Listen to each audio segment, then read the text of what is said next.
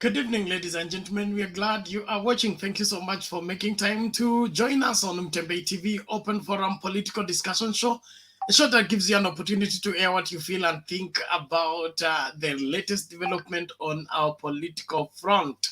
Well, it's 35 days to the D-Day. The general elections are beckoning, and aspirants and candidates are out to look for the support, all the support they can get in their bid for various seats around the country.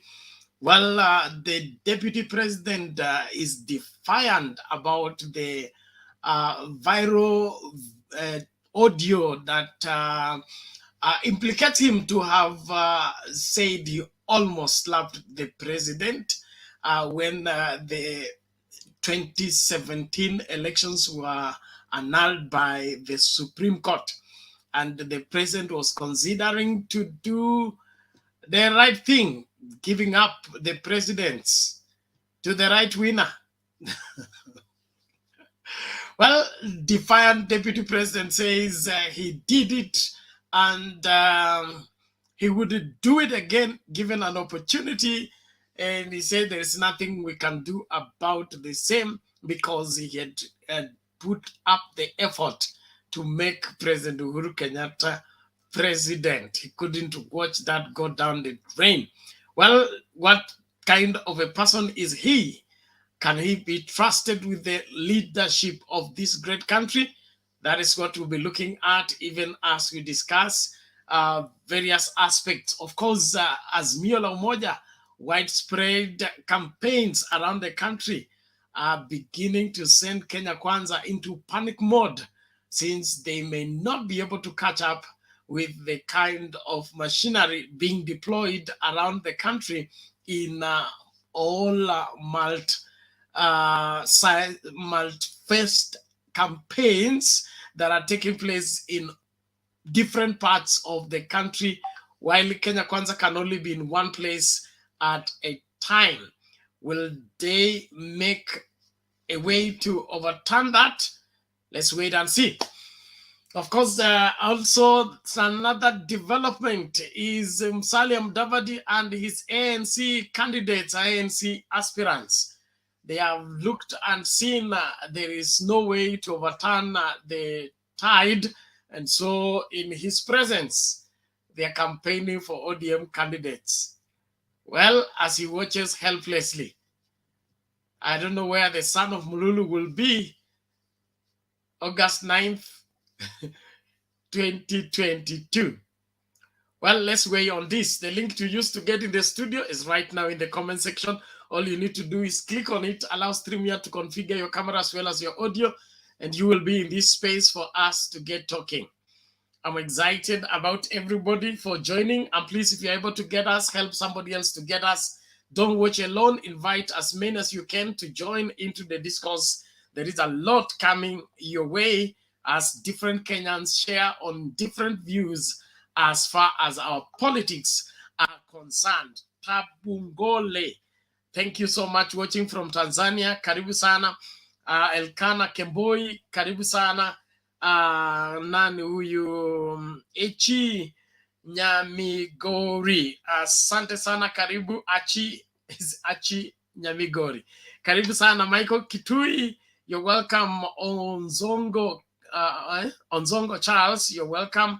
Karisa Charo Mbuzi, you're welcome. Belinda Ogweno, karibu kwa show. Gladys Mora, you're welcome. Bakiz Mohamed, you're welcome. Good evening to you. Dominic Muite, tunashukuru, karibu kwa show. Salome Mbone, asante sana. Favor Kita, you're welcome. You're welcome into the show tonight. Thank you so much. Enrico Carissa, you're welcome. Kizito Patrick, karibu sana. Brian Bowena, alafu kuna Johnson Olenge Obinda, you're welcome. Joy Njoki, kuna nani, Oliver Mwashi, hi to you. Stella Jones, you're welcome. .com stores, karibu. Kuna Joab Ochuka, you're welcome. Bithi wa Manchester, asante sana, karibu kwa show. Samuel Kariuki, Kuna nani huyu Mwanzia Maina, karibu. Cladwell, Chebi, you're welcome. Kuna Baira Mbuyuka, you're welcome. And then kuna George Kungo, Meril Kola Di Okibo, you're welcome. Nani huyu mwingine? Kuna Stephen Mageyo. Haya, karibu. Nashukuru kila mmoja. Tafadhali jitahidi, ingia wakati kuna nafasi, usifungiwe nje. Make use of the link we have just shared right now in the comment section to get into the studio. Kuna Jesse Otieno, kuna Gloria, alafu kuna Furaha Safari, kuna Vin Mkenya. Hey, nakwambia majina yako hapa nje. Kuna Hesbon Kaunda, kuna nani huyu Grafin, you're welcome. Thank you so much. Danny Darius, Mr. Ondigi, you're welcome. Junior Kemoi, Roti Ngani. I tell you, debut nani huyu Mokaya, karibu kwa show. Ekono Losike, you are welcome. Thank you. The link, let me share it again, to use to get in the studio is ready in the comment section. You click on it, allow StreamYard to configure the camera, your camera as well as your audio, and you will be in this space for us to get talking. We are looking at the Deputy President's defiance response to the audio that claims he almost slapped the president when the president was thinking about relinquishing the presidency to Raila Odinga after the elections was annulled by the Supreme Court. And he says he has no apologies and he will do that again given an opportunity. Well, what do you think? Is that the guy we want to make president in this country?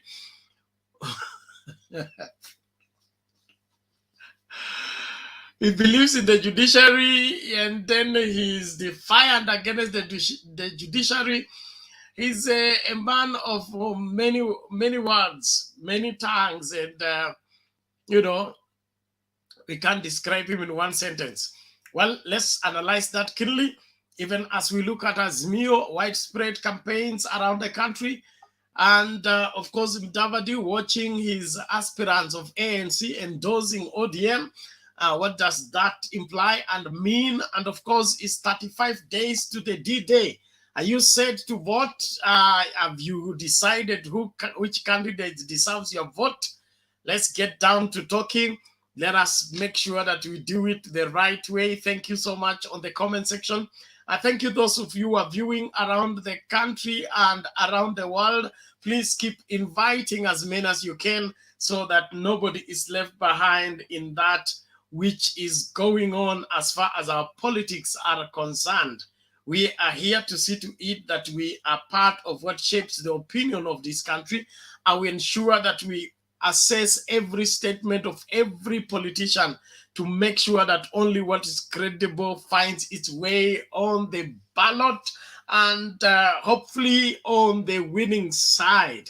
So we can't allow everybody to be,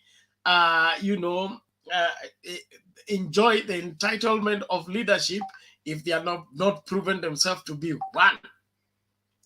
So let's get busy, ensure that you are inviting as many as you can. Let me see that number rising of people who are viewing right now, even as we get down to talking. Joshua, habari ya leo? Nzuri bana, habari yako? Niko salama. Niambie. Asante. Haya, mawili matatu tukianza utangulizi wetu katika mjadala wa leo.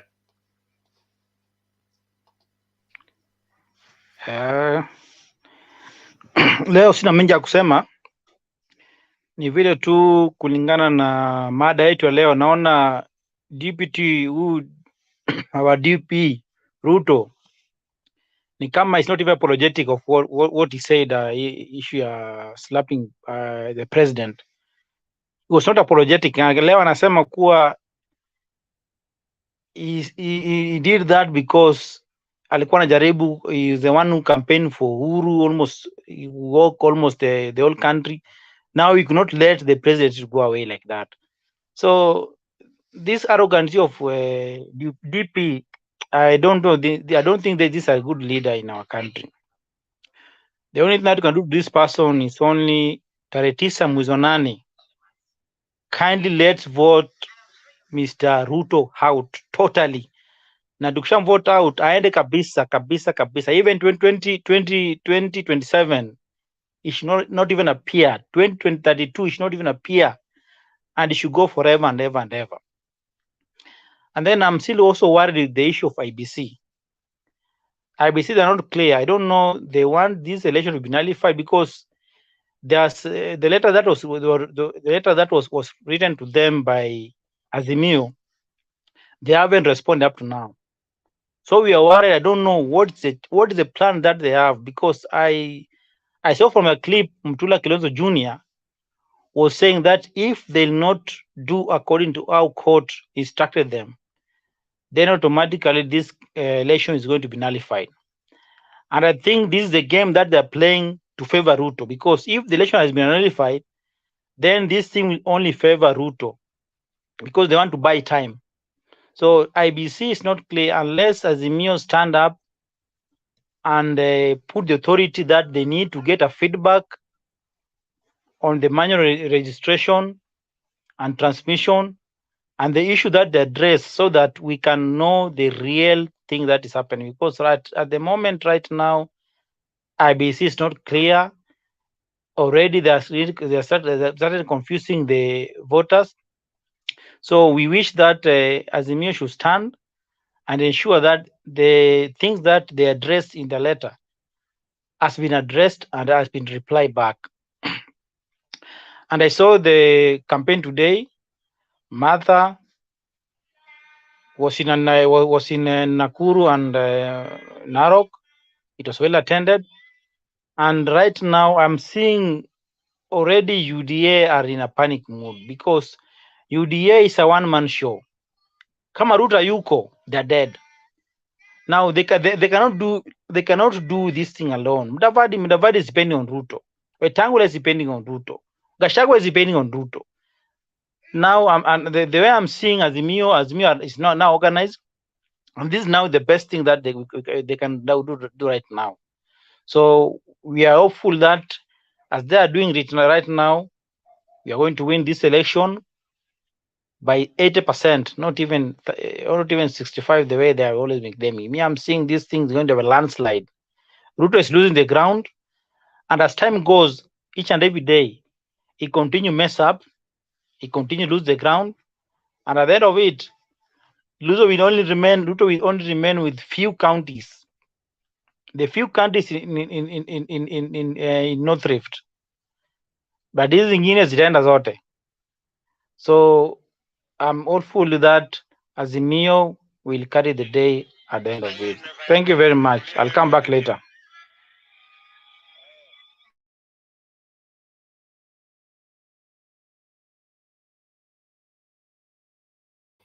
Okay, thank you Bwana Joshua, tunashukuru kwa utangulizi huo. Tunaendelea mbele. Inaonekana Mama Selina yuko ready. Tumsikilize huyu Mwangale. Mwangale vipi?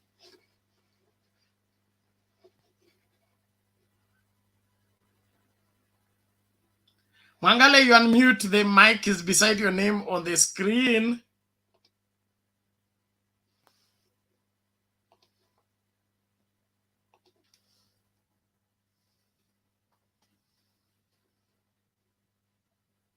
Bwana Mwangale. Hello. Yes. How are you? I'm okay. And what of you? Great. Karibu mchango wako tafadhali. Yes, thank you so much, Mr. Bernard, for a wonderful discussion. Yes, with me, I just have got a few points to talk about. Yeah, we are heading to the general election come 9th of August. And actually, the thing that I can see, I want to emphasize about the thing that Mr. Joseph just that Mr. Joseph talked about, yeah, you can see there was a clip trending out about our DP, whereby he's saying that he was closely to slap the president. Actually, Mr. Bernard, according to my opinion, there isn't any authority that allowed a deputy president to misbehave in a manner that it shows that he has no respect for his boss. Actually, if William Ruto can say that he closely slapped the president, what about you and iwe ni mwananchi akipewa hii mamlaka ya kuongoza nchi ambapo atakuwa na security yote, sisi kama wananchi ndio tutaangamia juu. At first, once if you give this guy authority and you give him the security that on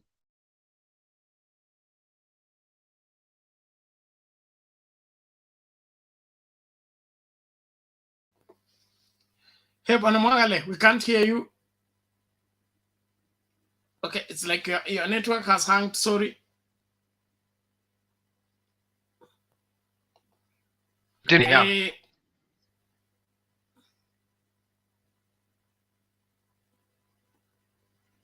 Sorry, Mwangale, you check your network. Your network has an issue. And Graf, how are you? Yes, good evening, Mr. Bernard. Good evening to you. How are you? I'm good. And all the panelists, Bwana Joshua, ndugu yangu Mari, Posoro, and everyone, including Steve. I hope you are all well. I'm good, Mr. Bernard, and thank you for hosting us this evening and giving us opportunity to share this platform so that we can be able to deliberate on our leaders and the candidates in the forthcoming election. And among the topics and issues that we are supposed to discuss today is one about the speech or what is going on in the media about our deputy president and the candidate of Kenya Kwanza side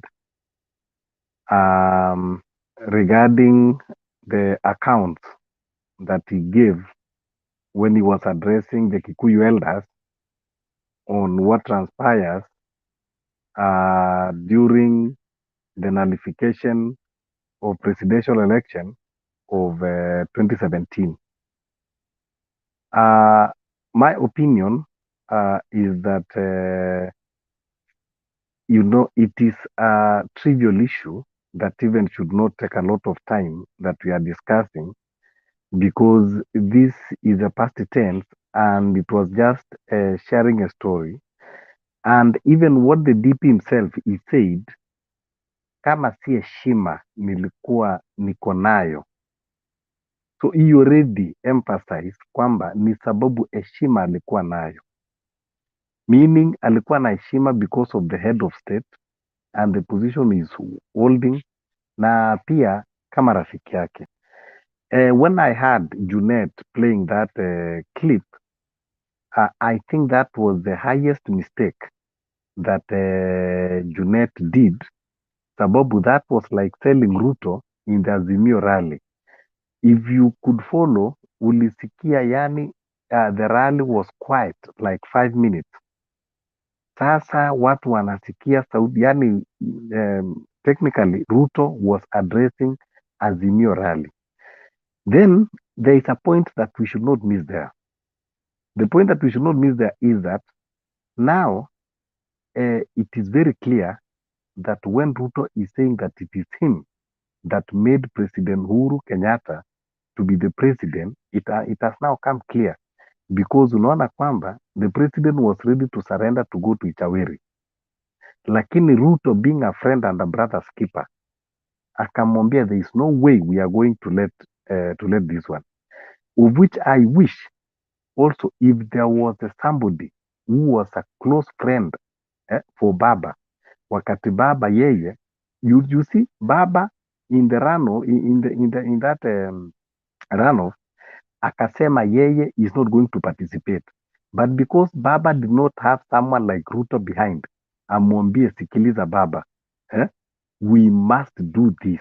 So wale walikuwa na Baba, kina Kalonzo nasikia alienda akajifungia, anatafutwa na kina Miguna. Hata wakati Baba anataka kwenda kuapishwa Kasarani, Mudavadi amekimbia, Baba anawatafuta na simu hawako. Baadaye wanakuja wanatoa fake statement. Kalonzo anasema sijui alikuwa ameshikwa na nani.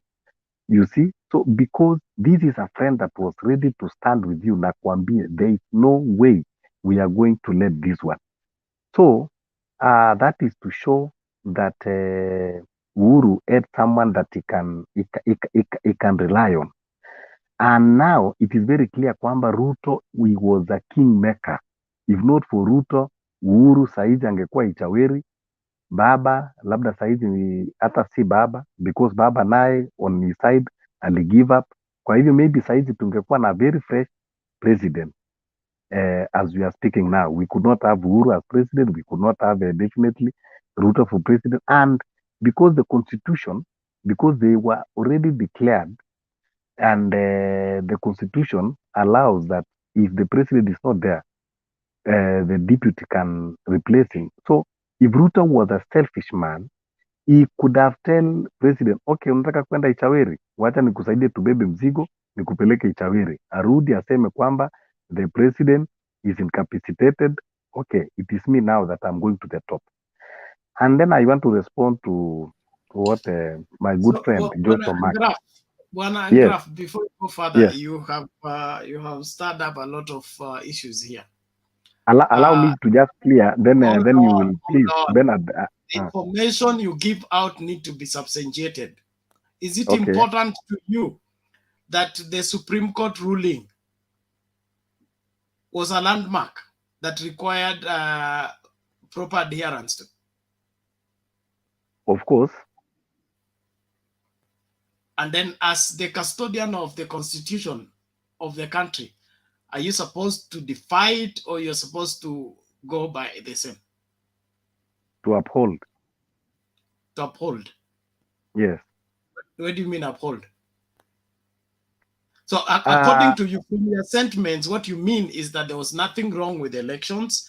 The Maraga walifanya ukora, that's what you are perpetuating. The same attitude that William Ruto has. Bernard, I think you did not get me clear. Kwanza, I'm not touching about the court here. What I'm saying is, this man was ready to give up. Kwamba, there is no need for us to go to campaign. Nobody talked about the court here. The court Uhuru was giving up because he knew what had transpired. He knew what was in the server. He knew he had lost the elections and was ready to concede. And William Ruto knew the same, but he insisted on enforcing on Kenyans what Kenyans had rejected.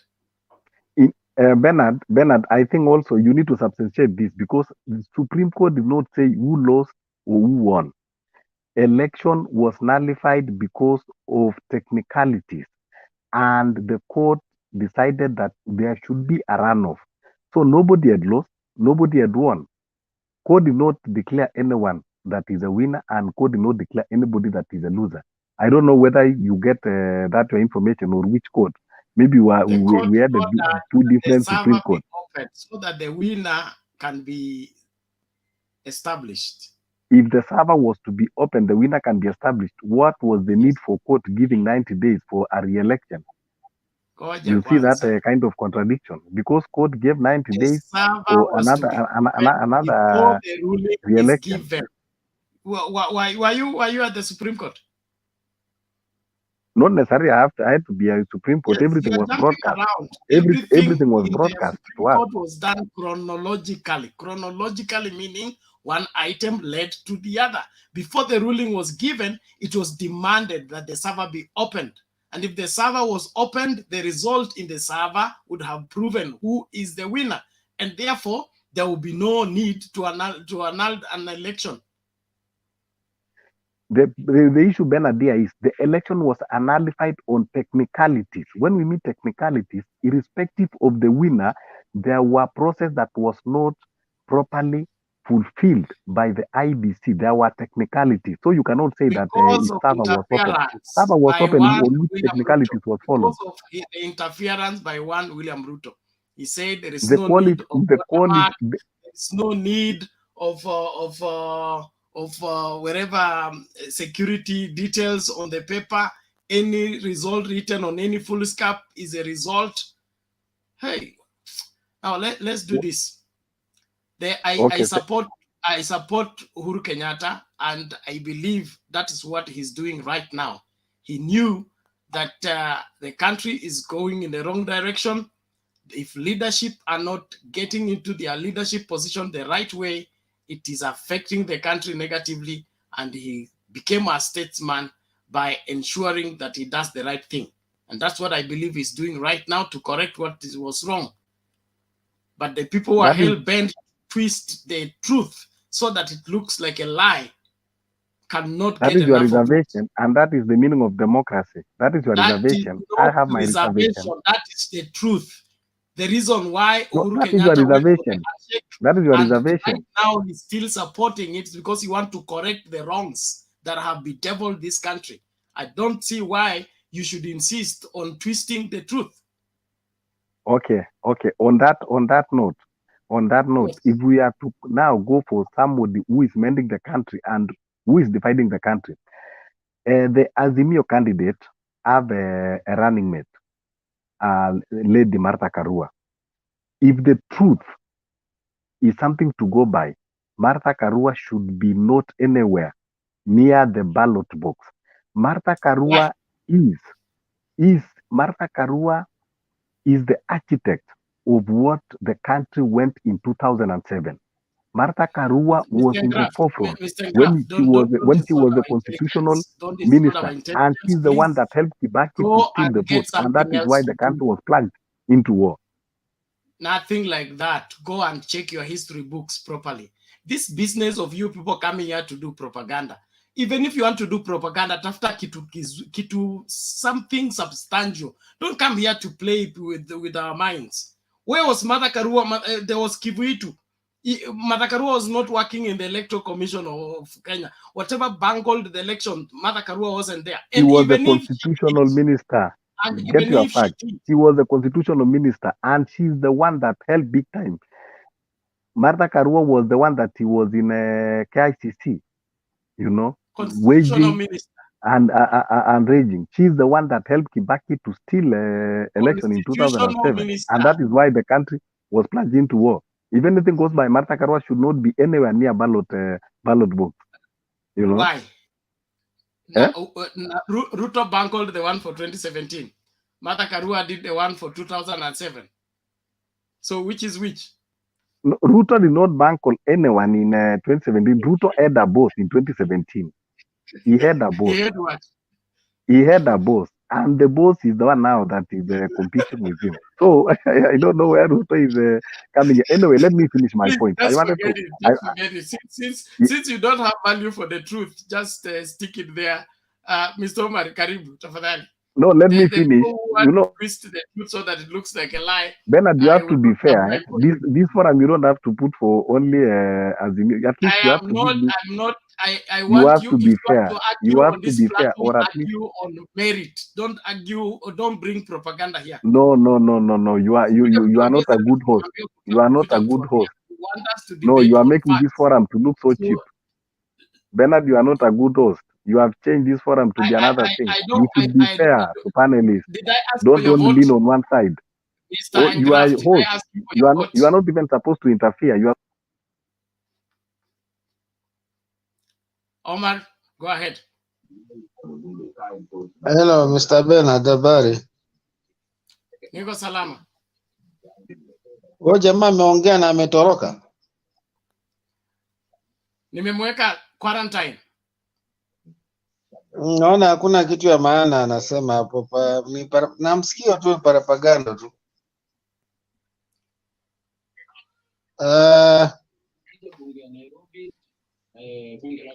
Leo tumeona mambo ya kampeni vile inaendelea kutoka jana na leo.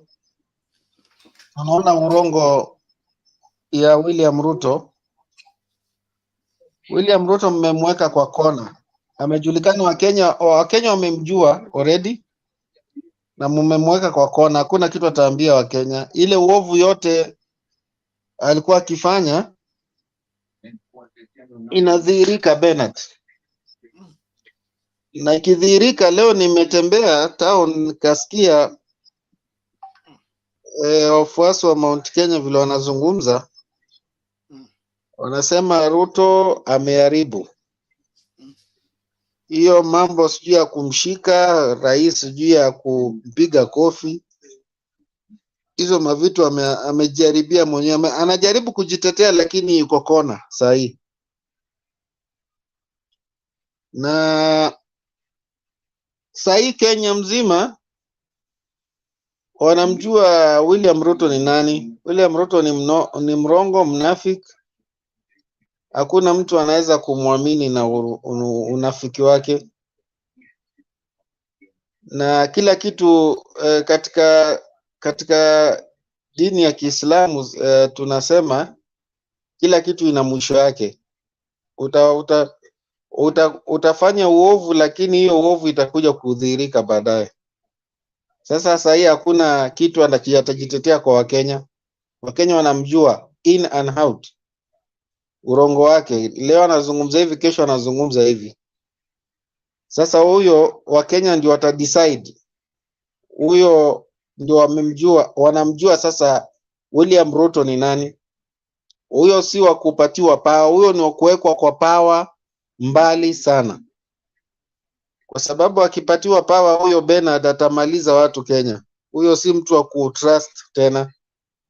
Wakenya waangalie kitu, na wakati wanaenda kuchagua kuwe makini sana, wanajua wanachagua nini. Na hii Bernard ya IBC, nashukuru ile maoni yangu ya juzi, I think ulifikisha mbele huko Bernard, kuhusu candidate wa AZIMIO wao wa party tofauti. Naona mzee ni kama alibadilisha speech, akasema ule mtu atataka kustep down astepie mwingine down, hiyo ni hiari yake, lakini hajalazimisha mtu. Na ni vizuri kwa sababu watu already wametumia pesa nini kila kitu. Sasa ukiambia mtu a step down, ile stronghold ya kumkampenia mzee inarudi chini. Sasa wacha wenyewe hiari yao, wakiamua wataona vile watafanya, lakini bora baba apate urais na apate majorities ya MP. Na kitu ingine Bernard, wasiwasi yangu kidogo, lazima tuangalie mambo ya IBC. Huu Chebukati msimutrust sana, kwa sababu huu Chebukati hatuna imani na yeye kabisa, kwa sababu hii election yote amefanya Kenya, msitrust kabisa. Hata kama tuko na serikali Bernard, ile kitu naweza kusema maybe nyinyi ndio mna uwezo kufikisha huko message. AZIMIO lazima wakae intact na IBC, kwa sababu kila kitu wasitrust Chebukati, wamchunguze Chebukati sana, kwa sababu hata hii kesi ya Sakaja, ile kitu nime lose hope na Chebukati. Already ile shule anasema alikuwa amesomea huyu Sakaja, inasema imtambue imjui. Sasa IBC hapa inakuja kusema ati mambo yake itaendelea mpaka koti iamue. Unaona sasa huyu jamaa Chebukati ni kama ana mbinu fulani. Hata hii uchaguzi lazima tumchunguze zaidi, na hatuko mbaya, kampeni tunaendelea. Leo Martha Karua nimemuona huko Masaini, Kalonzo yuko Meru. Mzee leo I think anapumzika, amekampeni kidogo sana, amekampeni sana, lakini wacha apumzike kidogo alafu tuendelee. Sasa hii ni lala salama, watu wasilale, waendelee kampeni kila kona ya Kenya. Hiyo tu kwa Bernard leo tu, maoni yangu leo.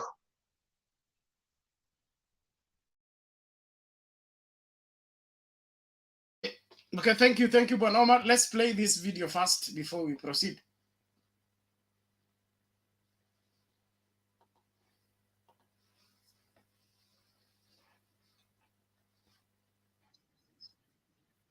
William Ruto says he does not regret wanting to slap President Uhuru Kenyatta for his alleged willingness to abandon the presidency in 2017 after the courts ordered repeat elections. In fact, Ruto says his boss, President Kenyatta, should reward him for work done to win him the presidency by asking the mountain region to back his 2022 bid.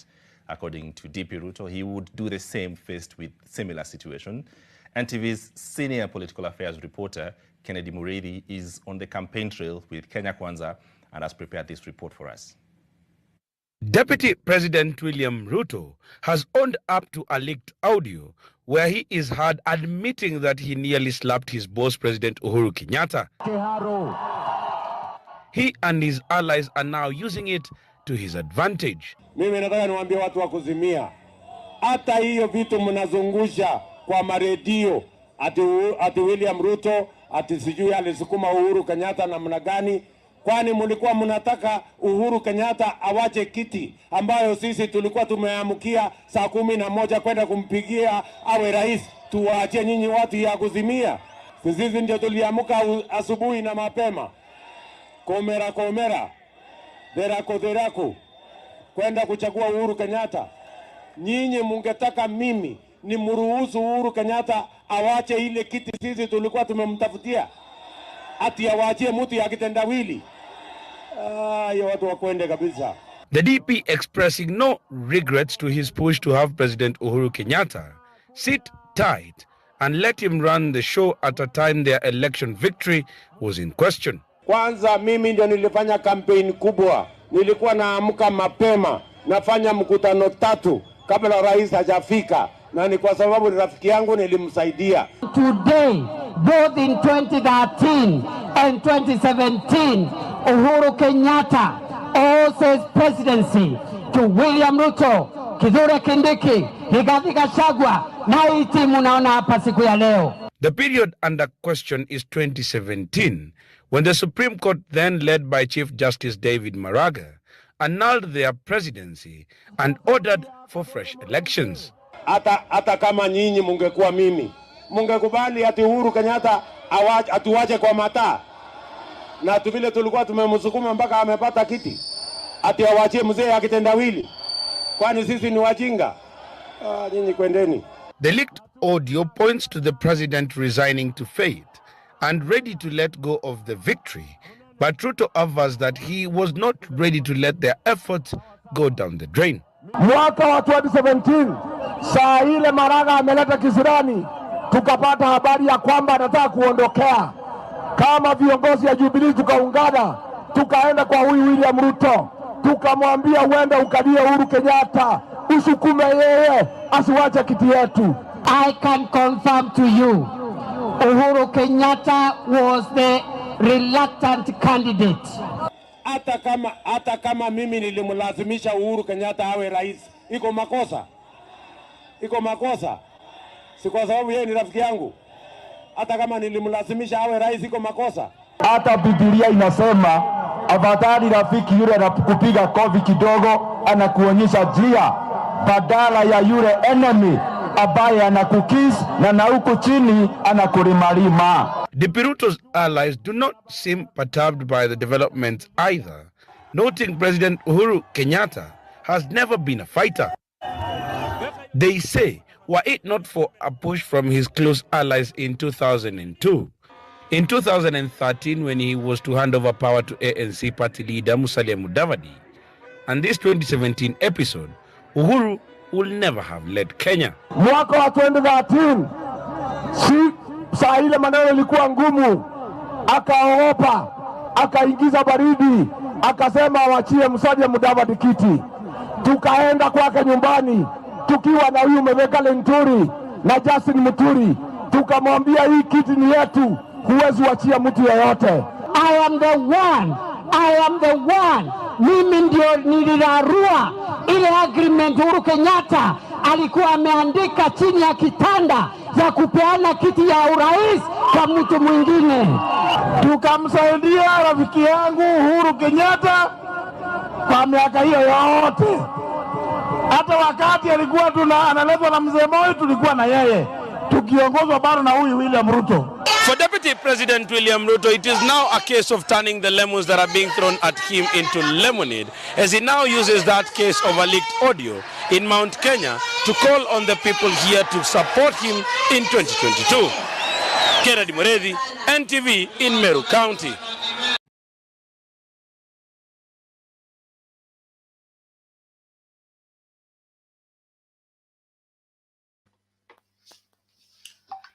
Yes, Pasoro. Is it Posoro? How are you? Hey, I'm fine. How are you? I'm well. Karibu. Asante. I have listened to that clip, and I had also listened to the previous one where the deputy president revealed, though not willingly, that he is actually the one behind what we saw in 2017 elections. What Kenyans are supposed to take note is that 2017 elections were annulled by the Supreme Court.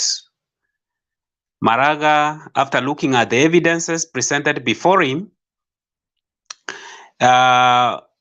he saw it right for him to annul the elections because he believed from the evidence given that the elections were not properly conducted.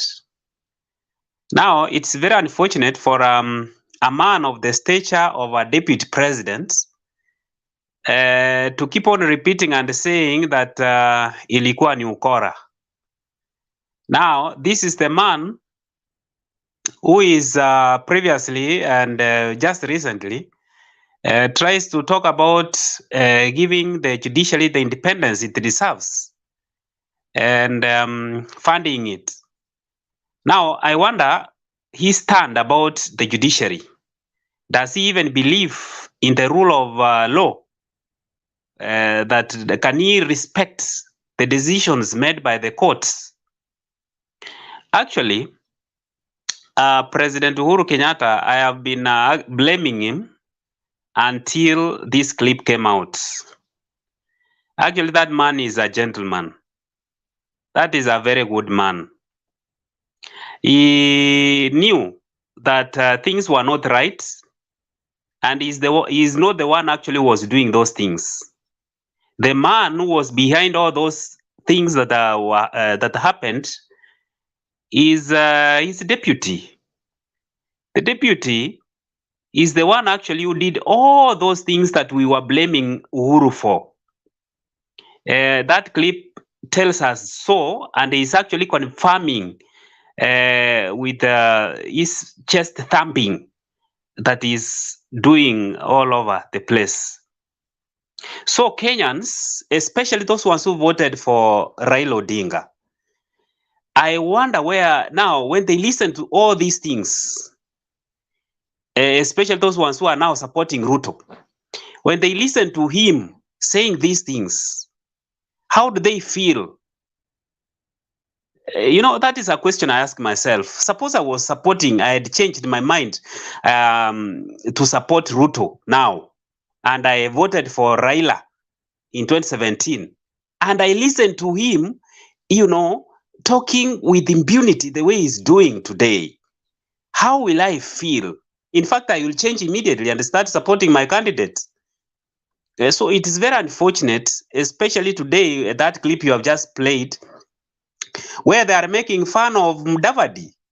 That Uhuru wanted to leave, the candidature in 2013 to Mudavadi, and making fun of Mudavadi. Where does Mudavadi now stand when he watches such a kind of a clip? Where does he stand? In fact, he looks like a fool himself.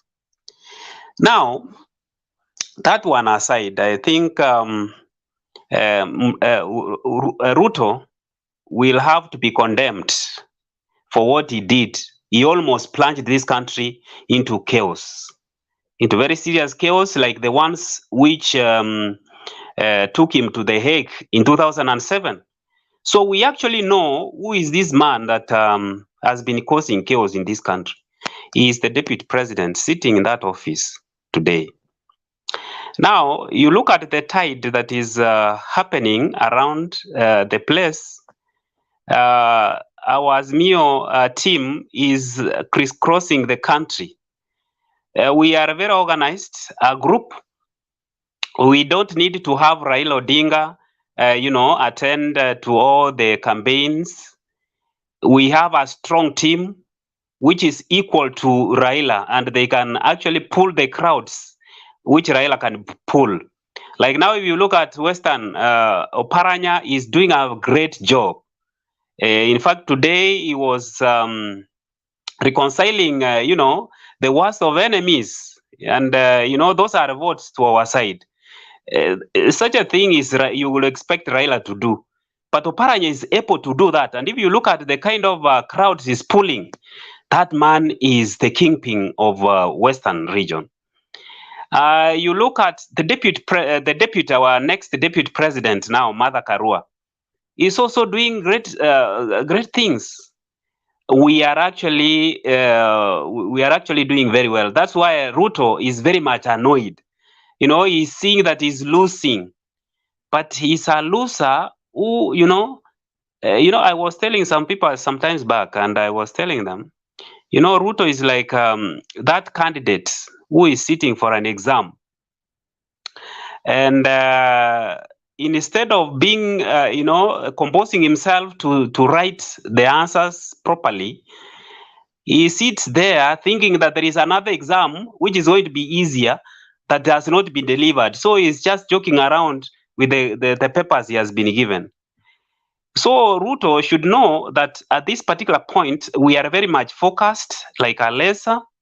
He is not going to play games like the ones he played in 2013 and also now in 2017.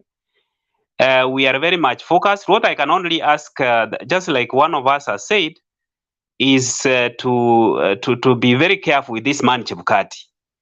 This man Chebukati should not be allowed to spoil our victory.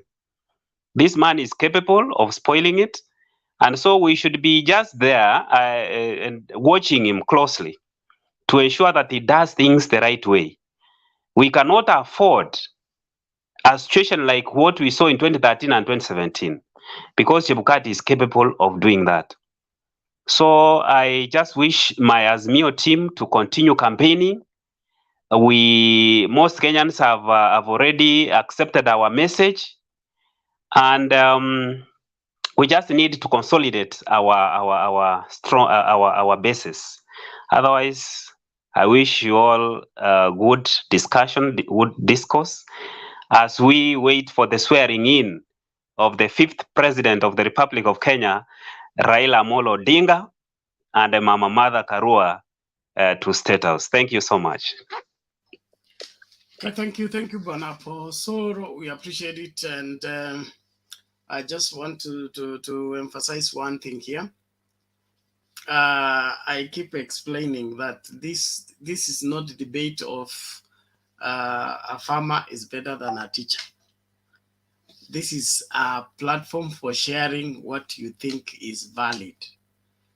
The only checkpoint is whether what you're sharing is true or not. It is not AZIMIO or UDA, because we are all Kenyans and we want a better Kenya. And if somebody is not providing us with a better Kenya, we should condemn the person. So I will not advocate for anybody who wants to support what is wrong for the country. I will not. Whether you want it to be done so, I don't think I'm ready for that. It is important that at least we stand for something, not fall for everything that is thrown at us. The truth is, Uhuru Kenyatta will not be doing what he was doing if he knew there was nothing wrong with the elections. And if you believe that all the six judges in the Supreme Court are mad people, and all the lawyers and all the counsels that were in the Supreme Court are mad people, only William Ruto knows what is right for this country, and whenever he chooses to go, that is where everybody goes, then I think you are sick. You need serious attention. I rest my case there. Let's play one video, and then Jacinto Bay can take us to the next conversation.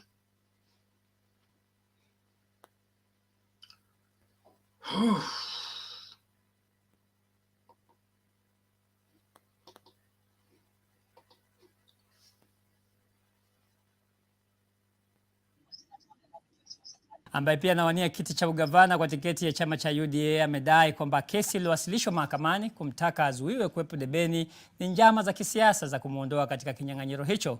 Mlalamishi Dennis Wahome anataka IEBC kutochapisha kabisa jina la Sakaja kwenye karatasi za kura, akisisitiza kwamba cheti cha shahada ya degree kutoka chuo kikuu cha TIMS nchini Uganda ni ghushi. Leila Mohamed alikuwa mahakamani na hii hapa taarifa yake.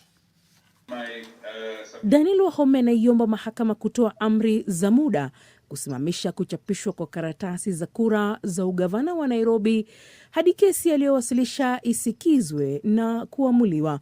Ameiomba mahakama kutojumuisha jina lake Sakaja kwenye karatasi hizo, akidai kwamba cheti cha degree kutoka Uganda sio halali. They do not understand their case. They do not understand the reliefs that they are seeking from this court. All they are doing is to cast a wide net, hoping to catch the biggest fish. Kupitia kwa mawakili wake, seneta huyo wa Nairobi ameiomba mahakama kutupilia mbali kesi hiyo kwa misingi kwamba Wahome hapaswi kuaminiwa na mahakama. The easiest conclusion we come to by looking at these documents is that they are forgeries, and we would urge the court to eventually direct that the petitioner be investigated for forgery. Mawakili kutoka pande zote mbili walitumia muda mrefu mapema leo kutetea upande wa kila mmoja ni kwa nini barua ya CUE iliyotolewa wiki jana ya kutupilia mbali shahada hiyo ya Johnson Sakaja inapaswa kujumuishwa katika kesi hiyo au la. It confuses us to some level, my lord, that we have a petition filed complete with a supporting affidavit, yet we are being told that we are not looking at anything beyond what was presented. It is confusing. Jaji Anthony Mrima atatoa uamuzi wake Ijumaa Juni tarehe 8. Leila Mohamed, NTV.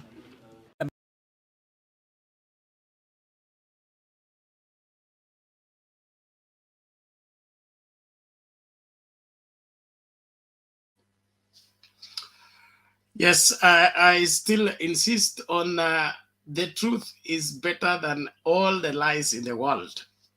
And anybody who wants to build their life on lies, I want to build their family on lies, want to build their future on lies, they are bound to fall. If not now, not far from here. And so as Kenyans of goodwill, we must embrace what is right, no matter how hard it is when you are right.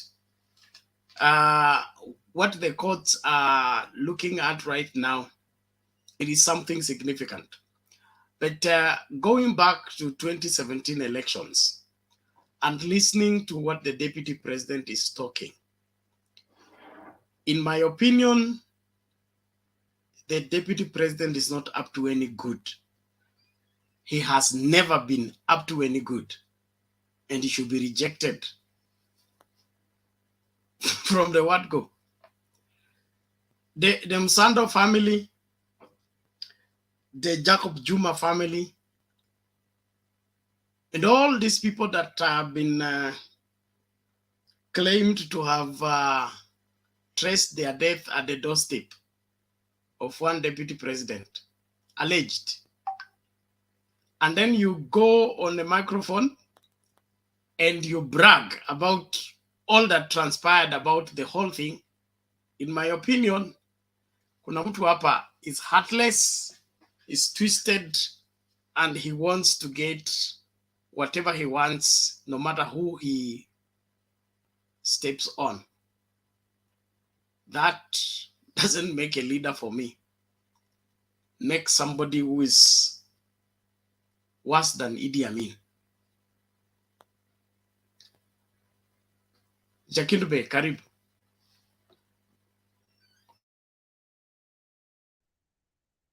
Asante sana Bernard. Asante. Na wasalimia wote, hamjambo. Hatujambo, karibu dadi, vipi leo?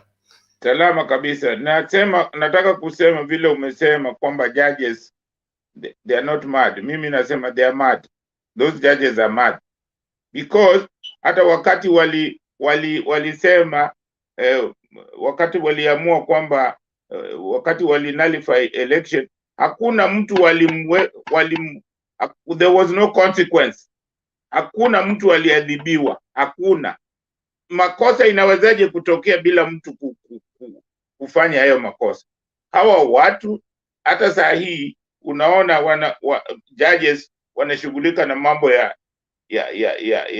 eti mtu hana cheti, ana cheti. Kama una degree wana waste time ya court kule kwenda hiyo court. Hawa watu wana waste time ya court kwa sababu kuna vitu vingine sidhani kama mimi naweza kwenda kotini ati mimi nilikuwa shule fulani niende kufanya nini? Kama nilikuwa kwa hiyo shule nilikuwa ikienda saa hii watapata jina langu kwa hiyo orodha za hiyo shule. So hii mambo ya watu kuja kutuambia ati nilikuwa shule, sijui nilikuwa college, na college inasema hatukujui. Watu waache hii mambo. Hii mimi nasema the weakest link kwa nchi yetu saa hii ni hii judiciary, wanasema ati ni independent. Wanaweka kesi zingine, wanaweka hata kesi ya uwizi, mtu amepora mali yetu, wanaweka hiyo kesi miaka 20, miaka 10. Kwa nini? Kwani wao hawaoni? Hawa watu wanatakiwa, ni watu ndio wanatuletea fujo. Hawa watu, kwa sababu wakati ule huyu mtu anaitwa Chebukati yeye ndiye alikuwa kiongozi wa election, na election ikafanya nini? Ikawa sio nzuri. Huyo mtu alikuwa anatakiwa adhibiwe au resign. Hauwezi kuwa mtu umeharibu, umeshindwa na kazi, bado unarudishwa kufanya the same job tukifikiria kutakuwa na sasa saa hii tunasema Chebukati. Sasa ni majibu gani tutapata? Na Chebukati ni yule saa zote watu wanalalamika amefanya hivi. Chebukati hata akizungumza anazungumza ni kama mtu amepigwa, yani ni kama mimi huyo jamaa, mimi hata mtu alichagua hata kuzungumza jamaa ajui. Mimi sijui ni lawyer wa namna gani, sijui huyu jamaa ni lawyer wa kutoka wapi. Mimi labda mimi ni bias, lakini kwa maoni yangu huyo mtu afai, Chebukati afai kufanya chochote. Alishaharibu, alisimamia uchaguzi ambao haukufanya, ambao ilikuwa nullified. So hakuwa na uwezo, hana uwezo wa kufanya chochote hata sasa. Jambo lingine ambalo nataka kuzungumzia ni kwamba hiyo video ambao umecheza ya Ruto, in fact ukiangalia vile wanazungumza, jamani, Hao ni Wakenya wenzetu, wanazungumza vile wanazungumza hivyo. Hata watu wengine kama Mudavadi, mimi nashindwa Mudavadi yuko wapi zaidi? Wakisema kabisa kwamba Uhuru alikuwa anataka kupatia mtu mwingine, tukasema hiyo ni yetu yao.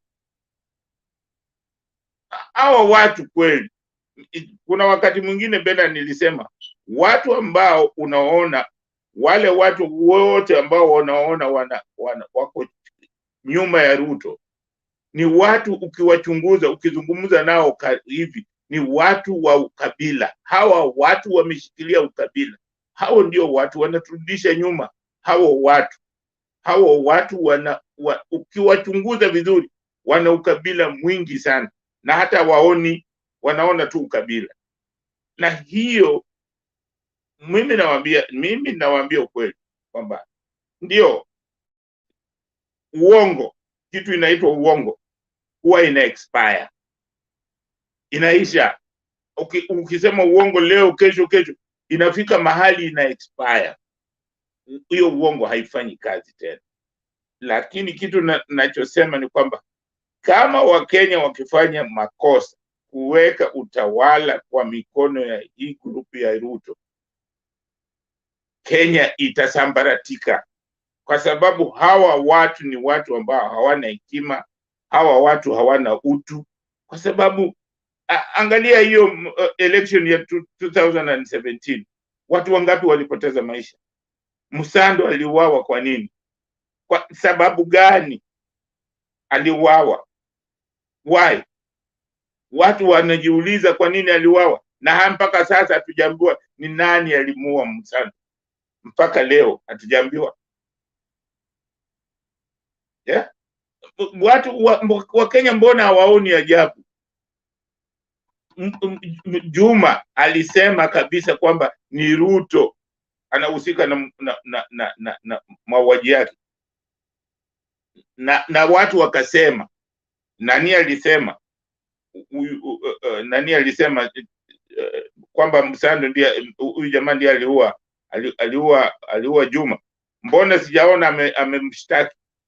Mbona sijaona?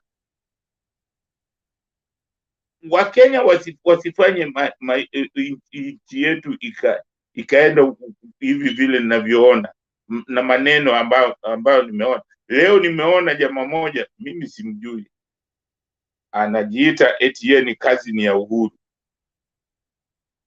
Sijui kama hiyo Bernard mliona hiyo interview. Walikuwa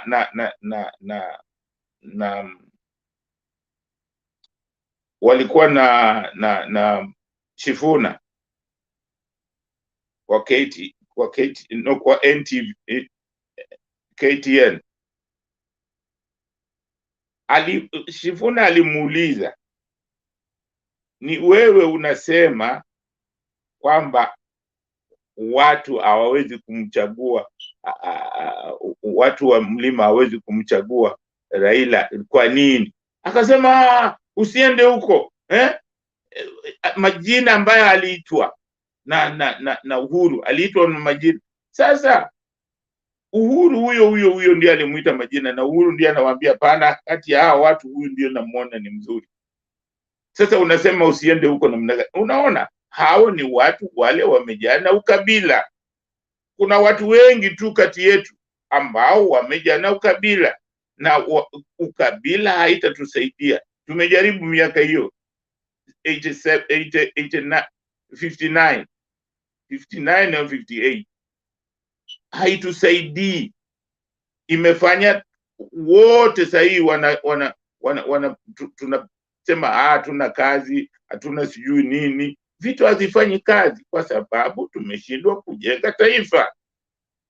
Ni muhimu tujenge taifa, na mimi ninavyoona ati Wakenya wanaweza kuchagua mtu anaitwa Ruto, mtu ambaye anakudanganya kwa macho yako, anasema jambo mbaya, anakuambia kwa macho yako kwamba alimlazimisha. Kuna mtu Bernard ulikuwa unamuuliza kwamba saba haikufunguliwa. Jaji Maraga alisema saba zifunguliwe. Si walikataa kufungua saba mpaka leo? Mbona hawakufungua?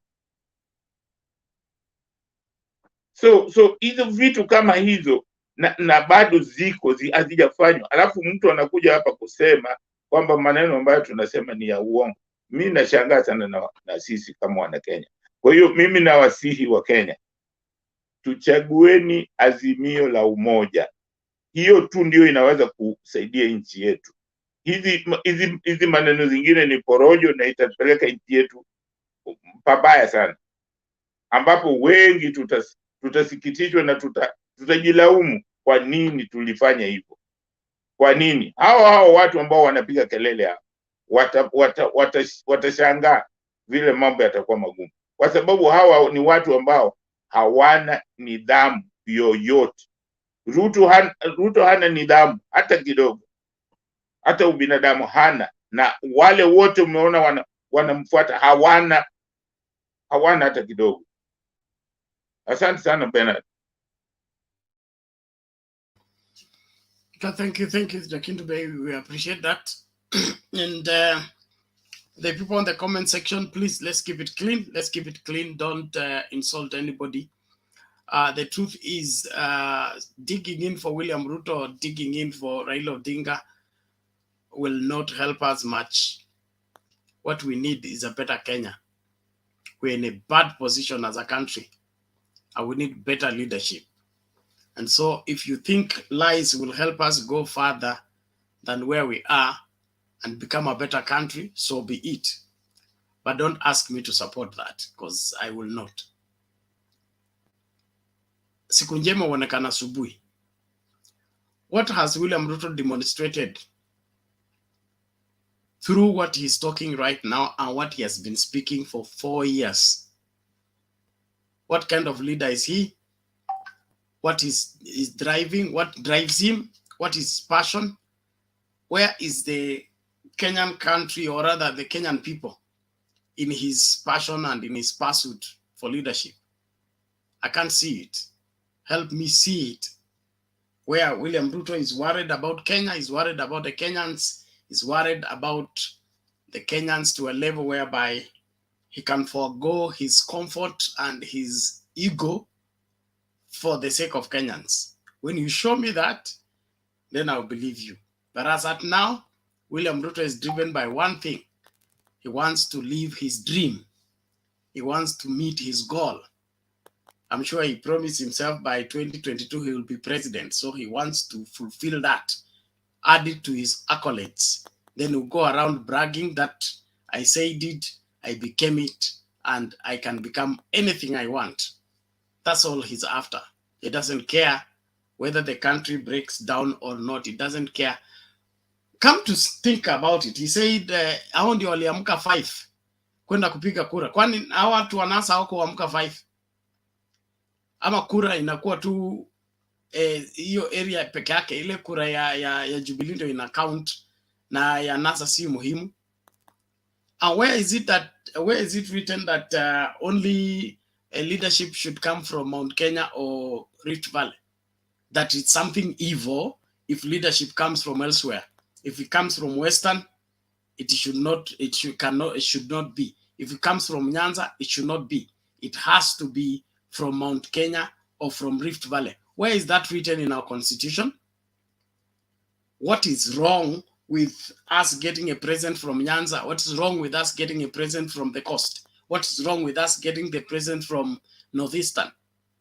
Why should we look at somebody winning an election and he's not from Mount Kenya or from Rift Valley? Looks like you are handing over the presidents to Uganda or to the neighboring country. I think people need to style up and grow up. And listening to Kashagwa, Kindiki, and all that, I get disappointed that these people, if they went,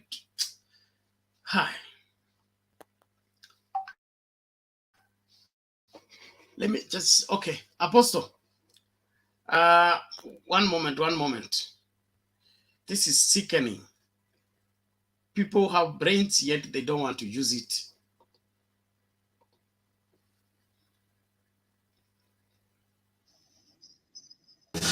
My very good sister Mara yesterday tried to lecture William Ruto on how to respect Uhuru Kenyatta. my sister, you have no capacity or moral authority to lecture William Ruto about respecting Uhuru Kenyatta. You didn't know how to respect Uhuru Kenyatta, of course. You've never respected him. You've never supported him. You would need a seminar to kuja mimi nikalisha chini nikufundishe njia ya kuunga mkono Rais Uhuru Kenyatta kupatia heshima, kwa sababu sisi ndio tunaelewa.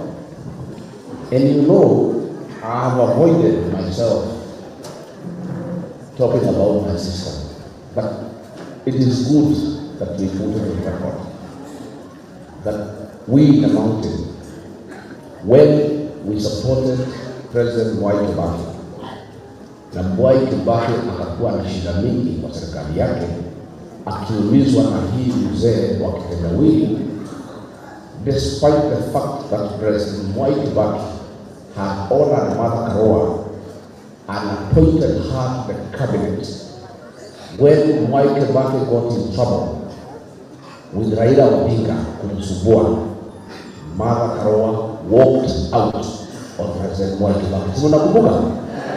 Simunakumbuka? She showed Mwai Kibaki na akatoka kwa serikali ya Mwai Kibaki. Mwai Kibaki is a gentleman of Kenyan politics.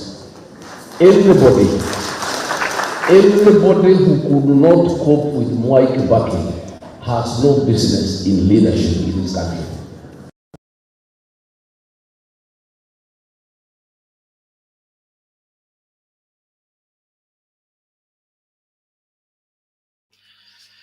And what Gachagua did not tell you, it is that Raila Odinga led the campaign that led to Kibaki becoming president in 2002.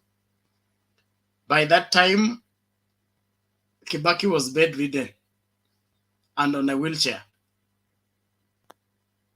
But one man who believed that it is possible rallied the whole country to vote for one Kibaki. Kibaki got overwhelming support from all over the country, Nyanza, Western, everywhere. It is historically valid that he's a bona fide, ratified Kenyan president that was ever elected duly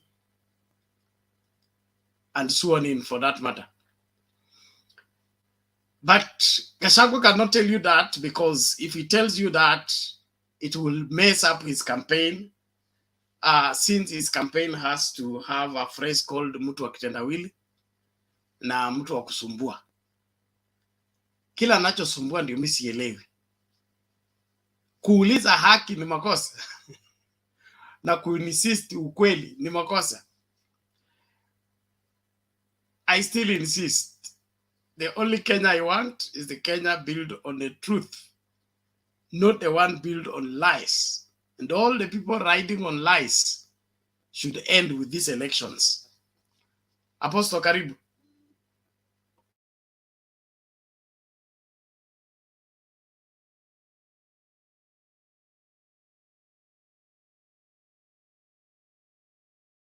Unmute, Apostle, unmute kwanza. You can't hear you. Asante. Yeah, niliahidi ya kwamba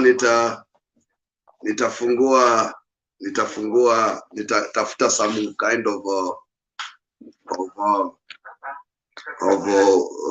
kuangalia hali ya mkate ni pesa ngapi hapa, mahali ya mafuta ya gari na mchele na mafuta ya kupika.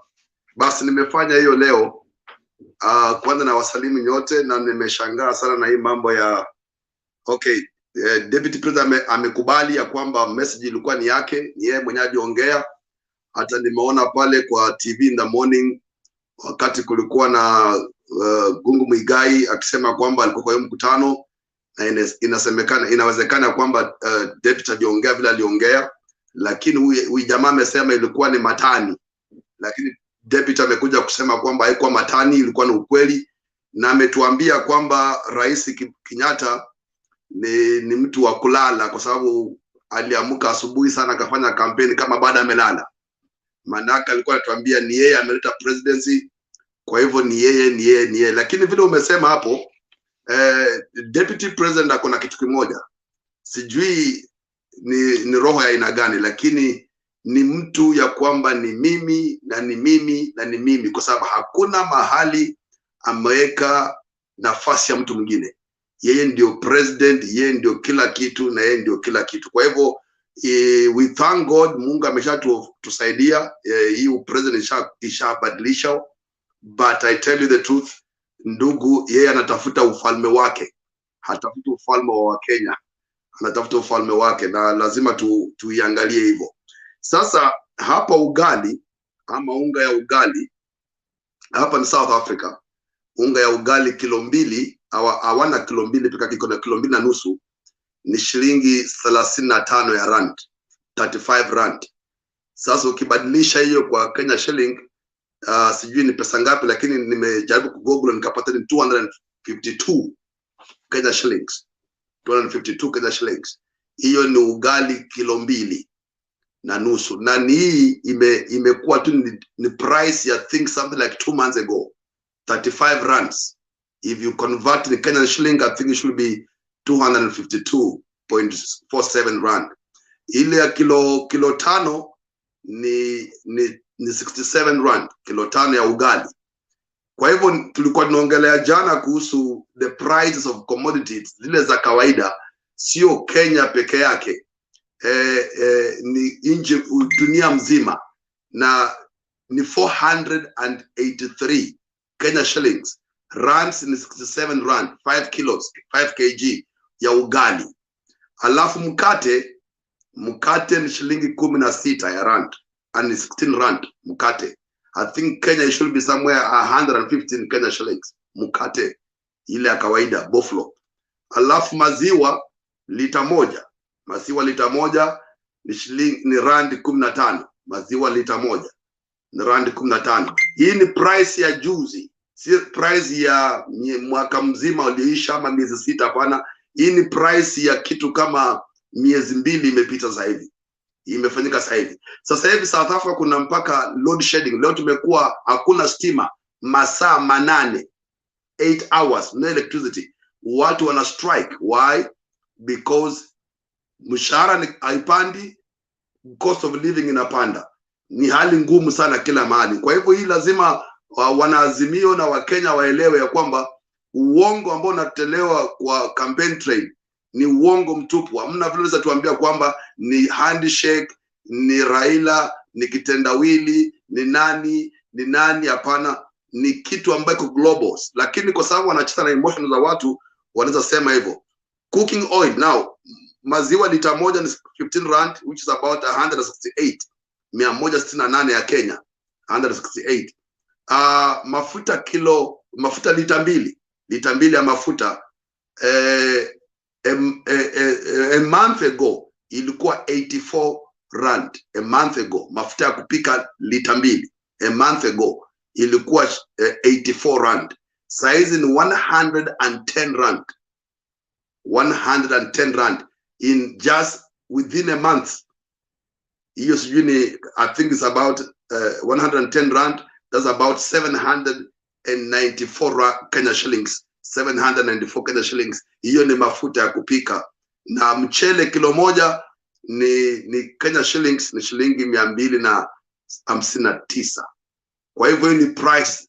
Mafuta lita moja ni 20 diesel 24 rand. Diesel 24 rand. So times hiyo na Kenya shilling utapata unaongea kuhusu somewhere 200 plus Kenya shillings. Kwa hivyo the price is the same. But as I said, I think vile umeongea hapo na ukiangalia deputy president amefanya kitu ambayo Daudi hakufanya kwenye Biblia. Biblia inasema kwamba Daudi hakuweza kumharm his own king, even if the king had fallen from favor na Mungu. David never took the kingdom by killing Saul. David waited for God to hand over the kingship to him. That's why Absalom did not take the kingdom from David. Why? Because David never took the kingdom by killing Saul. hii imeonyesha kwamba deputy president has wanted to take the kingdom by destroying everybody, including the president. And this is why he has fallen from favor na Mungu. Hiyo ndio submission yangu ya sasa hivi. Naomba nitakuja tena baadaye. Asante Apostle, tunashukuru kwa ujumbe huo na habari hiyo. Tunashukuru kila mmoja, naamini umepata 1, 2, 3 things to take home in understanding. I insist, let us ensure that we stand for something lest we fall for anything. It is, I feel very sad when an elderly person takes the microphone and lies to the public. I would forgive if it's the youngsters, these small boys in politics. But an elderly person who chooses to lie to the public publicly, that person deserves to be either in jail or he shouldn't be among human beings. He shouldn't be among human beings, because being an elder comes with some responsibility. It is wrong for an elder to lie in public. Nobody should support that. And if you find that as funny or something enjoyable, that is what I'm saying. You must be very sick. You need immediate attention. We will not have a society where elders lie at will. Then the youngsters will steal at will. The children will be whatever you whatever you allow at the top, it will get to the bottom. Only that by the time it gets to the bottom, it will be worse than when it began. So in these particular elections, for once, let us ask right questions. Let's insist for what is right. We will not perpetuate lies and evil forever. There is an end to evil. There's an end to lies. There's an end to shortcuts. Let's have genuine leadership for once, that we can be sure of our tomorrow, because nobody is chasing after us for the lies that we fed the country with. So if you feel okay by supporting lies and supporting people who don't appreciate the truth, it's okay, you are entitled to the same. But please, love this country enough to want it to be around another 100 years. But if we continue with the path of lies the way we are going, we'll be extinct in our existence as a country. I will guarantee you that. Well, let's move on, please. And let me see, there must be a video before Tom comes in. I hope it is Tom's turn. Nani huyu?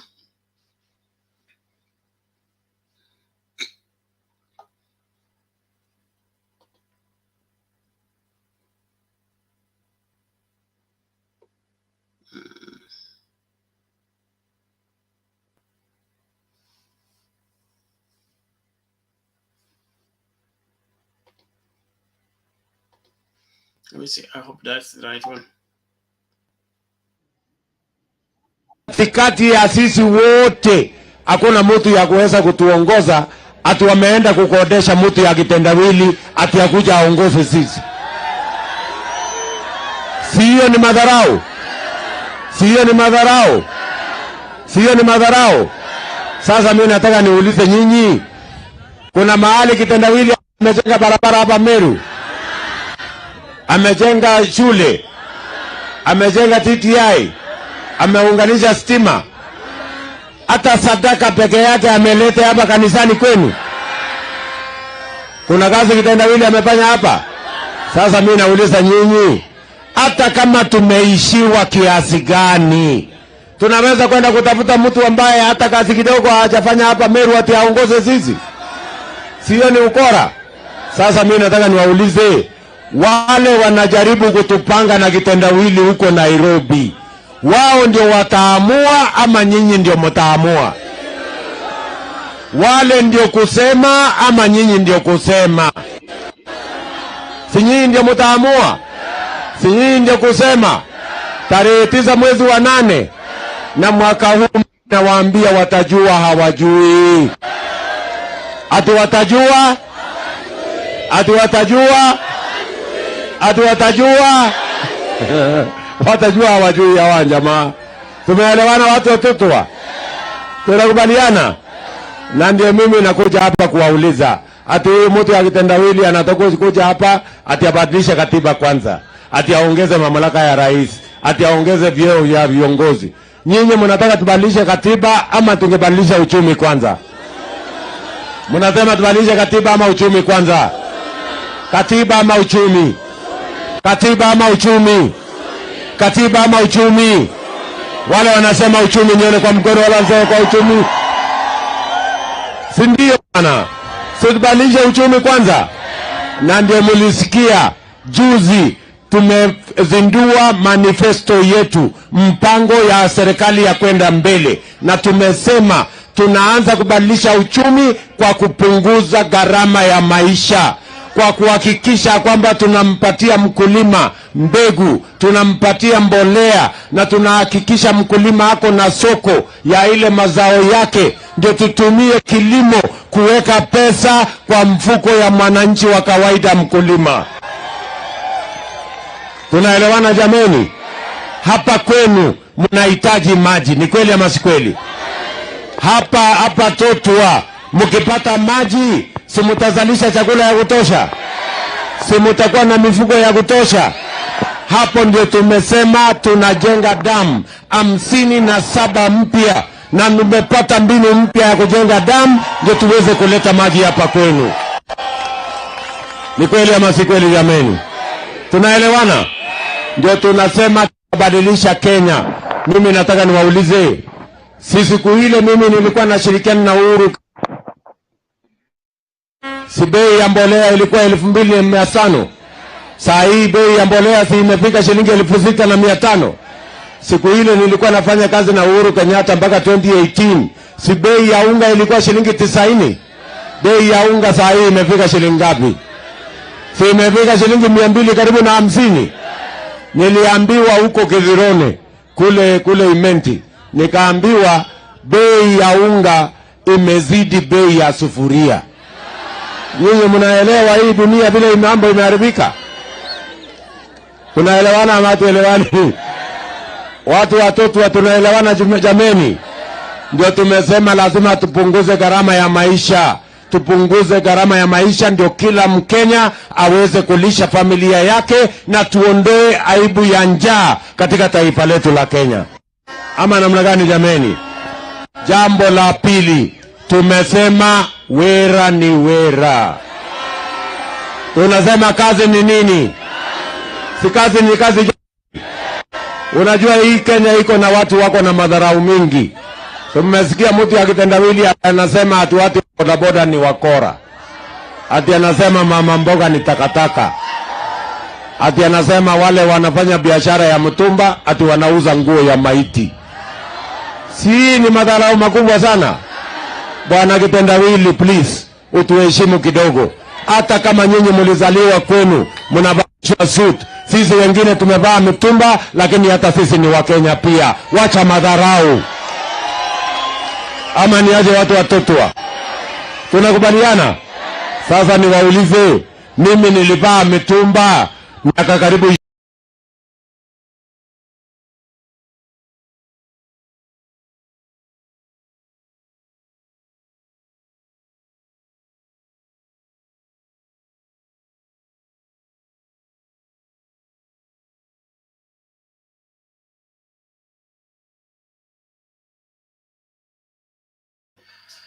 Bwana Tom, karibu. Asante sana Bwana Bernard. Kulingana na vile clips, unajua nimeangalia, nimewatch kabisa hizo clips ziko na propaganda zote, sababu ukiangalia vizuri huyu jamaa ako kwa serikali. Hakuna wakati imesemekana yuko kwa serikali. Wakati huu ndiye atatuambia, ndiye anakumbuka mtu wa kawaida. Bottom up anaongea juu yake, hiyo ni kitu ya propaganda kabisa. Sababu ukiangalia ukisikiza vyenye anasema, hana heshima hata kwa baba. Na alikuwa kwa kampu ya baba, akasoma vizuri kwa college ya baba. Sasa kurudi kwa raia, anarudi na matusi. Kenyans wenye wako na akili timamu, inafaa wafikirie sana akiwa huyu jamaa anaongea mbele yao, sababu chenye anaongea hana heshima hata kidogo. Saa hii vile anaongea saa hii, bwana Bernard, hata wewe umeona na wale na wenzangu, ni fitina, na fitina sio kitu mzuri. Watu wake wale wako kwa group camp yake, ukiona kila mtu akisimama, anasimama na macho jicho iko na ni kama bangi wamevuta. Wanaongea kama wamefitwa, wamepewa sumu, wamewekwa, akili yao iko na bangi yote. Ni wale wanataka tu vita. Raia hata wale wako nao, ukisikia wengine wanawadanganya, sababu hata ukiona group hiyo ni wa vijana. Vijana wengine hawana kura. So sijui kama ukiona vijana mbele yao, wanaona ni kama wamefika. Propaganda huyu jamaa iko na propaganda kubwa sana, kwa sababu amekaa kwa serikali 9 years. Hiyo mambo ya anaongea ati hiyo salamu kati ya Ruto, kati ya Raila na bwana Uhuru, hiyo ni ya siku chache, ni kitu kama 3 years. 3 years imekosa nini? 3 years tumeona mabadiliko, tumeona mabarabara. Huyu jamaa Kenyans wafikiria sana mambo yake, sababu sio mtu mzuri. Kawaida akiongea ni maneno ya matusi, hana heshima hata kwa sitting president. Mtu kama huyu, kama Kenyans wako na akili kabisa, wasisimame hata mbele yake. Leo kwa vile nimechoka, sina submissions mingi, kesho tutaendelea, bwana Bernard. Okay, thank you, Bwana Tom. Please mute your mic, everybody. Yes, Bwana Stanley, you're saying? Na wasalimu nyote wenzangu. Salamu kwako. Yeah, I'm like some days I've not been on this forum because I normally work at night. So like now I just get up around 2, and sometimes I look on I watch on YouTube on the trend and the campaign trend, and on what your views and other forums. I'm really surprised if Kenyans they do listen to what our deputy president says. He admitted they stole their votes. That's why Raila and Uhuru came together and said we should stop this. Alisema wazi kabisa kwamba hangekubali kuonyesha ya kwamba what the court ruled out was right, but walichukua uongozi kwa nguvu. That's why everybody, mimi naona kila mtu Uhuru wanampenda, wanajua Uhuru is not even concerned on what took place. But surprisingly enough, our deputy president, yeye ndio kila kitu, and he says everything in daylight. Proudly he talks about what he feels, what he want to do, and what wanapiga makofi. And some time back niliona there's those scripts whereby people were being failed to where he had rallies. Now what he's doing, kama ile alikuwa Meru leo, nimeona vijana wadogo wamemsingira hapo, akiuliza Raila ni nini, wanainua mikono juu, ati serikali imeongeza unga. Si yako kwa hiyo serikali, badala anajiuliza yeye mwenyewe, sasa nani amchibu? So we should stop all these lies. Wale watu wanamsingira ni wale watu ambao most of them are corrupt. Hata kama hakuna mtu ako clean, but the worst, they are the worst. Ni kama mtu uende kwa mto kutoka huko juu uende uharibu maji, sasa uingie hapa chini uambie hii maji imechafuka, sasa wacha we clean it. Wewe ndio umefanya hiyo shida yote. Now you don't want to accept. Na sijui Wakenya wenzangu, and in most cases, and the way I see it or the way I feel, we have to protect and say the truth. I think Jakindupe, this is something point blank. Sijui kwa nini Kenya you make wachinga Ruto na hiyo kampani yake naendelea kufanya Kenya kuwa wachinga wengi. Why? Sakaja, kama ulimaliza shule uko na cheti chako, why go to court? Na magistrates muko court. Sasa you are wasting time instead of doing other things to make our countrywide progress, and you are dwelling on such that's a petty thing. Kama mtu hakusoma, and you know that. Kwa nini mwanze kupoteza wakati? That's why, and in this forum I said like Rand case as a landmarks iko kwa registry, kila kitu iko hapo, ila haina kama ni ya serikali inajulikana. And I'm saying this because of corruption. Those judges who are corrupt, they should be their license should be nullified, and we see channel. And you know what? If we cannot, this is our shield. The court is our shield. Any ruling should be adhered. Angalia regime yao, kila kitu ikienda koti hakuna mpaka saa hii. We have never seen anything which has gone under investigation coming out. Never. Makesi yoyote ya mauaji, ya mashamba, ya nini, nothing has come out. Kuanzia hiyo ya hata kutoka hiyo ya nullification of election. Let us be very careful, because nchi yetu ikiangamia, wale Jubilee, wale wa udaku sio wata benefit, bengine watu kuwa on the safe side. Kama ni kuangamia, itonaangamia sisi sote. Kama ni kufaulu ni sisi sote. So let us not. Nimeona another thing, nimeona walikuwa wanaongea hiyo clip umeweka ya Gachagua, walikuwa kwa kanisa. I'm really I'm really surprised or offended. I'm astonished of how somebody can continue doing campaigns in front of the church and the bad priest is there. I think I'm begging that you play that clip. The deputy president was talking. Unaweza hata kumention watu kwa kanisa, ati huyo alifanya hivi. What of people talk about you? Nimeona clip nyingine ya mtoto alikuwa was citing a point about sijui kama mmeona hiyo. That's why I say in most cases I watch it all, some more items on the YouTube. Alikuwa anasema mimi napenda papa, sijui why my heart ilimpenda papa kwanza, hata sio President Uhuru. Na akauliza huyo mwenye wamtembea, akamuuliza what about David President? Mimi niliambiwa alichoma watu wa kanisa. That shairi is there.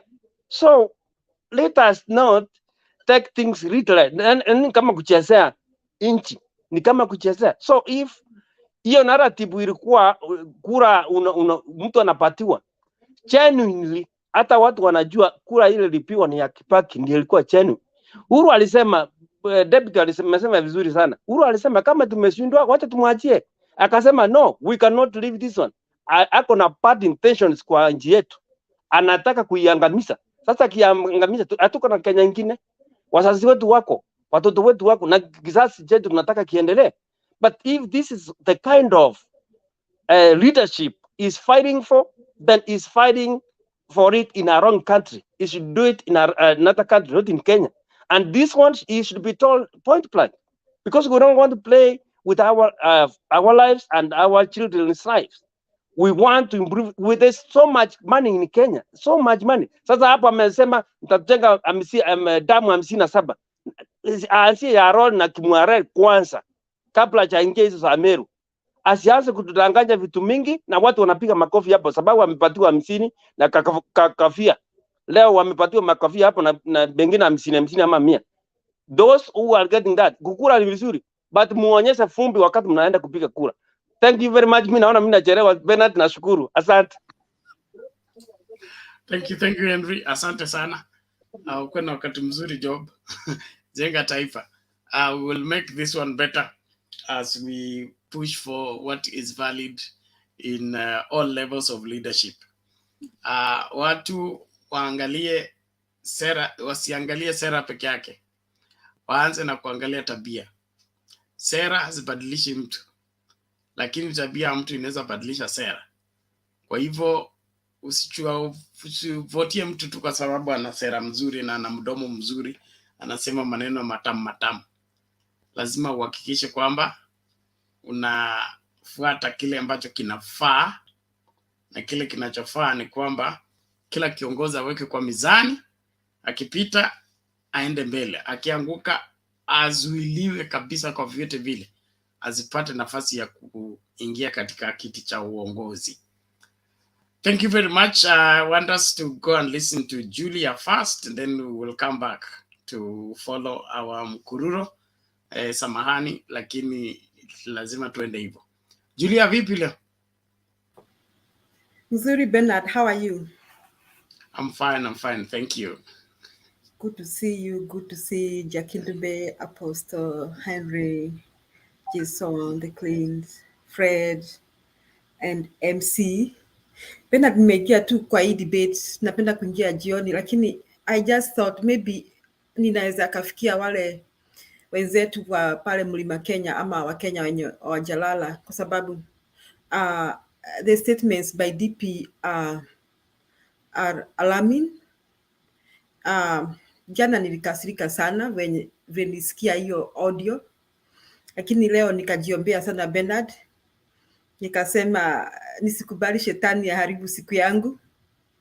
And then when I'm seeing, nikaamka nikaona NTV playing what the DP was saying today. I mean, thumping his chest. So he's very proud of what he has done, and he's not sorry about it. So that reminds me that DP amekuwa akisema kwamba he made Raila the prime minister. Sijui kama mmesikia hiyo statement ya DP that Raila amemruka and he's the one who made him prime minister. And he now goes ahead and says he's the one who made Uhuru president. So as Kenyans, we need to ask ourselves several questions. Why he was fighting to make Raila the prime minister? And supposing Raila became president, how would DP have behaved? Okay, the other question we need to ask ourselves, how did he make Raila the prime minister? What does he mean akisema kwamba I made you the prime minister? Anamaanisha nini? If you remember 2007, we had a very big problem, and I hope Kenyans do not forget so fast. And people died in this country, especially in Rift Valley. And most of those who were affected were the people from Mount Kenya region, and I think some people from Nyanza region. And he says he made Raila prime minister. So what did it cost him to make Raila the prime minister? I want to start there. What did he have to do to achieve that objective? And what did he want? Why did he do that? Why did he want to make Baba the prime minister? And then we see the journey of DP, and then we come to 2013. And of course, we find them with Uhuru. And me, from my own point of view, let me make a disclaimer. From my own point of view, I think why they were together because of two reasons. One reason, the ICC case. Second reason, I think because of three reasons. Second reason is because Uhuru may have imagined that if he works with DP, his people in the Kikuyus in Rift Valley will rest, will not be attacked anymore. That is my thinking. It may not be true. My other thinking is that, which I think is true, Ruto is a master planner. He saw this as the only path to power for him. He had to find a way to get to power. He knew if he was going to vie for presidency immediately after Kibaki, he knew he was not going to win or to get anywhere close to winning. And because once you vied for presidency, you have a chance of getting close to presidency. Uhuru had vied for presidency once, and that is when Kibaki, that is 2002, and he lost. So Ruto saw a chance of getting the bulk of the Kikuyu vote behind him, and somehow they win the presidency. That is how I see it. So Ruto had to do what to take him 2013 to become president, to make Uhuru president. So when Ruto was trying to make sure Uhuru wins, whichever means he used to make sure Uhuru won, according to him, he wanted to get close to presidency. And so this gives me a picture of Ruto. It doesn't matter what, even if Kenyans lose their lives, but he has to get there. It does not matter. Now, and then today he reminded us, I hope MUDAVADI, I'm sorry for using tribe, and the Ria Nation heard what Ruto said, that Uhuru wanted to give it to MUDAVADI. I think in 2013, tunakumbuka ile mastori sijui ya mademon ya manini. I never understand that thing. But according to my own thinking, I understand that at one point, Kibaki thought that MUDAVADI should be the next president. I mean, I think Kibaki's thinking was, let's rotate this thing. Even me, from my own personal levels, I was surprised that Uhuru was vying for presidency. I was literally surprised. So Ruto today is bragging. Bernard, I'm embarrassed that he's bragging that he fought and made sure MUDAVADI doesn't become president. My question is, doesn't MUDAVADI have a right to become president? That is what Kenyans, I want Kenyans to ask themselves that question. I mean, if you look, the way Ruto said today, and he was trying to tell the people in Mount Kenya that I fought for you, that you get the presidency, because I had to make sure Uhuru was going to let this thing go to MUDAVADI. I had to stop him. My question is, fellow Kenyans, doesn't MUDAVADI have a right to become president? What was wrong with MUDAVADI, according to Ruto, what was wrong with MUDAVADI becoming president? Then these people are supposedly, I won't use the word supposedly, win the election, and they have one term. So now this helps us understand as Kenyans why Ruto saw himself as a co-president, because according to him, he's the one who made Uhuru president. So I'm asking now another question, especially to the people of Mount Kenya region. Now, do you understand why Ruto was behind Uhuru in 2013? Now, do you still think that Ruto was fighting for your own well-being, people of Mount Kenya region? Do you still think, after today's statements, do you still think that Ruto was fighting for your own well-being? Now, in 2017 comes, and I think I see an Uhuru who is under pressure and has so much intimidation from his own deputy. And I see a situation where Uhuru now goes to seek help from Raila Amolo Odinga. That's the situation I see. Now, so when Ruto has the audacity, I think the audio was done after 2017. NTV made a disclaimer that this audio is after 2017. So Ruto is bragging to some people from Mount Kenya region that I made your son president, na karibu nimchape coffee.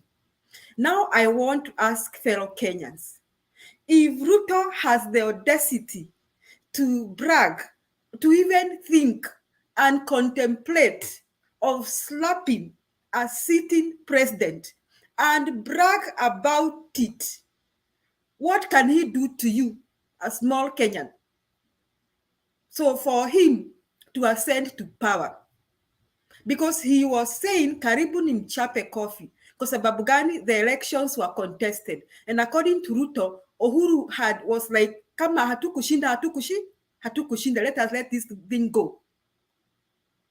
So my conclusion is, if Ruto had the audacity, he has even the thoughts, even the thoughts of slapping a sitting president, and brags about it in public.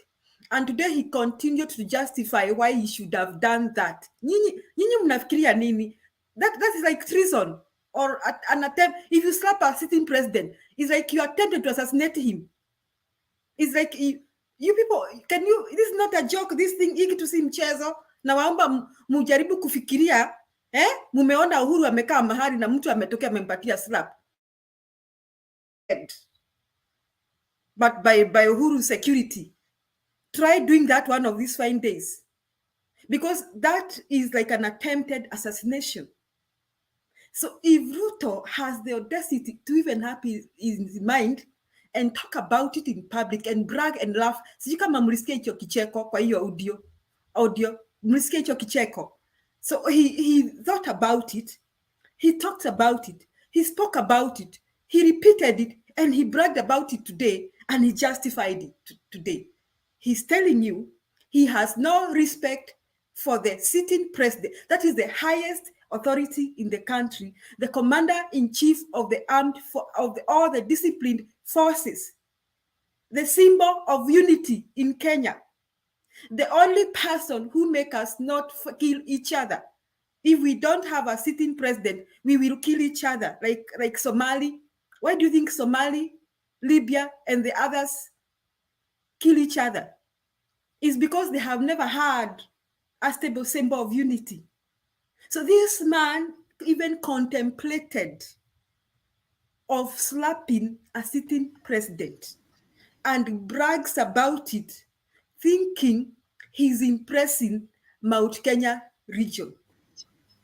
So I am asking fellow Kenyans, if this person can contemplate that, talk about it, brag about it, na wewe mwananchi kama mimi, he has no respect for the sitting president. That means he has no respect for the life of a common Kenyan. Therefore, we can ask him questions and questions all the way from 1992 Molo killings. We can ask him questions, 2007 Rift Valley killings. We can ask him questions about all the election violences we have had in this country. We can ask him questions about election malpractices. We can ask him questions and questions and questions, because this man has no respect even for life, for the sake of ascending to power.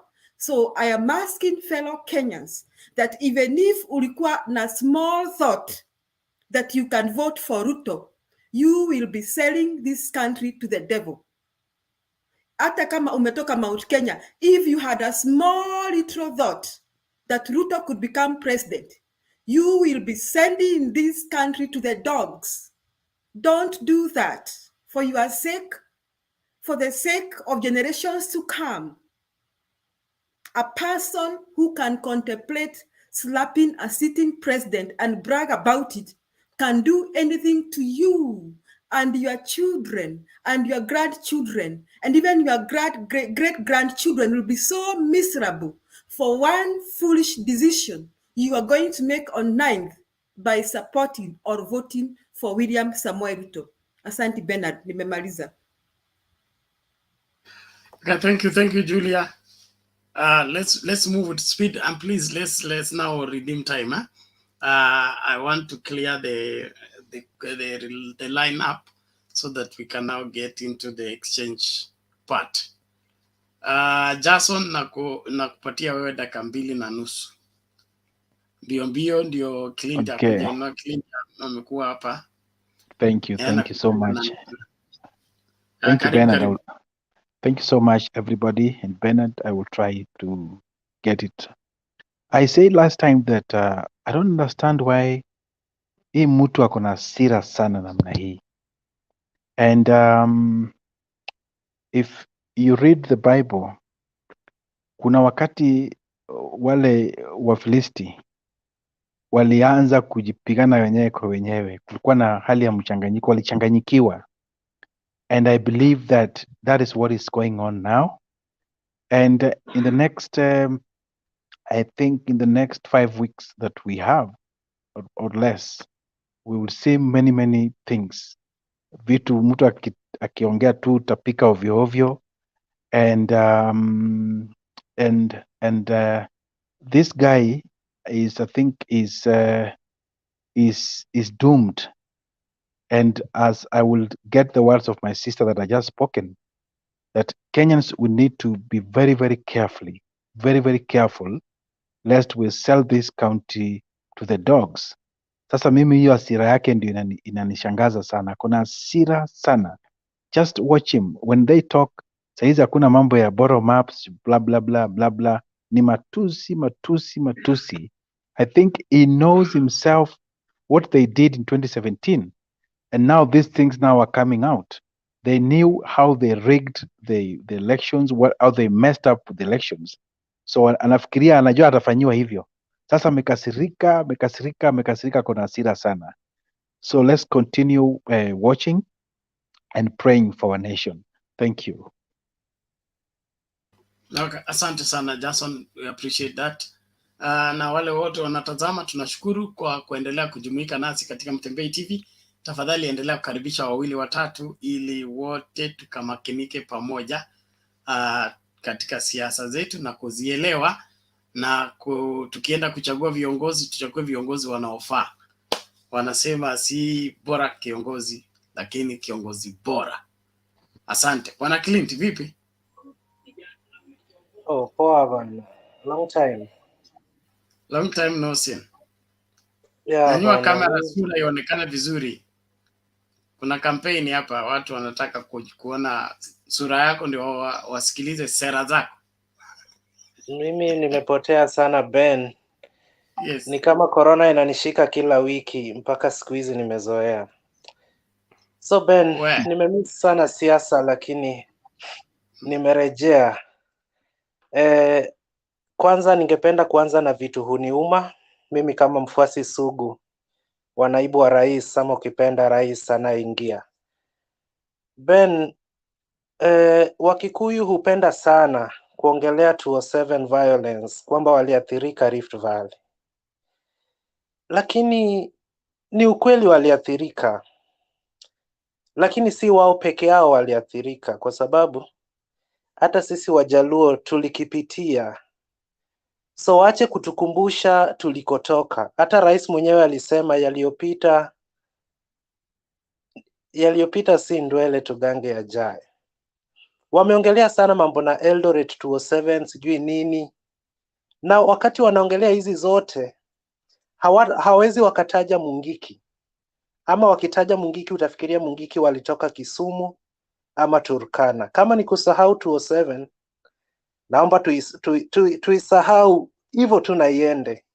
Na tukianza kukumbushana hapa tutakumbushana mpaka kesho, kwa sababu kila mtu aliathirika 207.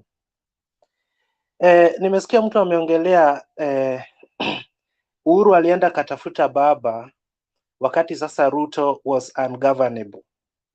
Kutafuta baba tunaweza iangalia in two ways. Ni ukweli alimtafuta kama Ruto is ungovernable, hiyo pia tunaweza tukasema ni ukweli. Ama pengine alimtafuta kama opposition leader, amweke karibu na wakule pamoja. Why are we not looking at the other side of the coin? There are so many governments in Africa ambao wakisha chukua opposition wakaeka kwa mfuko, and now they do anything they want, like kuweka bei ya mafuta, bei ya unga. Hiyo ndio ilikuanga kazi ya Raila. Unga inapanda, kelele. Mafuta inapanda, kelele. Na siku hizi asemi. So tukisema kwamba baba alitafutwa anyamazishwe, hiyo pia tuseme ni ukweli. Vile tunasema baba alitafutwa. Ilikuwa kazi ya Raila akaajiriwa na nani? Wakati William Ruto sasa alikataa kufanya kazi na rais. Jibu swali langu Clint. Kazi ya Raila aliajiriwa na nani? But baba was the leader of opposition. There is no opposition after 2010. Sasa zile pesa zote opposition wanapewa, kamati za bunge opposition wanapewa, sini baba anazikalia. So hizo benefits zote achukue, lakini tusimwite. Umeona baba parliament lini? Sasa si watu wake wakikalia ni yeye Ben. Hebu Stop making sense bwana. Kufanya debate vizuri, wacha kutuchanganya na hiyo story ya propaganda. Ben, Ababu na Mwamba alikuwa anakalia park. It's nonsense. Wacha na maneno ya propaganda. Achia Jason, funika mdomo, hii ni time yangu. Kelele ya nini bana? Are you the moderator? You're misleading us. I'm not misleading you. You can leave and come back after I've finished presenting my point. Futa baba kutoka penye yako ndio hiyo unga ishuke. Mtaendelea kuclick. Ben amenipa time, nitamaliza. So Ben, nilikuwa nasema kwamba Ababu na Mwamba kutoka kwenu alikalia park. Park inakaliwa na opposition to check on government. Alikuwa mtu wa ODM. So ODM was the leader, was the opposition party at that time. Hiyo nimemaliza. So baba either alitafutwa ili amani ije Kenya, ama alitafutwa ndio opposition ipotee, bei ya unga ipande, mafuta ipande na hakuna kelele. That's according to me. Pia huyu dadangu amesema kwamba tupige kura tukiangalia generation to come. Ben, saizi tumeweka unga at 230. Mafuta ndio hiyo inaelekea 170. Hiyo nayo tunaangalia generation to come. Kupigia William Ruto ndio kuangamiza the next generation. Lakini saizi tukiset mafuta ikuwe 200, unga 250, hiyo sasa tumesaidia the next generation. No, we should avoid double speaking. Clinton, you are not being fair. Okay? You know very well that the cost of items in this country are not set. They are determined by the market price, demand and supply. You are a person who has been to class. So the government does not wake up and say, from today, the price of unga will be 10 shillings, the price of kiberiti will be 2 shillings, the price like Mo used to do that time. When the market was opened, it is supply and demand. The food security of this country that was to help the control of the prices was gulalo wa gulalo. Ile pesa tulipeleka huko na Ruto. Wapande mahindi, waongeze mahindi kwa inchi, ili bei ya unga isipande. Yote ilienda chini ya maji. Now, we are suffering because of the investment we made 2013, 2017, that was to take care of a situation like now. So, tuambie Wakenya ukweli, tuache kusema maneno nusu. Let's not speak half lies, half truths. Let's express things the way they are. And the cost of living is high everywhere, including where you are. It is not in Kenya only. Very true, Bernard. Ben, Ruto forced Uhuru to be president, according to the audio. I think we will never forgive William Ruto for giving us all the problems we have right now. Pengine hizi shida zote hazingekuwepo. Kwa sababu wakati huo unga ilikuwa 110. Lakini kwa sababu kidogo aweke mtu kofi mpaka mtu akatoka kwenda press conference kusema wanarudi kwa uchaguzi, hapo na hapo I won't forgive him. Because he is the creator of all these problems we have. Jamaa alikuwa ameamua kuretire, and maybe it is the same William Ruto who also delayed Baba's presidency. So kumforgive hapo nayo itakuwa ni ngori kidogo, kwa sababu sijui angefanya nini ndio tusiwe kwa hii shida. And again, according to that audio, Ben, I think William was joking, kwa sababu akiongea anacheka.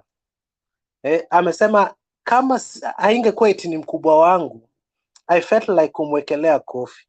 Asha admit Uhuru ni mkubwa wake, ndio maana hakuwekelewa kofi. Mbona sisi wananchi tunasema sasa jamaa is disrespectful, he almost wanted to slap the president. And again on the same note, Ben, kama umeamua kama mwanaume mwenye uko na hizo vitu mbili Wajakoya anaongelea, alafu umesema sasa sitaki presidency, hii miaka 5 imenitosha, naenda kwetu. How can a junior person convince you to be the president? Now it is your time to go. You start blaming him that, in fact, I didn't want, he's the one who forced me.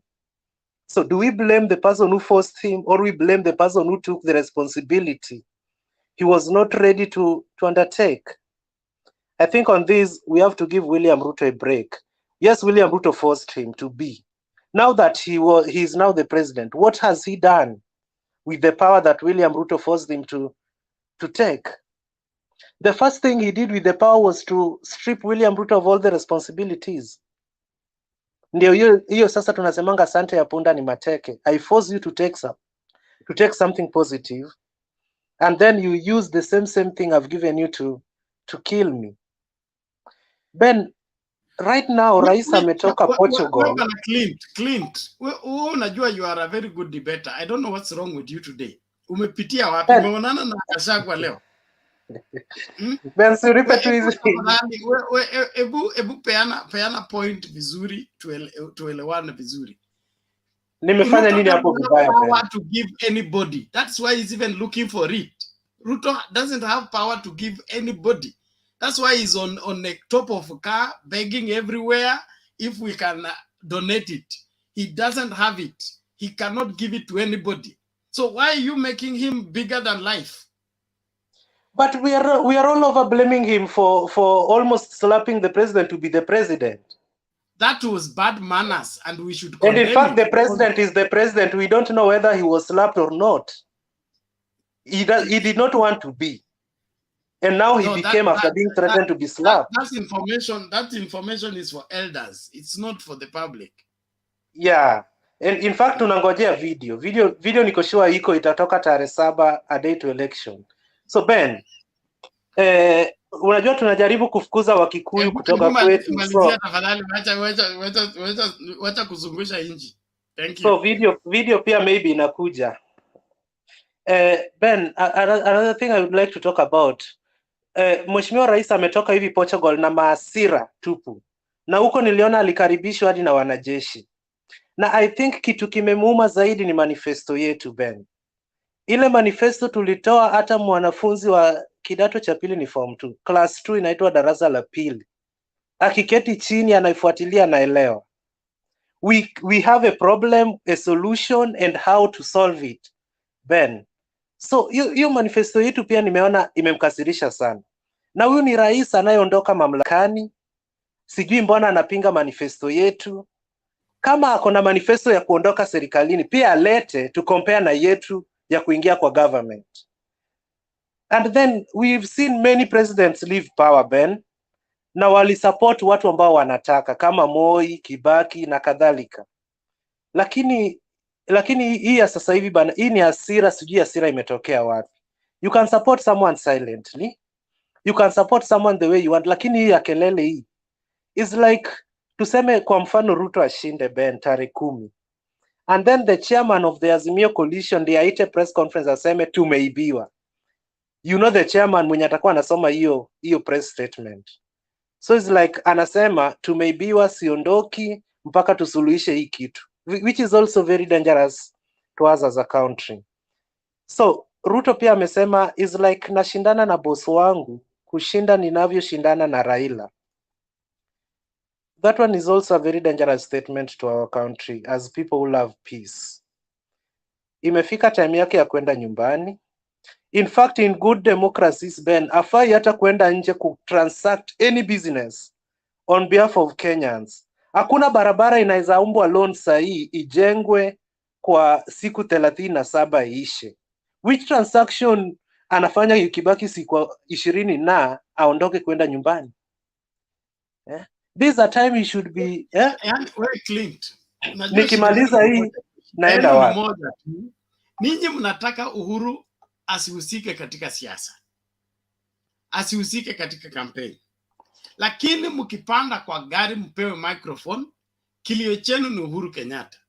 Kama si Uhuru Kenyatta ni mama Uhuru Kenyatta, si kama Uhuru ni Kenyatta family. Sasa nauliza Wajakoya ndio anawasumbua. Why can't you just campaign against Wajakoya for free? Because there is Uhuru Kenyatta is not in the ballot. You have confessed he is leaving office, so it shouldn't be your problem. The person giving you headache is Wajakoya. He's taking the number 2 slot that you are to take. Mbona So mnatusumbua? Ben, I think this one is not, you are now making a statement to threaten us, sisi UDA supporters. Yani unasema hata namba 2 hatuwezi kuwa, you've just demoted us to number 3. It's not good. It is Wajakoya. You people slept. Wajakoya has come, is taking number 2. That is a threat to us. That is a threat to us, and you need to respect us, Ben.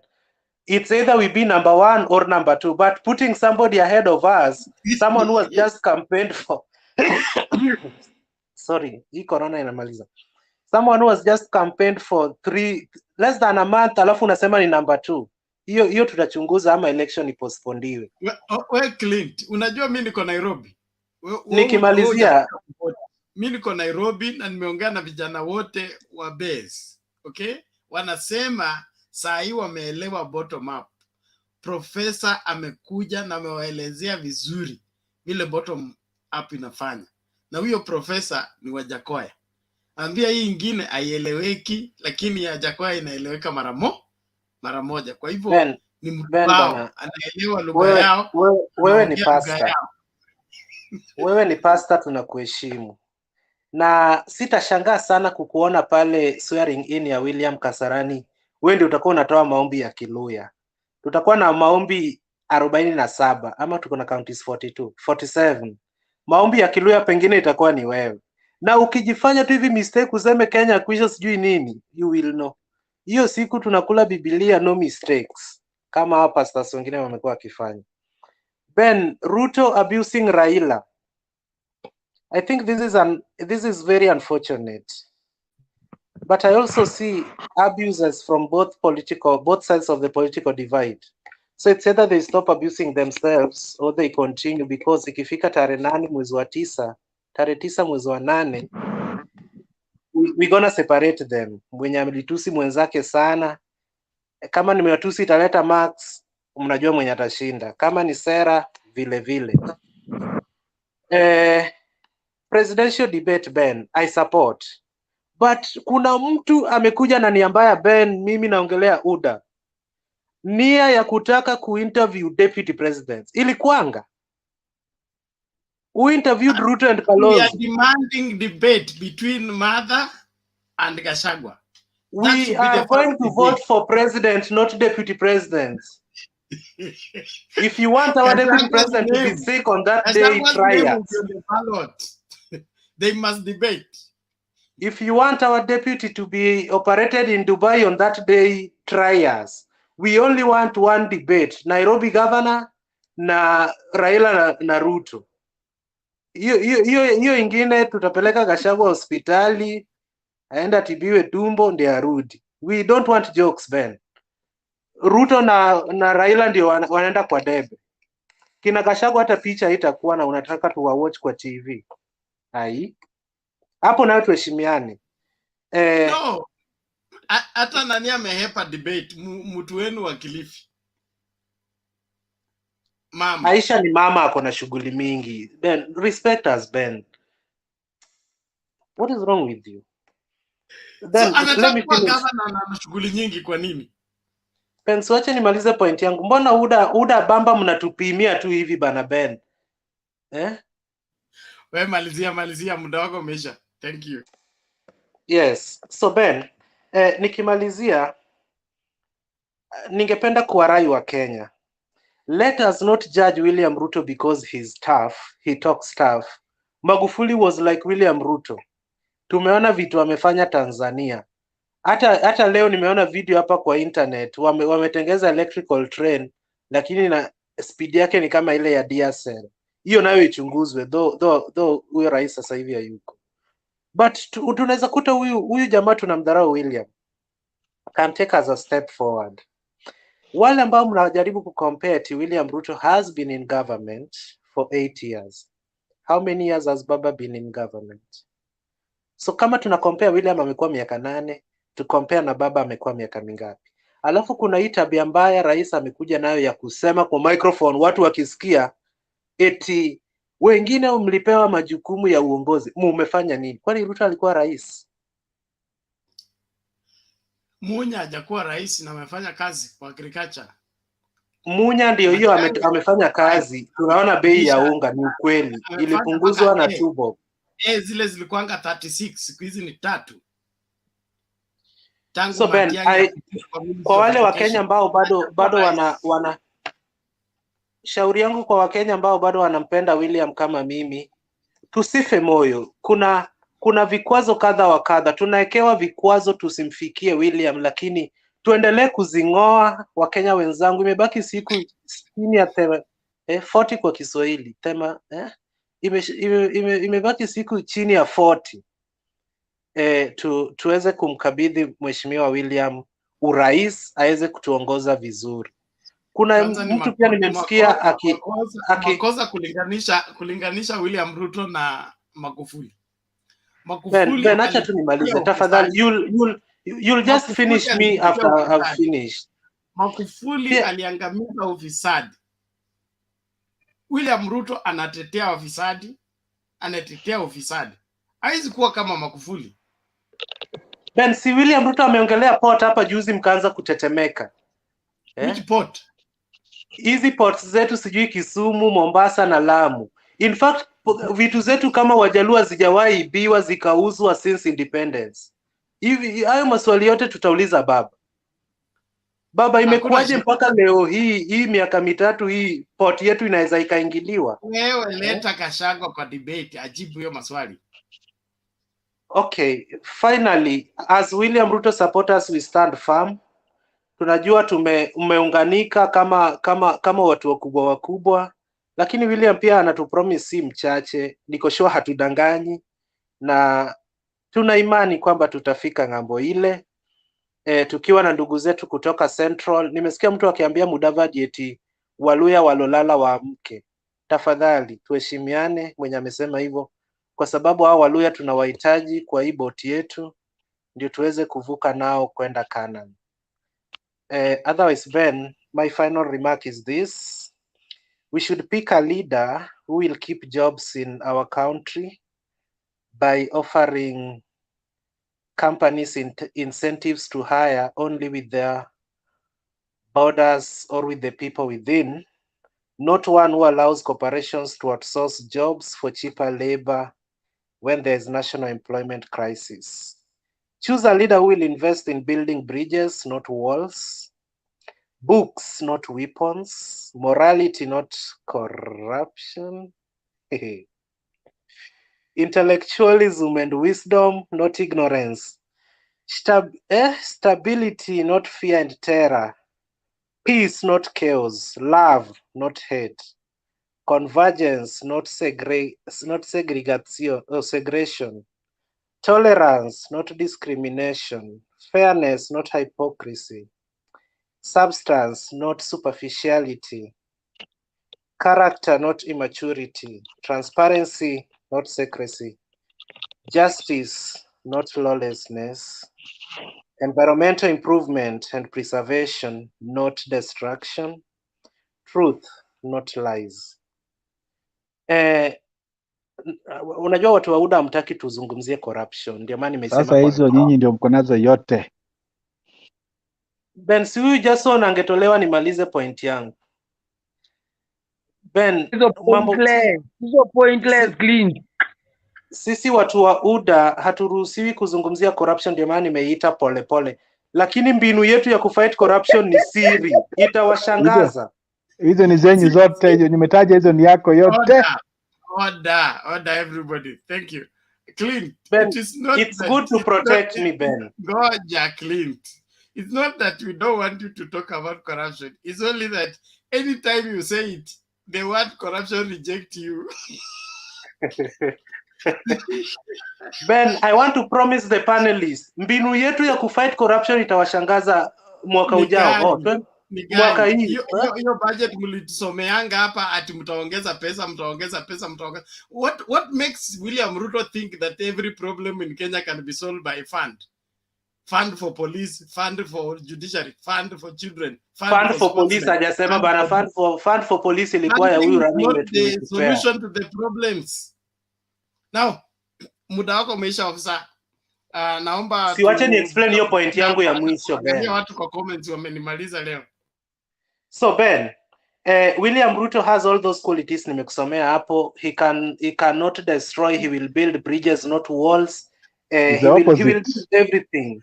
Transparency. William Ruto does not like secrecy. He's a very transparent man. And the only thing you are fighting us with is the issue of corruption. Lakini we will shock you people with the way we're gonna fight the devil in our first 100 days in office. Otherwise, I wish all the supporters well, prepare for the election day and the swearing day as well. You can't elect someone you are not going to swear in. Prepare for both of them. Asanteni sana. Okay, thank you, Clint. And that your concluding remark is very, very healthy. Please contribute it to your captain so that he can add to his conceding speech after Wajakoya has floored him. So he will say that he will advise the government and the opposition with that segregation and cooperation and all that. But thank you for your submission. We appreciate it. Now usipotee sana. Kwanza unarudi kuvote huko lini? Have you bought a ticket? Clint? No. Yeah? Ujanua ticket ya kuja kuvote? Nakuja tu kwa swearing in ya Mheshimiwa Arap Ruto. Hiyo utangoja sana. Kwa hiyo itakuwa 2056. So kama ni hiyo usijali, hata usisumbukane. Haiko karibu. So endelea kuchapa kazi. Okay, thank you. Let's make progress. Please, everybody keep your mic mute.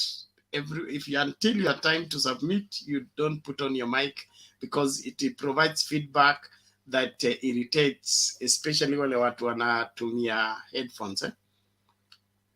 You keep your mic mute until it's your turn to speak. Sawa. Na Clint alipewa muda mrefu kwa sababu yeye ni chairman ndio mwanzilishi wa hii debate. So msijaribu kufanya kama ile anafanya, nitatumwa quarantine mara moja. MC sema. Dakika mbili tatu. Bernard, yani nimesikia kichwa inaniuma. Kwa nini? Relax wewe. Huyu jamaa Clint hebu weka kamera pwani kuone vizuri tafadhali. Clint, hebu weka kamera pwani. Wagonjwa waende hospitalini bana. Tubaki tukidebate. Weka kamera vizuri. Unajua kujiweka nusu inaleta shida. Anyway, napenda kuchukua kwanza fursa hii kushukuru Wanamtembei TV kwa siku ya leo. Lakini kumbe ukiongeleshwa vitu zenye unaona kabisa na unajua ni kama vile mtoto anakudanganya mzazi kwamba hajaenda sehemu fulani na umemuona pale. In fact nimeshangaa sana. Mimi from penye ninaishi kwenda Tanzania it's a walk distance. Bernard, from where penye na stay kwenda Tanzania it's a walk distance. Cement in Tanzania utanunua mifuko 2 ya Kenya ndio ununue moja ya Tanzania. That's one. Sijui kama Raila ndo alipeleka handshake Tanzania, simiti yuko ikapanda bei. Nitaanza na hiyo. Ukienda Tanzania sasa hivi ile tunazungumza, petrol ambao wananunua pale Tanzania, sijui kama Raila ndo alipeleka handshake huko ikapeleka bei ya petrol juu ikashusha ya Kenya, sijui, I don't know. Lakini sasa hizi bei ya petrol Tanzania iko juu, wako 161. Kenya sijui, huyo atanieleza mwenye alikuwa anasema kwamba Raila ndo amebadilisha, sijui uchumi imekuwa ni. In fact, yani nimesikia kichwa kiniuma wakati mtu anaongea vitu zenye tunajiona. Sijui wa Kenya tulirogwa na wapi. But wacha turudi hivi vizuri. Uchumi, I think siku nyingine hapa Bernard, sijui wewe ulielezea ukasema kwamba sijui kuna mtu alizungumza kwenye debate akasema kwamba mahitaji yakikuwa mengi zaidi, na pia hata siku nyingine baba alizungumza, not baba, I heard huyu na Babu Ino akisema kuna vitu ambazo zimepanda bei Kenya ambazo zimeletwa na nchi za nje. Kama sijakosea, last week part 1 niliangalia kuna nchi fulani ilikuwa inaandamana kwa sababu ya bei ya gharama imepanda juu. So sijui baba alienda pale akapandisha pia gharama pale, I don't know. Wakati Clint walai ulikuwa unaongea, nilikuwa nasikia ningekuwa karibu hivi haki ningekupinch. Ningekuuliza my friend, unajua kitu naongea wewe kweli? Ningekupinch. Kwa sababu tunajua sisi wote ni nini inaendelea. Mimi niko nchi jirani ya Tanzania. I can tell you chenye tunapitia hapa sasa hivi. Hata Tanzania wanaipitia mara mbili. Kama ujui Kenya, unatuma shilingi 1,000 ya Kenya, unatuma kwenda kwa Safaricom na 20, I think ni 14 bob. No, 20 to 14 bob hapo, I think. In Tanzania, you pay 100 bob kutuma 1,000. In Tanzania. Sijui ni Raila hako huko na hiyo uchumi imepanda huko, sijui ni handshake. Yaani, kuna vitu zingine tumejaribu kuongea. Wacha niwaambie my friends. Hasa hawa jamaa wetu wa udaku. Wacha niwaambie tu, acha kujitia moyo. Na alafu nimeona huyu jamaa akizungumza hiyo nini yake, hiyo minti yake ni kama ilikuwa inaongea ni kama ni mjaka. Sijui but nina guess. Lakini mimi nimekushangaa sana Clint, uko nyuma by the way. Hauelewi tunasonga kwenda wapi na tukienda wapi. Wacha nizungumze juu ya hii maneno ambayo Ruto anajaribu kusema kwamba sijui Raila ndio alisababisha handshake sijui nini. Wacha nikwambie, unajua yeye ameshindwa na agenda. That's number 1. Kujiuza kwake imekuwa ngumu. So kazi yake hebu fanye tu siku moja bwana Mtembei, I think unaweza ufuatilie clips za Ruto sana. Akitoka kwa mfano ametoka Nairobi, ile statement alikuwa akiongelea statement Nairobi, hiyo tu tena ndio atatoka aenda aongelee kama ni Rift Valley. Kwa mfano ataanza kusema si tunaanza na hapa chini. Si hapa chini ndio bottom up. Tukisonga juu. Si hapa juu ndio hapa mmesema. Mmesema aje? Hatufanyi nini? Hatupangwingi, watu nao wanamaliza hatupangwingi. Hiyo tu ndio atatoka hapa arudi aseme si wakati mimi nilikuwa nasaidia Uhuru. Si chakula sijui ilikuwa chini. Si mzee akaingia. Sijui nini unajua kuna vitu zingine Ruto anaozungumzanga mimi hata nasikianga hata huyu jamaa ajui vitu anaongea. Kwa sababu huwezi tuambia wewe ulikuwa ukisaidia. Na Mark this, kuna siku moja nilisema hapa kwenye mjadala hapa nikasema kwamba hizi shida ambazo tunapitia sasa hivi hasa zilifanywa 2013 to 2017. Kama hauna habari, wala ambao mnanisikiza, loan ambayo tunaendelea kulipa sasa hivi ni loan ambayo ni ya SGR ambayo ilikopwa 2013 2017. Hii loan ambayo inatusumbua sasa hivi ya SGR, ukiangalia pesa nyingi ambazo tunaendelea kulipa hapa sasa hivi ni zenye zilifanywa wakati wa 2013 2017. Huo ndio ukweli wa maneno. So na sijui ni nani mjinga mwenye atachukua loan alafu asilipe. In fact sasa hizi Kenya Uhuru hata amejaribu. Huyu jamaa wa Kenyatta hata stress yako nayo mimi hata namuonea huruma. Huyu jamaa amekuja kwa government yake, analipa governors, analipa senators, analipa women reps, analipa MPs, analipa sijui nini na nini. Yaani analipa vitu mingi sana. Kutaka kufacilitate hata budget yetu lazima tukope nje tukuje kufacilitate budget yetu. Kwa sababu gharama ambayo mjamaa anafanya na lazima ajenge, lazima alime mabarabara, lazima andike watu kazi. I'm telling you, Uhuru anafanya kazi under pressure. And mark you, yeye anafanya kazi, mwingine ana time vile atamuibia pesa. Yule pickpocket ambayo yuko kwenye government yake, Ruto. That's why unaona Ruto hakuna siku kwa manifesto yake wanapiga kelele kwamba Ruto eti manifesto yake iliuma president. Kwani hii manifesto ukiangalia yetu na yao, sisi yetu ni kwanza hata it's better than them kwa sababu they just copy pasted. Walikuwa tu wanabadilisha terms lakini wali copy paste if you can follow up. So sidhani itawauma aje kwa sababu hakuna kitu kigeni pale. Kwa sababu kitu Ruto alifanya pale ni kutenga bilioni 50, kutenga bilioni 200, kutenga sijui bilioni ngapi ambayo mpaka sasa hivi kitu Uhuru alikuwa anauliza anasema je, mwatuambia kwamba eti atafanya. Kwani alikuwa wapi? Kwani Ruto saisi yuko government. Yenye anatuambianga is the deputy president anatukumbushanga kila siku. So wakati mimi mtu anajaribu kuniambia kwamba Ruto atafanya, that's why Uhuru aliumwa akasema unajaribu kuambia watu kwamba utafanya. Kwani saizi ni nini nakuzuia kufanya? Ni nini nakuzuia kufanya? So niko na hasira sana saa hii vile huyu jamaa alikuwa anaongea, lakini wacha niwaachie hapo, lakini tafadhali watu tuelewe haki. By the way nimeumwa sana na Clint wewe kijana wewe. Wacha nifikie hapo my brother Bernard, tafadhali nikimalizia nasema asante MC, take it easy na engine yetu lazima tuirekebishe, kwa hivyo kuwajibika ni muhimu. Clint ni chairman wetu, kwa hivyo treat yeye polepole. Sawa, wacha nimalizie. Anaweza kufuta wewe kazi. Ni kweli, basi wacha nimalizie. Au jamaa tutamrudisha tu, asikuwe na wasiwasi, huyo anarudi. Ni vile unaona hata point zake na vile anaongea nusu nusu. Ukiangalia kama hiyo corruption hiyo kura yake tuko nayo. Yeye ako na akili timamu, hawezi kupigia Ruto kura. Ben, naona Susan Kihika kwa show na amebadilisha jina. Ben. Atuone uso ya Clint, tuweka uso tuone. Clint. Ben, ebu huyo Susan Kihika. Please, Clint. I told you to lift your camera. Unaendelea kuisingisha namna hiyo. Tukisha sikia sauti rafu kama ya MC unaleta nyororo. Acha. Clint, kwanza wacha nikuachie ukwe chairman. Ukwe chairman ndio ulete Susan Kihika. Kwa dakika 5 ndio Azimio wanitambue. Jaribu uone. Now let's do this. Let's give 2 minutes to Njuguna ndio tufungulie ladies. Watakuwa ladies mfululizo, alafu iko hivyo. Sawa.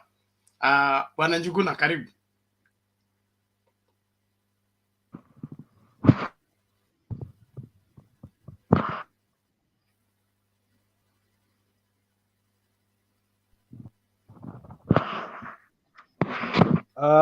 Thank you very much, Bernard.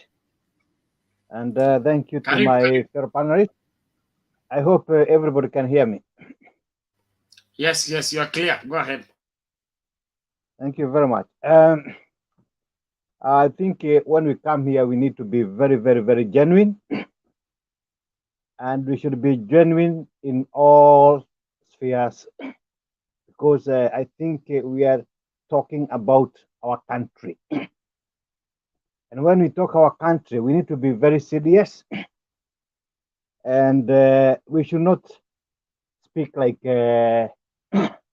jokers, because I think talking like jokers, it means we are not concerned about the future of our country.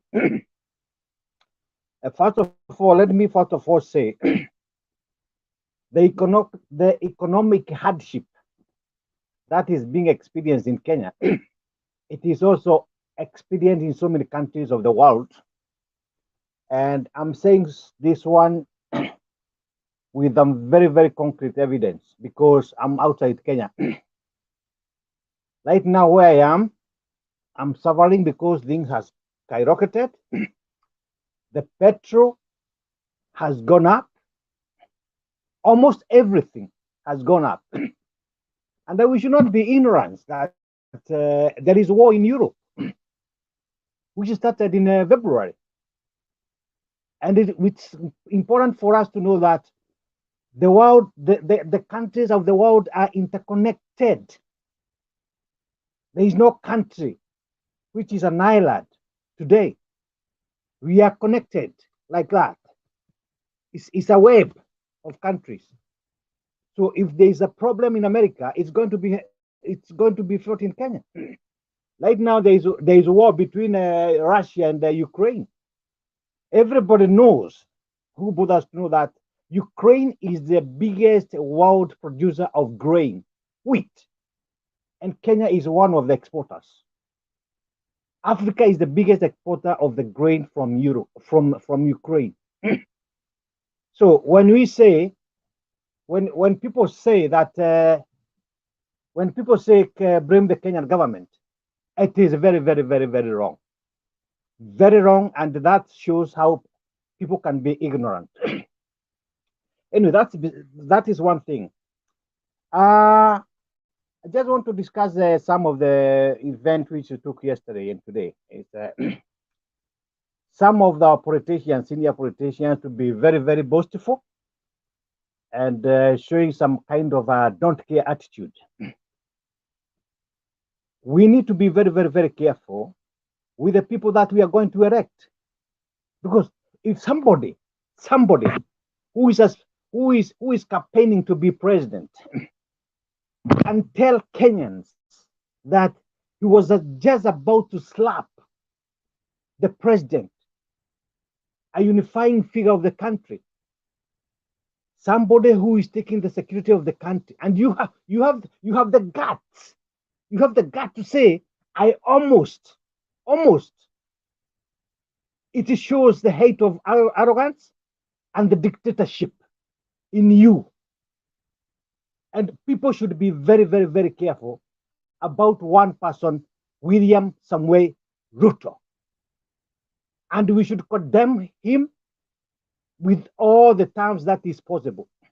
You cannot just go posting that I almost. Yeah? And it is good that he is coming out. This is God telling us, Kenyans, this is God telling us, this person is not the best for you, for this country.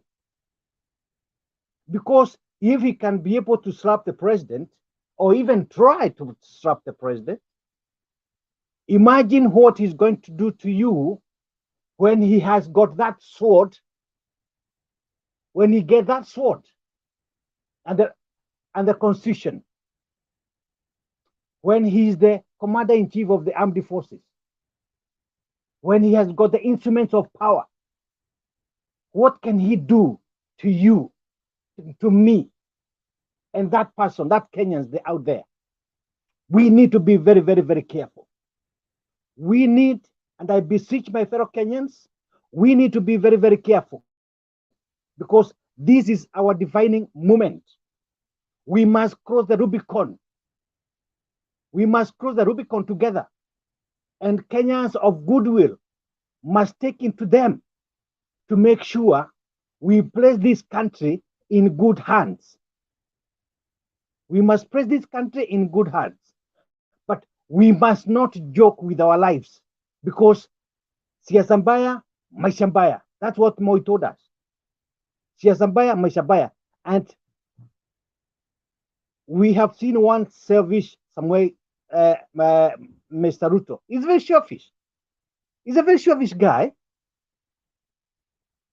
And it's not long ago when we had that he had got 257 police officers looking after him, looking after his businesses. I come from a place called Kikuyu, near Meru. I called my somebody there at home, my brother, and I asked him in Kikuyu police station about how many policemen do you have there guarding 200,000 people. He told me we have got 12. There is 12 policemen guarding 200,000 people, but there is one guy here who has got 257. That was said by Matiang'i. Matiang'i was appeared in one of the parliamentary commissions. He did not deny it. So we are dealing with a very, very selfish person and a dangerous person, to be precise. And this is person who can take this country to the dogs. And I rest my case, Bernard. Okay, thank you, Bwana Njuguna. We appreciate that, and we pray that every Kenyan gets to terms with the same and be able to make a decision based on valid information and not propaganda. But it's good to assess every leader. Don't waste your vote voting for somebody who is out to destroy you or destroy your future. The person who cares less about the welfare of the future generations is caught up into just getting everything for himself and in the now. Great leadership has foresight. It has the future at hand and a solution to the current problem, not blaming every other person and leaving themselves out. Well, now I'm going. Yes, Clint. Ben, I think Njuguna has said a very pregnant point there. Because we should not elect someone or a leader in that case who has scores to settle. Unajua sasa hivi kuna wengine wameacha ajenda zao, shida zao ni kutuambia ni nini wakichukua uongozi watakuwa wanazifanya. And it's very dangerous. You are running mate or you are presidential candidate, both of you telling us the same. Kwa sababu 5 years is very less. Tukiangalia hiyo clip, ni juzi rais alitaka kupigwa kofi. Next month kuna election nyingine. So tukichagua mtu mwenye anataka kusolve cases, atumie miaka 3 kuzisolve na 2 ya kazi, then I think we're gonna lose it. So better we settle on someone that will go direct to work, not someone who has cause to settle. I rest my case. Thank you, Clint, but you are twisted in your understanding. Recovering the lost resources of this country is part of that work. 3 months amnesty. Kama ulichukua shamba la mtu, rudisha. Kama ulichukua shamba ya serikali, 3 months amnesty is the 90 days of the 100 days. After that, tunakukujia. So, hiyo sio vitisho, hiyo ni manifesto. Swali langu ni lazima tu mifano yako yawe ya kishamba, yawe ya, hauna mifano mingine? Shamba, road reserve, Kenya Railways properties, kuna Kenya Railways properties walifanya private company. So na hela. So just prepare. Kuna story at that's not settling scores. That's recovering the losses that we have suffered under bad leadership. So differentiate between the two. In the interest of time, I want us to move. I will give this session to the ladies. Although Richard was here, let's give to the ladies first. In the interest of gender balance. Na hata Mama Selina alikuwa hapa kaondoka kabla haja make submission, so najua atanipiga vita. So tunaanza na Christine, tukimaliza Christine tuende kwa Lydia, then tuende kwa Mkenya Spain. Hivyo dakika 2-3 namna hiyo tukisonga mbele. And Clint, I want you to help me chair that as I go to heat up my coffee, and then I'll be here. Thank you. I'm still all alone. My community went to the funeral, so nisameheni tu namna hiyo kwa jina la Yesu. Yes, then Christine, go ahead. Wamesikia order. Watafanya hivyo urudi. Yeah. Hello, the panelists. Hi, Clint. Hello to you. Welcome. Thank you. Hi, Bernard. Good to see you. Napez, Njuguna, Richard, Mkenya, Jason, Lydia. How are you? Na mimi sipewi salamu, Ben. Clint, I said Clint. I started with you, Clint, ahead of Bernard. Hi, good to see you. Clint, do you know when you put your camera like that, you look like Baba? Are you aware? But I am, Ben. I am. Okay, so before I make my submission, I just wanted to contribute on one thing that Clint said. I don't need an answer for it. It's just my opinion. You can answer me later. First of all, my observation about you, Clint, is the first time I'm meeting you, that I've been hearing you. I don't know, because if you have followers, they don't know what to go by. They don't know whether you are serious about your support for UDA. They don't know whether you are joking. At the end of it all, you are saying we should vote in somebody who will get to work, who will not be revenging. So, and we know who is gonna get to what. So you are confusing your followers. So stick to one. About about the president and the deputy president debate. You remember president and deputy president comes as a package. We just want to know what package we have, you know. As you are aware, there's still some ongoing ICC case on the side of Ruto.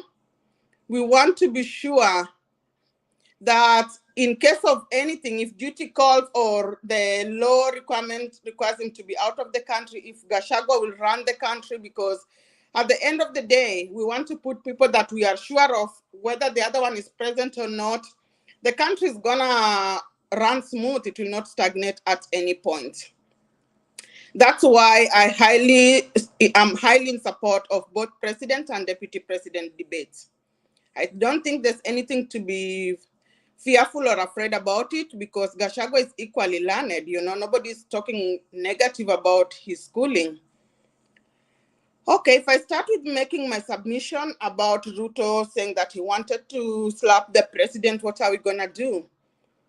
To me, I just think nothing comes out of some indoor meetings unless they are wanted outside there. So only that portion of the clip to come out, to me, I still stick to what my observation as per yesterday, that it was to achieve some purpose, like wooing back the Kikuyu, because it seems like Central, it's becoming a bit slippery, but unfortunately it didn't serve its intended purpose. So I just empathize with the deputy president at this time. He has to go on explaining to us in each and every rally the reason for the slip of the tongue, instead of selling his manifesto, you know. So to me, I think even with AZIMIO going to various locations, bringing things up, they know Ruto is normally quick to respond. He doesn't need to respond to each and everything. He has foot soldiers that are also good at those responses. So to me, I believe by AZIMIO and giving that clip, they achieved their intended purpose. Ruto is not selling his manifesto, instead he's going around making it. About UDA, I don't know whose speaker is on. About UDA. Hebu ngoja kidogo Christine. Fred Auma, hebu zima mic. Fred, unatupea echo. Zima mic. Okay, proceed Christine.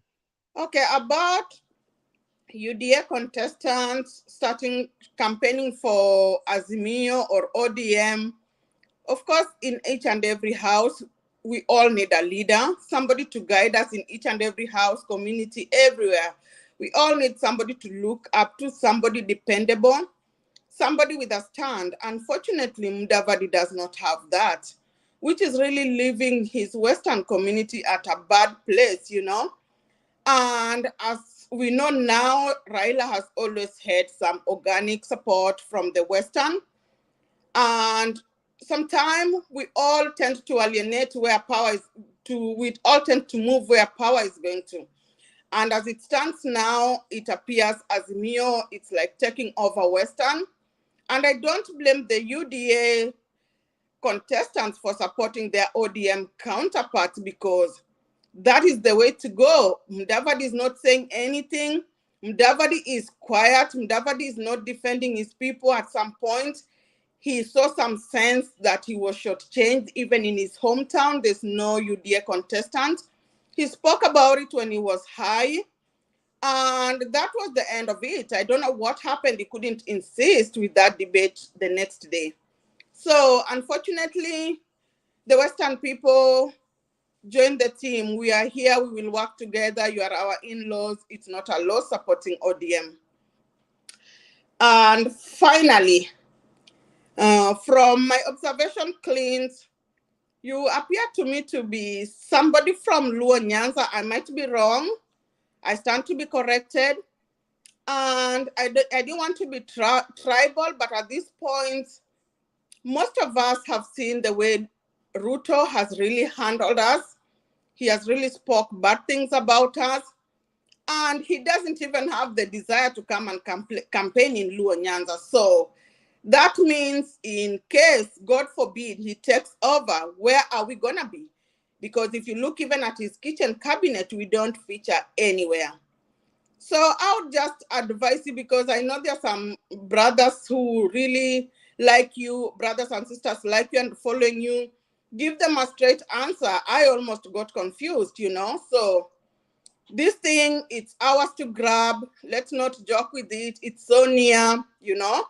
Let's do the right thing at this moment. Thank you.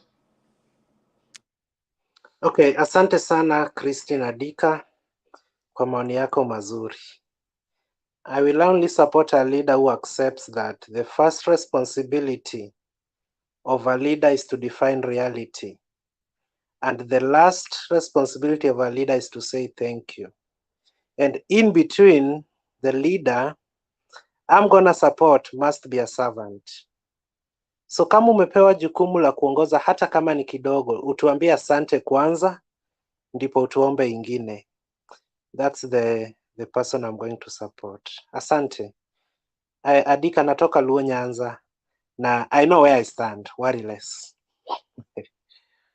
So who is this leader that you feel is appreciative? Who is this leader? We want to know. Personally, it's the first time I'm hearing from you. I would like to know. I'm still confused. Ben atanipea time, nitajibu hiyo Christine Adika. Worry less, I'm here.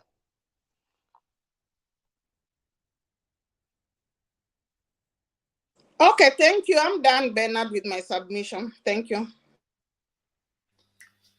Okay, asante Christine. Lydia Menda. Kenya, Spain? Where Susan? Yeah. Yeah. Hello. Now somebody must apologize. He's calling you Susan Kihika.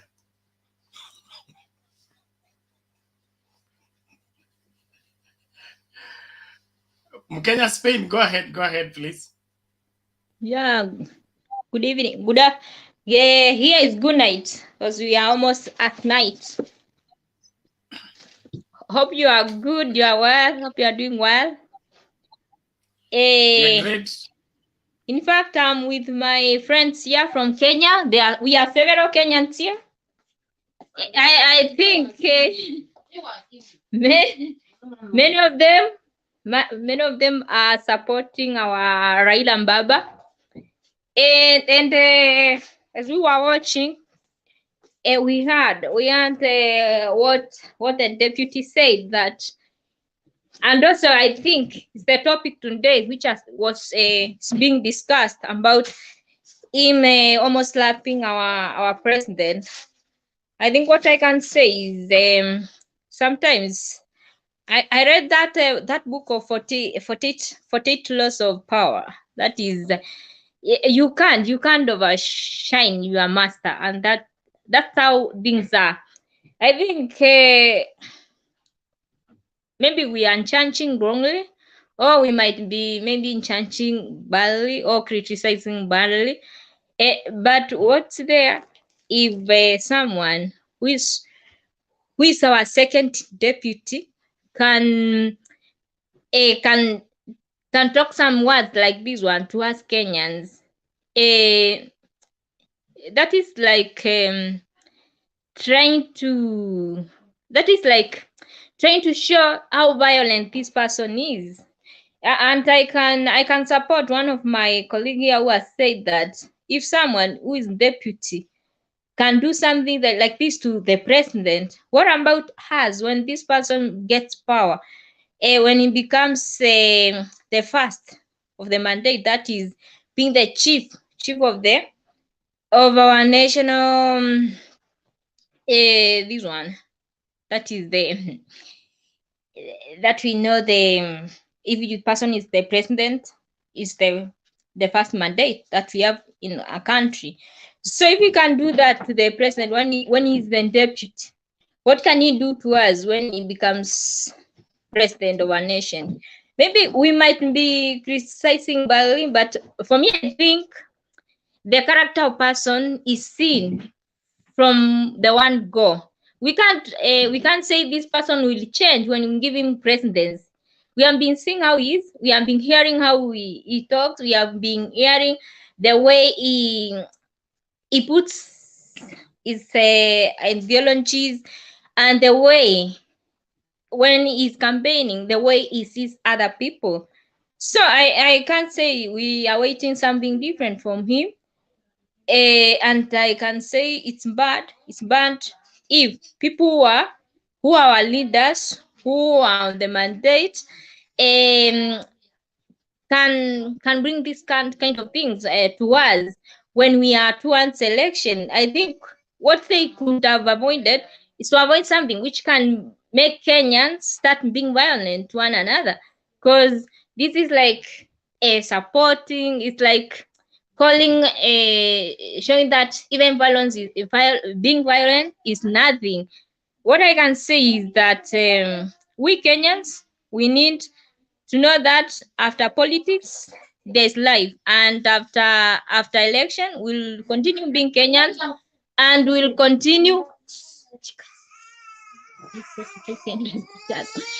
we'll continue being Kenyans. We will never leave Kenya. It's our country, and we can't change it to another nation. So what we can do is try we as Kenyans after election, at least to keep the peace we have been having, and to continue at least staying peacefully with one another, because there is life after election, and that's how things will be, and that's how we will be. Let us leave those who are violent to continue being violent, but people can change. We don't want to repeat history again. We are tired of this, and we need to go far as country, and we need to build our nation. We don't want to bring our nation down, which has costed us a lot. We are still paying debt. We are still, and somebody has said that the debt we are trying to pay is that of SGR. Me, I can agree with that one. I think the handshake has not brought any debt to Kenya. Raila is not in the government at the moment. He is not even the government. So I don't know why people who are claiming that the bad economy we have, the high living standard high standard living we have in Kenya is because of the handshake. I don't agree with that one, because he's not in the government. Is just what Ruto does, that Raila was just helping him because he was left alone. He was there alone. It's like he doesn't have deputies. So what could he do? He can't lead the nation alone. He needed people who can give him advice. And we can see after handshake, we don't have any debt. The debts are before. And those, we know that money which was borrowed went to pockets of minors, of some of people who would think that they have more power than they have more power than others. So that's a big problem. People, they go, they still what should be given to the nation, they put it to their pockets. They go building themselves, and then after that they go claiming that it was not like this, it was because of this, it was like this, it was. But we know we men are like that. Everything we do, as we have a reason. Everything we do, we have an excuse. A man is to an excuse. Hata mtoto akifanya kitu ukimuuliza kwa nini umefanya hivi, akona excuse, because that is a man. A man is to an excuse. Hata mtu akifanya nini, hata mtu akifanya kitu nini mbaya, hakuna mtu atakuja kukuambia hapana nimefanya hivi. There is an excuse. to every mistake, and that's how man is. Hata mtu akifanya kitu baya, hata mtu akiwa amefanya hii atapeana 2 excuse, and we know that. And those who don't know that, you have to know that hata mtu akifanya kitu mbaya, there is always an excuse. Hata mtu saizi, we can see our deputy is supposed to be working with our president, but he always asks excuses. He say this and this. He's using biblical verses at least to cover what he has been doing, and we know that how man is. And we should be careful on this one when we are going to elect our leaders. So what I can say is this: we should be very careful with what we do. We elect, we vote, because we want to build our nation. We don't want to bring our nation down. We want to go, at least we want to have somewhere we can call home. Thank you for listening, and thank you for those few minutes, Bernard. Asante sana Mkenya Spain. Clint akona swali kwako. Yes, Clint. Okay, Clint. Ben, you are trying to incite Mkenya Spain against me. Mkenya Spain, ni mimi nilikutambua kama Susan. Sikuwa naona jina. Nilifikiria amejileta kwa show na amebadilisha jina. So I'm happy that Ben. No. Unaona, we need Kenyans like Mkenya Spain. They speak their mind, tell other Kenyans the truth. Those who are willing to hear can hear. But again, Ben, nimekaa hapa nikifuatilia hizo comments, wengine wanaita comedian, but people have the different political stance, man. Mi pia nimechagua nikuwe kwa hii ingine, lazima pia nijitetee hiyo uamuzi wangu uheshimiwe. Ben, we cannot, of course, expect every leader to possess the wisdom of Kina Mandela, the Mandela moment, mnaongelea. But when we think about what questions might be most useful to ask, perhaps we begin by discerning what our prospective leaders believe is worthwhile, Ben, for us to hear. Do they cater for our things like corona, prejudices, by suggesting that we treat people outside our ethnicity, race, ama party as unworthy dignity and respect? Christine alisema William Ruto hajaenda hata Albonyanza kukampeni. What is he thinking about sisi kama Wajaluo? Akichukua uongozi, how will Luos be treated now that hatukumfanya kuwe rais? Na hata wengine ambao tunataka kumfanya kuwe rais hajakuja kutuomba. So mtu kama huyo akipata, hata kama ulimunga mkono within the few minority from that tribe, you will end up suffering on behalf of our tribes wengine walimunga mkono juu he hates the tribe from the bottom of his heart. Another thing we need to ask William, do they as Kenya Kwanza coalition or a coalition exploit the symbols of patriotism, the pledge in consciousness, or are they planning to turn against it once they get to power? If defeated at the polls, will they accept the verdict or insist insist without evidence that they have won the election? So these are some of the dangerous things that when we don't question right now, tukiendelea tu kusikiza matusi kwa microphone juu ya magari, we will end up suffering. Do Kenya Kwanza coalition go beyond asking about our votes to brag about their ability to solve all problems, put to rest all anxieties and satisfy every desire? I don't think so, as Clinton. Do they solicit our cheers by speaking casually and without pumped up things about using violence to blow enemies away? That is the William Ruto I know for you. Do they echo the attitude that the crowd doesn't have to know, all they have to do is believe and submit to being shaped? Sisi tutambiwa kila kitu, Uhuru hii, Uhuru hii, kesho yake mama Uhuru hii, mama Uhuru ile, na tutaendelea kupiga makofi. So Ben, let us examine our leaders well. Election is not in 2022, election in next month. You make a mistake, you cry and cry and cry. Na unajua akishaingia kumtoa ni ngumu, iwe ni Ruto ama baba. So let us make our decisions wisely as Kenyans.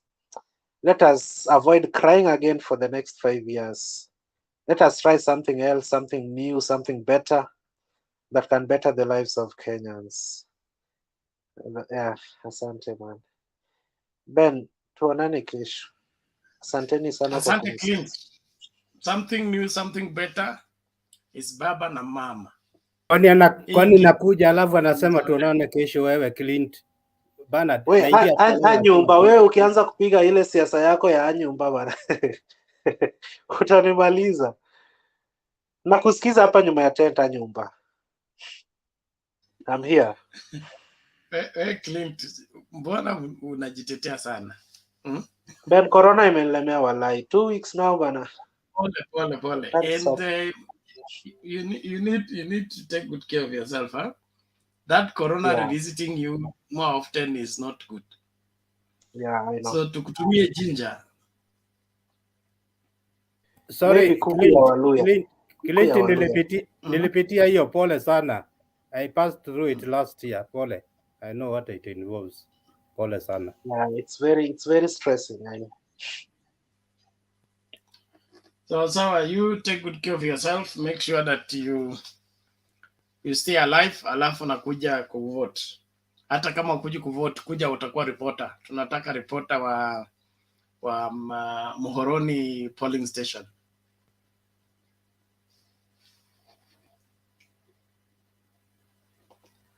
Okay, thank you. Let's where's Richard?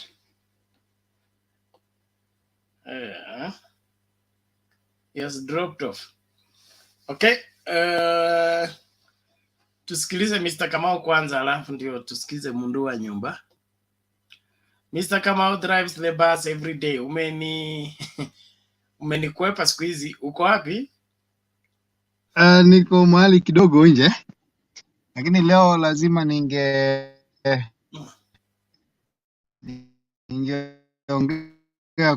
kwa sababu burning in my heart.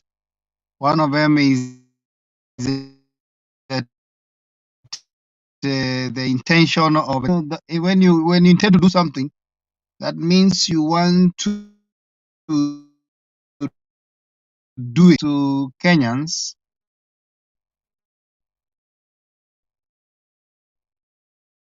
That there was no weapon, and the only weapon he had at that time was his slaps. And when we go to vote, come in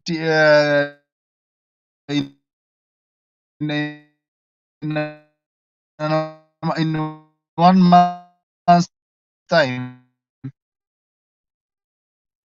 we need to put that in consideration, because those people are going to vote for Faru, Patia, hata jet fighters. What if he has intention? Because they have not voted for him. Bwana Kamau, there is something wrong with your net. Rekebisha kwanza. So he is by a large of a better word. Mr. Kamau, work on your net. It's dragging, so your sentences are not completing. Work on them faster, alafu utarudi baadaye. Thank you. Mundu wa nyumba. Chichachirira. Thank you, Bernard. I thought I was the only one having audio problems with Mr. Kamau, but it's good you have taken care. So, Bernard, I salute you. You agree? Clint, I salute you. We salutable. Bwana Njogona, I'm seeing the first time. Na tunafanana kwa uso kwa mwani mingi. Salimika Bwana Njogona. Madam Christine Adika, salimika pia. Kwani nakuja na salimia watu wanahepa. Sawa tu, una shida. So, ya kwanza kabisa, pole Bwana Clint. Utasikia vizuri. Just do your medication, exercises. Bwana Omariba, Duke, I also salute you. I'm not biased. Brian, similarly, karibu na kusalimia. So Clint, take heart. Some of us and we are older than you. Mungu alitujalia kama wakati wako hujafika, unapona na unaendelea serving your human beings as God wishes. Now, I'll go to the topic direct. And Bernard, just assure Kamau is not me who messed his system. Asifikiria ni mimi ati ndio niingia haraka. No, it's not me. I'm innocent. So Ruto talks of slapping Uhuru. I think I talked about this issue yesterday. This forum or the other forum. And you don't dare a man that you're going to slap him. He is manly like you. He has got 2 hands. Sasa kuslap sio ni fight. How do you slap me just like that and I'm watching? I can't just take it. Okay, the Bible says, I know Pastor Bernard is going to tell us, kichapo here left na weka ingine right. I think some things are not practical actually. You may try, but it won't work. That's a bit theoretical. You'll fight back. So the idea of a junior even disobeying, he called it insubordination. I worked in the public service when discipline was very important, and anybody junior than you will call you sir. And let's take the example of the discipline forces, the army and all the police and all that.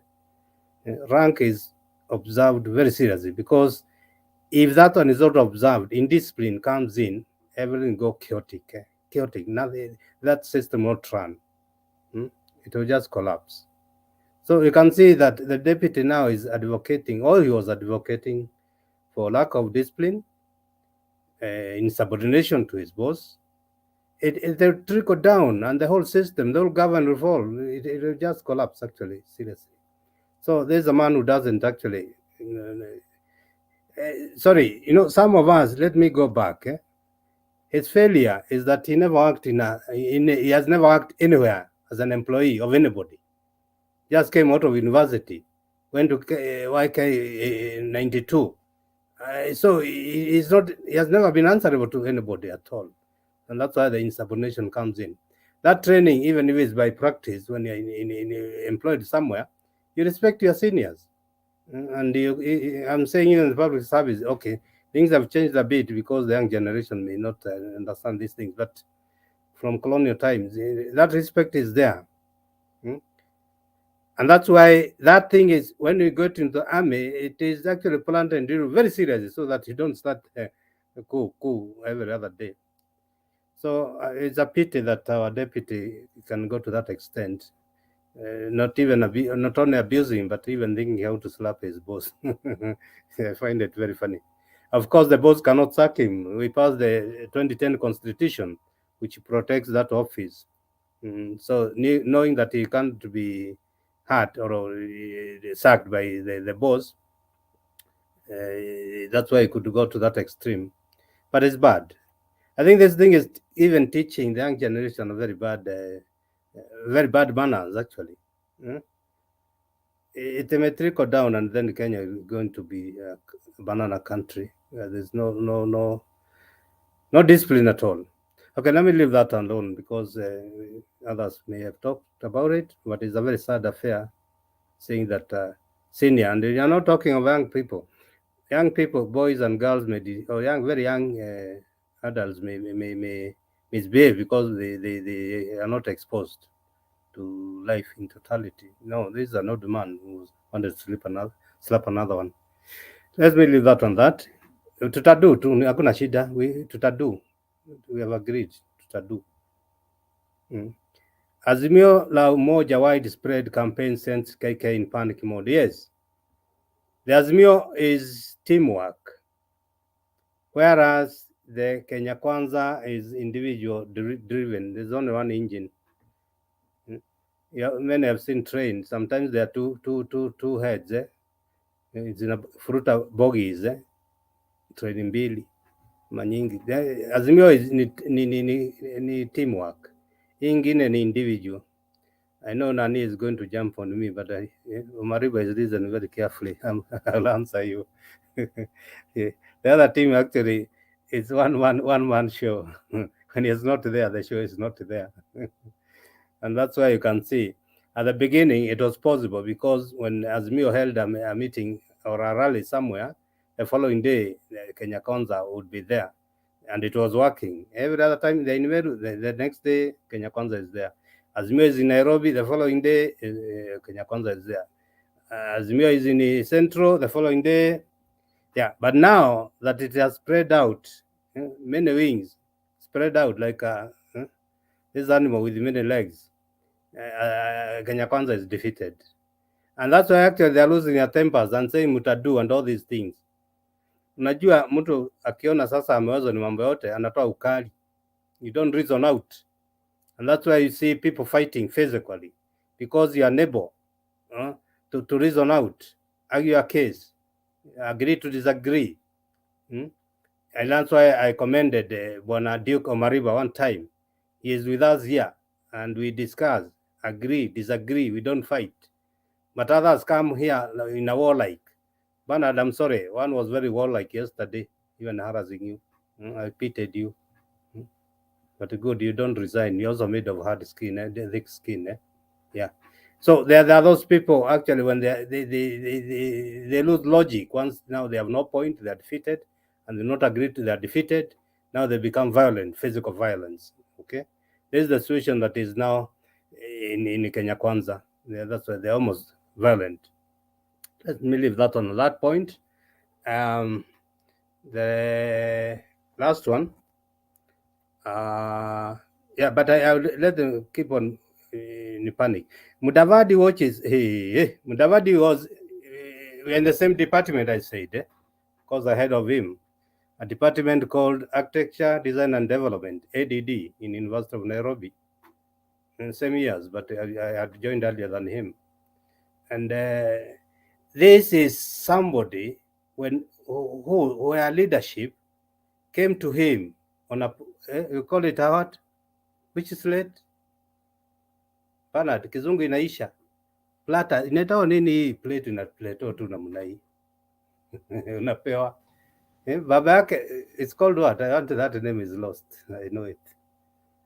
Now, baba yake, Substone, Moses Mudavadi, was a very strong minister in Moi's time because actually he had worked in Baringo for a long time as a teacher, and actually he was Moi's mentor, the original Mudavadi.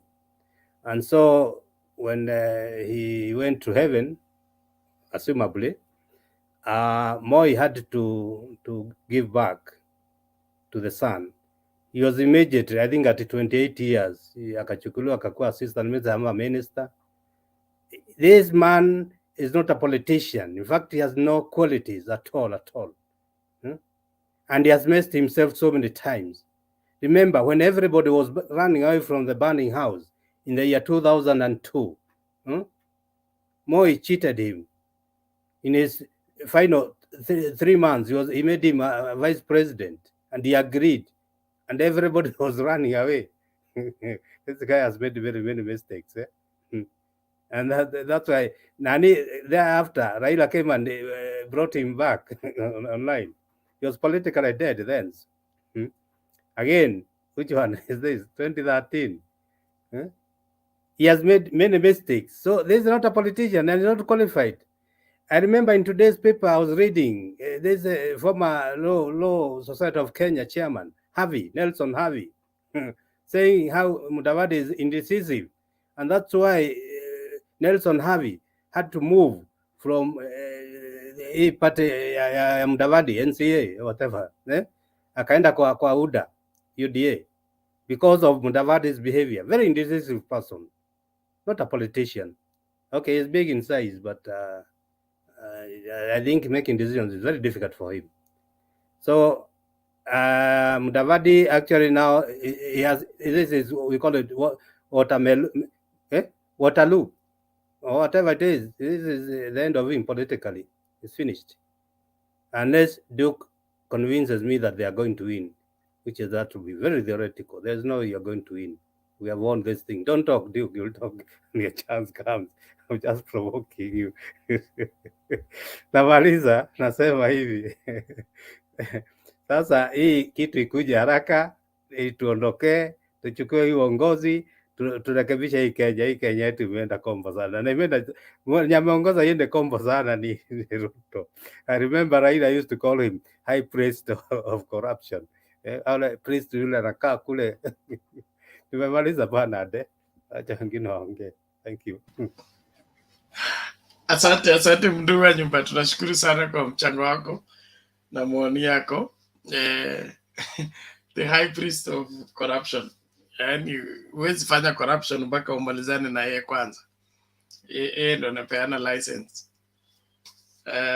But there is a way out and we must embrace that way. And that is setting the record clear. I keep insisting we must make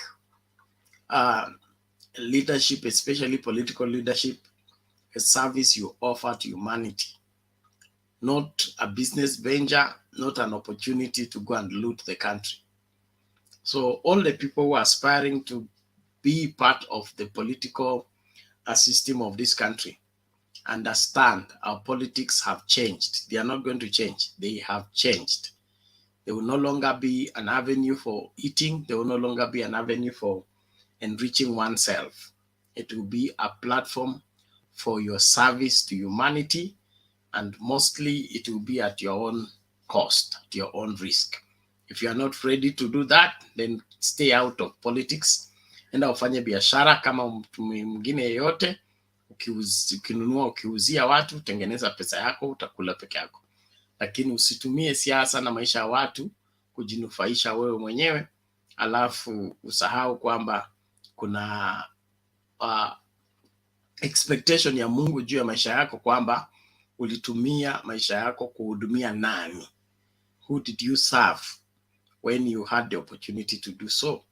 So let's all get the right perspective of leadership, especially political leadership. Kutoka kwa MCA, kwa MP, women rep, senator, governor, president, it's all an opportunity to serve humanity, and it's a sacrifice you make at your own expense. If you're not ready to do that, your heart is not right, your mind is not right, your disposition is not right, therefore stay out of that office. You will only mess up things. Public office for public service. It is not for personal advancement. Okay, naomba Bernard, please. Yes, sir. Kwa kikwetu tunasemaga hivi, ikizaa watoto wawili, twins, wote lazima wanyonye. So wewe una twins, chunga twins wapandile ingine. You have understood what I'm saying? Hata yeye anyonye tu. Kuna issue hapo. Thank you. Nimeelewa. Asante daddy. Brian, it is your turn. How are you?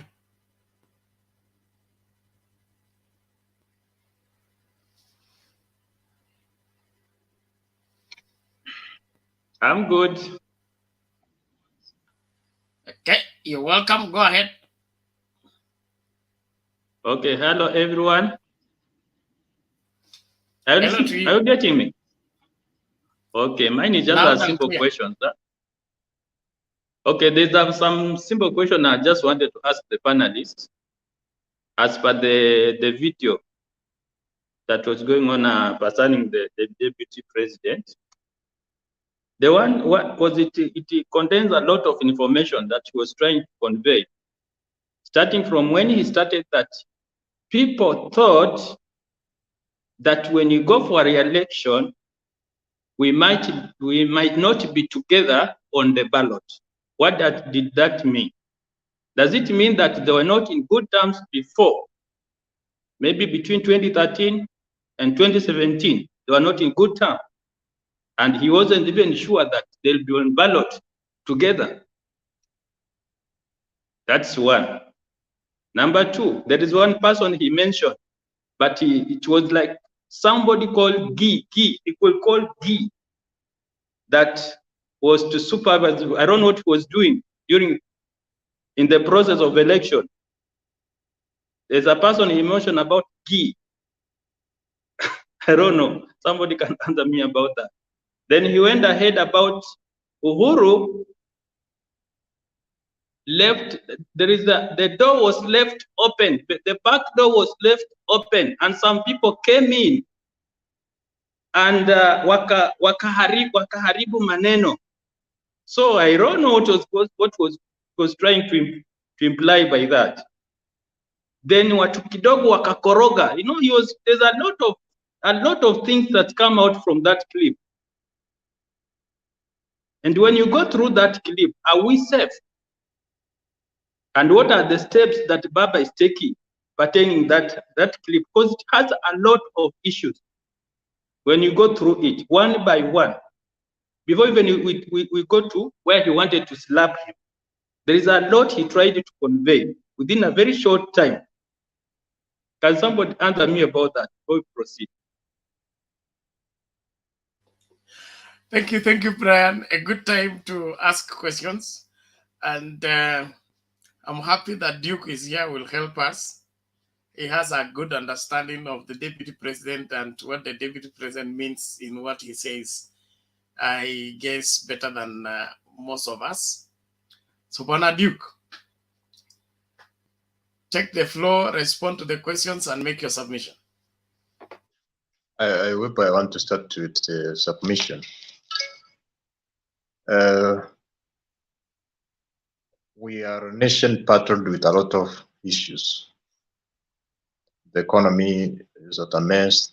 We have a lot of unemployed people, a lot of issues. The healthcare is not working to a large extent. So the fact that the media is trying to glorify just a minute statement when we have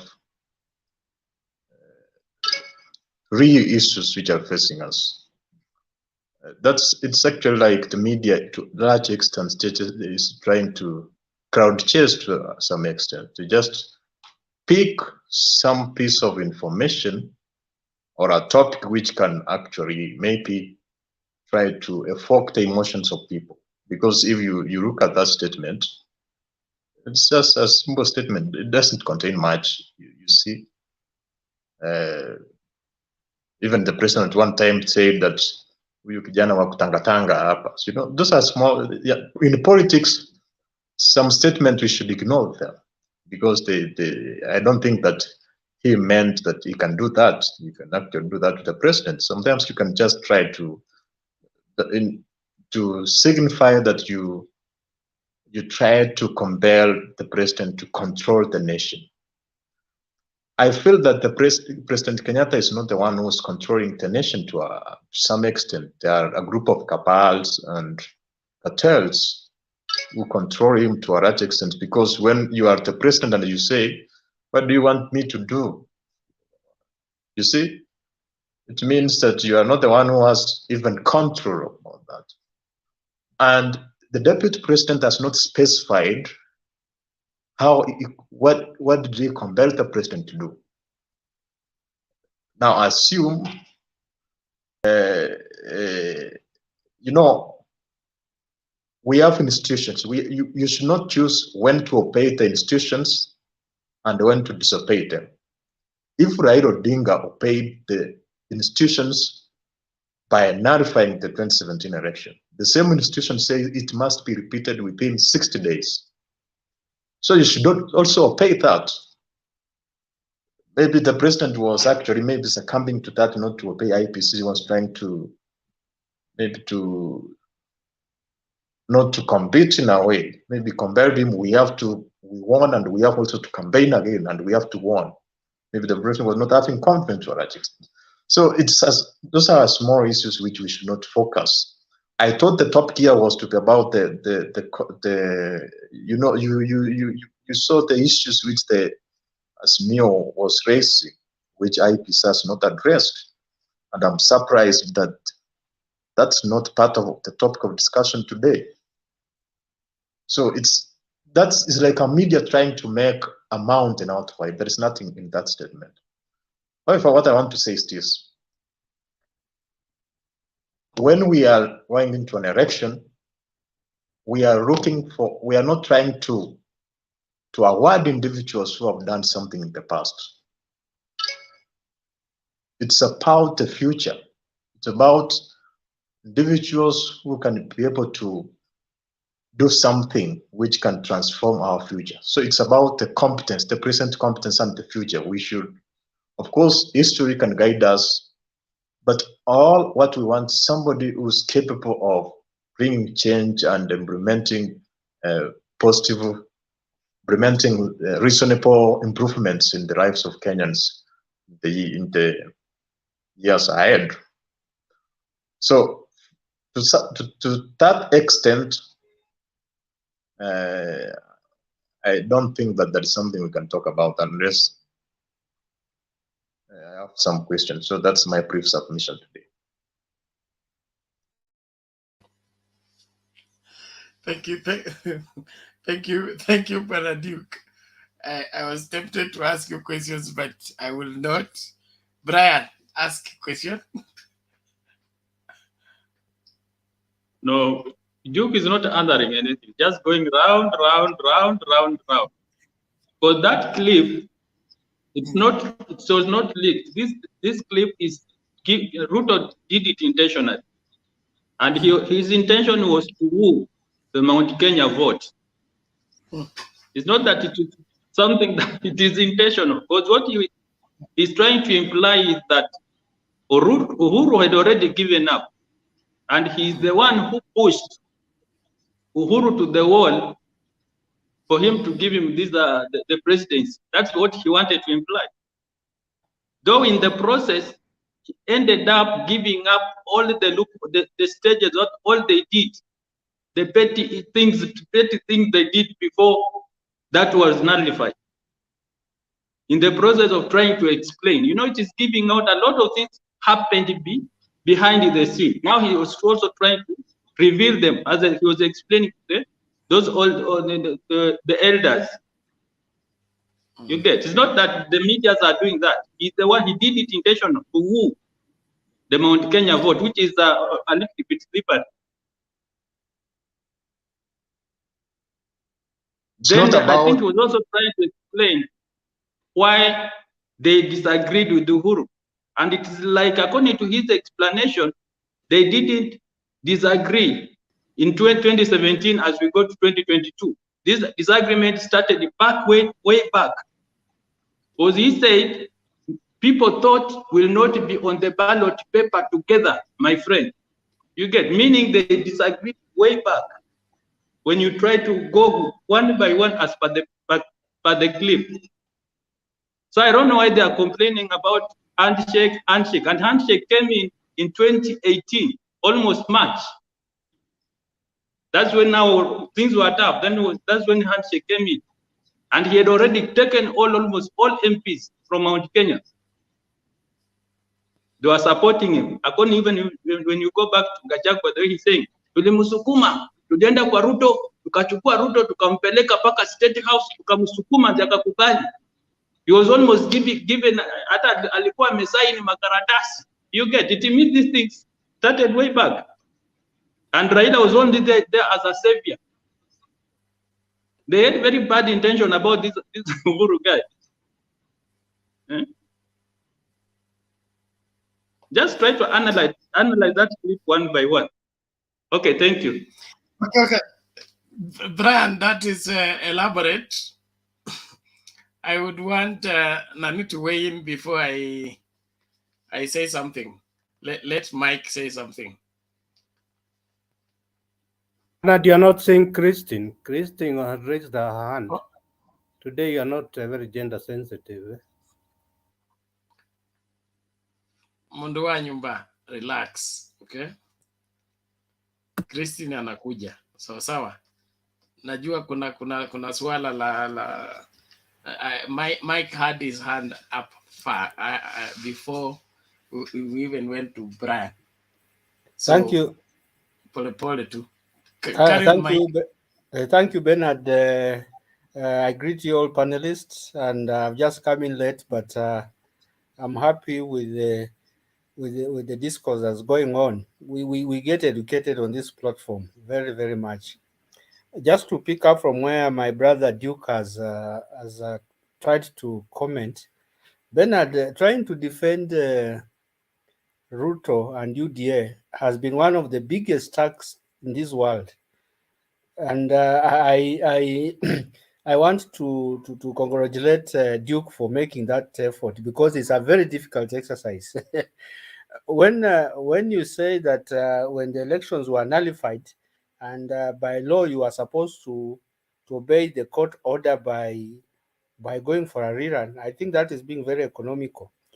A citizen has a choice to go to the ballot as a candidate or not. You are not compelled by law that when there is a rerun, somebody has to come to your house and slap you to go back to the to the ballot box. It is not provided by law.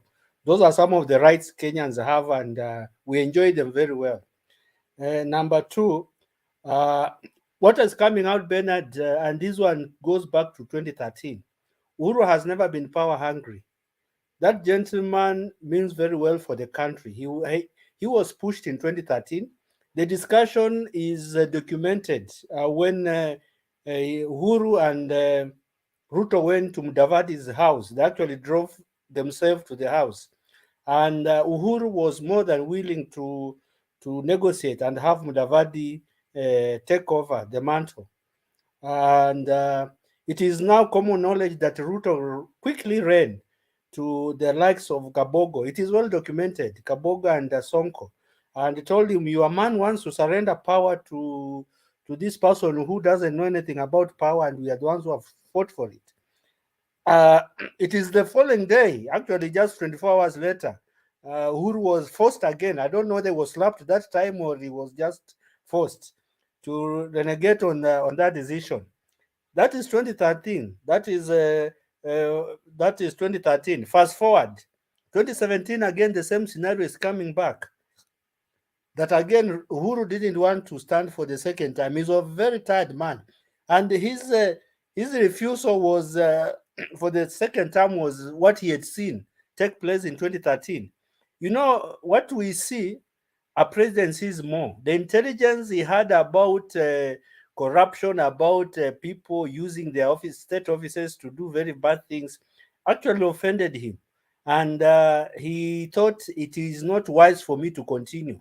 But again, the same cabal that Duke says are the ones who went back to Uhuru and said, you can't stop us from eating. It is through your presidency that we have this leeway to run the country down economically. So actually, the meltdown of the economy, by extension, we should blame it on Ruto, who forced somebody who didn't want to stand for presidency to stand so that through his ticket, they can use that office to do what they wanted.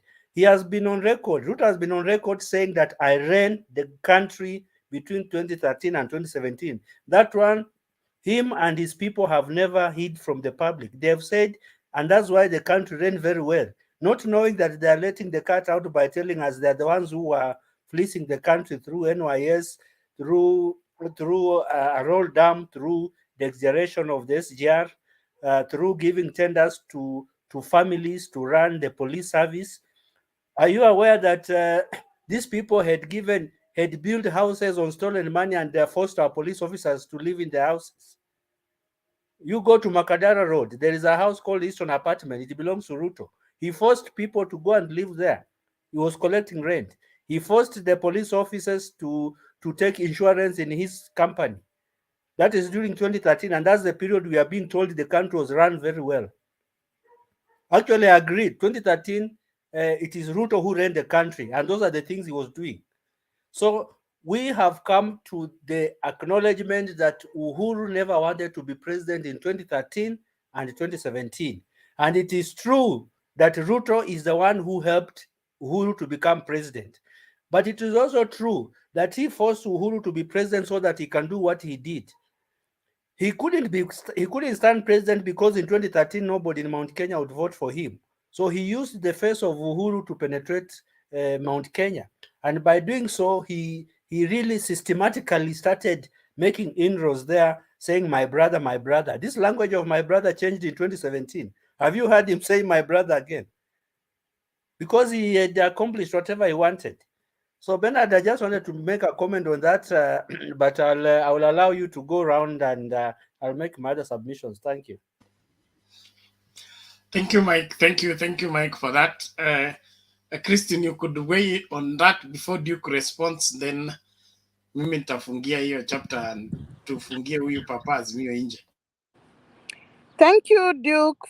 And sorry, thank you, Nyumba. Hi, Duke. Thank you, Nyumba, for recognizing my hands. Happy to see you, Bob. I missed you yesterday. I'll be locked today. Unfortunately, Nyumba, I'm outside and it's sunny, you know. I'm in a country where a child cannot even ride a bike without supervision. So I was just trying to block the sun. I'm contented with Mike's response. Thank you. I can see the effects of the wind. I can see the effects of the wind. Okay, thank you so much, Christine and Mike. So, Duke, you want to respond now? Please make it brief. Brian, response to Brian. Actually, I did not say.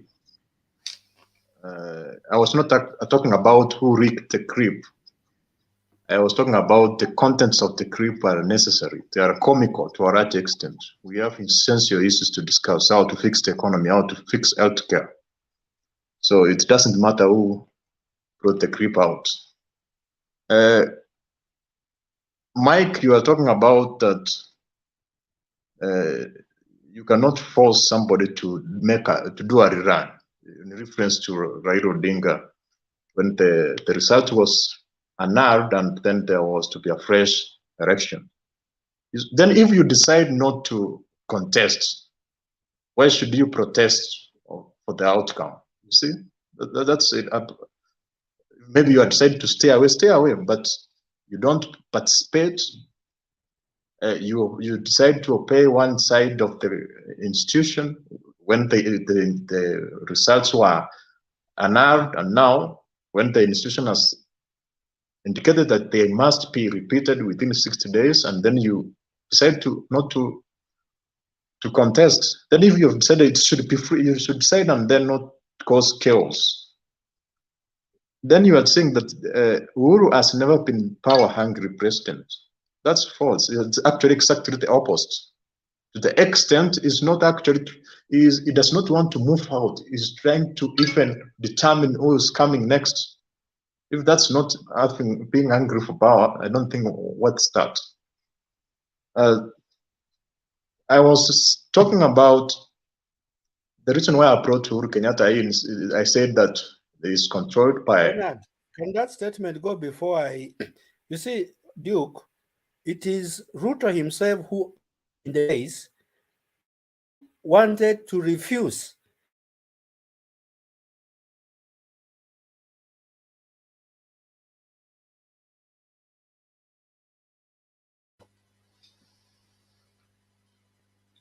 Mike, your net has failed.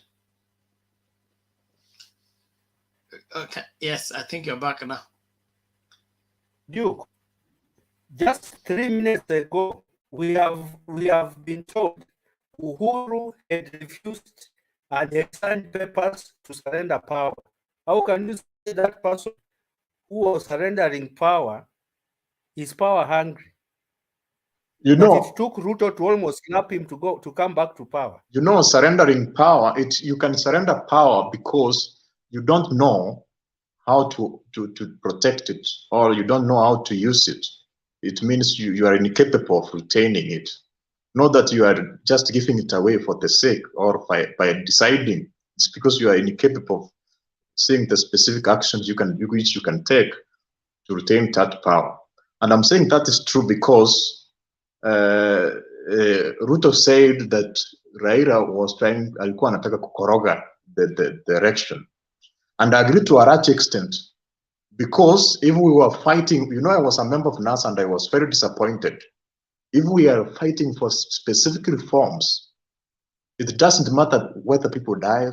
It doesn't matter whether it takes 10 years. So when you start a fight, people die. And then you have an handshake without addressing the key issues you were fighting for. Even all those people who died fighting for Raila Odinga, nobody has been compensated. Most people were shot. So it's like he was trying to get power and in an unjust way. Because if you see some individuals across the world who have fought for specific reforms, look at Martin Luther King. These are individuals who are not even seeking power. They were just fighting specific principles. And they were not even interested to have specific positions. So you have to be consistent. Maybe if you want electoral justice and you are state, we will have time to demonstrate. So we do that until we achieve what we are doing. You don't not do that for days, people die, and then you start dining with the devil. So that's like a koroga, the process. So that's what I can say. Duke, after 27 years of imprisonment, and when Mandela came out, the number of people who had died out of police assassination and brutality in South Africa cannot match the 2,000 people who died in Kenya. The people who have died in South Africa. But he achieved independence. He fought until South Africa got independence. He did not have an handshake with the British to have like a halfway in a way. He achieved what he was fighting for. Duke, what are you saying? He had a handshake with the Botha. The moment he came out of prison, the first person he had a handshake with is the same government that had killed his people in the street just a few months before he came out of prison. Those are the first people he had a handshake with. But the government accepted the racism is bad. He said all people must be equal. All people must fight. It not compromise without those issues being addressed. So first of all, you address specific issues. No, there was nothing that was addressed, Duke. When Mandela came out of power, nothing. Is there any document that shows that the apartheid government had addressed this issue before they released Mandela? Are you aware apartheid is still hurting the South Africans now? Are you aware that South Africans are the most deprived people in South Africa in terms of jobs and opportunities? As we speak, 20 years after Mandela died. Have you read the story of South Africa? Yes, I've read it. We are talking about. Are you aware that South Africa are still deprived in terms of opportunity? What was the apartheid regime about? It was about segregation. Some individuals are treated as less than others. But now all of them can vote. All of them can have equal opportunities. So he was fighting for that. Is there a problem of voting in Kenya? Duke, you are really simplifying this issue. No, we are talking about what Raila was fighting before 2017. What was addressed when he went to have an handshake? He was fighting for specific issues. Then when they went to the handshake, what were those issues which were addressed, which he was fighting for? So we were fighting for specific, now we have an handshake, we negotiate. These were the issues we are fighting for. Now we want this to be addressed. Justice for those who died and bad reform. Maybe we have bad laws or specific institutions which they have to be changed in a way. Not just a handshake without, in negotiation, there must be a proper procedure. That's enough, Mr. Duke. That's enough, Mr. Duke. You seem to have your mind made on blaming the handshake and the reason behind it. What you fail to understand is that different situations cause for different approaches, but at the end of the day, you achieve whatever you want to achieve. It's not a compromise when it is a postponed reality. The matter at hand at that point in time, it was not electoral justice. There was no elections going to be done then. There was already a president sworn in. What was to be addressed at that point was the legitimacy of President Uhuru Kenyatta for the country to move on, bring down the political temperatures, and let the bygone be bygone so that we live to fight another day. That is a decision that one makes because he has put the interest of the country first than his personal interest. In my opinion, that's much better than digging in like the Somalia, our neighbor here. They have been in war since 90s, early 90s. Kulikuwa na mtu alikuwa anaitwa Farah Indeed or something like that. Tulikuwa tumeita Farah Indeed. Now, he's the one who started the war, okay? And until today, we are talking now 30 years later, the war is still continuing. And that is what Duke is recommending, that we fight no matter how many people die. We fight until we get what we want. Things are not done like that. Not in a country that you want to safeguard the future. Raila Odinga may fail to be president, but if he succeeds in preserving Kenya, that's a better success. There are people who would want to ban Kenya because they must be president. That, in my opinion, is misplaced priority, misplaced passion, misplaced conviction. There is no need of being president of a non-existing country. There is no need of calling yourself president when you cannot govern the majority of the country. And so whatever Ruto said on the audio, it was not comic. It was deliberate. Those words were very chosen, specific, and they communicated something. In fact, they revealed what we were looking for at the Supreme Court. They forgot to close the door so that only the people to go and massage figures got in, but somebody else also joined them who was not part of it. And when he saw the Nini, for example, just to remind you, Duke, at the Supreme Court, the judges asked for recounting of the votes, the presidential vote. I remember specifically, I think it was Maraga who asked that, the recounting of the votes. And the president's lawyer said, I cannot answer that until I talk to my client. He was given 5 or 10 minutes to go and call his client. He went and made a phone call. Then he came back and said they declined to accept for a recounting of the votes because that will put their client at a disadvantage. I'm trying to quote the exact words he used. They are accepting to recount the presidential vote will put their client at a disadvantage.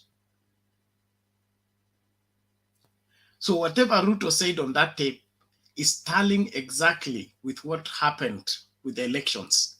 The only thing that we were mistaken was that Uhuru Kenyatta was behind all this. Now we are realizing the mastermind was not even Uhuru Kenyatta.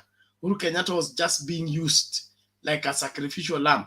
The people behind the bungling of the elections, the forcing of a president who has lost the election, the swearing in of all that process is one William Ruto, supported by Gachagua and Kindiki. They have come out clearly.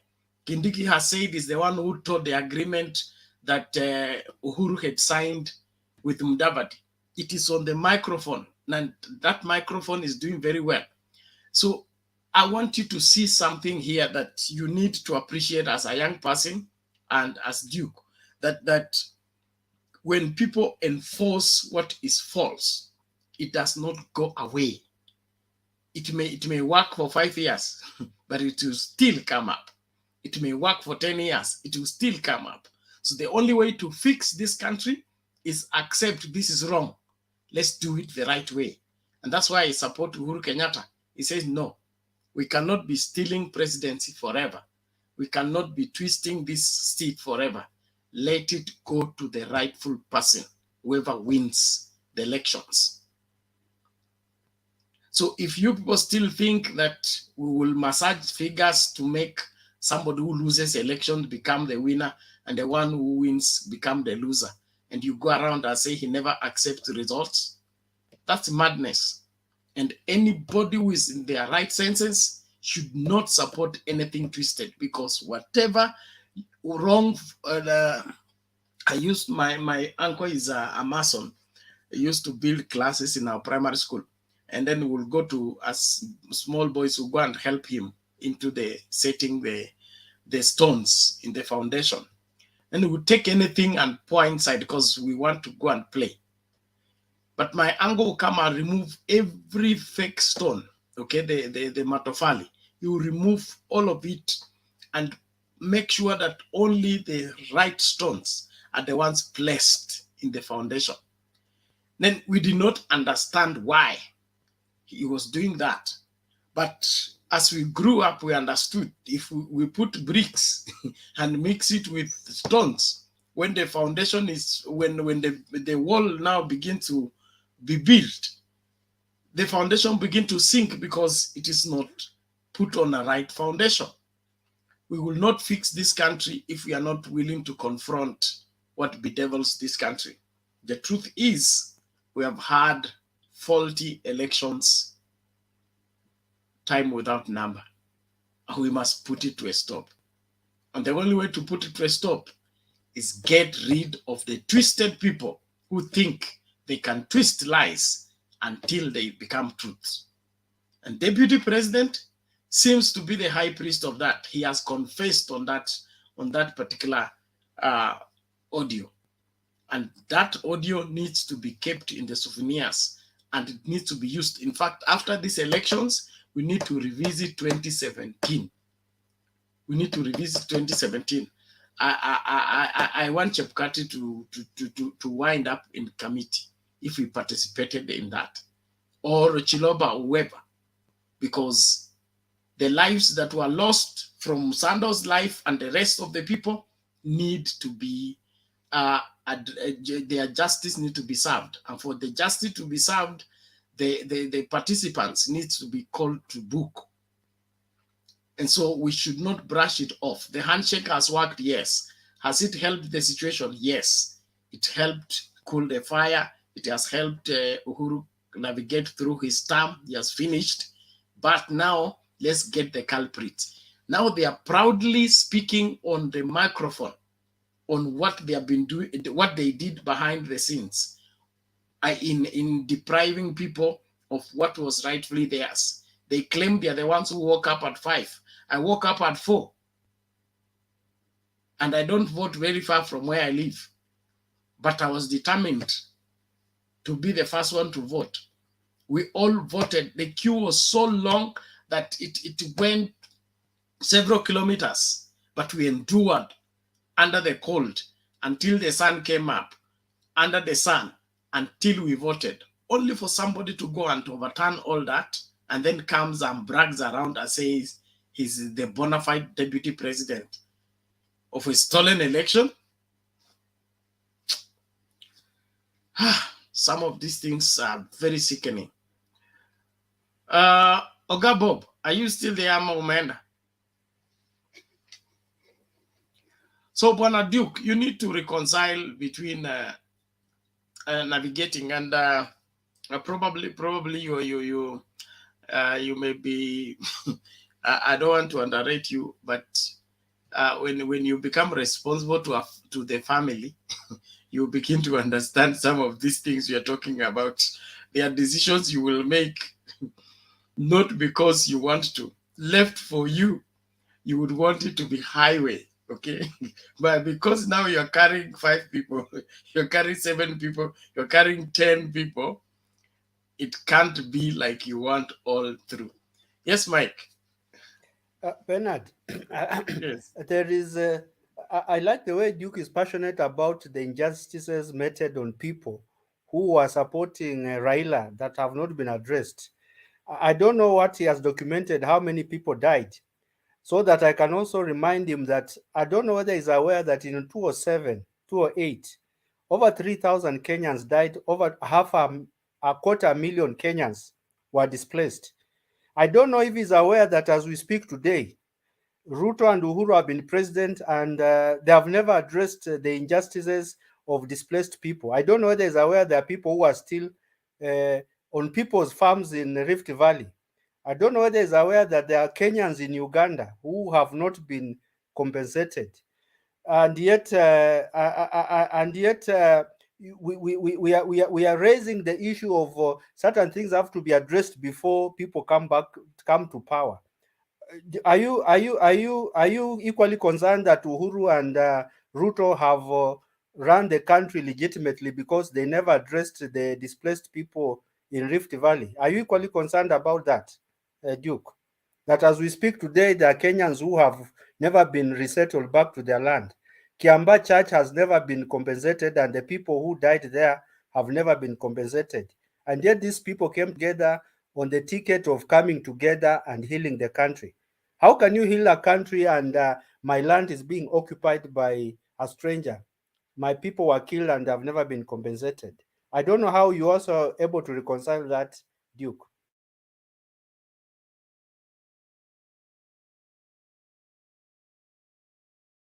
Yes, Duke, you can respond. Let me start with Mike. You know, one of the mistakes we as AZIMIO supporters make is to assume that William Ruto is the president. It's like in the US, we start talking about all the things we witnessed across the United States. We say that the main person who caused all that is Mike Pence. That does not make any sense. The person who's responsible with all the bad things, all economic crisis, everything which has taken place in this country, right from 2013 to today, is one, the president of Kenya, Uhuru Muigai Kenyatta. Nobody else. So you have to underline that. Then are you trying to say because in 2007 there was election violence and people died, then it's right for people to die in 2017 again? Listen, Duke. We are not Can talking I rephrase from my the question? air. Ngoja kwanza, Mike. What we are saying is not from the air. What we are saying is on record in public domain. Okay? From the audio, William Ruto has told you what he did. Okay? William Ruto is on record to say there is nothing the Jubilee government has done except what was passed in his house, on his table, in Karen. So you cannot claim to be the one making things happen, and when things go wrong, you say it is Uhuru Kenyatta. So William Ruto should tell us when were decisions, which of the decisions were done from the current table and which ones were done from State House, because he is on record to have said everything that the Jubilee government has done was decided, suggested, and agreed upon on his table in Karen. That is what that's what informs our saying that William Ruto is responsible for what's happening. So this is not imaginary, and it is not a parable. It's not an example. It is a response based on the confession of the person we are talking about. So until he recants that statement, we cannot stop holding him responsible. So are you trying to say, if for instance today I say I'm the president, I did A, B, C, D, so then you assume yes I'm the president, you start questioning me for all the efforts of Kenya. So the fact that Duke, can I respond very quickly? Deputy president, you are not William Ruto. William Ruto is the deputy president na mtu wa mkono wa nani? Wa Uhuru Kenyatta. Yeye akiongea ni tofauti na wewe. Sijui kwa nini unachichanganya na yeye. No, I've never, nowhere as William Ruto said that all what the government was doing, he was the one who was actually asserting that from Karen or the office of the deputy president. That's false. Yeah, I has not said that I was the one who implemented I everything. give up. I allow Duke to win No, the he discussion. actually was trying to say about what the everybody, president. order, everybody. Thank you very much. One of them, I want to leave you this headache so that you can prosecute it for me. I am out of here. Brian, ulikuwa unasemaje? I was answering some question. Can I answer all of them before? Ngoja mimi nang'atuka, nataka hand over. Okay, ndio you can continue answering while I am not here, because if the deputy president has not said what we have said, or you have not heard him say that, then I cannot talk to you again. Brian, what were you saying? Mimi nataka nisikilize nikiondoka na mwacha kwa mkono ya Themba. Brian, is your networking?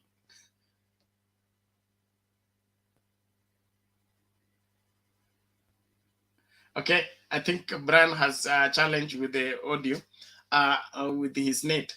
So Bwana Themba, Nani, Bob has not made submission, okay? Okay. And Mike responded to Duke. So let Duke finish answering the questions. When he finishes, you can now continue with the submission.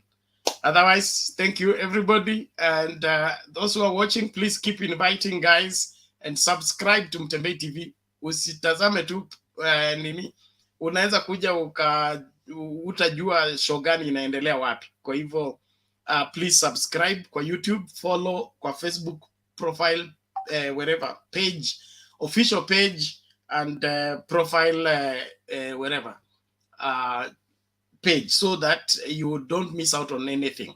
Thank you very much. Tuonana baadaye. Haya, Duke, endelea. The deputy president said that he assisted the president to retain power and to become the president, which can be through political actions, political support, or even advice. No, he did not say that he is the one who was making all the presidential decisions. If he was the one making all the presidential decisions, then why? The fact that the president relieved him of some duties means that the president is still powerful.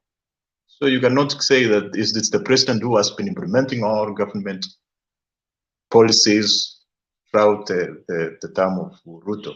That's false.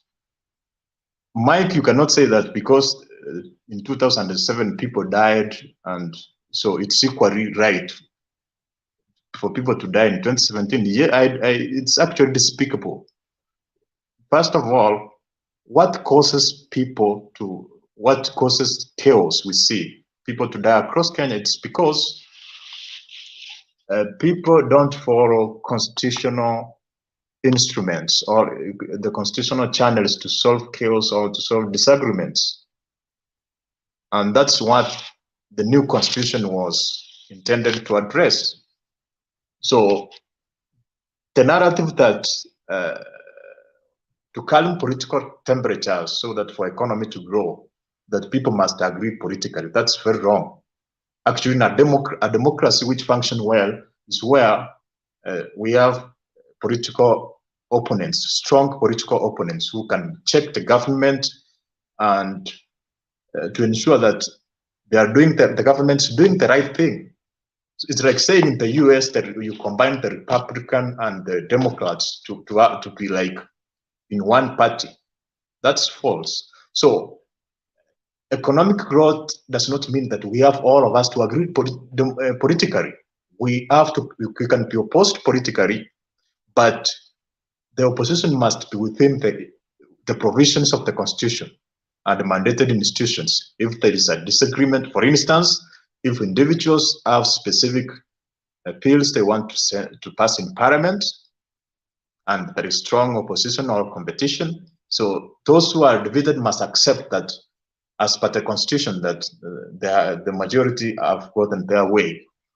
So we must deconstruct that the intention of the handshake was to bring political stability and economic growth in Kenya. Actually, political instability is when we have like one political party. It's like a single political party in a nation. So if individuals decide to root and they are in the same party and the party members or parliamentarians sing for them, then it means there is no checks and balance. So that's why President Opamba said, in a democracy is where we have people disagreeing with you every day, people challenging you every day, people opposing you every day. That's when you get focused and you do the right thing.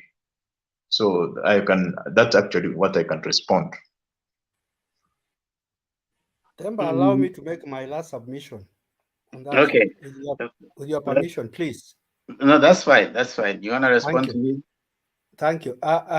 Duke, two things. When I brought up the issue of 207, I was actually responding to what you said, that Raila has failed the people who died supporting him, and when he came to handshake, he needed to have addressed those issues, and those issues have not been addressed.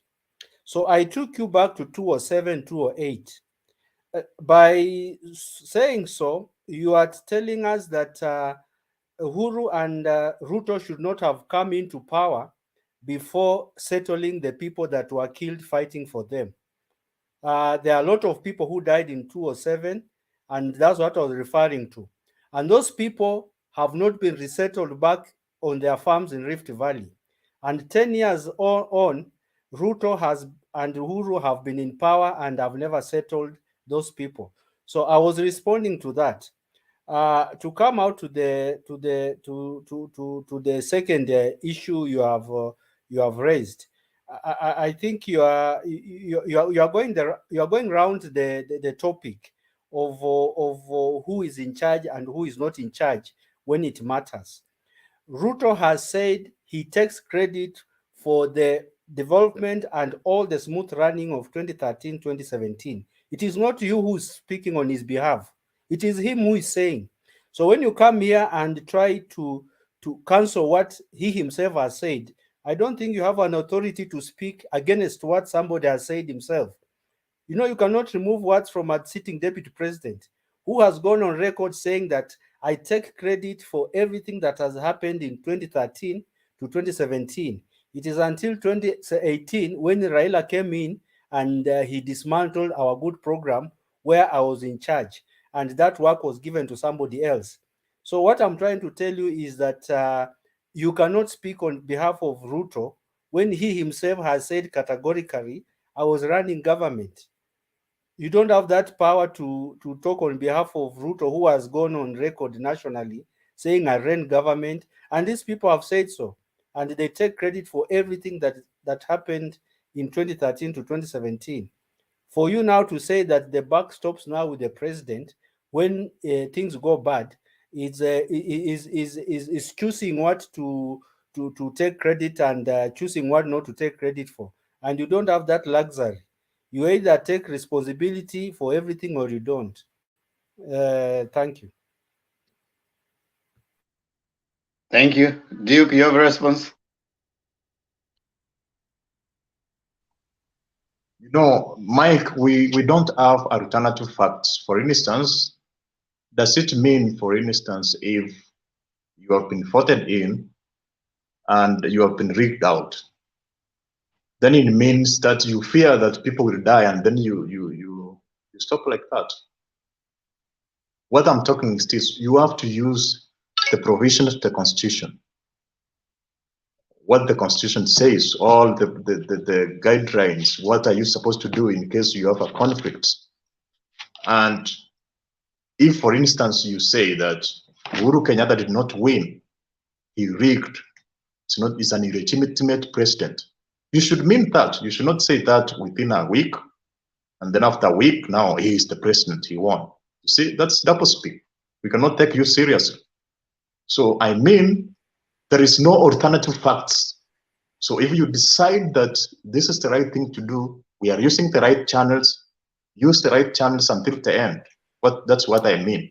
You know, Duke, you are not answering my question. You've just said Raila didn't address the issues that had made him get into handshake. And the issues you said were people. Can you allow me to speak? And the people died supporting him. So I've just asked you a simple question and you are not answering. Are we saying that Uhuru should have addressed the displaced people in Rift Valley before he got into power? Because you are saying that Raila should not have gotten into a handshake before those things were addressed. The Pepipendo who were killed in Nairobi and the people who died. So there are 2,000 people who died in Rift Valley. So are we saying that Uhuru and Ruto should not have come to power until the 2,000 people who had died were compensated by government? The 200,000 people who are displaced, some are in Uganda as we speak, should have been brought back first before these people sit into power and enjoy the trappings of power? You need to answer that simple question. Don't go round about legitimacy and illegitimacy. There is no connection about that because in 2007, Ruto and Uhuru Kenyatta were not contesting. They were not there. It was about Raila Odinga and Kibaki. So it doesn't mean that so I don't see the connection of the two. So the people who died, who is supposed to have compensated them? Raila. Are you suggesting that Raila should have compensated the people who died in 2007? No, you are talking about the channel. You are saying that because of 2007, and maybe Ruto is from the Rift Valley, and Uhuru Kenyatta is from Central, which and Kikuyu were having issues with the Kalenjin, then they should not have worked together until the issues of their issues were to be solved. Maybe if I got you wrong, but even if you are if you mean that you are talking about the responsibility of the government, yes, it's the government of Uhuru Kenyatta which should address the issues, because there were investigations about 2007 election, there were recommendations. They should have the one who should have implemented that. If they did not implement that, then that's a fail, and the most person who has failed is the president. Okay, I'll allow both of you to just take a break a little bit. We allow Papa to give his submission, then we'll be back to Musiende Mbali. We'll be back to both of you to prosecute what Duke and what Mike is saying. Papa Bargan. Jambo nyote, nashukuru kuwa nanyi. Jambo Demba. Karibu. Duke, my brother. There is Mike, Christine Adika. Nashukuru sana kuwa nanyi. Nataka kuangalia menu hapa na ninaona Azimio tunafanya kazi nzuri. We are widespread. We have confused the enemy. The enemy is angry, is not settled, and that is why he has to forget that he launched a manifesto and start having wild conversations about self-incriminating statements. You know, I've been listening to Mike and Duke, and I almost felt like I should get into the studio and punch both of you, because Mike has taken too long to punch Duke. So I wanted to deal with you, both of you. And it boils down to the behavior of the DP. The DP is continuing to exhibit a lot of arrogance, and this arrogance comes out of his greed for power, and I think he's now reached a stage where he has some self entitlement. He feels like he's the only one who should be in power, because if he could do what he did in 2017, then nobody can doubt the fact that he's very hungry, power hungry. And I find it very difficult seeing Duke defending him sometimes. You know, I almost wanted to ask Duke, is there something he's consuming that we don't know? Because when you listen to Duke, It talks about 2007. It talks about 2017. And then he talks about, tries to connect Raila Odinga with violence. And that did not achieve anything. You know, Duke, you ought to know that Raila has been a law-abiding citizen. In 2013, when he did not win, according to the IBC, he went to court. And after the verdict, he accepted. In 2017, he did the same. And when he came back, when he came from court, he was told that repeat elections were to be carried by the IBC.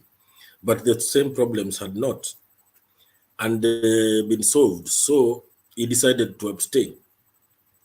And, you know, Duke, when you talk about violence, it is the police who are trying to harm innocent protesters. Number two, what the Raila Odinga did is in line with the Constitution. And the Constitution says that the power rests with the people. And that interpretation, that is why he decided to seek the power of the people by invoking the right to self-rule through the same Constitution. And that's why the views were being collected in the counties so that we could use that part to declare that self-rule. So it is not something that he was doing out of the Constitution. So Duke, when you say that we never achieved what we wanted to achieve, like the electoral reforms, that is exactly why the BBI was brought in, because BBI wanted to create equality in representation, in resources, and address these other challenges that are there. But you have decided to rubbish the BBI and make it look like it is a personal thing that Raila wanted to do. In fact, your presidential candidate has been singing reggae for the last few days. I don't know. Yet he's the one who is distributing seats without going through the constitutional channels. So Duke, sometimes you need to be reasonable and accept that it is hard defending the DP. And this idea that you have, that you are supporting NASA, and now you have decided that's because Raila did not do what you wanted him to do, that is ensure that as many people get killed so that we can achieve the goal. That is why you decided to go to to support William Ruto, who is a very bad choice. Then I'm confused at what really you stand for. Now there's this gentleman called Mudavadi. I don't know, Mudavadi, I think should retire. Or what do you think, Mike? Your brother is becoming an embarrassment. He's even doing more poorly than the PAR president, Mr. Kingi. So this gentleman, I think you should make sure that he does not leave the borders of Vihiga County, because he has relegated himself to a chief, a clan chief, not even a tribal chief, his clan chief. He's really, his status as a politician, national politician, has really disappeared almost to a negative. So I really don't even want to discuss him. But one thing I want to mention that has really irked me yesterday is it is the judiciary, because the judiciary is putting Kenya in a very bad situation. We have the issue of Sonko, we have the issue of Sakaja, and it tells me that the judiciary, there is something wrong with this judiciary, because you know, in law, there's something, there's a certain power that the judges have to deal with matters expeditiously. And when Sakaja's lawyer comes and presents that the petitioner has some powers, as there's somebody big, somebody from the state that is behind all this, that which has no evidence at all in the presentation of his petition, and yet the judge continues to hear this kind of argument. Yet the judge has got that with the stroke of a pen, just one section, dismiss that issue of Sakaja. There is a civil procedure section. I can't remember it very well, but they continue to entertain this.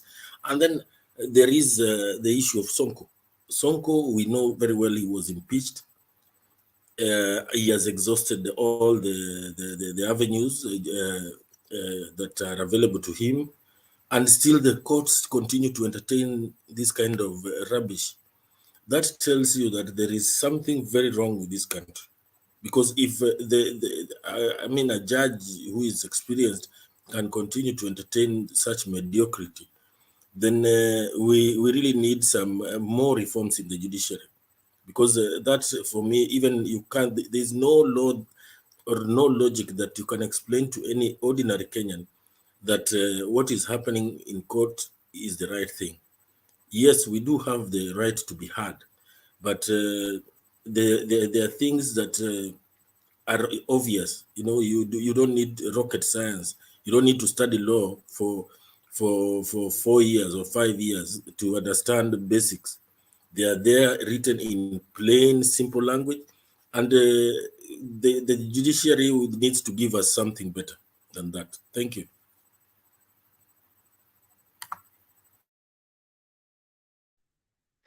Thank you, Bob. Christine, had you talked? Hi, Temba. Good to see you. Hi, Bob.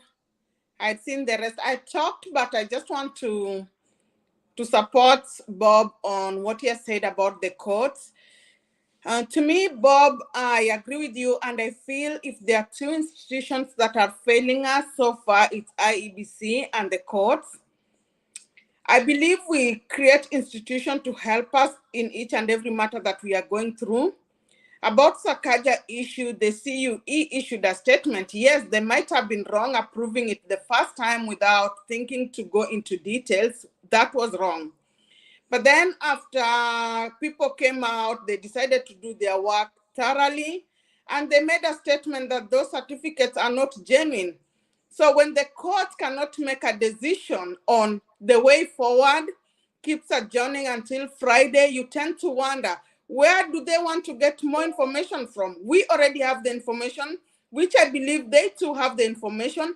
They should allow the CUE to submit whatever they have, because at the end of the day, it's not the role of courts to verify somebody's certificate. It is the CUE. And when CUE decide to do their job, they're still thinking of whether to accept those submissions and take us until Friday to make decision. It is wrong. Secondly, I hear people normally say chapter 6, integrity issue. For Sonko, it's a non-deal. He did wrong. He was impeached. Why should we be recycled a leader like Sonko? And then Sonko just is playing with our feelings, with our emotions. Just because economically we are at our lowest point now, he has money that we know some of those money he did not get it right. He's now in Mombasa spending his money on people. Yes, he might be having a philanthropic heart, but at the same time, that is like corrupting our voters, because personally, if I'm going to sleep hungry and you give me food to vote for you, I will not vote for the right person. We know Sonko is just, I don't know why the courts are still dilly-dallying with Sonko's case. I think it's high time as a country, we need to just do the Mandamano thing for these courts. Even though Duke is against Mandamano, Mandamano is very right, and it's the police that kill the people. People don't attack other people. It's the police that kill the people. So I think it's high time for us to go on the streets for these two institutions to work. They are failing us. Thank you. Yes, Mike. I'm equally concerned, like Christine and Papa, on our judiciary, but I have a feeling it is not just the legal process. I think there is and this one I'll say on air without fear, and none other than the Chief Justice Willie Mutunga said, we run a mafia country. There are things that happen behind the scene that we think are normal, but are not normal. I can tell you for free that some of these judges are either bribed or blackmailed. I'll give you a case. Recently, Sonko released a tape of one sitting judge called Jitembe receiving money. And I think Sonko, in his craftiness, a mafia-like craftiness, he has information on very many judges, especially on their corrupt dealings. So when a case goes before them, he's able to negotiate justice by telling them we have to discuss on what is favorable to me, so that I also don't share what I know about you. Because Temba, I've observed even the way the mafia country operate. Judges are either blackmailed, extorted, or threatened. And in the case of Kenya, I think it is more of a bribe and blackmail. Most of these judges, Temper, have serious integrity issues. Most of them. And it is not lost that Uhuru refused to even admit 6 of them. The case of Akasha brothers, Temba, a case where there was overwhelming evidence on drug cartels in Kenya. No sitting judge was willing to take on that case until the Americans had to come and rescue us. A case of Chicken Gate, Themba. A case was concluded 5 years ago. Those people were prosecuted, charged, and they served term. The same evidence. And Themba, do not lose focus that we are in a Commonwealth country where the practice of law is the same. Kenya and UK, we share the same practices of law. So somebody would not argue that the standards are different. The same evidence brought to Kenya, our judges were not willing to prosecute the case. So Ben Temba is not about practicing law. I think there's something wrong, as Christine says. And for me, I will just put it simple. They are corrupt, they are compromised, and they're either being blackmailed for the things they did. And the sooner Martha comes in to clean up the judiciary, the better. Because cases in Kenya never go as per law. They go as per the transaction made available to them. Thank you. Yes, Papa. You know, just to echo what Mike is saying, you know, if you have been privy to any papers that are filed in court for any civil matter, there is something at the end of any petition that is called a course of action. And the course of action is where you put your prayers. What do you want from the court? What do you want the court to decide? Now, when Sakaja goes to when he files he files a replying affidavit or to the petitioner, he's asking the court that the court throw away that matter because he has a valid degree. Now, here is a court that is entertaining arguments from Sakaja that there is some power that is pushing this petition in court. Now, the course of action and the issue is here is a degree. So whether the degree, it is very simple. Do you have it or you don't have it? Is it valid or is it invalid? And here is a judge who is still entertaining the argument that is not even the course of action or the prayer. So this tells you that the blackmail and what Mike is saying about blackmail is very ripe in that judiciary.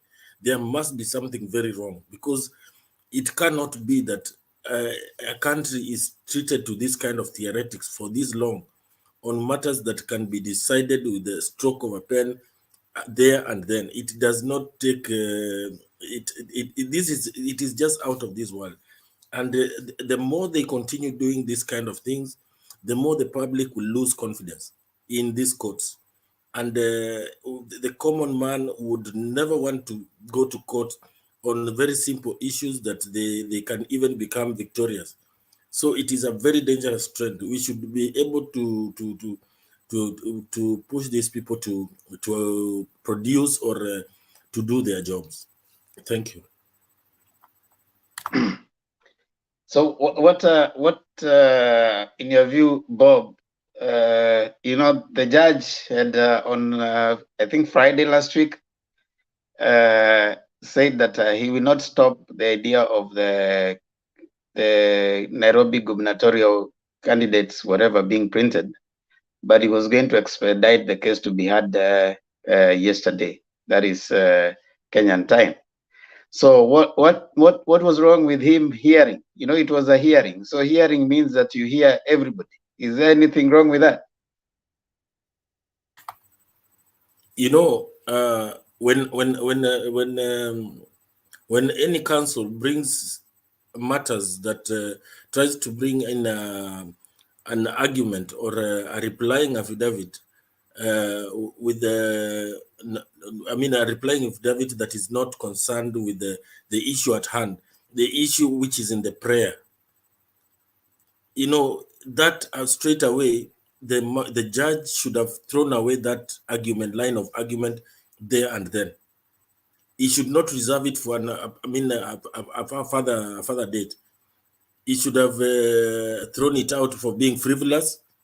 But here is a judge that continues to entertain such an argument, because never for sure nikianza kusema ya kwamba ati mimi najua kuna mtu mwingine, and huyo mtu mwingine is speculation.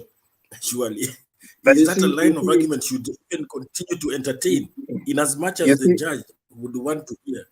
You see, Bob, that is being preemptive. You see, you have a right to be heard.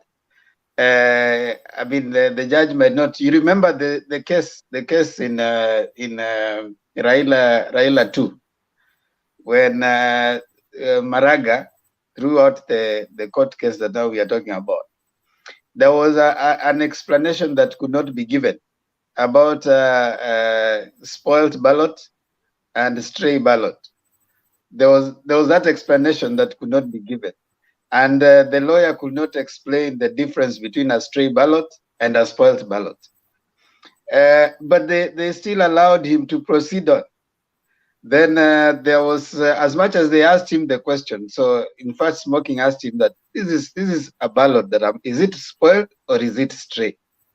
He could not. He struggled with it.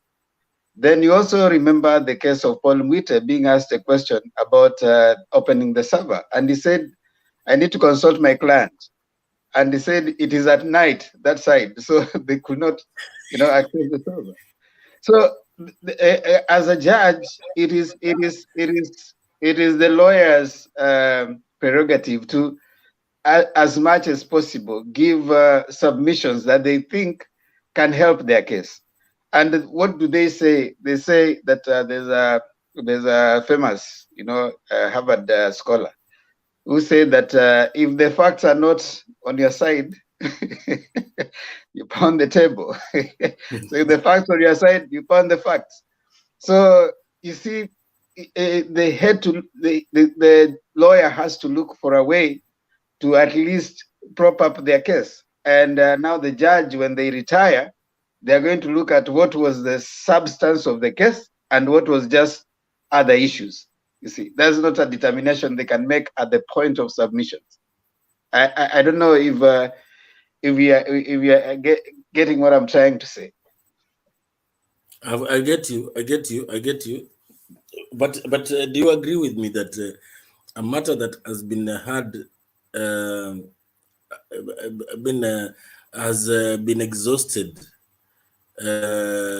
to, let me call it, by the lower courts, in as much as it is the Court of Appeal, this one of Sonko, it really does not make sense to any any right-thinking Kenyan who knows and understands law, because he was impeached. Why are they still entertaining this gentleman? That is, it doesn't make sense. But you see, that's the law. I mean, Papa, we need to choose if we want to be ruled by the law, or we want to have the Django rule. You know, if we are to just say that because I perceive Papa to be bad, then it is straightforward. Papa is bad. Once you have the law, like they say, is an ass can be flogged either way. The law protects the accused and the accuser, right? Now, in terms of impeachment, that because you have been impeached, you cannot vie. Has there been a court determination for that fact? Has there been any particular court? Is there a precedence that it now the fact that it has been mentioned in passing, like the Chief Justice mentioned it in passing in some places, there's no straight whatever that can be looked at and say that this is what is a reference. So Sonko has his right, as much as, in spite of what you may feel about him, he needs to test the judiciary and our legal system. And you see, the law being what it is, if you don't test it, you cannot know the extent to which it can serve you. So he is having his arguments. Whatever comes out of the court proceedings is going to be precedent that can be applied elsewhere. You remember there was a time during the last election, I think there was a situation where some judges sat, I think, at night and passed something about the election. And it was challenged, you know, and the question that was raised was about the time of the sitting. It was not what was passed, if you can remember. So I don't think we need to blame Sonko. If we have an issue, then we need to look at our laws. What does our law say? Does he have a right to approach the court? Yes, any aggrieved, like the Constitution says that if you feel aggrieved, you have a right to approach the court. So Sonko has a right to approach the court. Sonko has a right to go and seek redress from the court, and the court is going to determine his case. You see, now, as far as the other things that we are having, we are coming in and we are saying the courts have been corrupted and stuff like that. Of course, now those are issues that now we can address in a different. Those are now, of course, civic whatever. You can participate in that, and we interrogate. Is it possible that some of the judgments that have been arrived at, there is compromises that have taken place? Yes, we can bring that out. And that is when they wanted to bring the office of the ombudsman, and it brought issues, right? But as far as pursuing your right within the legal system, I think Sonko is just right. You know, politics out of it. Let him pursue his right. We need to choose if we want to be ruled by the law or we want to have the law of the jungle. Yeah, just let me. Hold on, Papa. Christine wants to say something, and then I come back to you, and then of course I go to Mike. Yes, Christine. Okay, thank you, Temba, for the clarification on Sonko part. It makes sense.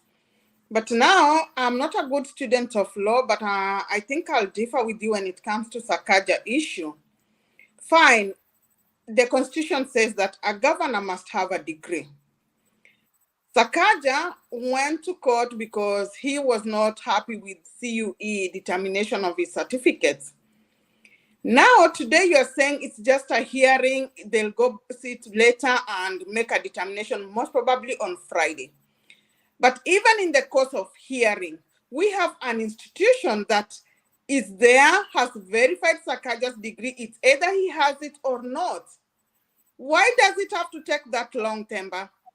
Like CUE was there. They really wanted their submission to be accepted into the court. Why should we go about, like, why should they beat about the bush, take us until Friday? What is hard there? CUE is there. Is this certificate credible or not? It's not credible. Case closed. Unfortunately, the law doesn't work that way. You see, when a matter is before the judge, you cannot introduce new matters, right? Within the same. Now, when was the case presented before the judge? By that time, was there a letter from CUE? By that time, had it been part of what was being responded to? All right. So the law, the matters before the court do not work as per the way we think. All right. Now, when CUE wrote the letter, it wrote it to IBC. It didn't write it to the court. Okay. Now, the matter was before the judge, and the matter there, when you remember, when the tribunal was sitting, the reason the tribunal did not act on the letter was that by that time, when they were making their ruling, the letter was not in front of them by that time. All right. And the letter was, Sakaja went to court and blocked the letter from reaching the tribunal. Okay. So the matter went to court. So the letter was not part of that. Now it's now up to the judge. I mean, if he's going to sit and out of whatever arguments have been presented, realize probably now that is up to the judge. It's now for the judge to with the matters, with the things before him. Of course, the court does not have a right to award anyone a degree certificate, but now it will depend on the matters that are before the judge and the facts available. You cannot introduce a new thing that you did not give your client to respond to. All right. So if maybe the judge will determine that they can admit that information at that time, I mean, now it is up to the judge. That's now the things that happen. The law is very interesting. It's not the judges are not as emotional as we may want them to be. All right. We might be so emotional because the CUE has already confirmed, CUE has already written, but CUE wrote to IBC, not to the judge. So is IBC seeking to be friends of the court?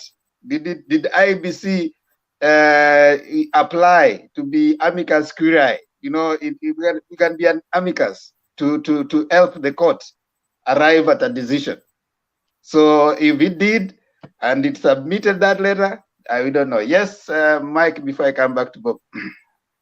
Ben Themba, what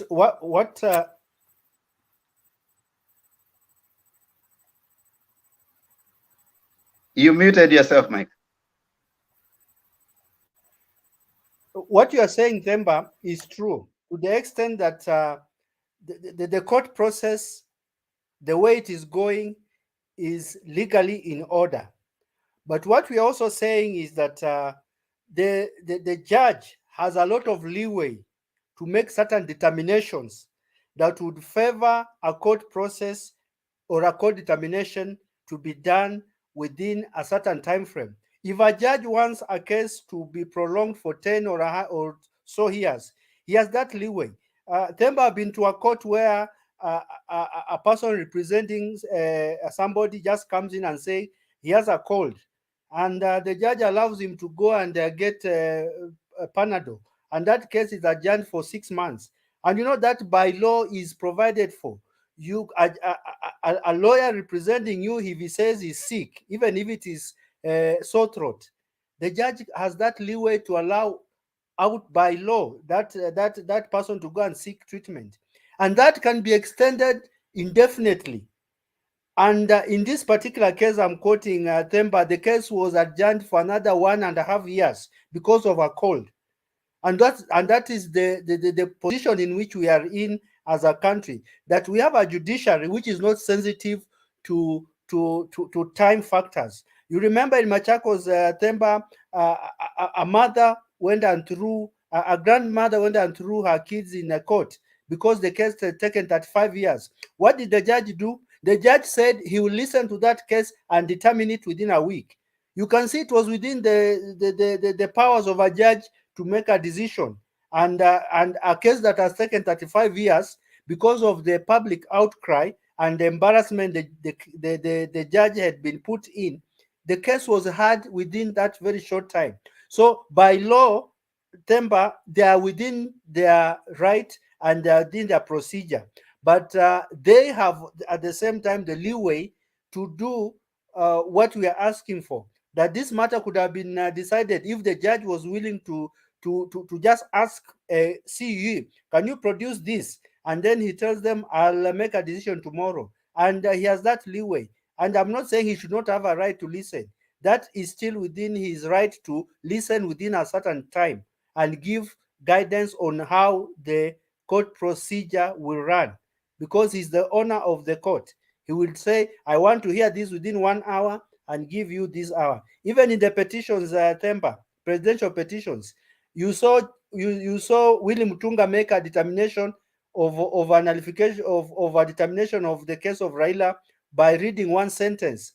He read one paper and nullified the petition of Raila in 2013, and it was within his right. But he could have said, let me go and discuss this for 1 week or two. But he made a decision within the judiciary, of course, not Mutunga as a person, but the panel made a decision within 5 minutes. They read a 10-letter statement saying Raila has no right to this petition, and it was cancelled. The same judiciary could have prolonged that process to even 1-2 weeks, which is provided for by law. Thank you, Temba. Thank you, Mike. Maybe what we need to appreciate is the status of the case. Already the hearing has been has taken place, and the judge has retired to write a judgment. Okay.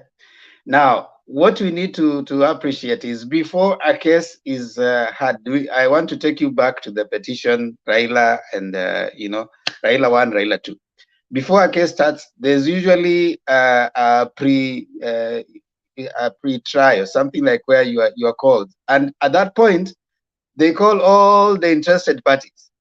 All right, those people want to be friends of the court, those people want to have expert opinion, everybody now is called, anybody interested in that case.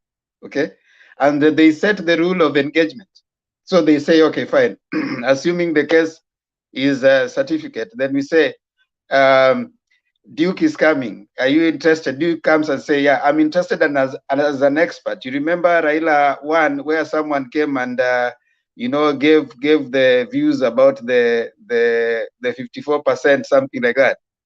So there are people, different people will come. They are not necessarily the main respondents, but they are coming in as friends of the court. They are popularly called, you remember, amicus curiae. Now, you can be an amicus, an interested party in the court. You can be enjoined, all right? So we want to ask a question. Was IBC enjoined in that case, right, as an interested party? Now, if IBC was enjoined as an interested party, then at the point of the case today, the submission, IBC would have had that opportunity to give it what? To say that, okay, fine, we have since come with this letter, and this is where we are. So that would happened last week, all right? That happened last week when they were saying that this case will be heard on this day.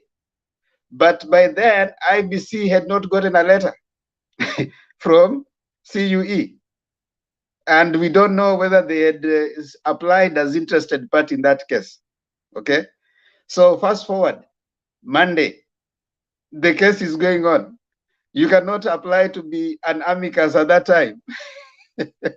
Whether you got a letter, whether you got what, there was no time for you to serve all the people with the case, because the person who was suing, you're supposed to serve everybody with whatever case you're having, so that the respondents can also prepare their affidavit. Now, if IBC was not part of that, and they were not friends of the court at that time, then it is possible now when they come there, whatever they produce, the respondents need also time to go and write a response to it. So if you give them that, you are introducing new facts on the case, which is not allowed. You are ambushing the respondents.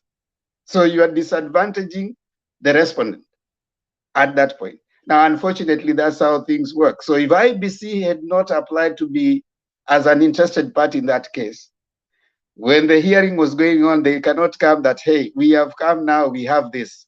No. So it's unfortunate, but that's now how the course. So it's up to the judge to go, and when he sits, to decide, as he's going to decide what has been provided for him. Now he'll determine based on that fact. Yes, Bob.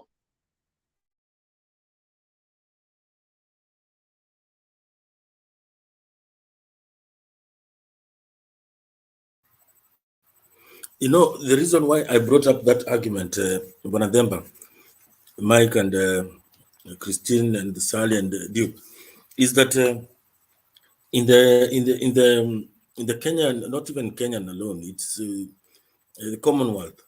There is something called in the civil procedure. There is something called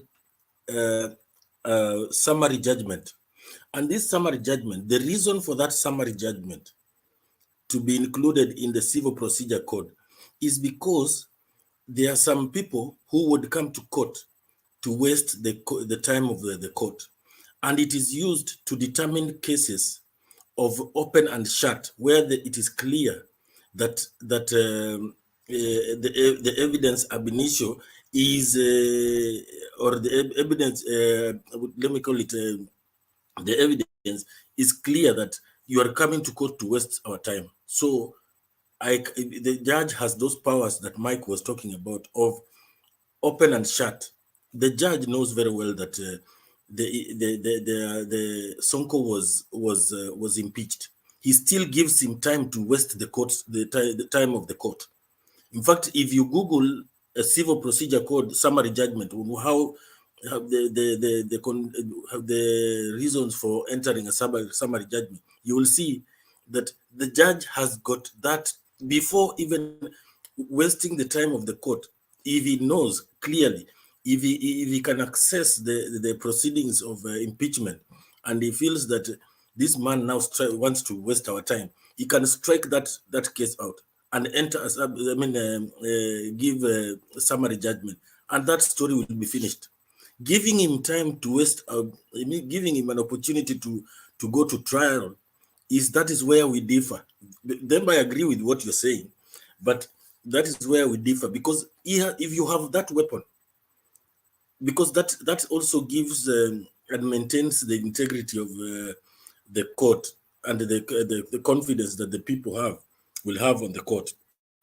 Why would you want to give this fellow a lifeline where, and mark you, when you are giving him a lifeline, you are putting the IEBC in a very precarious position, because they have all their actions will depend on an action on this other side. So it is prudent.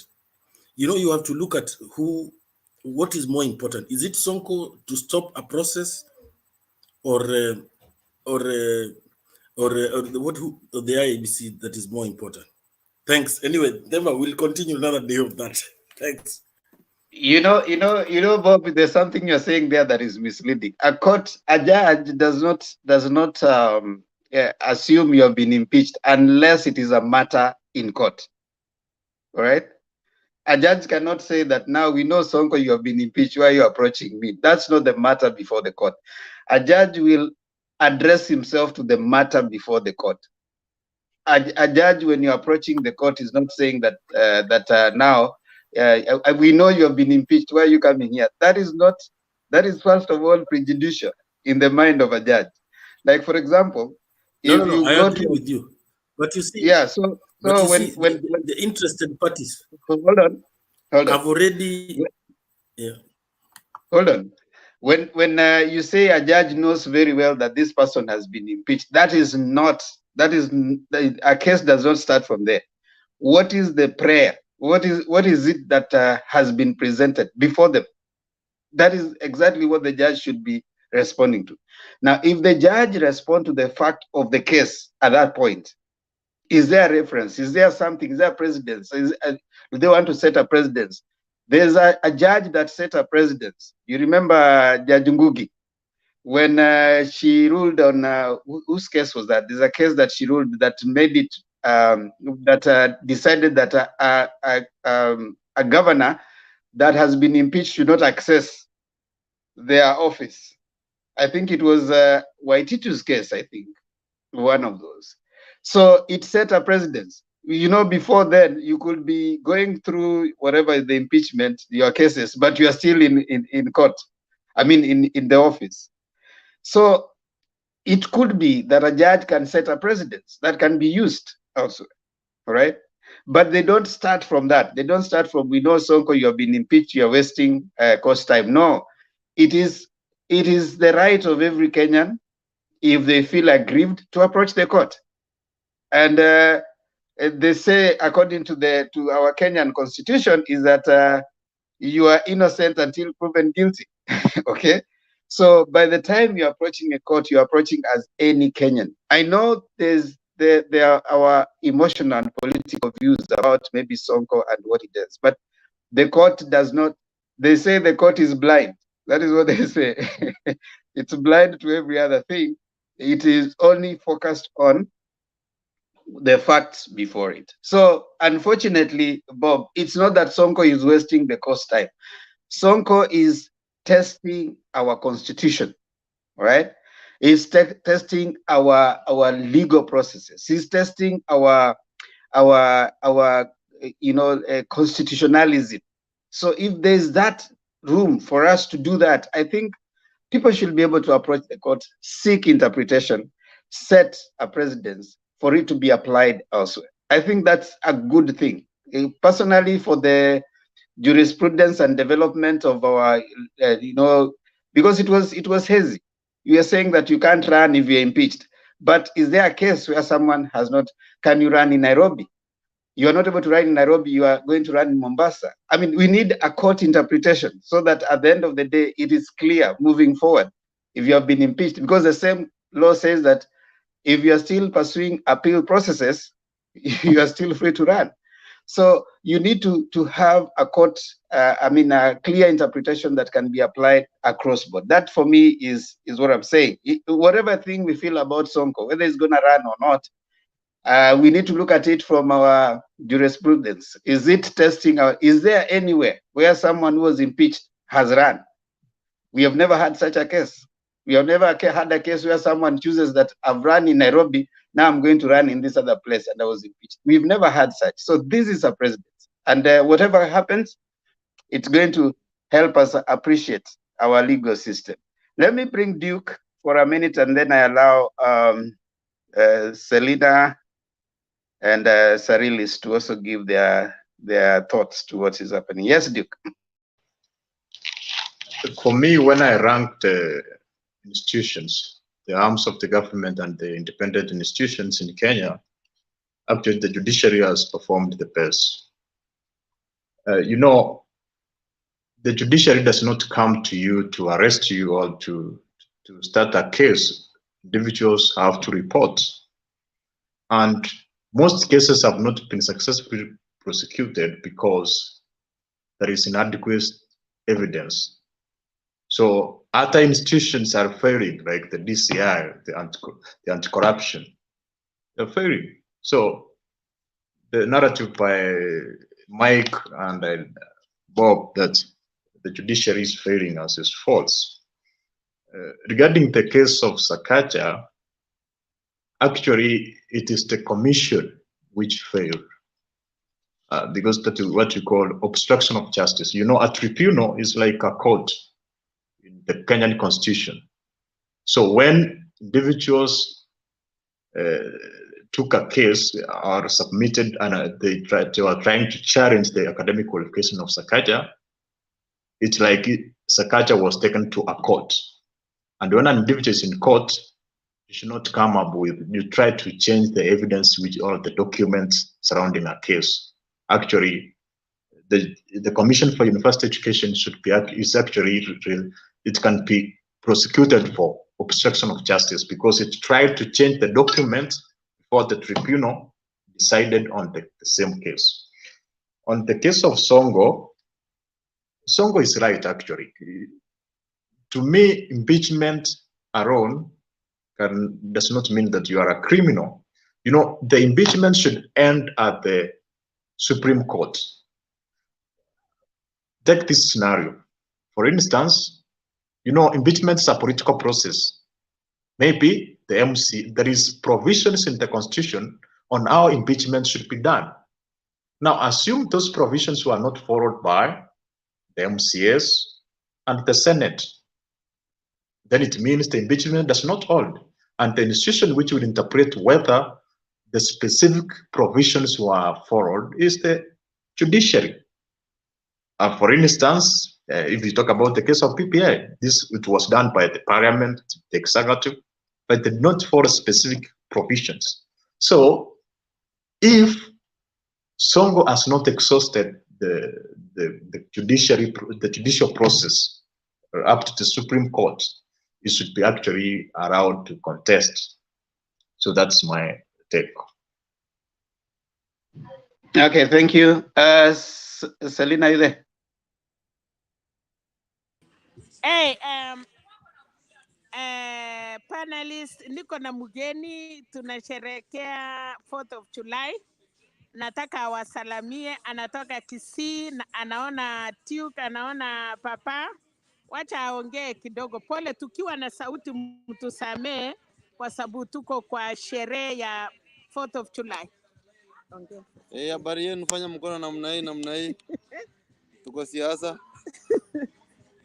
Ni kipindi ya siasa. Tuchape siasa smart. Naitwa Theo. Niko pande hiyo kwa TV. Ninafurahi kwa join. Na mimi ni ndani ya Azimio. Mpaka Depe. Tutapiga hapa na nyumbani kama itawezekana. So majamaa wa UDA mniruhusu niongee yangu kidogo. Msikasirike. So nimefurahi kuingia hapa. Tutazidi kuongoja niachie Salina aongee sababu ni wakati yake. Yes, Temba, leo nimepata marafiki na tumecheza rero ni rero.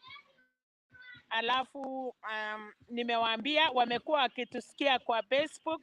Sasa leo nimeonyesha Deo na ako na marafiki. Watu wengi sana wanasikia kwa Facebook lakini walikuwa wanashindwa vile wanaweza ingia. So nimeonyesha Deo na mimi najua atakuwa na group yake wengi. Waongee na watu nyumbani, wamwambie vile wanaweza kuamua na kupiga kura. Nilikuwa nauliza Deo ile mambo ilikuwa imefanyika katika Kisii na watu wengi kutoka hapa, na amesema ni jirani ya Alex. I wish Alex angekuwa hapa. Alex angekuwa hapa, angekuwa ameona leo majirani yake, angeshangaa hii Kenya kumbe ni kidogo. Otherwise, kulingana na msaada mambo ya leo, nimeona kwanza nataka kitu moja. Kuna mambo Songo amefanya imenikusa, kwenda kusaidia ule Justina Ocheng, kumlete kutoka Siaya na akampeleka Mombasa, na naona ametipiwa na amepelekwa kwa rehabilitation.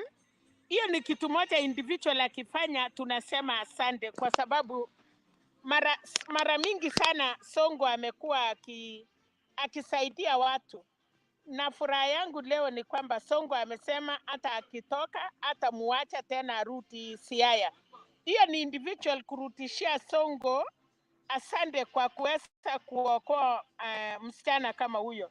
Nikirudi naona mnaongea kwa mambo ya kotini, mambo ya Sakacha na pia mambo ya Songo.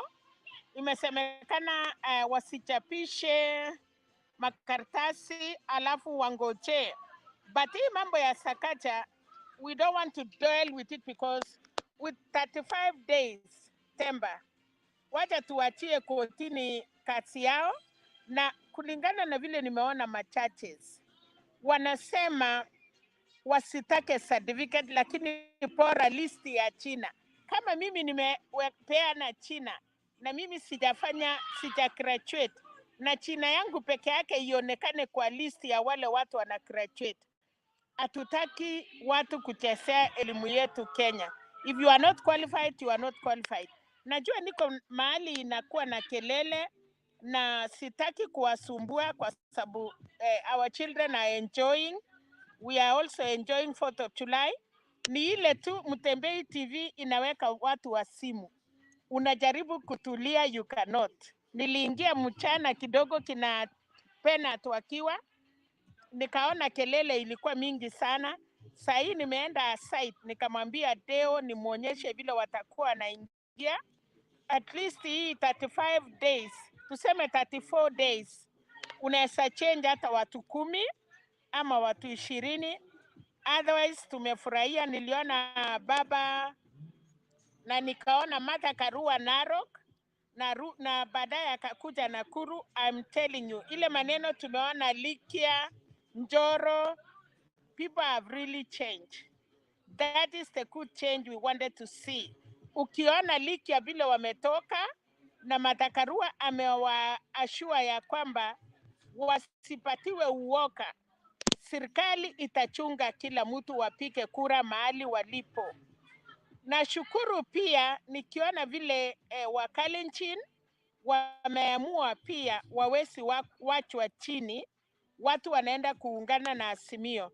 Bernard, nimeona list ya kwamba sisi Azimio baba ataenda kuunda serikali, na hayo tu nataka kusema kwa sasa, kwa sababu sijakuwa na nafasi mingi sitaki kuongeanga out of topic.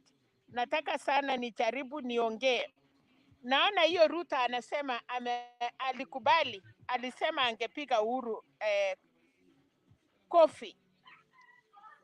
Sasa kama Uhuru alikuwa anasema hii maneno ya kuiba imekuwa ngumu, wacha twende nyumbani. It is the second time Uhuru Kenyatta akikataa. Wakati ya Mudavadi, Uhuru Kenyatta pia alikuwa amesema si lazima Wakikuyu wakuwe president.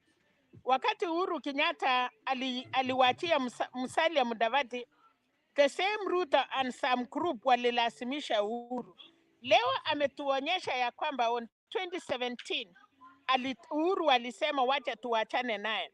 Nikikumbuka vile Uhuru alisema wakati watu walikuwa na uwawa na maneno ilikuwa inaendelea Nairobi, Uhuru akasema wacha aenda atafute Raila.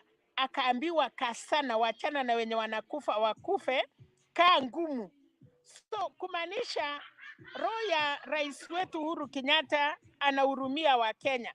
But now we know nani ndiye alikuwa nakatasha Uhuru hata kwenda kwa handshake.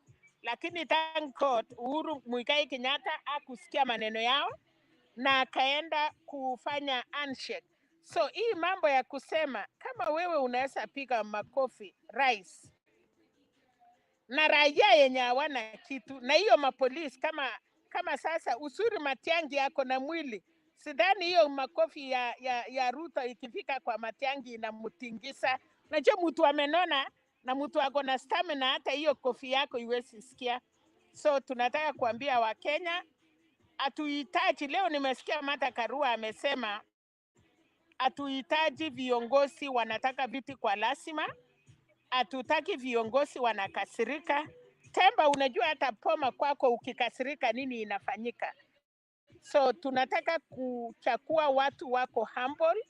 Uongozi ni kunyenyekea, kwa sababu huwezi toa kura ya mtu kwa mfuko yake. Na nashukuru Central 35 days to election.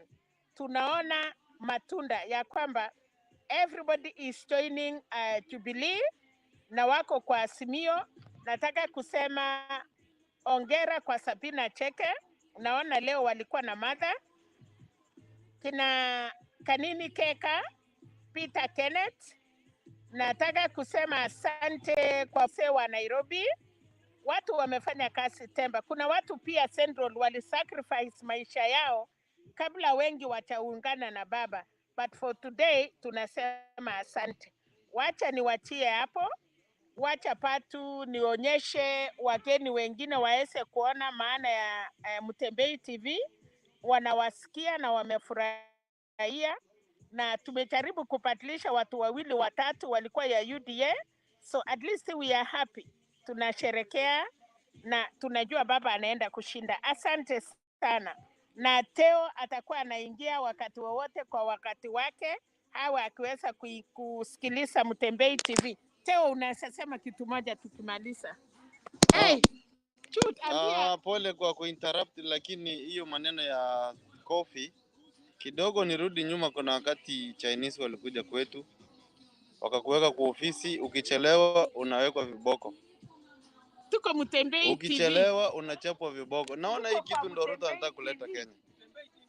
Hebu imagine sasa kama Ruto ndiye alikuwa ndo president na Uhuru ndiye alikuwa msaidizi wake, alafu Uhuru aongee hivyo, si angekula hiyo kofi? So huyu mtu akipata nguvu na kwa hana ile heshima kidogo alisema alikuwa nayo. Sasa unajua akikuwa president yeye ndiye anaheshimiwa. Sasa atakosa ile heshima kidogo alikuwa nayo kwa rais na kwa watu wengine. So tutakuwa tunakula makofi kwa ofisi. Hata tutaogopa kutembea, you know? Wacha tuweka mtu ambaye ni humble. Hatukatai Ruto ni kiongozi, lakini kwa sasa wacha control emotion zake. Aive, aende jikoni apikwe, akuje baadaye. Kwa saa hii wacha tuseme mzee aende atengeneze maneno, ndio hata akikuja apate economy ni mzuri na akwe amepunguza hiyo maneno yake. So mimi nasema tafadhali, kabla hujaweka mtu kwa ofisi, muangalie hata si kwa historia yake, kwa mienendo yake. Mwenyewe anaambia wazee, the old people, that kama angekuwa na heshima kidogo kwa president, hata sio kubwa, alikuwa nayo kidogo, angemweka kofi. So hiyo inamaanisha huyu mtu ni violent, number one. Inamaanisha huyu mtu ana madharau na heshimu ofisi. Ukikuwa kwa ofisi, kuna zile interpersonal skills unafaa kuportray kama leader kwa ofisi. So kama mtu una hizo values kama kiongozi, hatuwezi kutrust kwa kiti kubwa ya serikali ya nchi, and this is the country, na watu wanategemea wewe utengeneze ili waishi vizuri. Look at the economy now. Look at how things are going.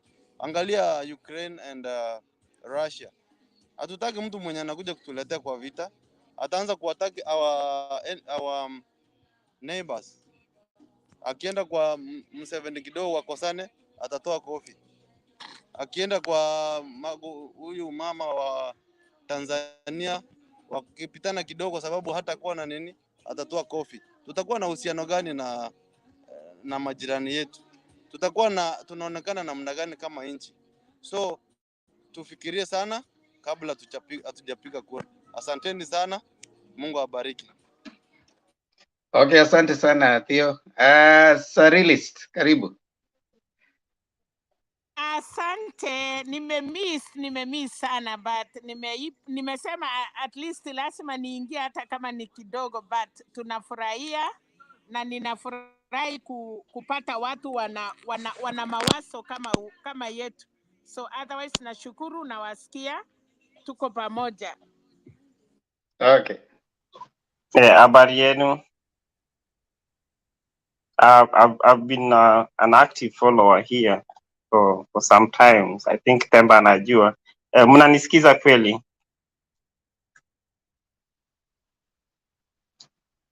I've been an active follower here of Mtembei TV. And I think Temba, we've been in conversation with you for some time. Yes, Happy Independence Day to those who are in America. First submission, yangu, I will go to Duke. I want to tell Duke something here. Impeachment in relation to the court. Whenever somebody has been impeached, that is already a charge. The meaning for impeachment is a charge for the misconduct against any holder of public office. So whenever you have been impeached, it's the same thing that you will experience in court. So Sonko was impeached, so he doesn't have any authority to to go again and run for public office. What Sonko is just doing is just like Themba said. Let me just finish first. What Sonko is just doing is just to try some loopholes within our constitutions and within our courts. I'll go straight away to my submission. Even though I didn't vote for Uhuru, but after akishachaguliwa kuwe ni kiongozi, there's something we call we have to protect our country, you know. After him being a president, he will be my president regardless if I voted for him or not. Like when I was listening to that the audio that was leaked about Ruto telling the elder people from Kikuyu that he did so and so, mpaka nikamtoa nikampeleka Bama. How do you pull a king and you know you meet a king when they were maybe drinking some alcohol? You know the effect of alcohol. It makes people to get drunk. So how would you pull somebody who is drunk to go and address people that he leads if in your intention is not to embarrass him or her? That was the first. That was one of the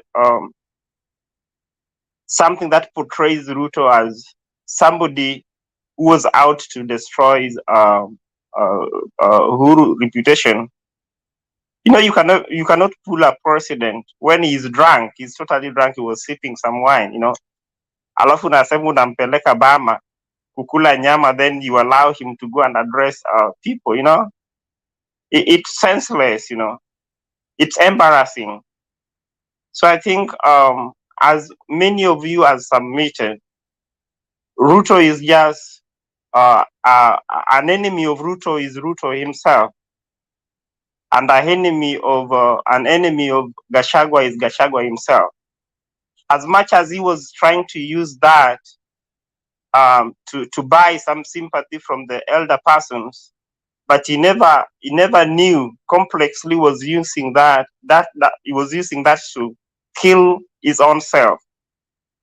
So I think I will just stop my submission on that note. Then I will come later on after hearing some people's submission. Then I'll be able to chip in some of my views regarding these 2022 elections.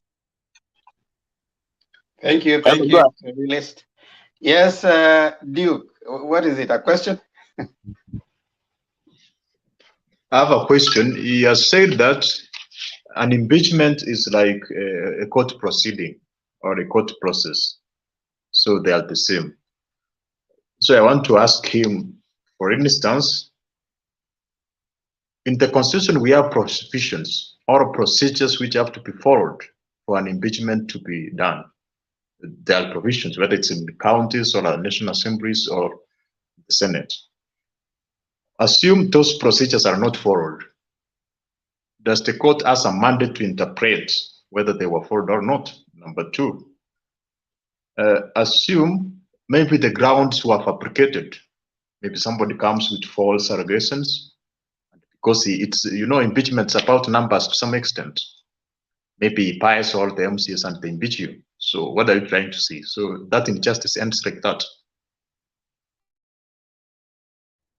But Duke, just before Sarili's response, those are assertions. You know, you are being hypothetical. Who determines if the people were paid or not? Who determines that the process was not used?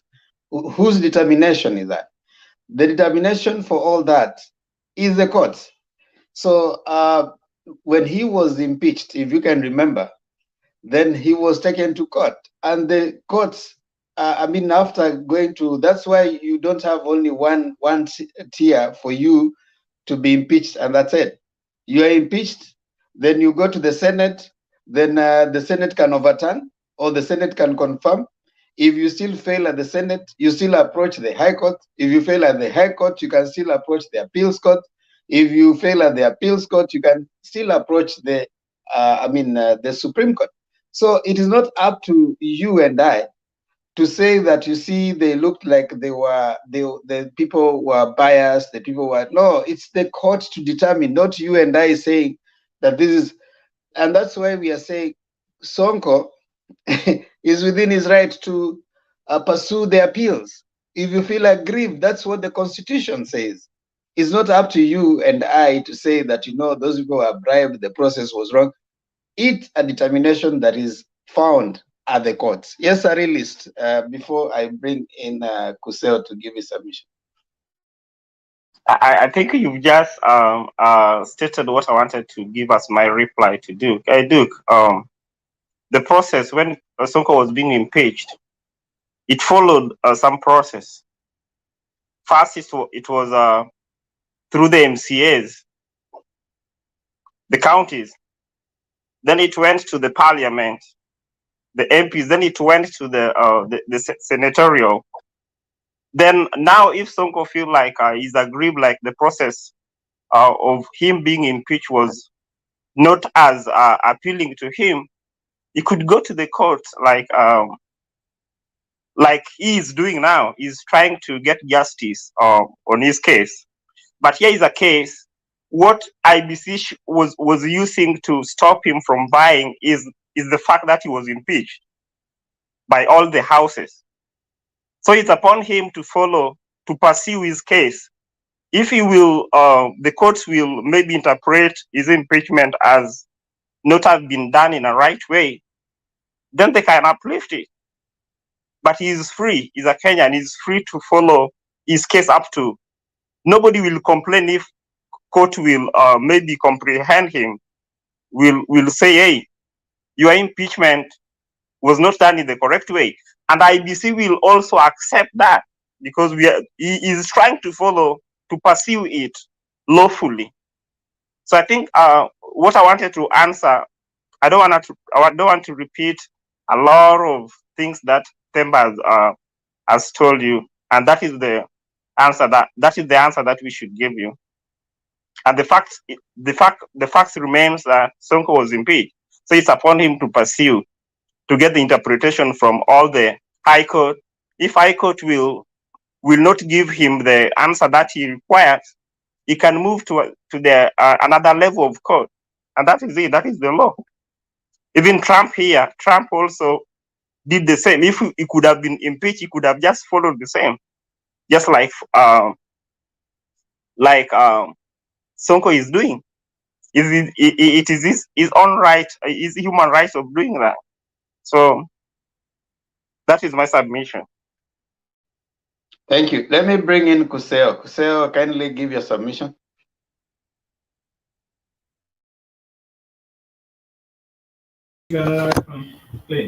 Yes, good evening once again. Good evening, Chep, Duke. Good evening, Surrealist, Surrealist, and Themba. Bob is we are greeting in absentia. Thanks a lot for the chance. Maybe I'll start with this issue which you people have just been talking about. You see the issue of the impeachment.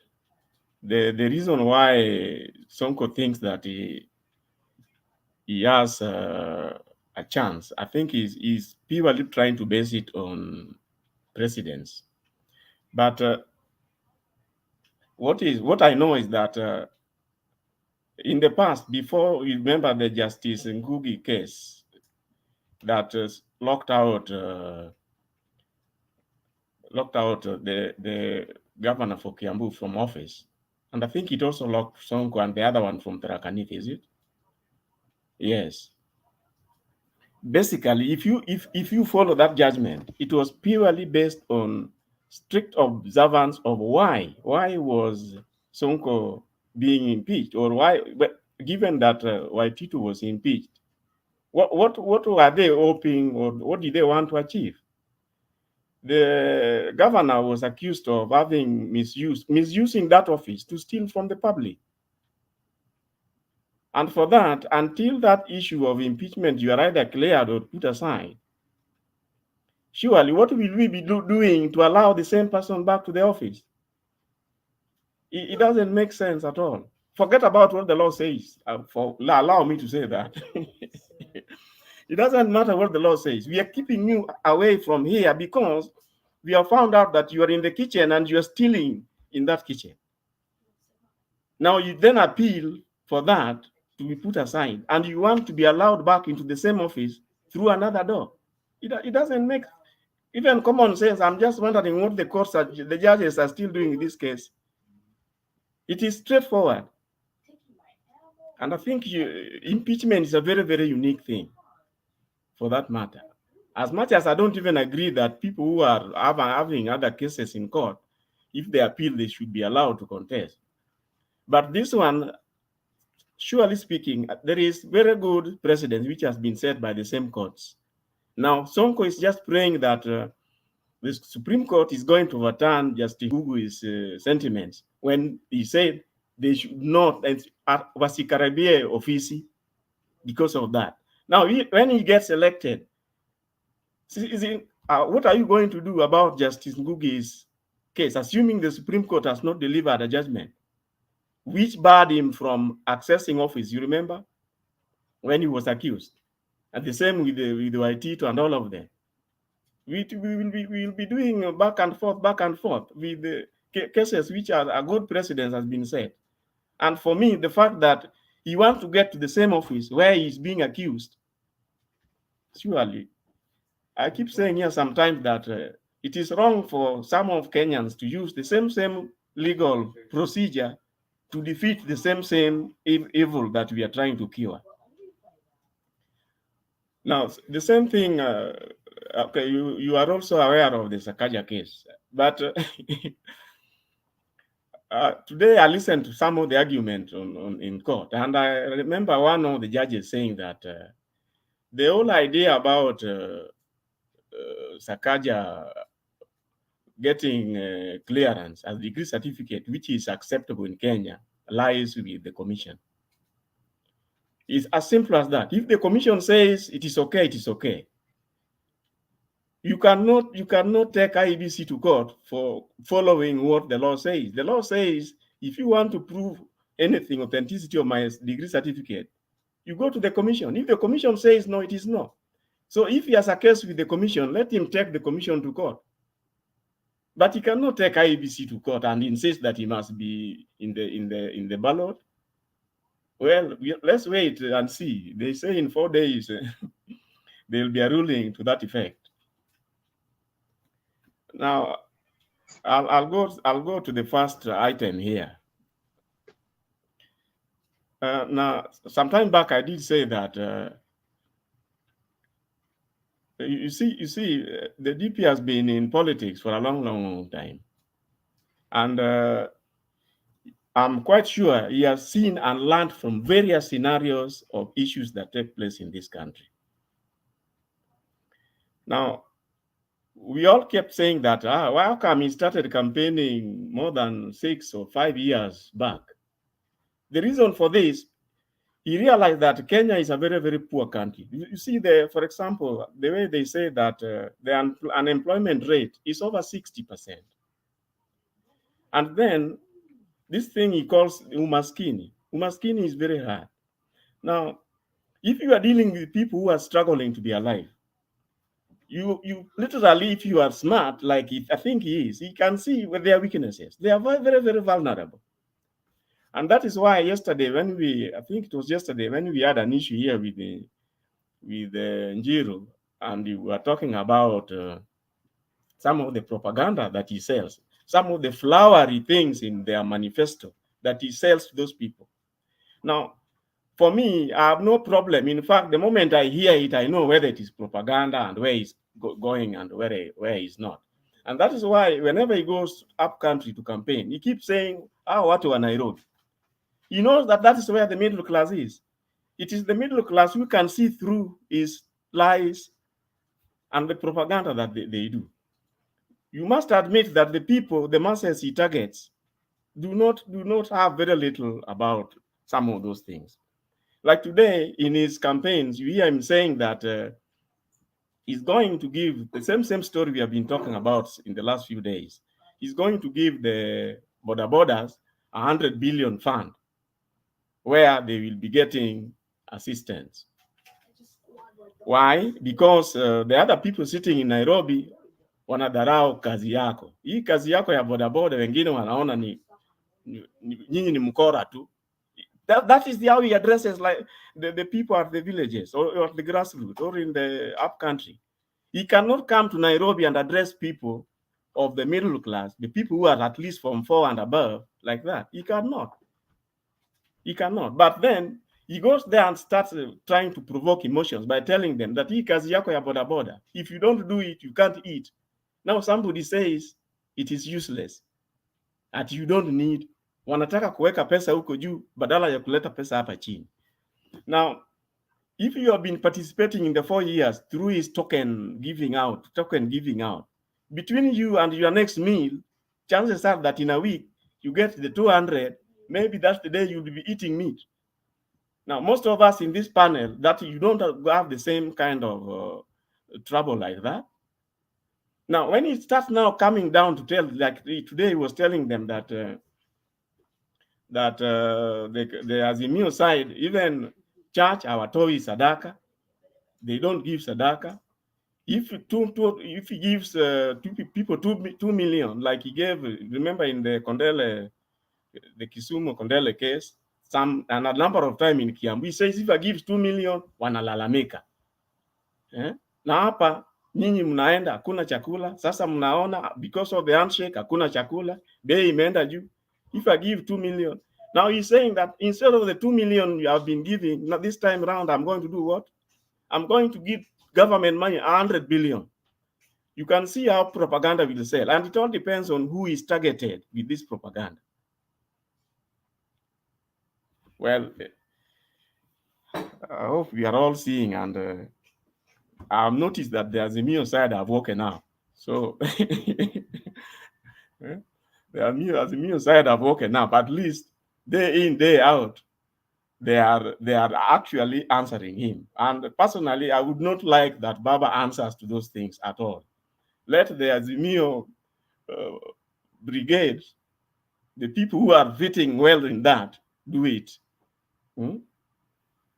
Now, you realize that he keeps, he praises the president when he wants, and he dismisses the president when he wants.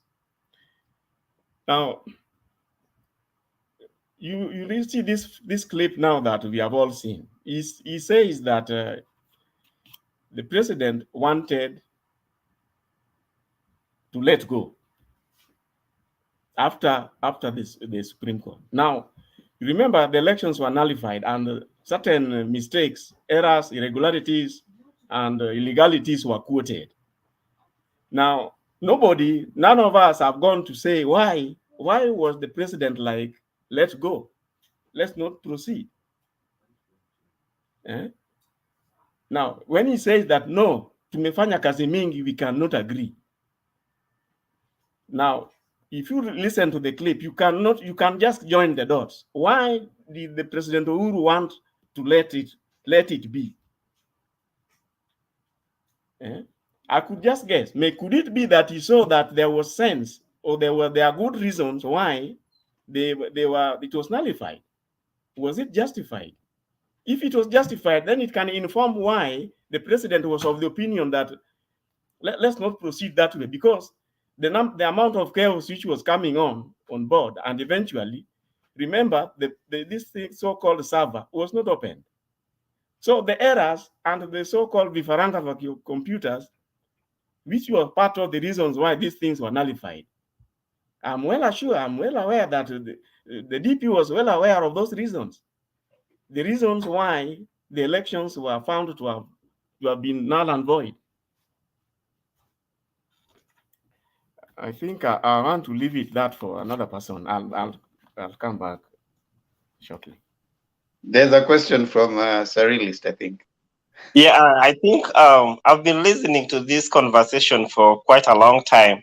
I think the guy Duke could have been here to get some education about the civilism, civilization and civilism.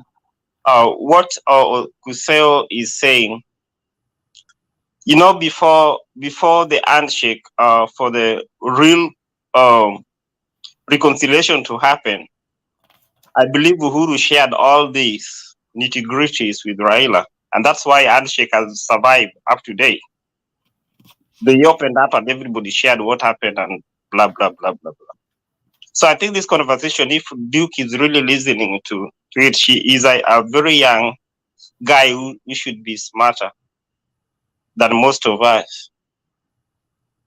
I think he could have listened to, I believe he's somewhere listening to this. But the real thing, like Kuseo is saying, if you listen to that conversation, the audio, the leaked audio,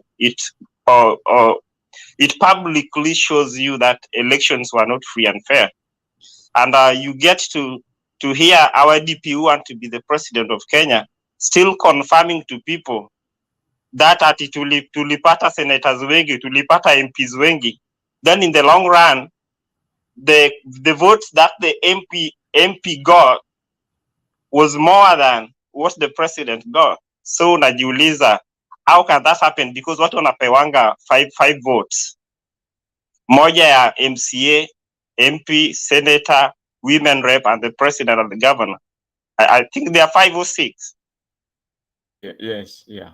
Yeah, how can an MP get more votes than the presidential vote? So it's obvious for somebody who is smart. It obviously answers our question that votes were stolen. Yeah, thank you. But then, sorry, let me just add one thing. Ask yourself, it is true there were that many governors, there were that many senators, there were that many MPs, 100 and almost 200. Ask yourself, with all that, ask yourself, what do you think the president was mad to want to let go? He wasn't. He wasn't. It's just that he was privy and he understood what exactly went wrong. And he came to the conclusion it was not worth the trouble. It was better for the sake of the country to do so. What happened in the repeat elections you can just tell how things were. And then you can then ask yourself, how come the DP was not prepared to tolerate any inch of that? Because he was part of it. Thank you. Thank you so much, Cyrilist and Kuseo. For those who are blocking that thing, casino something, when you block it on your side, you also report it, so it won't be coming to your phone. So when you block it on your side, report it too as an unwanted advert or unwanted something, so that it doesn't show on your side anymore. All right. Now, Mr. K, karibu.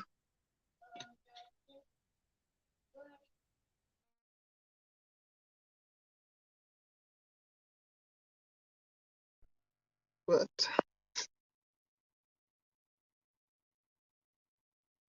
think I've been hacked.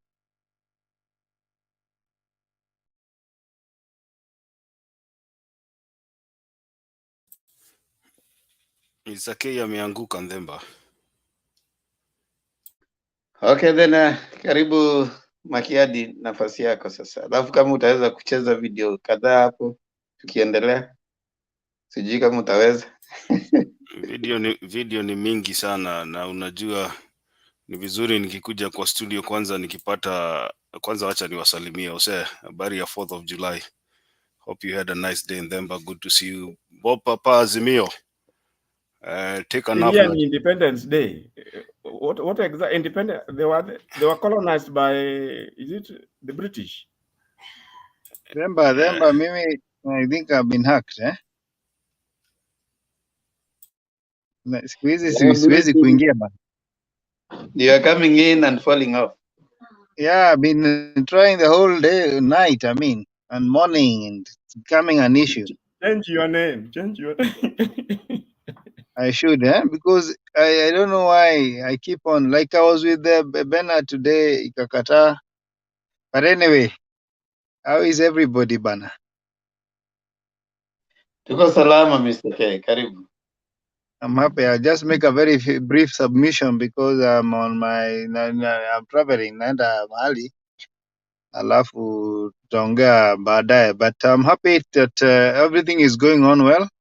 In a month's time you're going to lazima baba akule Biblia, hata tunasema ziwe zinatembea karibu na yeye kwa sababu now it is rather obvious everybody is now singing the song of Azimio, particularly in Mount Kenya. I believe that Baba is going to win the majority votes in the great Mount Kenya, because what people have realized is that the deputy president said he wanted to slap the. Can you hear me?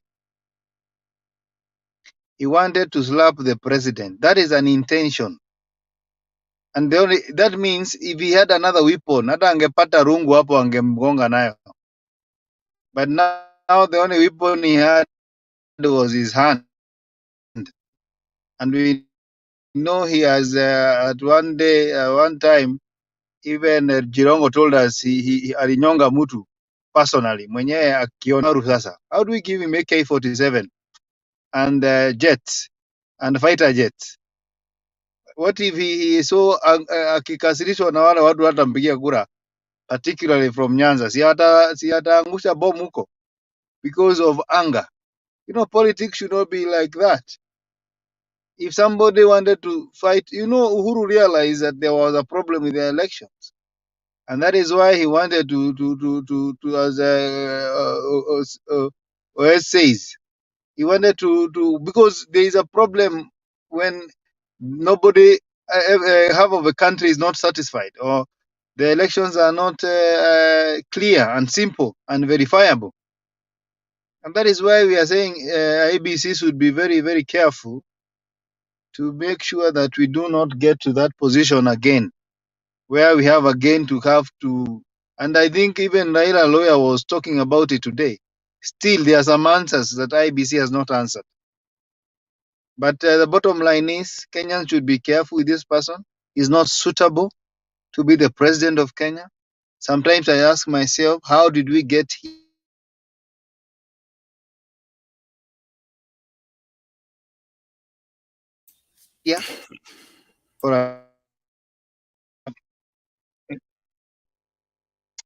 There's a problem, Temba. I'll come back later.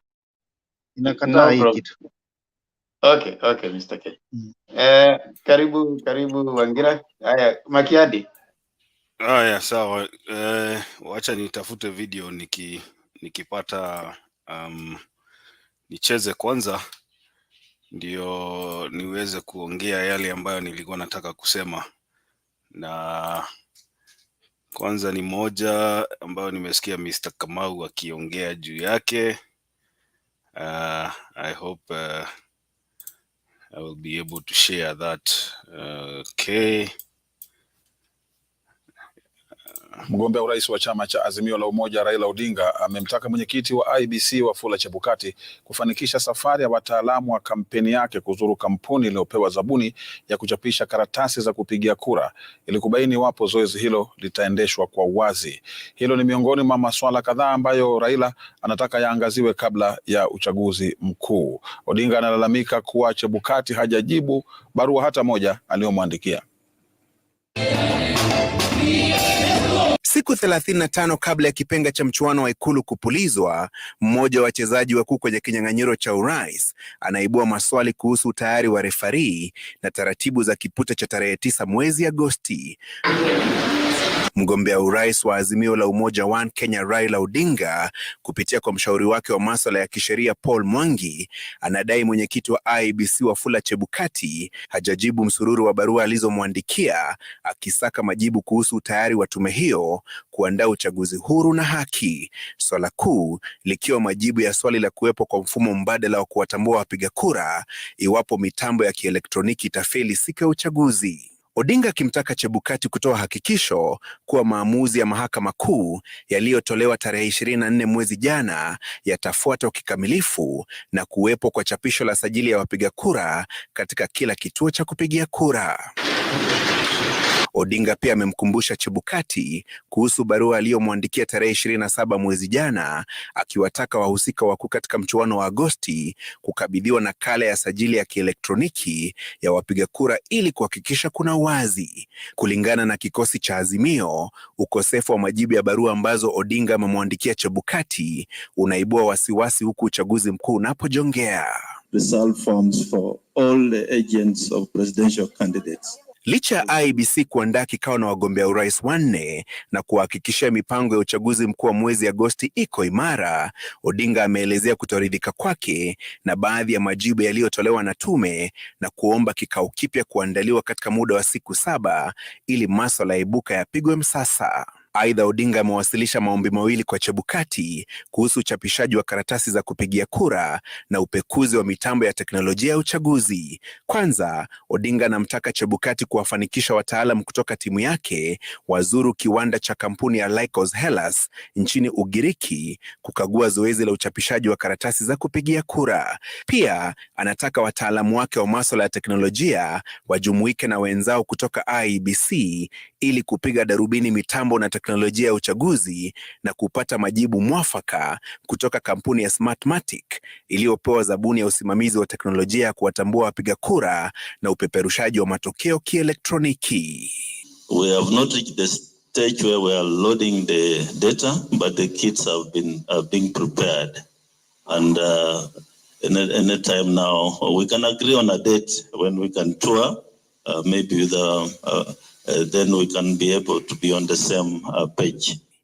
Francis Gashuri, runinga ya Citizen.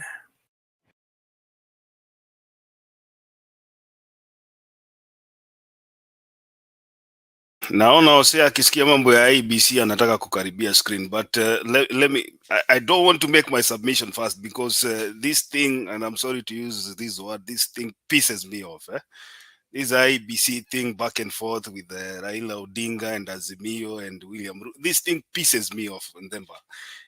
And I just wanted to play that video so that I bring our viewers and everybody who is listening to us into light, with what is happening right now. Ose, mi nataka tu niulize swali.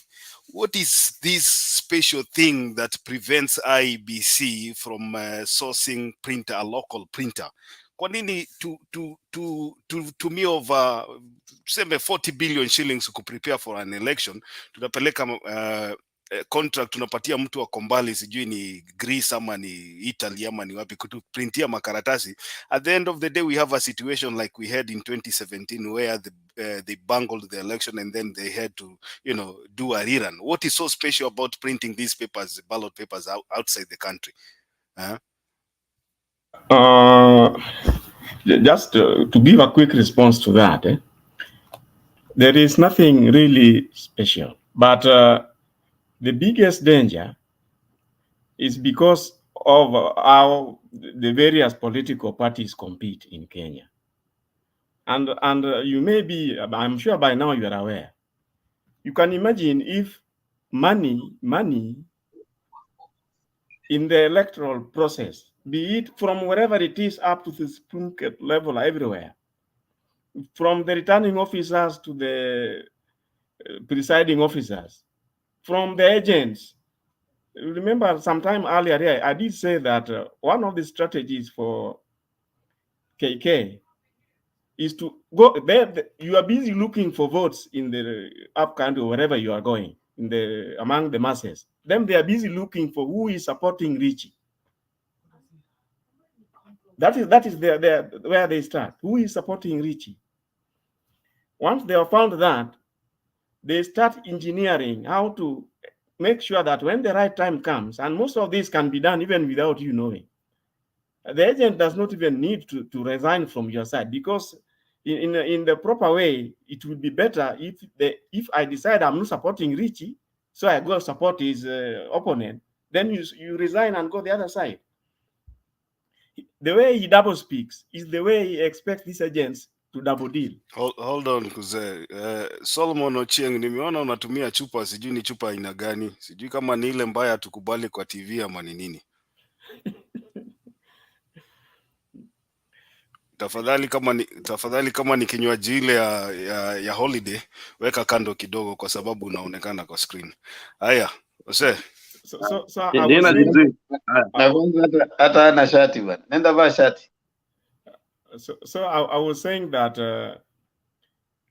the suspicion which is in the political field is just too much. I don't know of any country in the world where these suspicions are at this level. But nevertheless, what is going on is this. You see, IEBC, you remember the infiltration by external bloggers and who have you into the IEBC system. And that is why, you see, as much as we are saying that if the voting was, the electronic system was properly used, nobody should have anything to worry about. But here is a situation where the people in charge of that electronic system, the trust is not there. Why? Because of how they have conducted themselves in the past. I don't know whether the clip you have played. Or say you're not answering my question. My question is this: we have an electronic voter register. You tell me how it would benefit either of the parties who are participating in this presidential election to have a copy of that voter register. Number two, I want you to tell me, why is it so important that political parties have to witness the printing of ballot papers? That I was coming to that because what money plays in our political system. You realize that the people charged to deliver the ballot papers, first of all, the people they have given the contract, you do not know how they even won the contracts.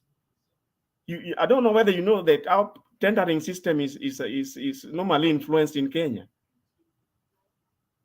Our tendering system has influenced in Kenya. Even if you invite tenders to do a road, assuming they are from all over the world, the contractor, the bidders, a number of those things are not that straightforward. They even budget to spend more money to make sure they win the tender. So whoever won the tender, you cannot trust under the circumstances of the Kenyan political system. So what does it mean? Yes. Yeah. The straightforward answer to Makiadi is the deficit of trust and the previous experience with the IEBC. That's the straightforward answer. And as per whether the physical and it's provided for by the law, right? And I would refer you. There's something. Of course, lately I've not liked Harvey a lot, but they were in an interview with Professor what's his name?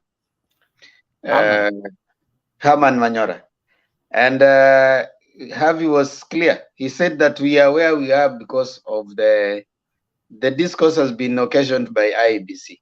If IEBC just applied the law as it is a requirement of the law to have, of course, the electronic and of physical, or complementary,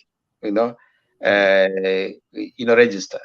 So Harvey put it so clearly. So if you can refer to that, he said it's a provision of the law. Just follow the law. That's what the law says. And if you listen to the IBC CEO later when he was finishing, he said, we will have both. We will have both physical and electronic, but we will be using the electronic. That's what he said. So basically, there'll be the two registers, right? But fair enough. The trust deficit that we have had, the loopholes that have been experienced with the IEBC before, has occasioned most of the players in the field not to have a lot of confidence in IEBC. So IEBC has to work at building that confidence towards as you approach the election, and that's why even the chairman Chebukati said, we are going to allow you, the stakeholders, to even visit the place. They have already allowed themselves to be that chance. But you saw the CEO saying that these guys are more strict because they couldn't even allow us to go in there with phones. you know, as opposed to the other Algurea where anybody could walk in and out. And the fundamental question, in my view, I'm hoping Wangira in his submission is going to try and capture some of those, because I know Mr. Wangira is a little bit detailed like Kuseo. Though Kuseo works for IEBC, I know Wangira doesn't work for IEBC. So he might be biased. Kuseo might be biased because he's nobody IEBC representative here. Wangira is a Let little me bit. conclude on your point, then you go to Wangira. Wangira is a little bit independent. Well, you seem to know my paycheck. Anyway, what I was emphasizing is that Kenyans really like money, and you realize that the way they buy justice in the courts, the way they can buy the win, Richie. Now imagine you if I'm the one who has given you the tender to print the ballot papers, you are supposed to print 1,000. Then I tell you or request you through other means, do 1,200. How I'm going to use the 200, and when they are delivered, they are not going to be delivered together with the 1,000. You will deliver them according to my instruction. I'm the one who has given you the job, isn't it? Now, how the 200 can be misused, I leave that to you. Yes, please. Yes, Makiadi, before I bring Wangira. Yeah, today I'm not going to make a submission then, but I just want us to exhaust this issue because I think this issue is so sensitive to all political players in this coming election, and that is why I'm asking this. We have not been informed of. Nobody knows what happened to the more than almost 1 million, or maybe more than that, almost 1.5 million votes, extra votes, presidential votes that were printed last time. Now, remember very well that last time the IEBC just did their thing. They brought the ballot papers and everybody was told we have an excess of about 1.5 million ballot papers for the presidential election. I mean, and probably other elections down the ballot. Now, what I'm afraid of is, even if you take your agent and send your agent to the printing company, whatever it is, Greece or Italy or whatever, and they witness whatever has been printed, all the security features that feature on that ballot paper have never made our election secure. Even with all those, you compare that and our currency, the Kenyan shilling, I mean, the notes that we use, which are printed at Dilaru. And my question is this: why is it that we make this process so difficult? Why does the IEBC make this process so difficult? To an extent that they put all these features on the ballot paper, which they never use at any time. Remember, I think it was Oseo or somebody here, I was listening a bit earlier, and they said there's an agent that, yeah, it was Bernard. Remember at the Supreme Court, there was supposed to be a recount. There was a proposal about a recount, and the current president's agent said, I have to confirm with my client. And they said, we don't want to do a recount. So why do we have all these security features? Why can't we do our ballot papers like we do the newspapers in Kenya? Because it's just a paper like any other if we don't use that security feature. Number two, all these logistics, all this money we waste on logistics to carry our ballot papers from wherever they come from. And then we have GSU escorting the ballot papers as if somebody, it's a treasure to our nation, to some warehouse. And then we have people manning the warehouses day and night because we don't trust somebody might come and steal these ballot papers. Why can't we make this process so easy so that even if Osea you're not present, as long as you know that the ballot papers that will be casted at a polling station are the ballot papers that will be counted, then you should be safe wherever you are, so that we don't go back and forth with the IEBC about sending agents and all. I'll continue with this discussion. Let me not exhaust on that first. That's a good discourse, but it's very nice to have it after election. Right now, should be too late. The train has left the station. Now, Mr. Wangira, karibu tafadhali toa your submission. We'll come to you, Brian, just hold on. Okay, thank you very much. You know, every time I listen to my brother Wafula Chebukati, you know, it reminds me of the scenario in the Congo DRC. You know, the prolonged election that went even past the timeline in Congo DRC, and that was eventually held in 2018. You know, the problem in Congo DRC, revolved around this issue of technology. You know, people could not agree on what really on the real technology that they wanted to deploy in that election, and it became a very big issue, and that's why Kabila remained president for at least some 2 extra years. So whenever I listen to Chebukati, he reminds me of the electoral commission in Congo DRC because he's behaving in a similar manner. And just to go to the specific issues, Themba, issue number one, we have Section 44A of the Elections Act. And Section 44A of the Elections Act is very, very clear that we must have a complementary system. And I've heard Chebukati argue that they are not going to avail. In fact, he was saying that they are not going to avail the manual voter registers because they are prone to being abused. Temba, let me ask you the question: when the law stipulates that they must be A, is it you to determine whether that A is being abused or not abused? Are you not supposed to comply to the law? Why is Chebukati not complying to the law per Section 44A of the Elections Act? I remember very, very well during the presidential petition number 1 of 2017, Raila Odinga, Kalonzo Musyoka versus IEBC and the rest. If you remember that particular election petition that nullified the election in 2017, one of the observations that the judges made was that the IBC was operating as a law unto itself. And I think Chebukati has not run away from that mentality of wanting to operate as a law as a law unto himself. Look at the way he was even managing the nomination exercise of the presidential candidate, the way he treated others well, and the way he mistreated others. You can see a Chebukati, a man who is behaving as a law unto himself. So, you see, already it has taken the stakeholders to push him, and even when they promised that they were going to allow the complementary manual register, they were very casual. They said that at the end, as a last result, they will only allow it as a last result.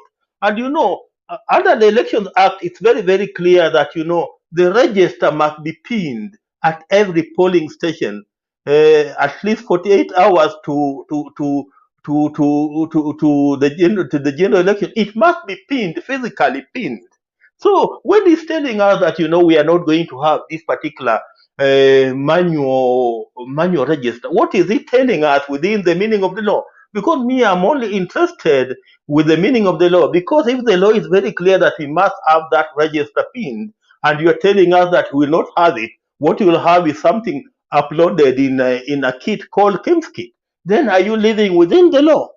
Again, stakeholders are very, very important people in any area. And in an election, they become even more important. And especially when we are talking of a presidential candidate, it becomes a super stakeholder in an election. It looks awkward to hear that, Raila Odinga's team has written to Chebukati severally, and he has not responded. Why is he not responding? Why is he not responding? Because if you cannot respond to stakeholders, then who are you serving? Those are the questions that we should be asking. Who is he serving if he's not responding to stakeholders? Then there's that issue that my brother Makiade phrased, the issue of the million voters that you are told were either dead, they were either double registered, they used the duplications, they used documents that were not theirs. They even use documents that do not exist in Kenya. Has he told us what he has done with this 1 million voters? Has he told us?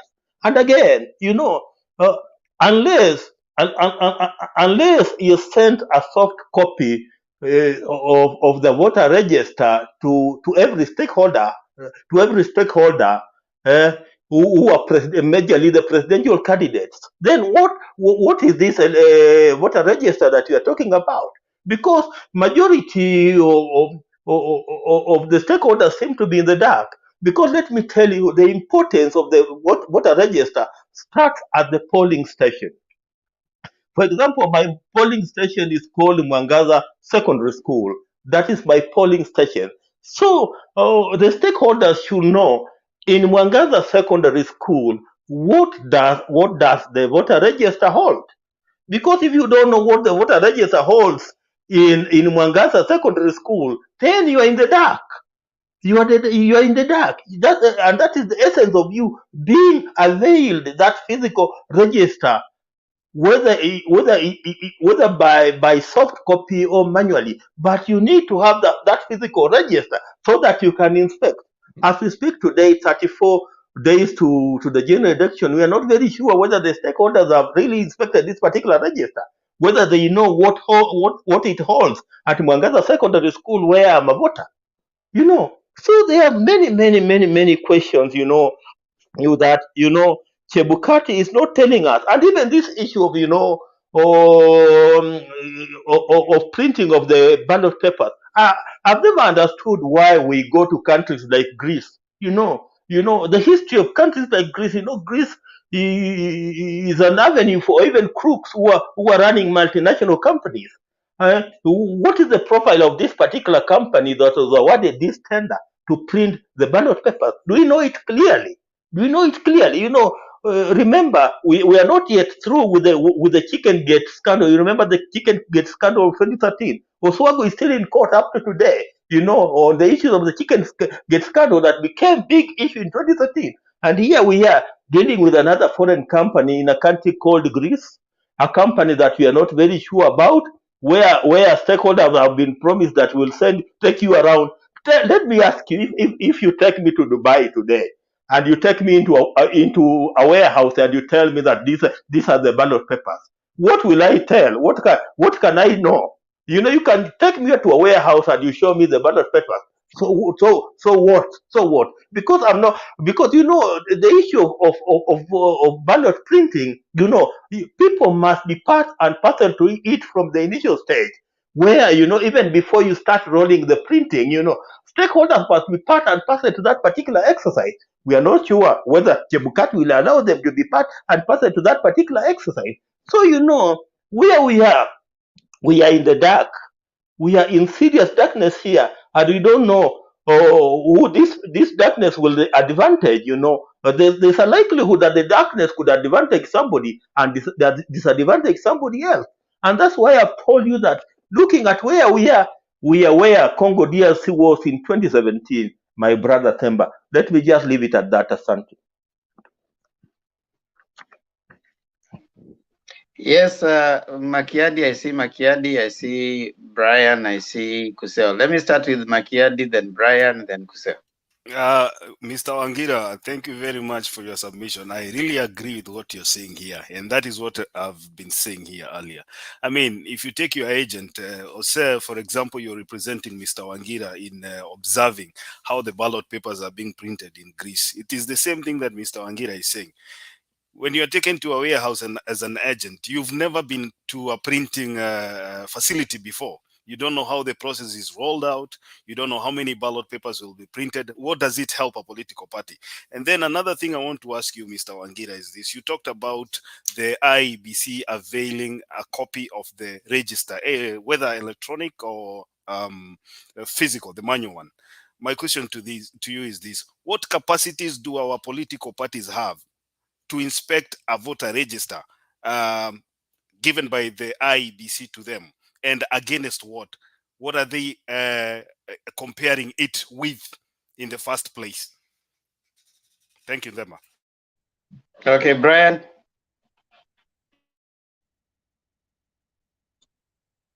Okay, there is maybe Wangira will explain this. My issue is about the voter register, because before, when we are having external audit of the register, is when Ruto came out with the allegation that My people have been transferred. They want to steal from me. Then from there, after like 2-3 days, is when Chebukati came out and explained to us that those people, some are dead, some are registered, double registered, some are that didn't registered with double IDs. Then he gave us the same figure that Ruto had told us. That's around 1 million, almost 200. Then they said they're going to clear the register. And but before the register was cleared, the total number of registered voters was almost 2 million, 22 million, somewhere around there. Then after clearing the register, the same figure is still kept coming out. Because I expected a figure like maybe 21 million. So I'm wondering, how was this register cleared? That's my question. Maybe Wangira can explain that. Okay, Kusel. Just to respond to Angira regarding the people who are going to do the witnessing with the printer. If you remember, the AZIMIO's letter is to provide experts in the field to accompany. I think they talked about 3 experts in the field who will work with the IEBC experts as far as inspecting. So it will not be like just a tour trip for politicians. They love the real experts who understand the printing and how what the register looks like. You remember they also said that the register the register that they are going to avail at the polling stations will not be printed here for the same reasons you expressed earlier. It will be printed by the people who are doing the ballot papers. So it will not be local. So because some people had expressed the fear that some people can input more other different names or more names if it is done locally. It is all boils down to the trust that Themba was talking about. Now, regarding the ones they are going to lay at the polling stations, it is going to be hard copy so that the voters themselves, forget about the parties or the stakeholders, the voters themselves, like Wangira, can go there and see their name, among other names. So if the polling station has got 4,000, the list pinned there is going to have 4,000 names. Now, as for the parties, they'll get both hard and soft copy, so that you can actually know that whatever is pinned there, you can trace it back to the IBC soft copy register, and you can then verify whether what is pinned there is accurate. Thank you. Thank you. What is it, Bob? Before I give Wangira.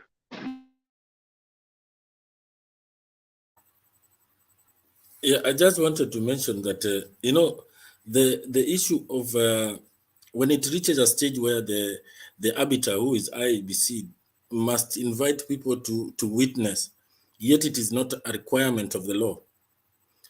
This tells you that there is a lot of suspicion, because as professionals backed by the law, they should be able to deliver a credible election.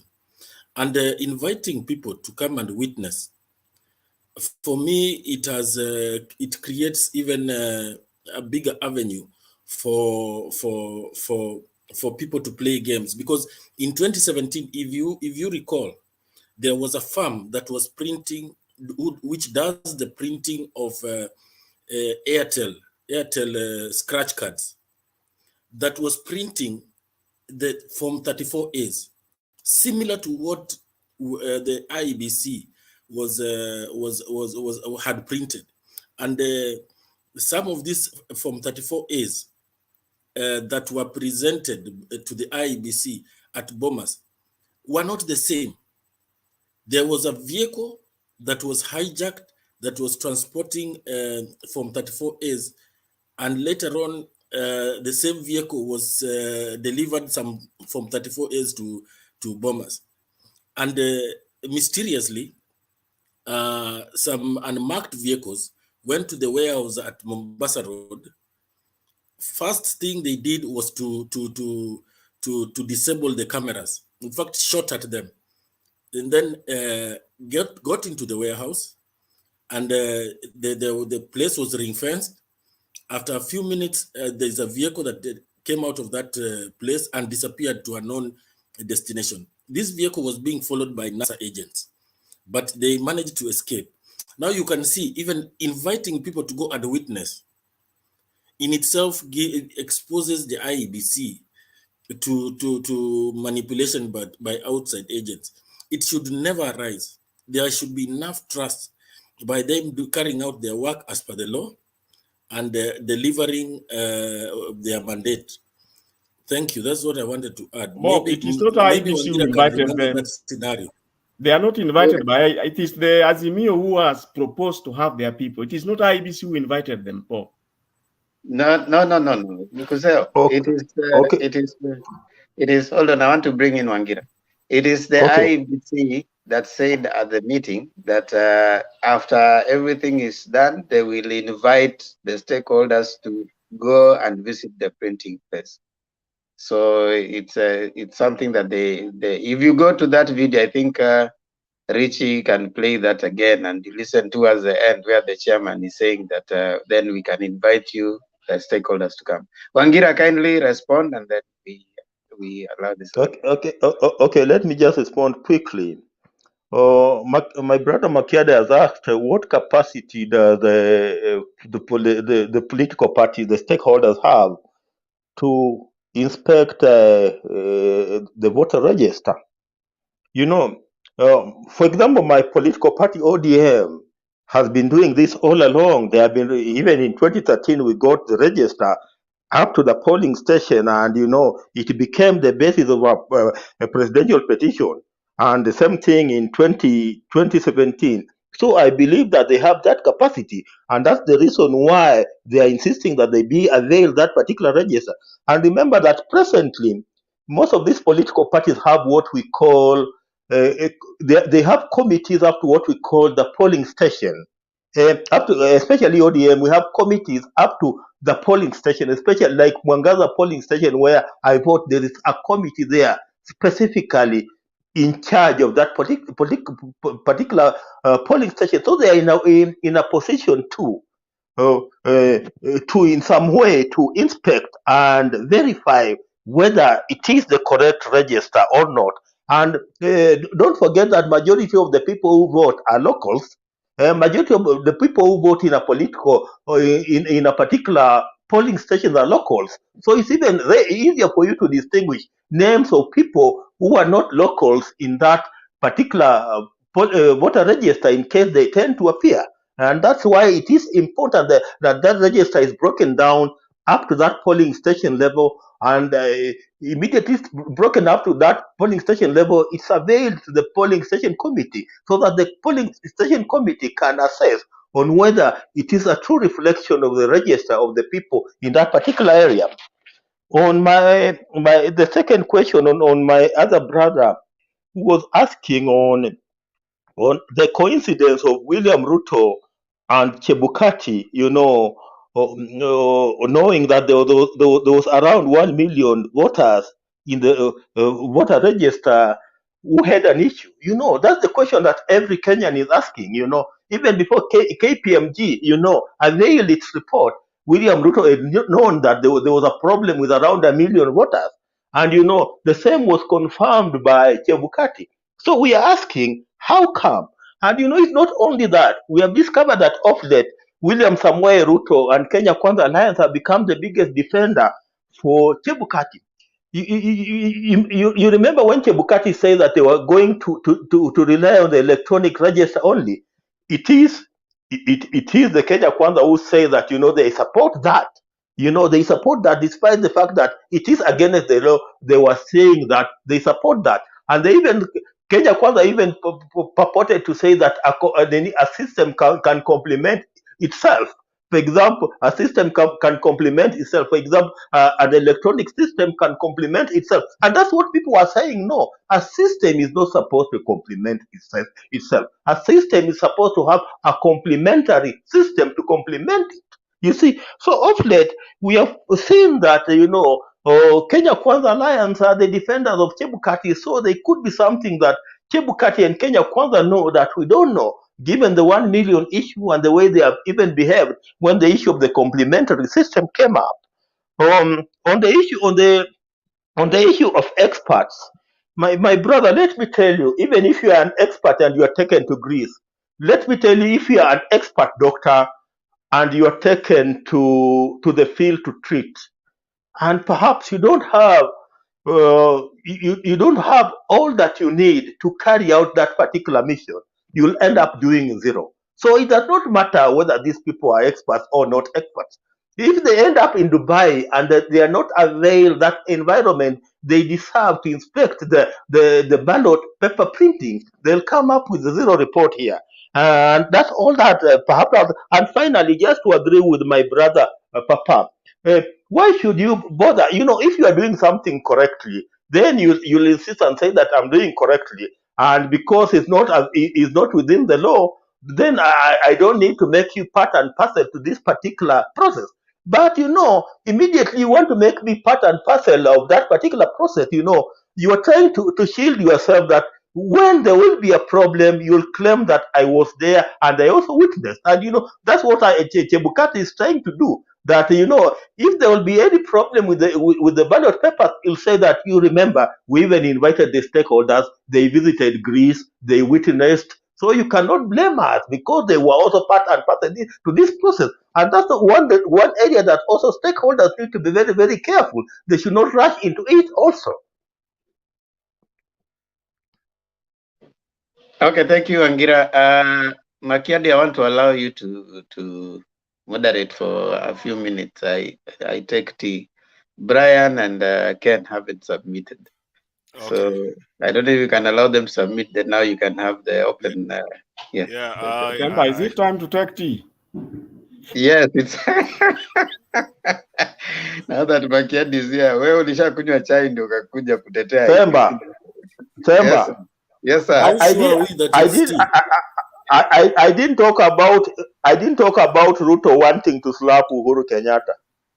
You know, that's okay. He'll allow you. You need to talk about that. I'll give you time. Watch and then akule tano kwanza break. Then how sure are we that you are going to take tea? Calm down, Papa. I am a teetotaler. I don't take those hard stuff like you. It's a true Kenyan. Anytime is tea time. Okay, good. Let me. There's something that Brian said, Wangira. Brian talked about the inspection.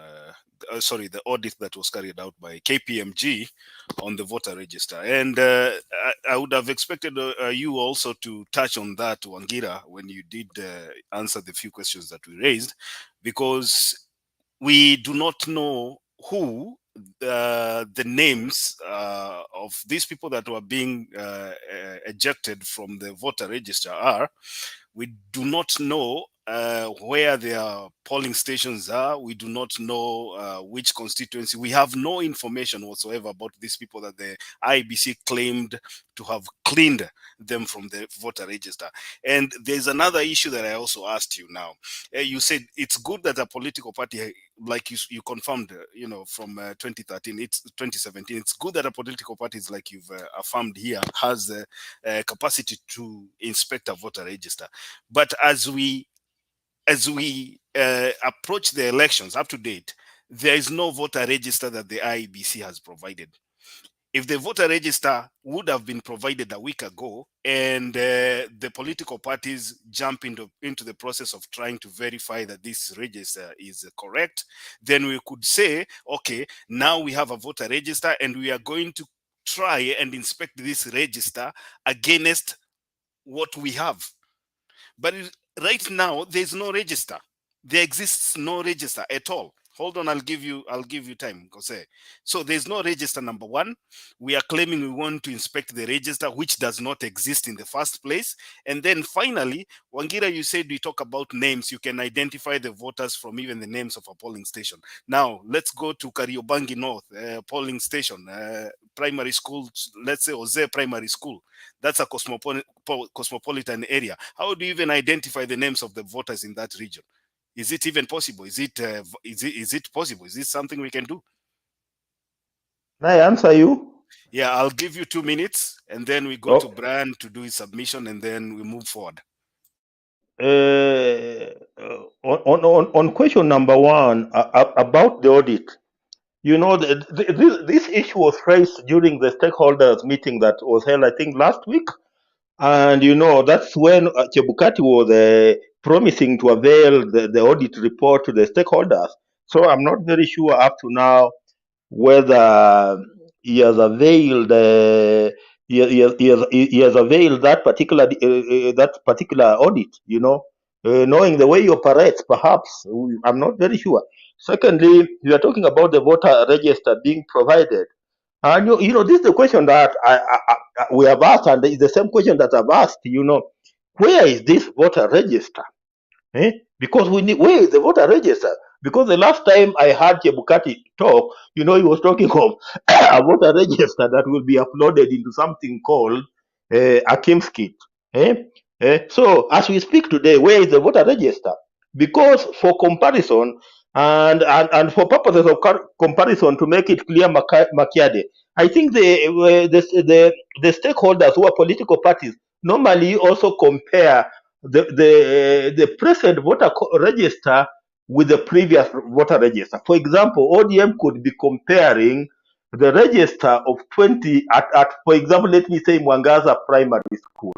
It is very possible to compare the 2017 voter register against the 2022 voter register. So by doing that, you are likely to come up to some conclusion that either things were done right or things were done wrongly, because we know even in a polling station that the number of new voters that could be coming up, you know, won't be that big for you not to even be in a position to point out if there is a problem.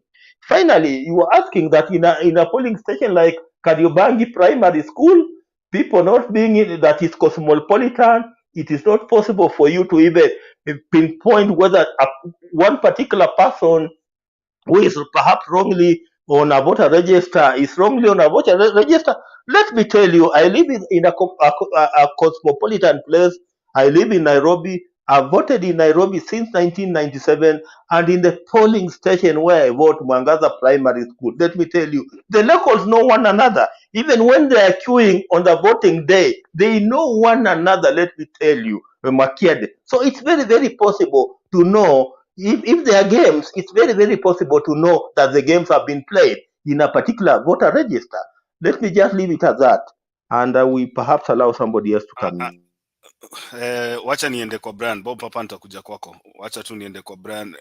Wangira, mimi nimekaa Nairobi miaka mingi sana, na I can assure you I did not know even who my next door neighbor was. I'm telling you, for I lived in a neighborhood for a long time, na hata jirani yangu sikuwa najua jina lake. So it is well, labda unasalimiananga na majira, but that's a story for another day. Let me tell you, Makiade, at the political level, let me tell you, even in your neighborhood, you think that people don't know you, but they know you. They know you. You know, you could be assuming, but they know you. This is something that, you know, I've lived in this Nairobi for around 30 years now, and it's something that I'm used to. You assume that people don't know you, but they know you. Haya. Brian, wacha nikupatie dakika 3 upeane submission yako. Pole kwa kungoja sana. Karibu. No, I had already given a submission, but I'd like to some a little bit clearance from Kuseo. Okay, so Kuseo, 2 minutes. 2 minutes will be enough, right? Let me take him. Okay, let me take him back. When we are doing some statistics, they used to do it before the register was cleaned, and the figure they used to work at was around 2 million, 22 million plus. Then this idea of when Ruto came out with this allegation of 1.2 is a big figure. So I expected after cleaning of the register, at least that figure of 2 point something, 22 million registered voters to come down a little bit to around 21 million plus. Because that 1.2 figure is very high. It can't remain at the same figure. That's what I wanted Kuseo at least to explain to me, whether how they reach at the same figure after cleaning the register. Yeah, do I explain? No, hold on a Yeah, minute. you need to explain that. Yeah, just write that down. I'll come back to you. Nataka nifike kwa Ken sasa. Ken, peana submission yako. 3 minutes, good. Vipi habari zenu?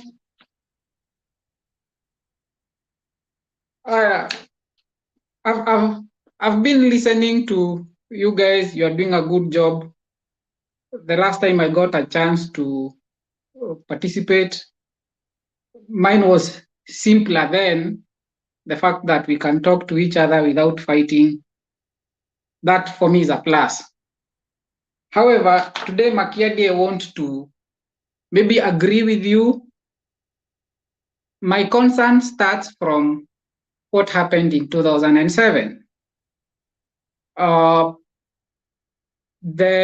After Kriegler came and audited the elections, they came to a conclusion that it was so messed up that we couldn't tell who had won and who had not won. The issues started with what was the voters register then. Fast forward in 2013, the same issues came up where IBC had the main register, then they had some other registers they were calling the black book, and it became a concern. I for sure expected the Supreme Court then to say, hey, look here, are you even sure of how many people are registered to vote in Kenya? Because from their presentation at the Supreme Court, it seemed they were not sure how many people they have in the register. Well, whatever happened did happen. We ended up with the election being said to have been okay. Life went on. That time, Raila Odinga spoke, well, we'll accept the decision, yes, but we don't agree with it. We've now moved to 2017. 5 years later, we chased the IBC in between, brought new people. Chebukati takes over. Today, we are addressing the same issues, the voters register. That is where my concern starts. I'm imagining many scenarios. Let's say I'm from Kiambu, I vote in Kikuyu Township Primary School. That polling station will have like 20 streams. So you walk in and depending with your surname, you go to the stream that identifies you. If I go there and for whatever reason, my name doesn't show up on the Kim's kit or the tablet or whatever they are calling it, in a station with 20,000 people, what is the likely scenario to happen? Now, that could be a quiet place. Move down, say, to a place where it could be volatile. That is an issue. IBC are flip-flopping now. Oh, we'll do electronic, we'll do manual. If the law says you should have a complementary doesn't mean it's the same thing. I have worked in a bank. Every day in the evening at 5 before you leave, there was a server at the branch. You had to export data of all the balances and keep it. And it wasn't unique to that particular bank, it's all over. Everybody has a backup. Why we tend to think we are superior, that we will walk to an election and, 21 million people will vote without a hitch. I have my concerns there. If you look also at perhaps the whole voter registration thing, BBI happened just a few months ago. One of the contested issues in the courts, from the High Court to the Court of Appeal to the Supreme Court, was the conduct of IEBC and registration of voters. In fact, if you read the High Court judgment, they seemed to point fingers at IEBC direct, and the Court of Appeal did not even tamper with that. The thing is, the registration process seems opaque in a way. We don't know who, even like right now, yes, they have given us a number, but we have questions about it. If we have, say, a biometric voter registration process, is it difficult for IEBC to educate us as voters? We are consuming their services. Tell us this is how the process will be. I even, for example, disagree with Raila Odinga wanting to go and see the printing process. It doesn't make sense to me, because if a registration center has 10 people voting, you only need 10 ballots for that station. If they will report 11, they will tell us where they got the extra one from. And even as Makiadi is raising the issue, if we have invested billions and billions of money all through the years, including this year, why do we have to take that money to Greece? And Greece of all countries, people who follow economics and how currencies fluctuate and how economies go down, Greece will not be very far from some of the subjects you'll be reading about. That is 40 billion, which could have gone to a company in Kenya and given jobs to people here and there. Number two, all the reforms we have done, like say a polling station will have a maximum of 700 people, results will be announced at the polling station. You know, so many things to make the process simpler. IBC now seems to be taking us back. It's unfortunate. It's very unfortunate. Raila started those questions in 2018, just before the handshake, when people used to demonstrate in the streets. Well, it was unfortunate because Mondays we wouldn't be going to work, and well, depending on the economic situation in Kenya, if you lose a day, you are losing a lot. However, how that came to die after the handshake also becomes another question, because electoral justice does not happen to just the participants at the players level. It is, if I voted for, say, Wajakoya, and I'm the only person who voted for Wajakoya in my station, let that vote count. There will be people voting from the US or UK, for example. How sure are they that their votes will count in the present now circumstances happening? And does that open the ground? Now with the revelations coming out, Ruto saying tulikuwa tunapigana makofi ama karibu tunapigana makofi, whatever the case.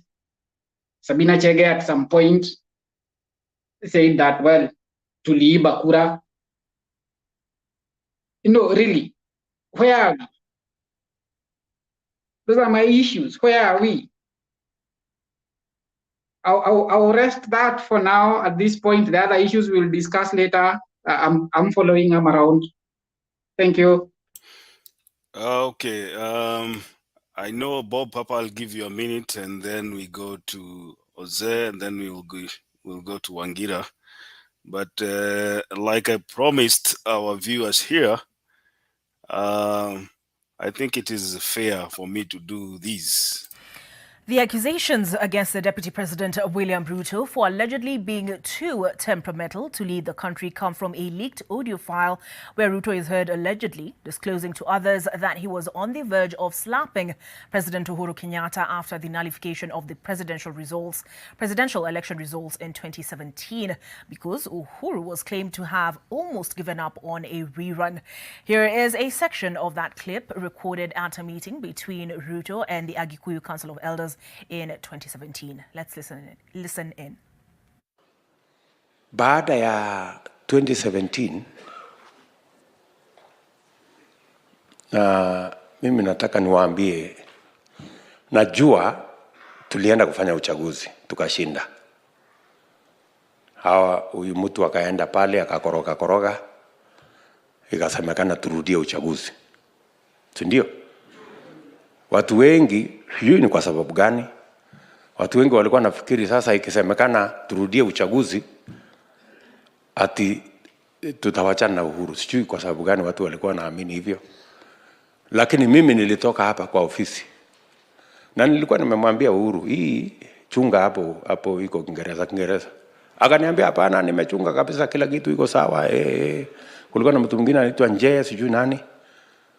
Mwisho mlango kumbe ilikuwa wazi, wengine wakaingia ndani wakaharibu, si ndio?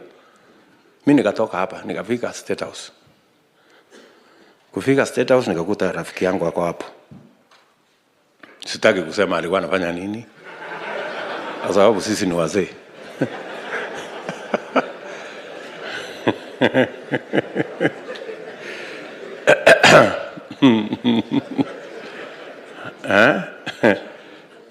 So ndio huyo sasa hii maneno sijui nini, mimi sitaki mimi nataka kwenda Ichaweri, wewe sijui sasa mimi sitaki, wacha tuachane na hii kitu. Mimi nikamwangalia nikamwambia, wewe ni vile tu nilikuwa na heshima, ningemchapa kofi. Ati sisi tuache, ati tutoke hapa.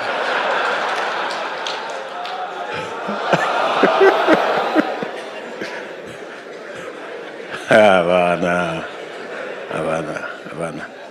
Na ni kura tumeshinda.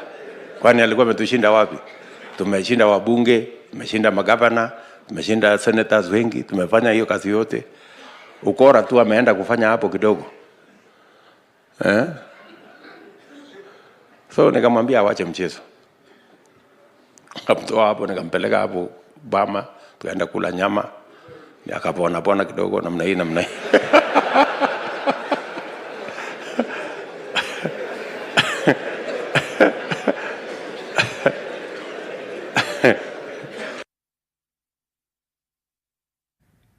Allow me to set the record straight. That particular conversation may have concerned the nullification of the 2017 presidential election, but the meeting between Deputy President William Ruto and the Agikuyu elders is reported to have transpired last week.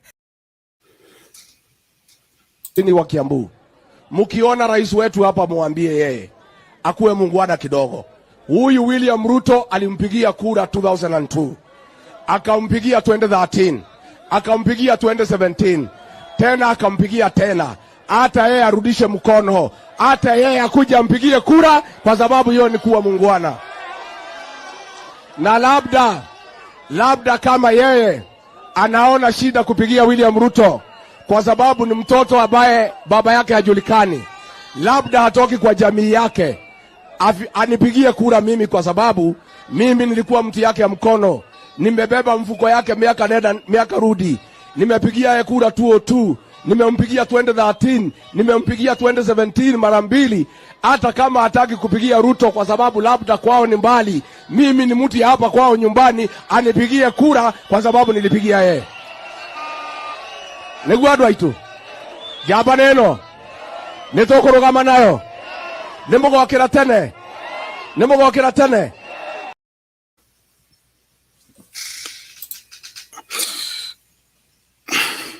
Hawa jamaa ndio wanasema walifanya president Uhuru Kenyatta akuwe president, na wanasema Uhuru Kenyatta akona kura moja tena wanaiomba. Sasa sijui what do we know that we don't know. Bob Papa, I know you are still stuck on AZIMIO, on the IBC. Karibu. Yeah, I realized that you got appointed or recruited by Jose to be acting on IBC. You're giving us a lot of feeds from IBC. So congratulations on your new appointment. Meanwhile, I just wanted to inform Wangira that they're trying to say that you can know who are polling in a particular polling station. We have one man, I'll give him an example of one man called Nixon Korir. Nixon Korir has imported voters to Langata from the Rift Valley to be able to give him an edge over his opponents, not only in this election, but even the previous election. So, Wangira, if you go to Westlands, another example I'll give you is Westlands. Westlands, there are people who come from Thika to come and vote for their candidates in Westlands. And it has been so. And Tim Wanyonyi has alluded to that. There is an aspiring MCA, the fellow called Robert Alai also has alluded to that. So, Wangira, forget the issue about knowing we would just want the IBC to do the right thing. Thank you. Sir.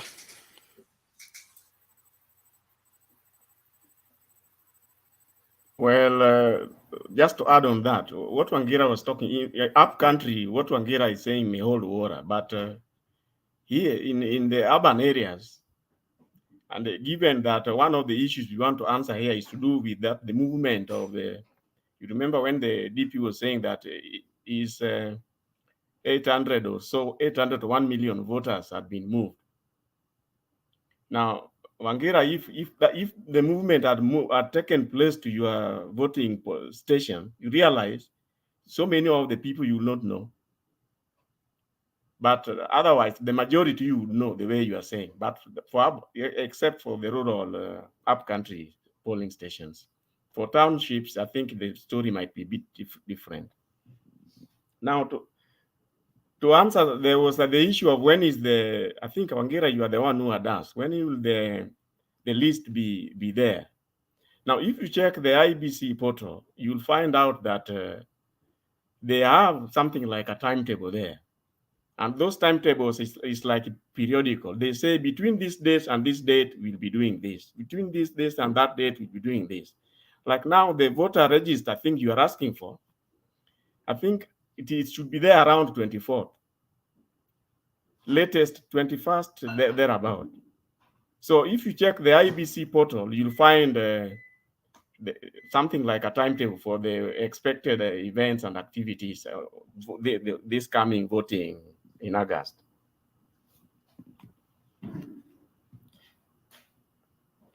Now, I think, Richie, you have talked about, and I think Ken, about the IBC budget. The 40 billion, or is it 44? It is not for printing ballot paper. That is the entire elections budget. So I think you better bear that in mind. It is not just like somebody was saying that, why should we pay 40 billion to Greece? No, it is not like that. And the issue about those representatives Wangira brought up, remember when you saw Chebukati talking that he's now like inviting all stakeholders to bring representatives, that was in response to AZIMIO's letter, one of the letters. He chose not to reply in writing, so he chose to respond to all the stakeholders. And what I can say is that AZIMIO on their part are not just sending representatives who will be taken to the warehouse to walk up and down the way you are saying. If you listen to Paul Mwangi, they are sending their experts, and those experts are not just going to be conducted around there by the printers. They are going to join the IEBC experts. They are, I believe, they are technologians people. They are not just laymen who are just going to be told, yeah, the papers, what have you. These are people who would have even the skills to be able to tell even the serial numbers of this, the security features and the serial numbers, to inspect them into that detail and to find out how many they are printed. You know, some printers, if you print more than what you had budgeted, normally before you start printing, you budget the number of printing that you are going to do. So for you to print excess, which is, I think, part of the reason why AZIMIO is so concerned. But like somebody said, I think, Richie, you are the one who talked about those mix-up from the resemblance with the Airtel, what I've used. The thing is that if you are to print, the security features would be inspected by people, experts who understand them. And if you try to introduce any serialization which has tagged down the maximum printing that you must do, they'll be able to at least detect. I'm not saying they may be perfect. They may still get duped, but at least they would have gone the extra mile. Now, the register at the polling stations, something I wanted to say. You remember in the past, we are saying that we want a manual register. Now, what has escaped the minds of many, and I think somebody earlier on when Bernard was around talked about when you go into registration, normally these days, first of all, the first thing your details are captured in the computer. And as you try to go out is when you sign, your name is entered in a list, then you sign against that list. Now, in the past, we used to have, first of all, your name goes in a black book. If you remember, part of the problem in the previous presidential problem nullifications or contest was the issue that IBC had as many as 7 different registers. Only one was available to the competitors at that time. But during the Supreme Court hearing, it turned out that they had more than one register which they had used. And that is why the Supreme Court was not amused with them. Now, unfortunately, all the 7 registers were not circulated. They had only circulated 1 register. Now, on the issue regarding the reconciliation of the numbers, the 1.1 million, you remember there were, I think, 481,000 duplicated voters. Then we had 286 dead voters, then 146 invalid IDs. I think the third one was, I don't remember quite easily, but the total was coming to what you said, 1.1 million votes. Now, when IBC was giving us now the so-called the cleaning report, remember one of the commissioners said they are not finished the cleaning. But I remember I was also, I think, Rich, we were on this platform that time. So we were asking, how can they say that they have only removed 100,000? It was about, I think, 121,000, which had been removed. So everybody was asking, what has happened to all the 1 point whatever million? One of the commissioners said that that exercise is ongoing, but they had identified the people who are supposed to go out. Then the contradiction was, how can you tell us that 22.1 million are now okay if you have not finished? Now that question has not been forthcoming, and IBC have not answered it. I think that's all. Thank you. Okay, before I move to Wangira, hold on, Wangira, I'll come to you. You're the next one. Before I move to Wangira, I just want to correct one thing or say you've said. I think whoever talked about the 40 billion shillings did not just specifically point out that this money is used for printing ballot papers. No, he said it's going to Greece. No, actually, it's supposed to mean we are running a very expensive election.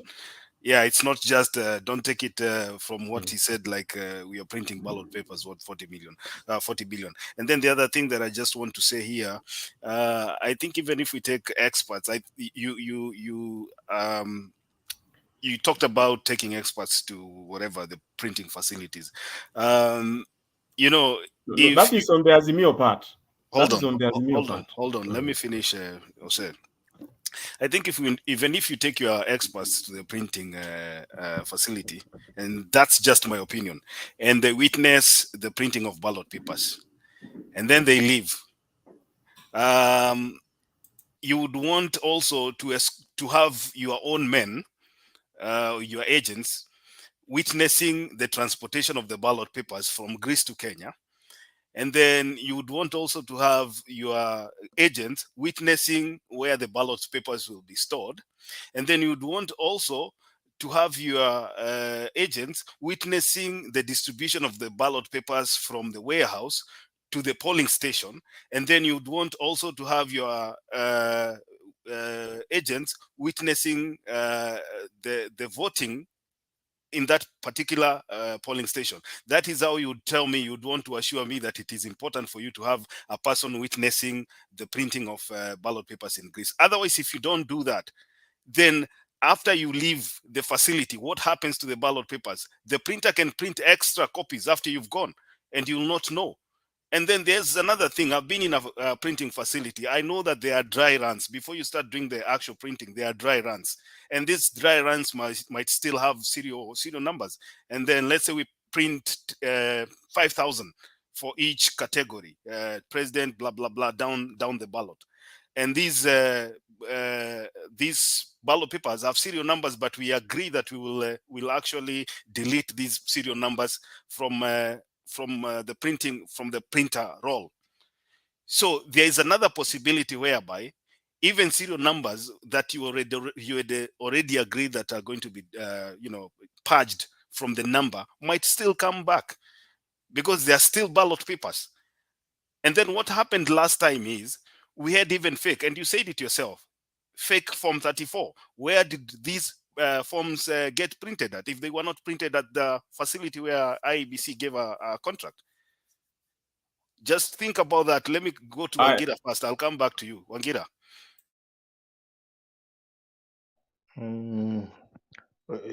There was this issue about the voter register at the polling station level. And my brother, Papa, has raised the issue of Langata and I think Westlands. Let me tell you, even in those circumstances of Langata and Westlands, where there is perhaps a movement of new voters into a particular area, it will be very, very possible for the committee at the polling station level to identify that in this particular election, there is a particular number of voters who must have been moved into this particular polling station as new voters, and that is the essence of the polling station committee, and that is the essence of the voter register, because it also helps a political party to even prepare in a case where there have been a movement of new voters into a polling station. You now know that this is the circumstances. This is the circumstance in which we are working with.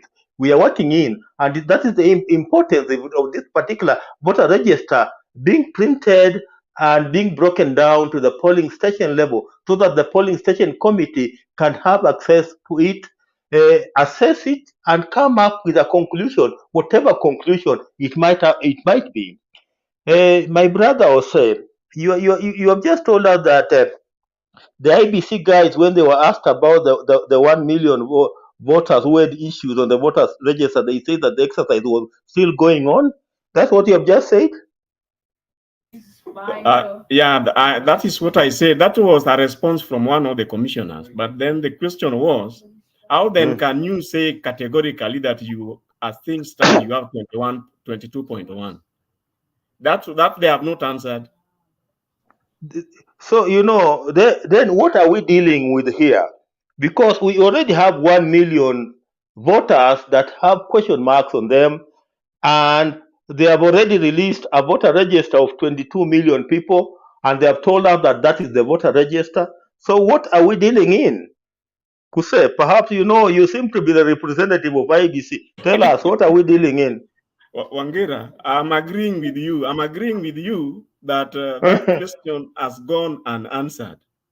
And in fact, for us who are on this platform, we raised it the same evening. We raised it here. So we are in the same meaning with you.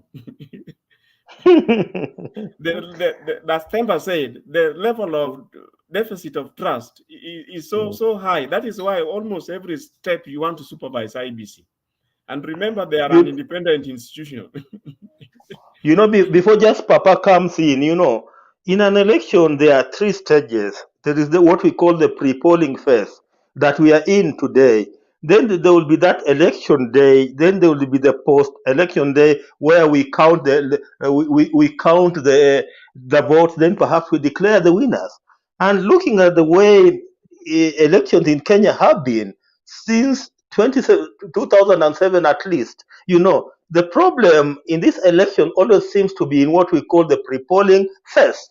Look at 2017, 2007, look at 2013, look at 2017, and even look at where we are. This pre-polling phase, seems to be always having issues. And perhaps as we move forward, I don't know what we'll do. We need to find a way on how we will be managing this a polling face. Perhaps perhaps Papa had something to say. I don't know.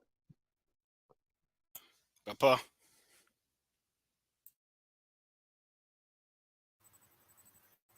Yeah, I just wanted to add that, Jose, you're the one who's holding brief for IBC and ably assisted by Richie.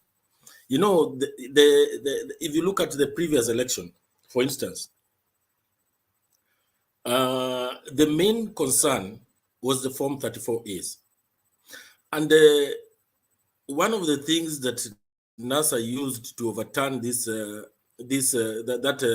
election was in the IEBC portal. You could go to click on such a particular constituency, and then you click on a particular polling station, and then when you click further, you get an uploaded Form 34A. Now you see what some of the Form 34As. In fact, I still have some images of some Form 34As which were posted by IEBC that had different figures from what was signed at the polling station. And that is where, for me, that is the major concern, because the voting process is I'll give it up to 70-80% okay. But now delivering those results to bombers is where everything just goes haywire. Because what is given witness by the agents vis-a-vis what IBC, some of the polling stations, IBC posts some Form 34A, which the signatures differ, and the presiding officer in a polling station ought to write a reason, I think, when the agent either refused to sign or something like that. But I'm telling you, that is where the problem is. In these other issues of the register and what have you, because you see these ballots are counted physically. Once they've been counted physically, those details are entered into that form. Then an image is taken, and the image is transmitted to bombers. But what gets to bombers is totally different. And that is how they were caught, because the NASA team did not actually scrutinize all these other. They looked at the register, and the voting process was okay. And now they were particularly interested in the Form 34As. That's where the counts kept on changing. So, Jose, that is where we should be thinking on looking at where we can curb the problem. In my opinion, that's my opinion. Okay, Wangira. Papa, you have raised a very, very important issue, and I remember it is the same issue that Martha Karua raised last week on the issue of Form 34As and on the issues of on how agents are supposed to be treated. You remember in 2017, especially in the areas where we were not very strong, our agents, they could create up a matter to kick out an agent out of a polling station, and we could end up not having an agent. So Martha Karua raised 2 or 3 things. She said that so long as an agent has what we call the tag, and the agent has what we call the oath, then this agent should not be interfered with by the officials of the electoral or by the officials of the IEBC unless there are ground to suspect that he has committed what we call an election offense. And even where he has committed an election offense, then the police must come in to witness and witness and sign to the same, and this particular political party must be given a leeway to replace that agent immediately.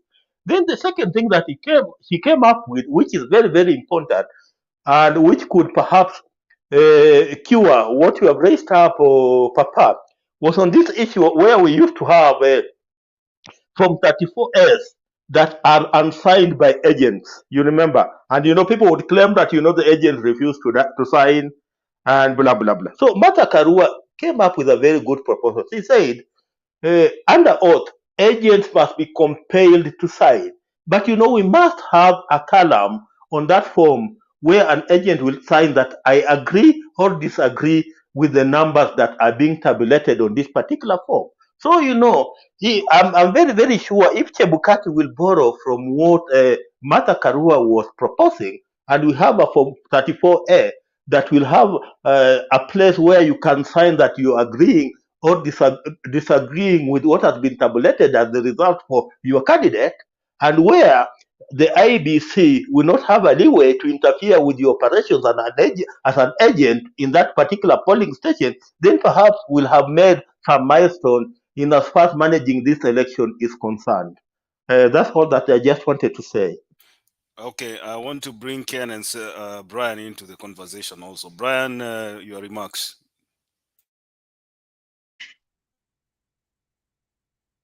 Just wondering whether the IBC have any mechanism to detect in case of maybe hacking and what if they're going under electronic voting.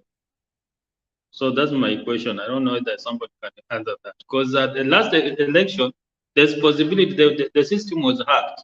Meaning when the results were being relayed, it went to somebody else, doctored the results, then sent it to the IBC server. So whatever was delayed at the IBC, the Bomas of Kenya is what has been already doctored. And it was in a collaboration because there's somebody who had a password for the server. So I don't know whether this time they have mechanism to avoid such cases. Okay, thank you, Brian. First of all, before I come to you, Ken, I just realized you're also using a bottle like mine. It looks like we are in the same place. Probably voted before. The last time I voted, I just went into a polling station and I was given a ballot paper. I ticked whoever I wanted.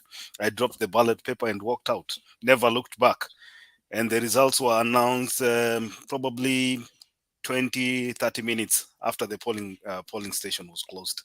No one even cares about who prints the ballot paper. No one cares who's the agent, whether they are party agents there. You just walk there. There are volunteers who just go there to help the polling, the voting system flow. And then you just cast your ballot and you leave. I don't know if you have such an experience, Ken. Labda hata umepiga kura unaweza tuambia what your experience is. No. Well, I think we're in the same place. That could be true. I'm yet to qualify to be a voter here, so I've not voted. The last elections, I did some, prior to the elections, I did some statistical analysis for the city as they prepared, and what they needed to get right was like, how will we arrange ourselves? How will we have people come in? No, probably like prepare in advance. Systems could be different. However, I have voted in Kenya. I am still a voter. I was able to verify that if I went home, I would still be eligible to vote. My issues are different from that. I'm looking at a country which I love, which has gone through a painful past because of disputed elections. If you read what Justice Kriegler said in 2008, is that we have a culture of impunity which we never seem to address. And towards that, he said, any law enforcer needs to do their job. My issue starts there. As far as elections are concerned in Kenya, IEBC is the law enforcer. They are the referee. They understand the Elections Act, the IEBC Act. They understand it better than me or you or many other persons. The thing is this, in the process of them doing their job, they need to prepare me well, that if I come in and I vote, my business ends there and the true position will come out. Having said that, the bigger concerns becomes if we have revelations now of what happened in 2017, and I tend to be objective, would there be merit in saying probably even the person who was declared the winner did not win? Before you answer me, Kuseo, yeah, that could be a possibility. As we are staring at an election coming in what, 5 weeks or so, my worry is how prepared are we?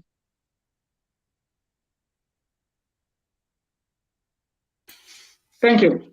Okay, let me do this. Brian, just give me a minute. I want to play a video for you guys. But I know it's about 4.5 minutes. So I don't know if I give you each one of you a minute to make a remark before I play the video. Let's start with Brian. Just a minute. Let's take 1 minute. 1 minute. Yeah, Brian. I have a question from. I'll give you time, Jose.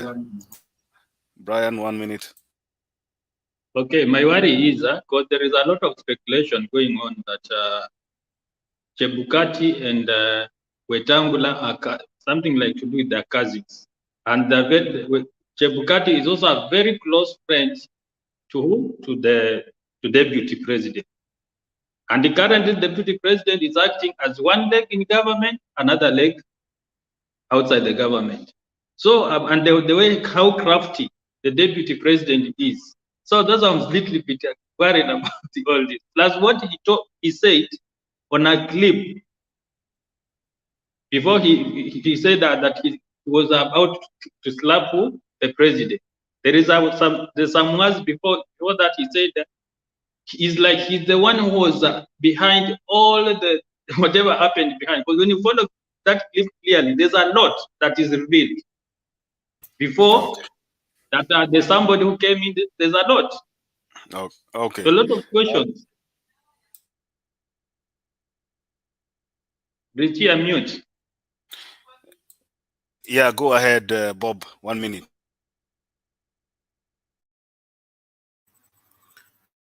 Yeah, I just want to tell, to mention this.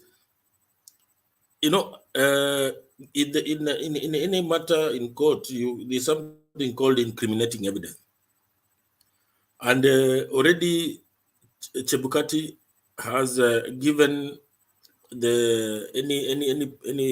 any party that is participating in the presidential elections some evidence to carry along to the Supreme Court.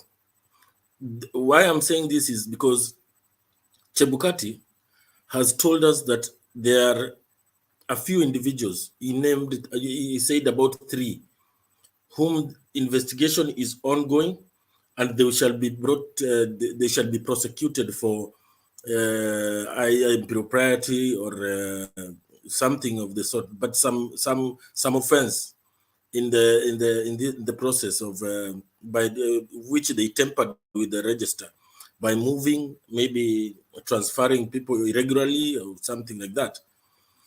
Up to now, these people, nobody knows, unless you say you have any, you'll give us that information. Nobody knows, and we are going to an election without him handing over these people to the DCI.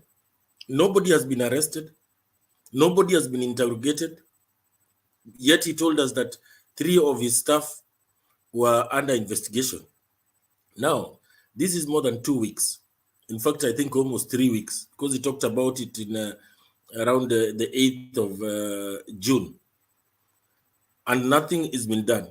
What will stop a presidential candidate from adding that kind of evidence to his armory, that to his petition, that in the first place, the chairman told us that his own staff had messed with the register. No action was taken because he has a duty to hand over these people to the relevant authorities to prosecute. or arrest, but he is kept mum on that. So you can see where this man is coming from. This man is aiding and abetting a criminal offense. In fact, for me, this is somebody that probably a good Kenyan should go to the ombudsman and ask Chebukati to produce this person to be prosecuted. Thank you. Okay. I'll give Kosea time to respond to that. But I was doing the math here and I saw some comments running on the side. People are doing maths and let's say we are using 40 billion Kenyan shillings to run our election. We have 22 million voters. If you do your math there, it means that every voter spends about 1,800 shillings just to cast a ballot paper. I mean, for the election day. And I looked at, I've voted, Ken, I can tell you I've voted here. And what I did is when I went to a polling station, I was given one piece of paper like this. It had all positions. And I voted for the president, I voted for the senator, I voted for everyone, down the ballot, plus judges. Even judges are there. You vote even for a judge. And I folded my paper. Actually, you don't fold. You just insert that into a machine and it is counted when you drop it inside that machine. It is counted. And then you leave. You do not have agents. You do not know whose political party's agents are supposed to be there. You don't care about that. All you do is just walk there. You are verified as a voter. If you need to produce an ID, you produce an ID. And then you are given that piece of paper with all the positions from the president down to the judges and even the whatever, everybody that is running. And then you mark your people and then you drop it. And it is counted there and then. You won't see the results, obviously, but you are sure that your ballot paper has been counted the way it's supposed to be. Jose, I'll give you a minute, but let me play this video here because I think this is important in relation to what you're talking. We move to Uda. Gano, if you have anything, and Roots Party in that order. Thank you. I think you'll allow me to cover a few points, all related and very, very fast. One of them is the issue of agents. The perennial complaint in every petition, whether presidential or gubernatorial, like I participated in, is kicking out of the agents by your presiding officers. So to enhance transparency, we are proposing that you not only release the identification badges for agents to candidates 2 days before, but that identification plus the oath are the only thing an agent needs to get access, and your officers must not have any authority to send out an agent unless if an agent commits a criminal offense, in which case the police at that polling station will have recorded that incident. I want to agree with your proposal that agents should sign. Therefore, the presence of the agent, unless if they have committed a criminal offense and the party is at liberty to replace, the signing of the result form, that 4A, and in all other elections by the agents, ought to be mandatory, and your form should have a column for the agent to say, I agree or disagree with the results. We also want, it's good you are transmitting the results. You have promised us copies, but you've been printing only 6 copies of the form, 4 of which are for use by the Commission. As you can see in this presidential election, we are 4 presidential candidates. Therefore, 2 copies are not enough. We don't want to ask you to print more copies and incur more money for the government. We just want the right as agents to be able to take WhatsApp images of the form once it is ready. That way, whatever you transmit electronically cannot have vifaranga via computer, because the form will be out, everybody will have it, And the press, if they are in the room, will also have it. The gap on announcing what is tallied at the station should be removed. When either the press or other people say how many votes were garnered, and they are on that form, they are not making the official announcement. They are giving the provision. They just state, this is what we witnessed. That enhances transparency. So two things. Your officers must not have the right to send out agents unless if there is an incident recorded by the police and the party has a right to replace. Number two, WhatsApp images. Those who are able to have smartphones, and I'm certain that in every room there will be at least one or two people with a smartphone. We must take WhatsApp images. The story of the Baranga via computer will die at that stage, and that will enhance the transparency of the elections, which is ordered or commanded by Article 86 of the Constitution.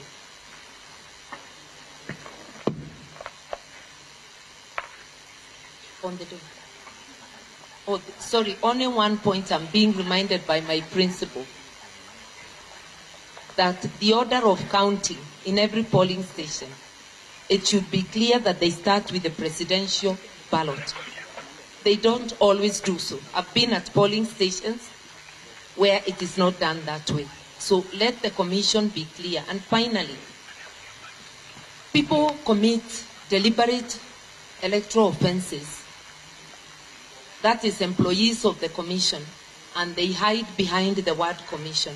We want to request you to unequivocally and publicly tell your officers that anybody who violates the electoral code deliberately, we will face the law individually.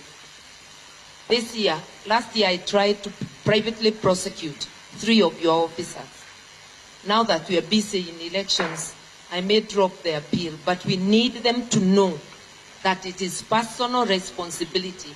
The elephant called the commission must be dissected to that polling clerk, to that candidate, to everybody. Thank you. So that we don't come back, I'm being reminded that oh, okay. I think the audit report had already been asked in the previous by our competition in UPA, and I think we are in agreement that yes, we need the audit report by KPMG, but that now can also be bared to us as we inspect your factory. Bas. Sasa, you see where my conversation was heading. Hizi vitu zote zenye Martha Karua ameongea, all these things are happening at one particular place called a polling station. Ose, before I give you time, na umesikia sasa nyinyi mlienda kuchukua Rigathi Gachagua kama running mate. Sisi tulienda tukachukua Mama Martha Karua tukijua ni lawyer anajua sheria. Amesema atawafunga. Wewe ukienda kuleta upuzi yako kwa polling station ukifikiria wewe ni agent wa IBC ati IBC tashtakiwa, you will be personally responsible for your troubles. And that is why I'm saying we are moving this thing way too far by sending agents, you ende waangalie ballot papers inaprintiwa wapi and all that stuff. Whether you do that or not, mahali wizi inafanyikianga ni pale chini. If you can curb the theft at the polling station, then this election does not need even the IEBC to continue convincing you that it's going to be free and fair. If you use those metrics that Martha Karua has given, because these people have been stolen. The election has been stolen not once but many times, and they know where the trick is. So I would want to give Osea time, and naona Ndemba amerudi hapa, so at least to make a comment about that. Oh, thanks, Richie. Wait. Thanks, Richie. I think I'm going to need about 4 minutes because there are 5-6 questions To start with the one on regarding the agents, the ones raised by Martha Karua. You see, sometimes earlier we did say that sometimes if you check the way IBC is behaving, it's like they want to create grounds. Pole. Ndemba wacha nilete maji baridi, I'll be back. Joto imekuwa mingi. Thank you. I was just saying that if you keep monitoring the IEBC, you'll be at a loss at the way they handle some of the issues, which look so obvious to some of us. Now, sometimes you are left wondering whether they are trying to give meat to those who to give ground for Supreme Court cases, and it may well happen. And earlier on, I'd said that the way IEBC, they call themselves independent and have security or tenure. It's like they can get away with anything.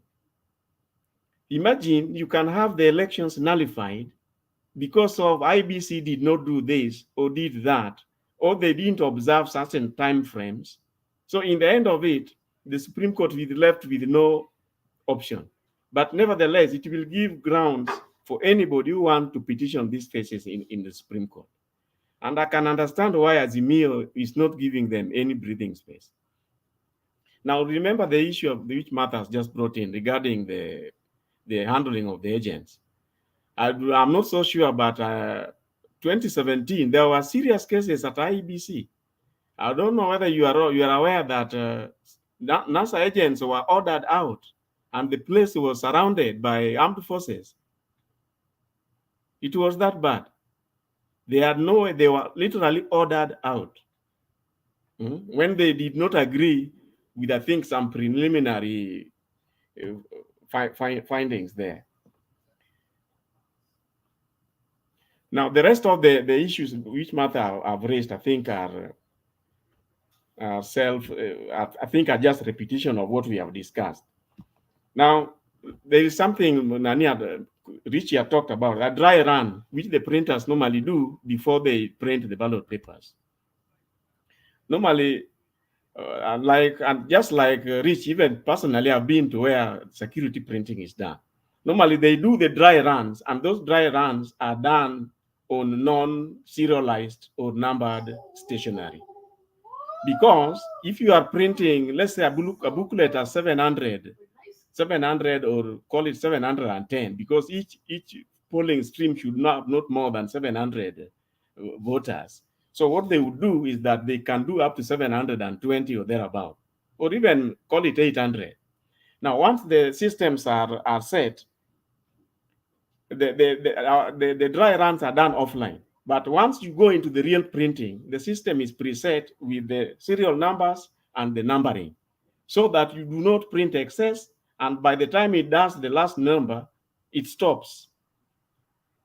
Now, they hope that way they'll be able to deal with the excess or extra printing. After that, then they are, of course, batched into the 700 or 710. Now, the gentleman has gone. The gentleman who wanted to know how are these systems hacked. And he did give examples of the last elections where there was a lot of this. One thing I would like to indicate here is that, yes, the systems can be hacked. It's just that in our case, in 2017, you cannot even call it hacking, because these were stage-managed collusion things. The people colluded and with the IEBC officials, and they got a number of wrong entries and wrong data capture into the same, which also interfered with the numbers. Now, he also raised the issue of Chebukati, Ruto, Wetangula relationship. Of course, this is there. It's just that I think most people are at a loss. Would it make sense to, let's say, go against Chebukati just because he's a friend of the DP or he's a cousin or whatever related to Wetangula? It might not make good sense. After all, Chebukati is supposed to be working under oath, and he's supposed to do what is required to do. Now, there was the second last issue, which was about the DP's maintenance and repetition in the last few days, that without him, he's the one who made Uhuru the president. He has repeated that more than once. And if you look at that clip that we watched earlier, it is quite clear that he knew what was going on and how the election was won more than maybe even the president himself. The president was reacting to the bad things which were emerging, the negative issues which were emerging from the elections, the security issues which were threatening good peaceful coexistence and the like. So literally he had the bigger picture. And for me, I think that's why he was coming to the conclusion that is it worth going on with this fight? Because all the issues were glaring. The Supreme Court had come to the conclusion that there were so many irregularities and whatever. So even him, he knew he could not be 100% sure that they had won the election. It could have gone either way from the look of things. And as somebody mentioned here earlier, the chances are that informed the reason why he looked for Baba to find out whether the matter they could cool down the tensions through other ways, which they actually did, so to say. Now, there was the last issue about the IEBC officials, the ones, I think, Wangera, you are the one who had asked, the ones who are, which Bukati said are going to face prosecution. Now, it is for true, no feedback has come, but maybe, I don't know whether the investigations are taking that long.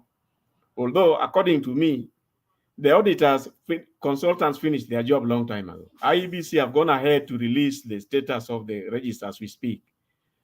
It was only fair that at least, because he knows that he's struggling to get our confidence, it is only fair that he would come back and give guidance or some information as to what actions have they taken, what is happening, because that issue is worrying so many people. What does it mean? For me, it shows that it just shows the level of collusion that can take place. And already there are rumors that these fellows are connected with Kenya Kwanza or Kenya Kwish. So it should be in Chebukati's interest that he comes out clear to tell people what's going on so that people can see that these people are punished. I hope they will not say that they are independent and that they get away with it. But as I've said, there is the issue of IEBC not doing things properly, and it's going to give grounds. Their lapses are going to give grounds for people who want to take up to the Supreme Court unnecessarily. Thank you. Thank you, Kuseo. I mean, I just want to point one thing before I bring, I hope Ken had already given his submissions. Had you, Ken? Okay. Yeah.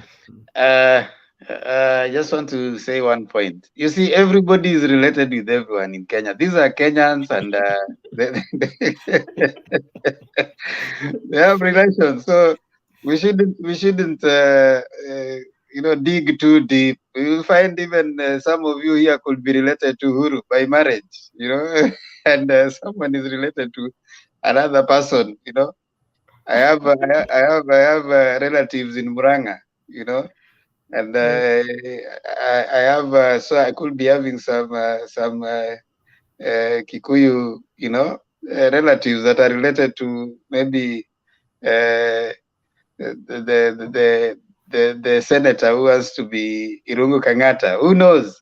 So what we are saying is everybody is related to everybody else. We don't need to keep to pekua, because these are Kenyans, and unless someone is from us, Kenyans will always have. Remember, here in the US, you realize how they dig down to people's connections and relations. Yeah, I mean, but as long as you're from that country, there'll be a connection. There'll be someone who is married to someone. There'll be someone who is a relative to someone. You come from a village, there's someone who you are cousin who is married to. There's that kind of relations, which I don't think, in my view, is a reason enough to think that someone will compromise. If that was true, then his closeness to Wetangula should have given Baba the thing last time, because he was still a cousin to Wetangula, and Wetangula was in NASA. So that could have been a reason for him to do that last time. So I don't think that is reason enough. Secondly, There's a question about that Makiadi has left, but he had raised a question as to why people are doing the things they are doing. Why do you think that an examination is, say, for example, the KCSE exam? It's brought to a school and still they bring an invigilator and they still bring policemen.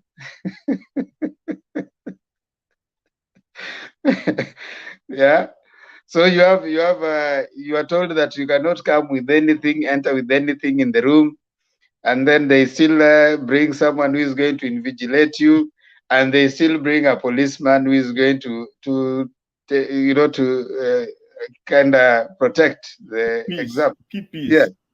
So there's acts that you do as a preventive measure, cautionary measure. They say it's called abundance of caution. In abundance of caution, you do certain things. You go and check, and that is what Chebukati is trying, and the people are trying. Let me also submit that we have had an experience with this individual, with this body. So when say your experience with the Rastaman, Kuseo, when the last time you met someone who is dreadlocks and they only were rogue to you.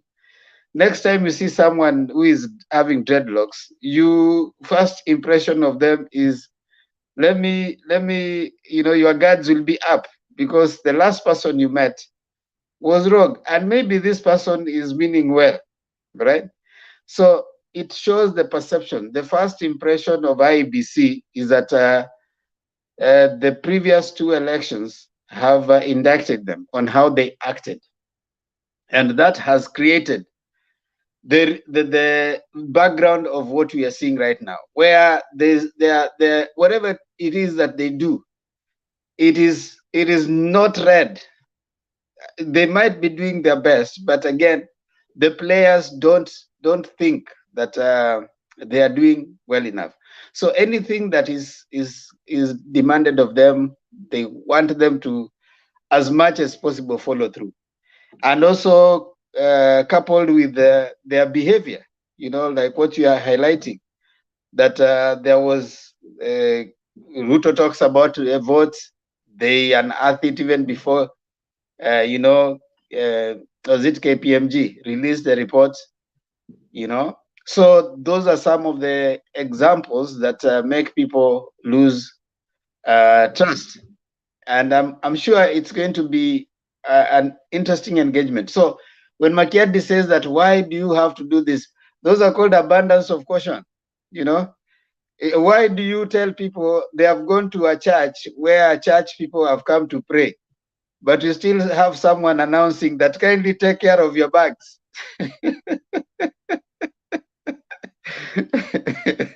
you see an announcement running that take care of that announcement in church. Imagine, don't leave your phone on the table as you take sadaka. Mbele. Yeah. Don't leave your phone on the table as you are waking up. Kindly watch the people you are sitting next to, and you're in church. So abundance of caution. You can't say that because I was in church, I thought people will be, you don't become reckless because you're in church. The same thing, simply because we have these things that IBC is doing, you do not just become unnecessarily reckless. That's why we are saying, and IBC has proven, that they have been found wanting in the previous times that they have found themselves in court. They have been found wanting.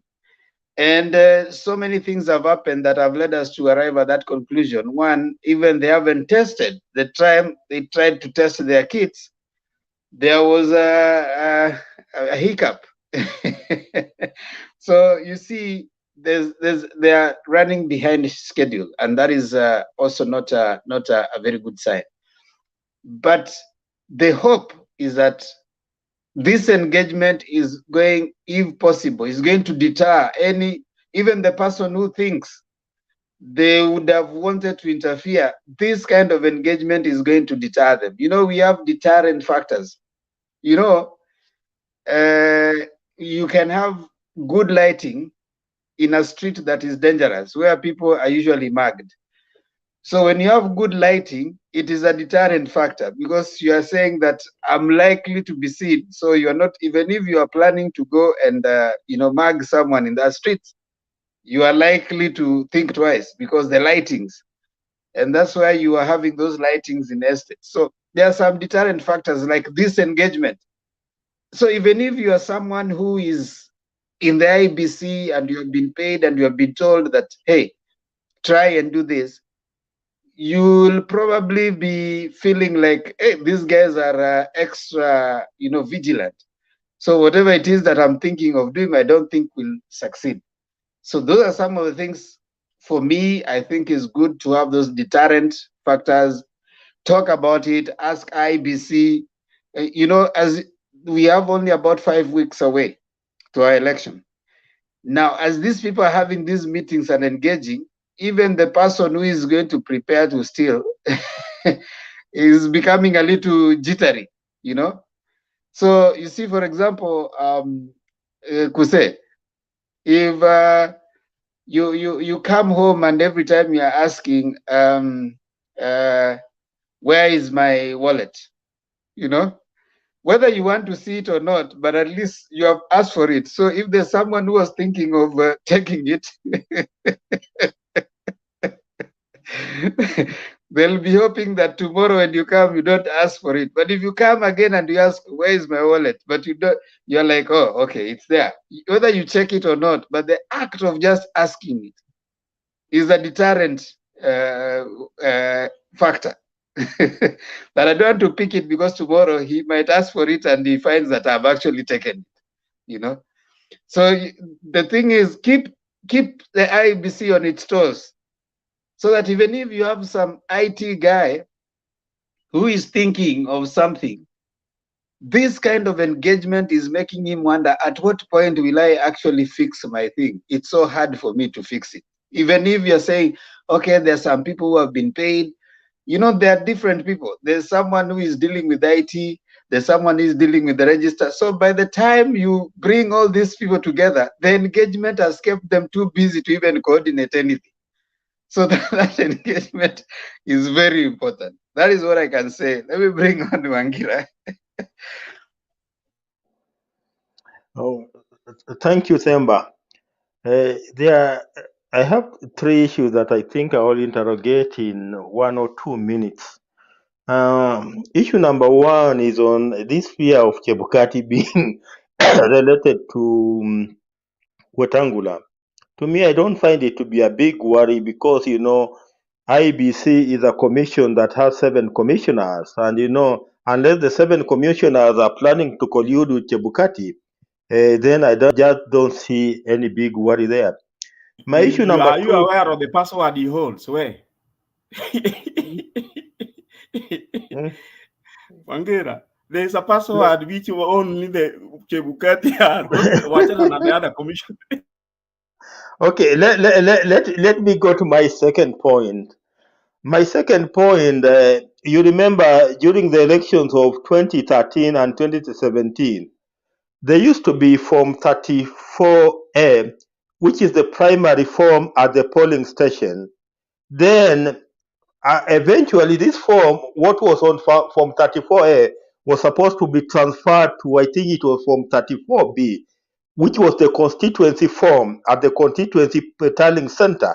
And it was the Form 34B that used to come to Nairobi, if you remember. Ile mlikuwa mnasikia ati we are still waiting for the constituency returning officer of constituency A, and he has not arrived. That was the Form 34B. This time, which one is transmitted? The Form 34A, which is the primary form at the polling station. You are getting my point? Transmitted to Bomas. No, the one transmitted to Bomas used to be Form 34B, the one that used to be tallied at the polling. You remember? You are getting my point? So this time, Chebukati has assured us that you are not going to have the Form 34B. It will not be there. So what shall be transmitted to Bomas of Kenya shall be the Form 34A. You're getting my point? You remember there used to be a problem between that Form 34A and Form 34B. And remember those were the times where even our agent used to be kicked out. So if you don't have an agent in a particular polling station, they have been kicked out, and you know they're using a particular Form 34A to go and tally it into Form 34B. That's where issues used to now come. Zile mlikuwa mnasikia sasa vifaranga vya computer. This time we are not having the Form 34B. We are only having that Form 34A at the polling station.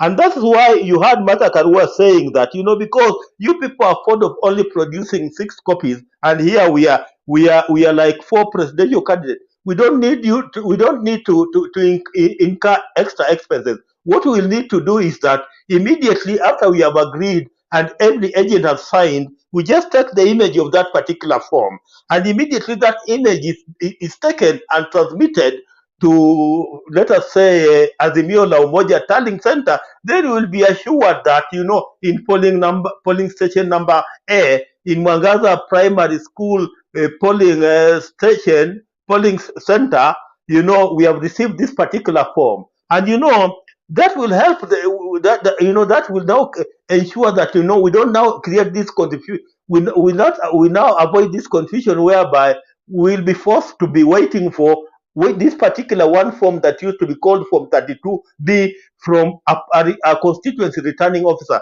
because what the constituency returning officer will be needed to do is to ensure that he has collected all Form 34S from his particular constituency, piled them, then presented them physically to Chebukati at Bomas of Kenya. So we will not have the Form 34. We will not have the Form 34B. And you know, by not having the Form 34B, you remember, let me just remind you, Kuse, one thing. You remember in 2017, there was a problem with one of the Form 34B. And I remember Papa even remembers where there were even arithmetical problem, a simple mathematical problem, whereby perhaps instead of saying 100 plus 10 is equals to 110, you find that somebody has written 101. And Chebukati used to say that even where this is proper common sense, it cannot be corrected unless the court orders that it be corrected. You remember that? You remember? So we are doing away with that confusion now. We will not have this Form 34B. What we rely on is the Form 34A at the polling center. So what every presidential candidate needs to have are credible agents at every polling center, because at every polling station. Sorry. So if you have credible agents at every polling station who are up to the job, then you are sure that whatever that they are signing to and whatever that they are remitting to you is credible numbers that you have gotten. And if that is done, then whatever numbers that you will be getting in your telling center can be the sure numbers that you will be sure that Chebukati will be announcing at the end of the day. That's all that I had to say, Bwana Temba, for now.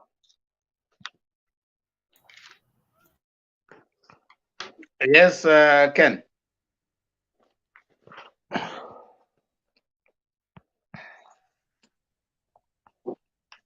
Oh, gazeti yangu kidogo karibu naiangusha. Mine is simple on this. If the IEBC has rules set, for me, I think if I'm a voter, it's not my business to know how they have set their rules.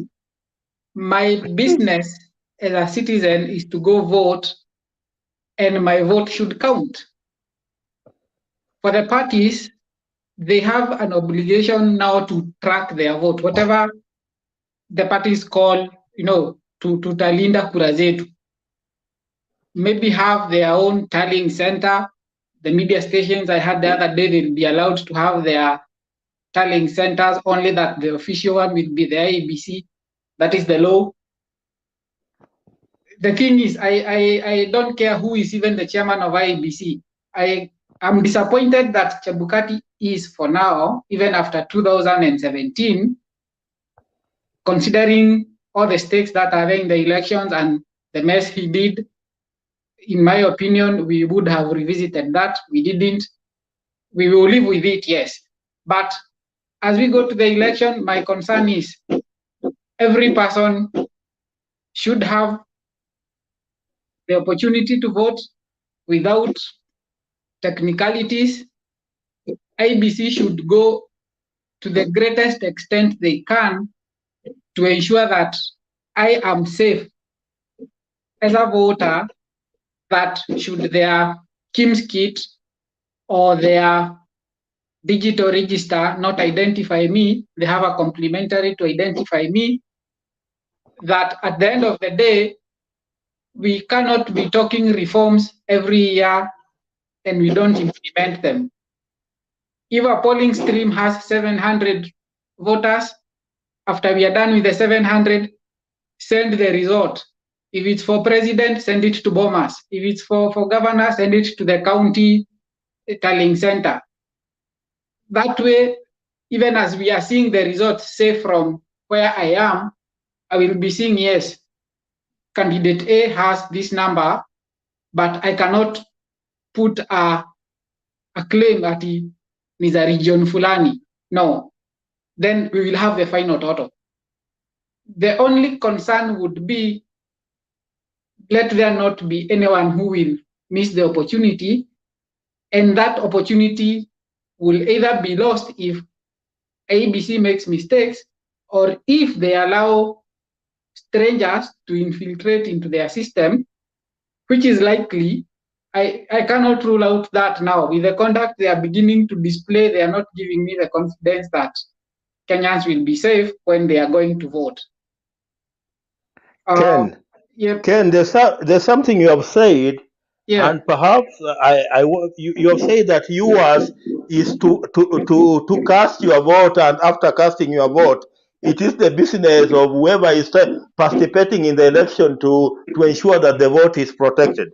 Let me tell you that the obligation of protecting the vote starts with the voter up to the candidate himself. For example, you as a voter, you have the obligation of kulinda voter, just as the guy that you will be voting for has that same obligation of kulinda the kura.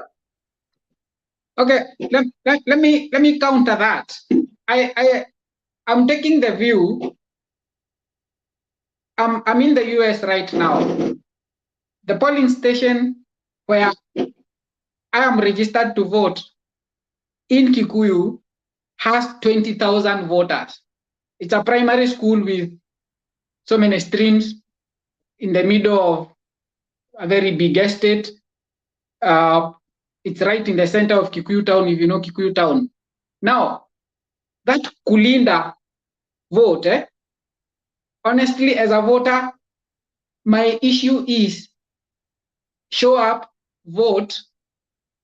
The parties which are participating in the elections, Baba, Ruto, Wajakoya, and Wahiga, they need to put the rest of the mechanisms. The rest is the law. IEBC, if it needs help from, say, police, they have the monies. They have, we pay taxes to guarantee some of these rights to be enjoyable. Because if you say this kulinda, no, the party has an agent. Let the agent do that work. Makiadi gave you an example.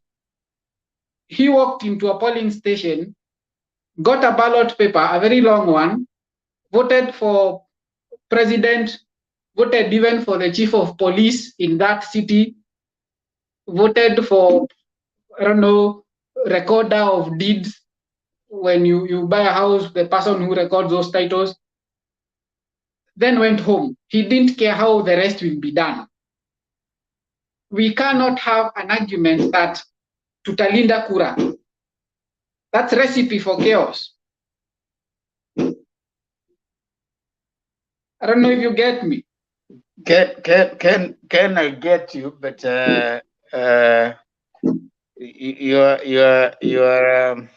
you're right. Okay.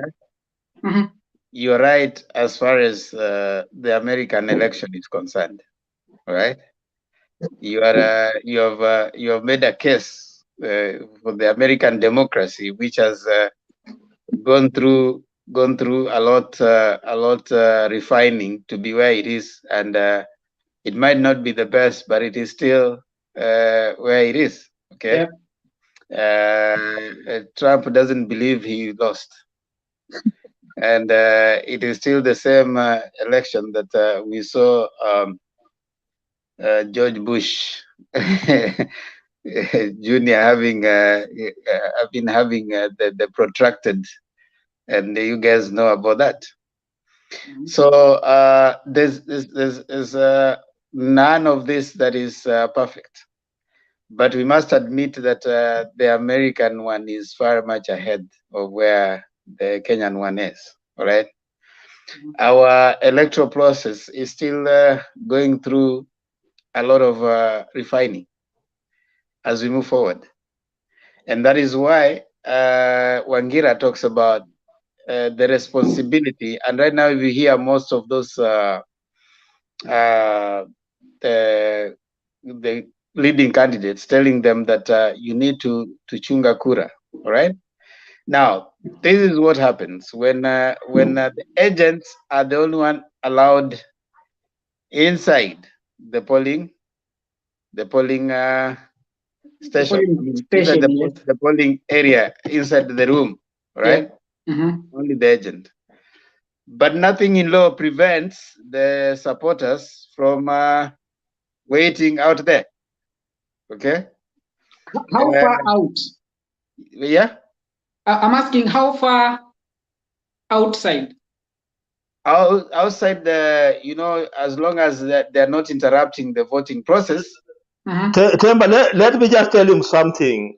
Even during the by-election that we have had, the few by-elections we have had, we had instances where people were trying to import foreign ballot papers into a polling station, and it took the vigilance of the voters outside the polling station to ensure that such material could not get inside a polling station. That is what I'm talking about, kulinda kura. Because if you allow that, if you vote in this country and you go home, and you don't want to care about what is happening, then you'll wake up in the morning and you'll discover that your candidate has won and your candidate has been defeated, and he has been defeated in a very unfair way. Because we know in this country people will import foreign material into a polling station. Kuse was talking about extra. Kuse Chiu was talking about extra ballot papers being printed. Why do people print extra ballot papers in this country? For what purposes? Those are some of the questions you should be asking yourself. And that is the essence of why we are saying that kura lazima tulinde. Because if you don't linda kura in this country, my brother, you will be shocked. And Ken, you see what Wangira is saying? You said something that you vote in a certain polling station, and most polling stations here are primary schools, right? Yeah. And most likely in those primary schools is a village. Okay.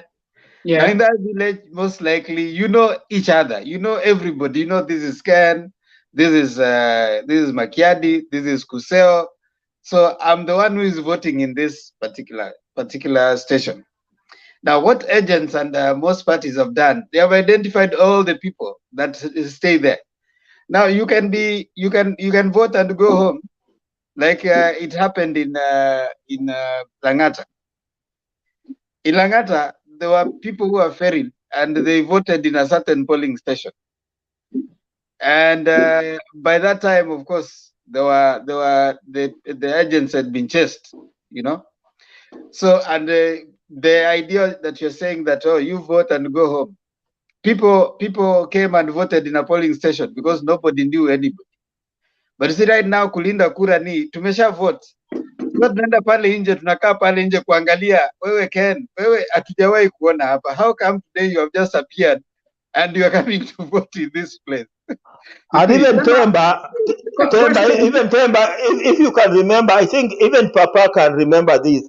In I think it was 2013, where there were non-gazetted polling stations for particular purposes, people voting in an non-designated polling station, and that material eventually ends up getting to the constituency tallying center. So if you are not very careful, there's always monkey business going around that you must remain very, very vigilant always.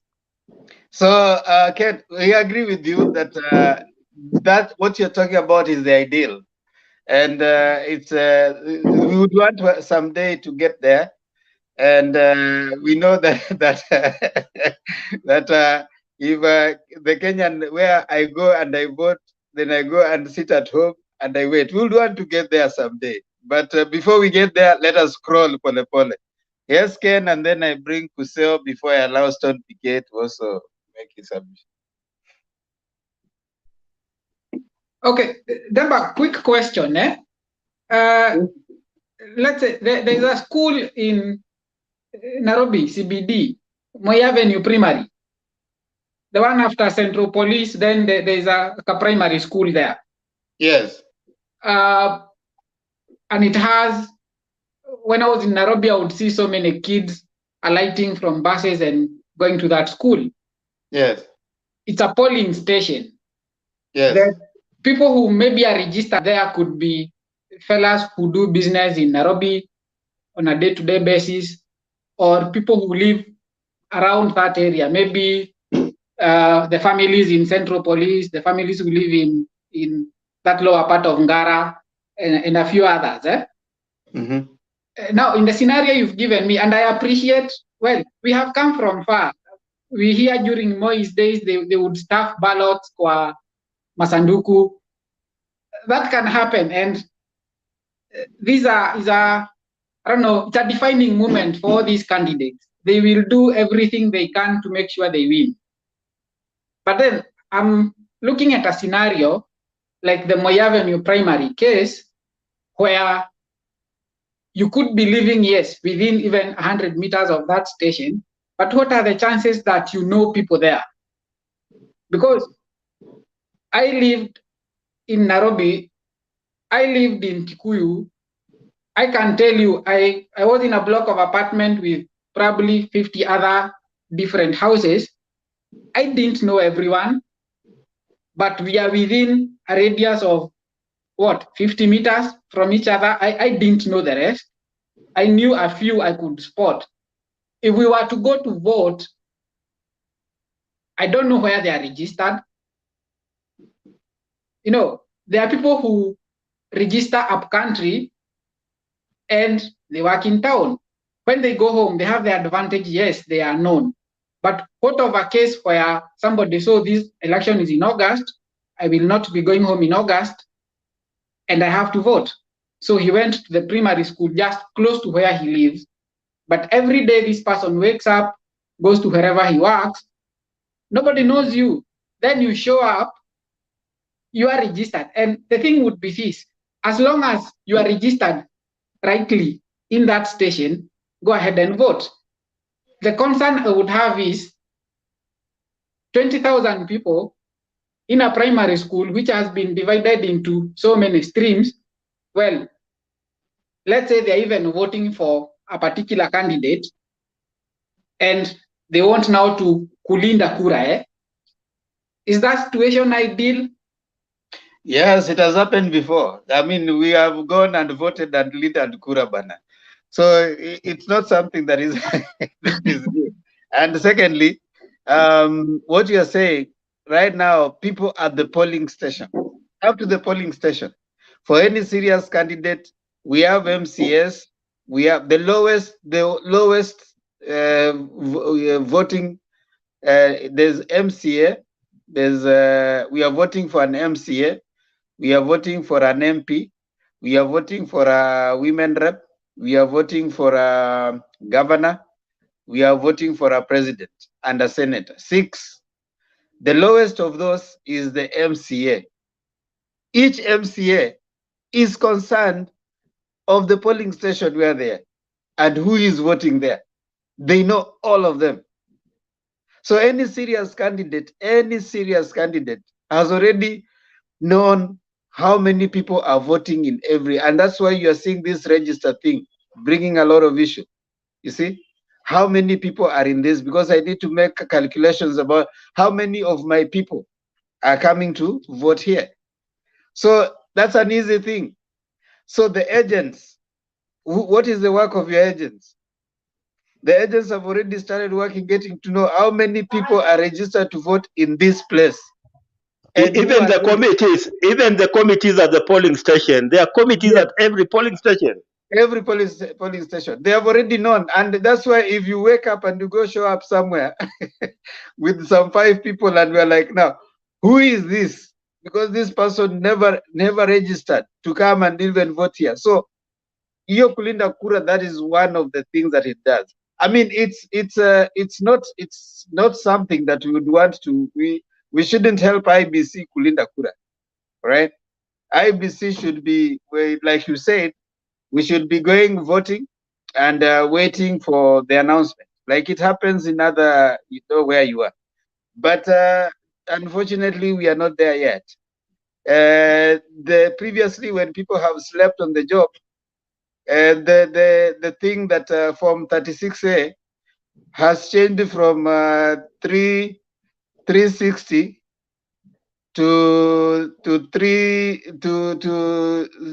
36. So the zero at the end is cancelled. So it is reported as 36, not 360. Or 360 is added another zero and it goes as 3,600. So you see such kind of anomalies which are glaring. So you sit there to know when it was announced and what went, and that is what Martha Karua is saying, that you should have the agents sit there when everything has been counted, let them take a picture, So if the returning officer does monkey business and probably in between there, they are harassed the way Alice Wahome harassed a certain election official in a certain election, and she was forcing him to change. You remember that? Yeah. It was all over the social media. She was forcing him to change, and the guy refused.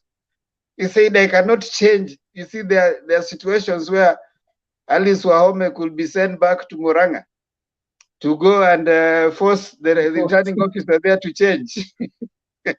And so you need people to stand there and tell her, no, those are and you see, that time, the system was supporting Alice Wahome.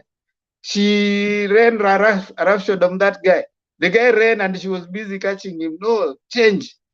So those are the kind of scenarios that you want to get rid of. But we would want to have a very smooth election, and it's a dream for all of us. We are hoping that as we move forward, we will achieve some of the things like Makiadi is saying. We will not have to tell IBC want to go and know where you are printing your papers. We will not have to tell them that now we need to know who is doing the Kim's kit. We will have to just do what a politician is supposed to do, campaign. And you as a voter will be doing what a voter is supposed to do, go out and vote. And IBC will be doing its job. We have moved ahead, but we hope we get there. I'll allow Kusea 1 minute and then I bring in Stone PK.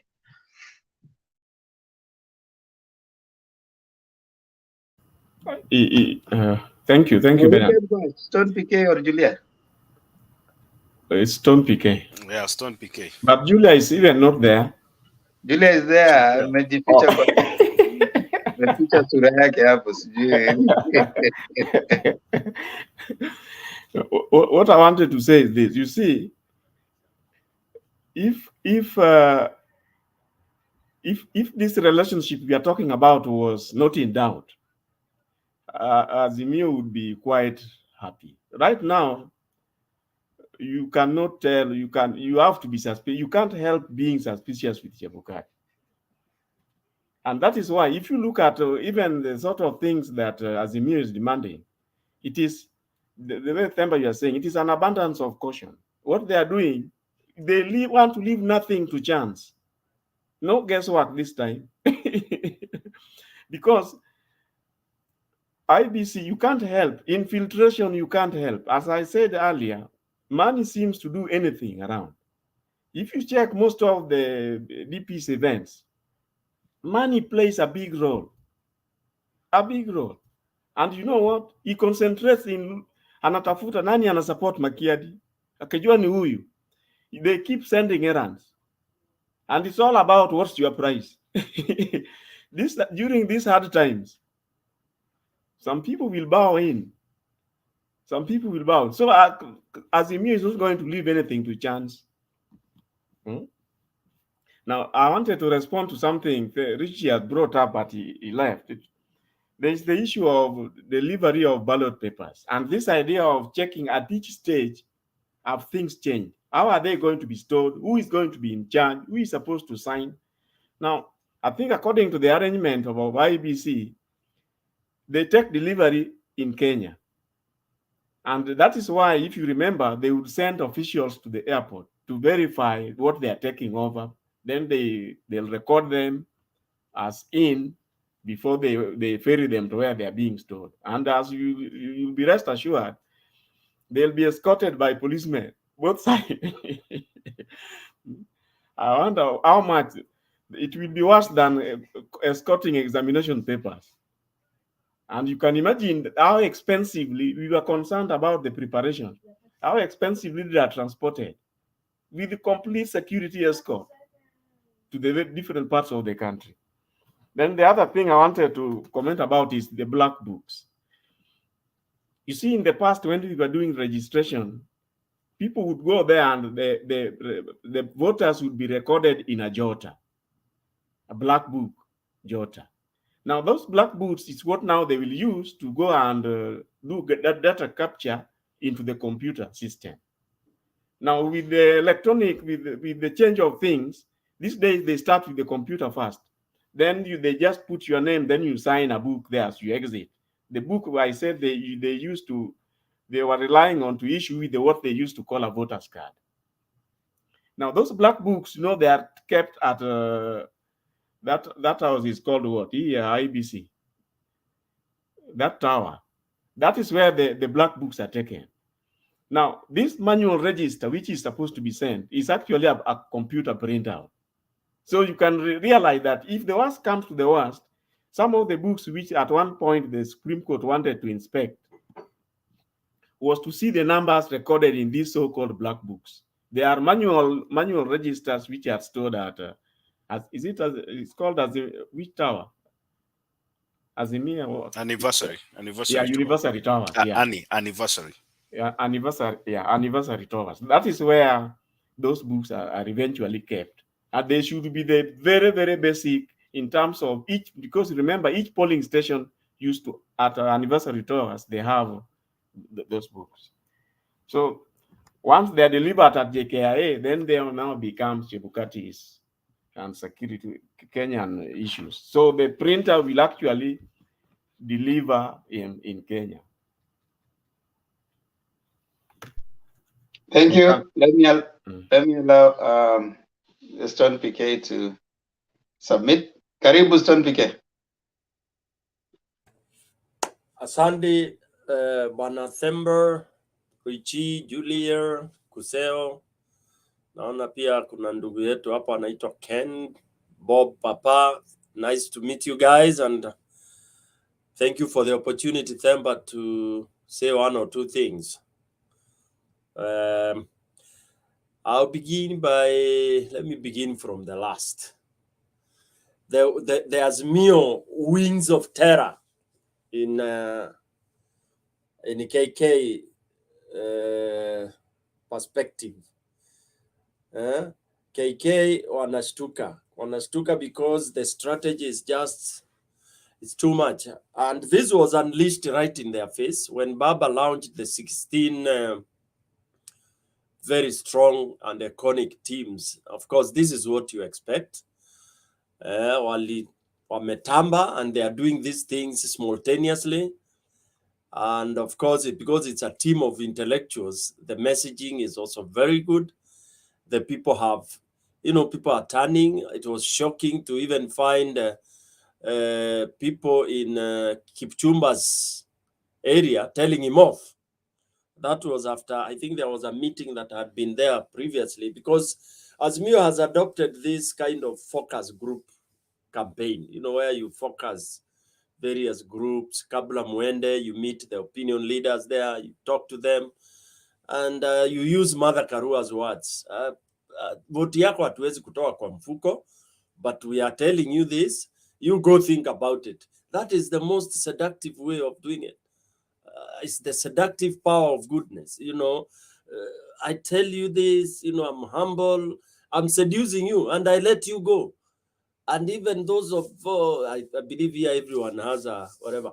When you are kijana ukitafuta dame, the best strategy ilikuwa you approach this lady, unampa homework, unamwambia usinijibu leo, that would do magic. Unamwambia tu, you just go, usiniambie ndio ama hapana, lakini here is my card. My friend, that lady would never say no. Makiadi will bear me witness. Na Ken nimeona amecheka. Hata Kweseo, najua umeona hiyo, it works. So the same thing is what Mother has done. You remember when she started, people were even what was it, booing her. Then she said, no, please don't boo. Hakuna haja.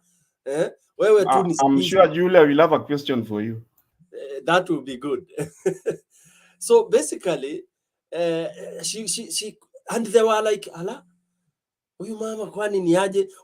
Unabuu badala apige kelele akwambia hapana kijana usipige hivyo. Huyu amekutuma ufanye hivyo, mwambie aje tutakutana. Lakini wewe nataka kukusaidia wewe. That is touching, and it has done marvelous, and that's why, you know, things are happening so fast that Ruto now is amerudi. In fact, wacha hiyo Kofi anasema alikuwa anataka kupiga Uhuru. Ruto akipata mtu wa AZIMIO face to face, he will attempt to even beat.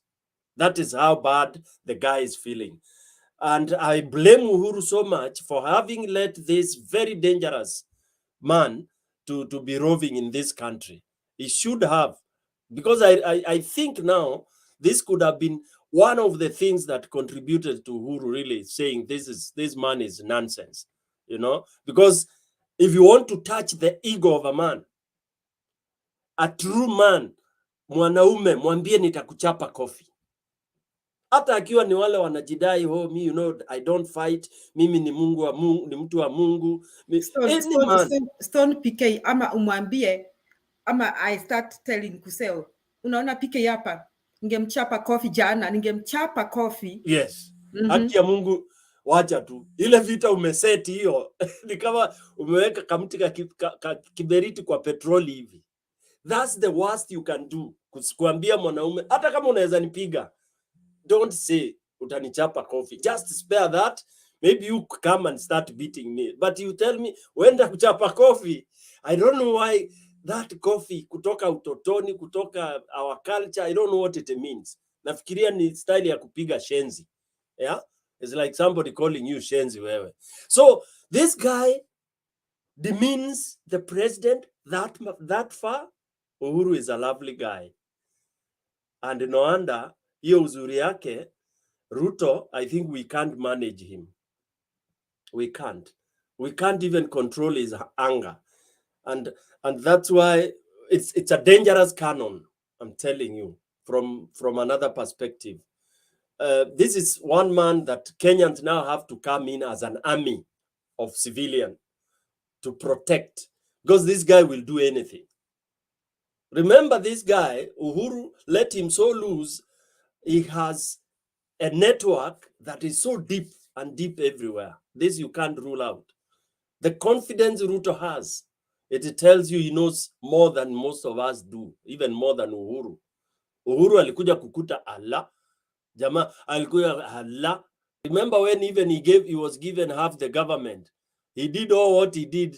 Uhuru alikuja kushtukia Allah. You know, when somebody is having the ball ahead of you, wewe unakuwa spectator, amekubeat to the game.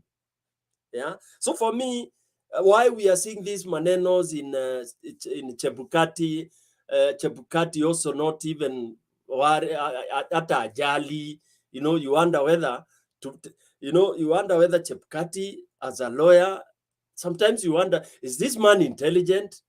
Because he puts on sometimes a face that shows like he's so stupid. Maybe it's a tactic. It reminds me of Kiraitu Murugi, who says, I may look as, I'm not as stupid as I may look. Chepkati, when he's talking, I was trying to review most of his clips yesterday, you know, and I reviewed also the other IBC that was there. I don't know, it was called something else. Ule Somali, you know. And then I went all the way to Kivuitu.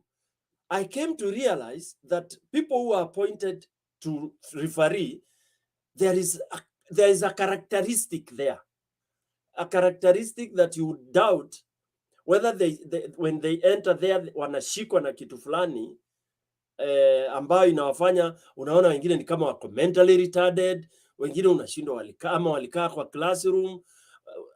You know, you just don't understand what is it that goes into them that makes them, whatever they are saying does not make sense anywhere. Because unaulizwa, how guarantee is the election? The only thing you say ni kusema we have done the best, we are independent and everything will be right. That's the answer. Mtu akikuuliza what mechanism you put.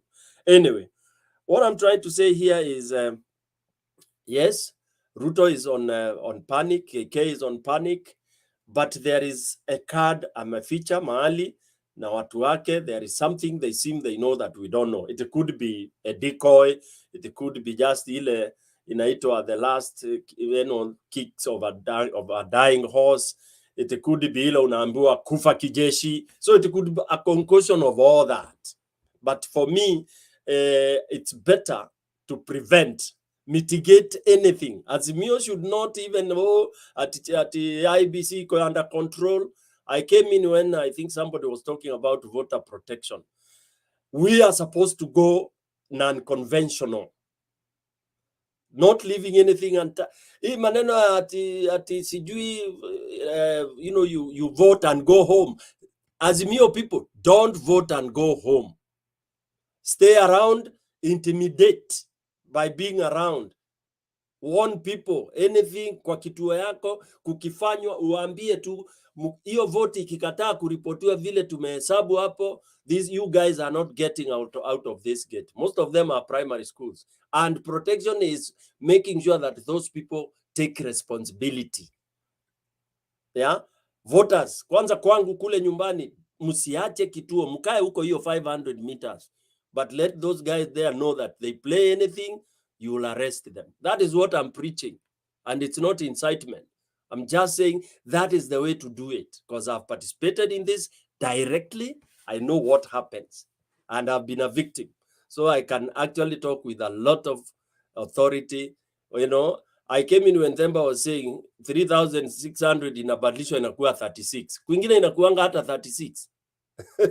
Yes, inakuwa 36. Unapiga hizo mapicha, unatuma, utadu. When it has already been announced, what will you do? You go to court. And in Kenya, you trust going to court?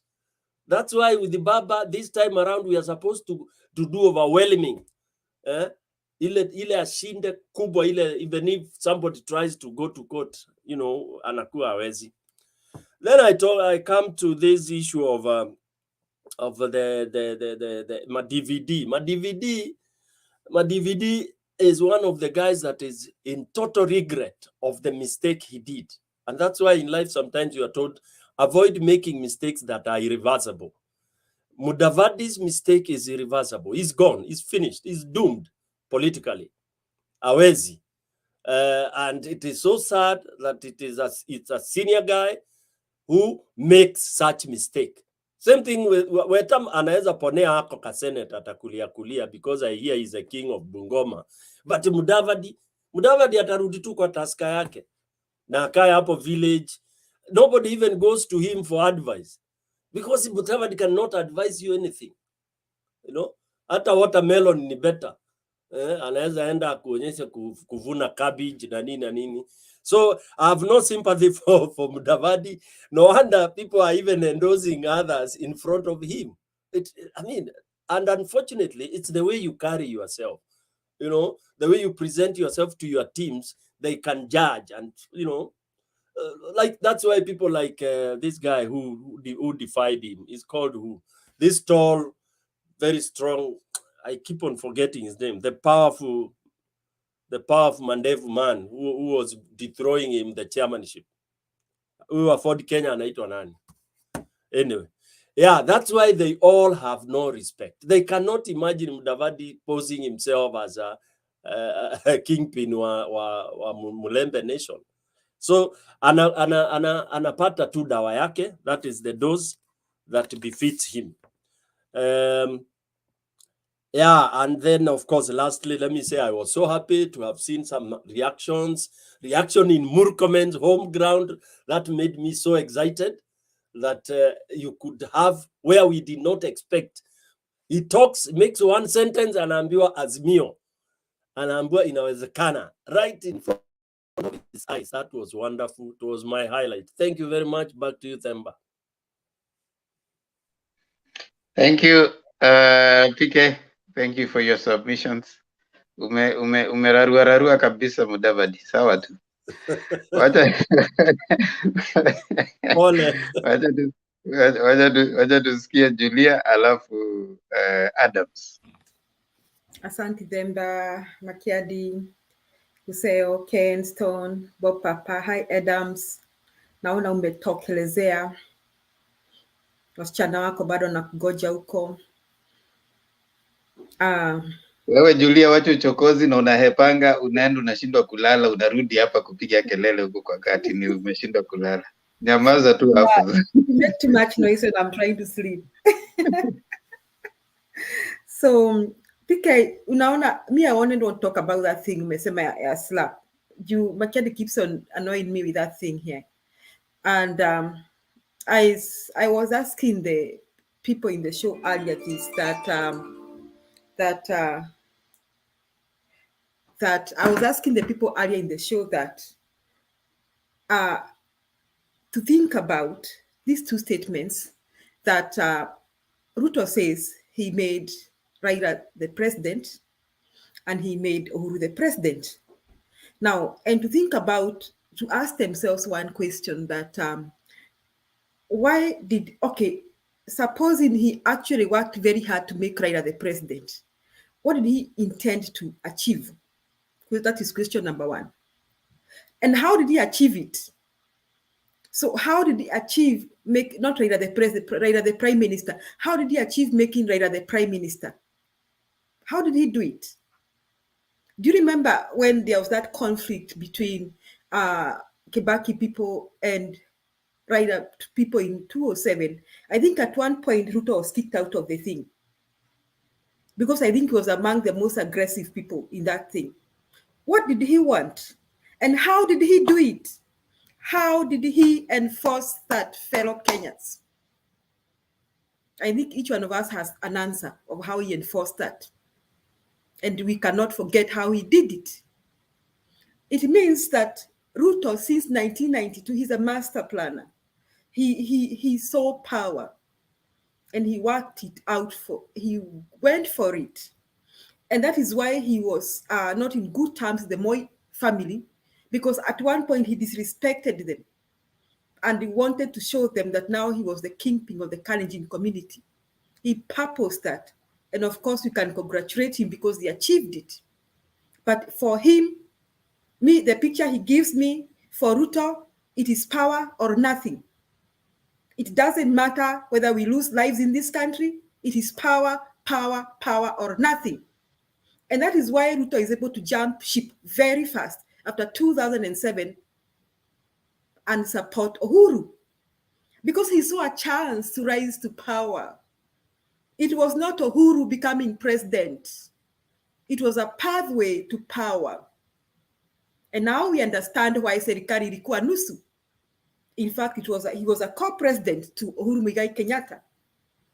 So we are not surprised that Ruto decides to say that after 2017, I almost slapped the president. Because the way I judge President Uhuru, I see him. I hope he forgives me when he hears me saying this. And he doesn't get mad with me. I see President Uhuru as a spoiled brat who doesn't care whether he has the presidency or not. But Ruto wanted to get the presidency through President. So in 2013, William Samoei Ruto saw himself as a co-president. So we got to 2017, and the elections are contested. And I think Uhuru, in his conscience, decides that it is not right to take this thing, that I think I should let go. This thing is contested again. But Ruto, it is power or nothing. It doesn't matter whether Kenyans lose their lives. So I want Kenyans to ask themselves one question. William Samoei Ruto said that he almost slapped the president. And here he's talking about the president of the Republic of Kenya, the commander-in-chief of the defense forces, the symbol of national unity, a protected individual in this country. Imagining, leave alone talking about it, even an imagination that you can slap the president is like an imagination that you can assassinate him. So I'm asking Kenyans, if Ruto can have a wild imagination that he can slap the president, what can he do to you fellow Kenyans? Ni nini nyinyi hawezi wafanyia? Hebu fikirieni sana. What can he do to you? And he goes around bragging that he almost slapped the president. He thinks he's a hero to the people of Mount Kenya region. Mount Kenya region. Who has bewitched you? I will ask you, like the church, I think the church of the Ephesians, that was asked by John, who has bewitched you? A man is bragging that he almost slapped the president of the Republic of Kenya. What else couldn't he have done? And what else can he do to you, a mere common man? Fellow Kenyans, run. Run for your dear life. Run. And even if you are not sure whom you are going to vote for, now you see the kind of person that William Samoei Ruto is. For Ruto, it is either power or nothing. It doesn't matter whether the president stands in his way or you stand in his way. It does not matter. That is the character of William Samoei Ruto. Themba nimemaliza, asante.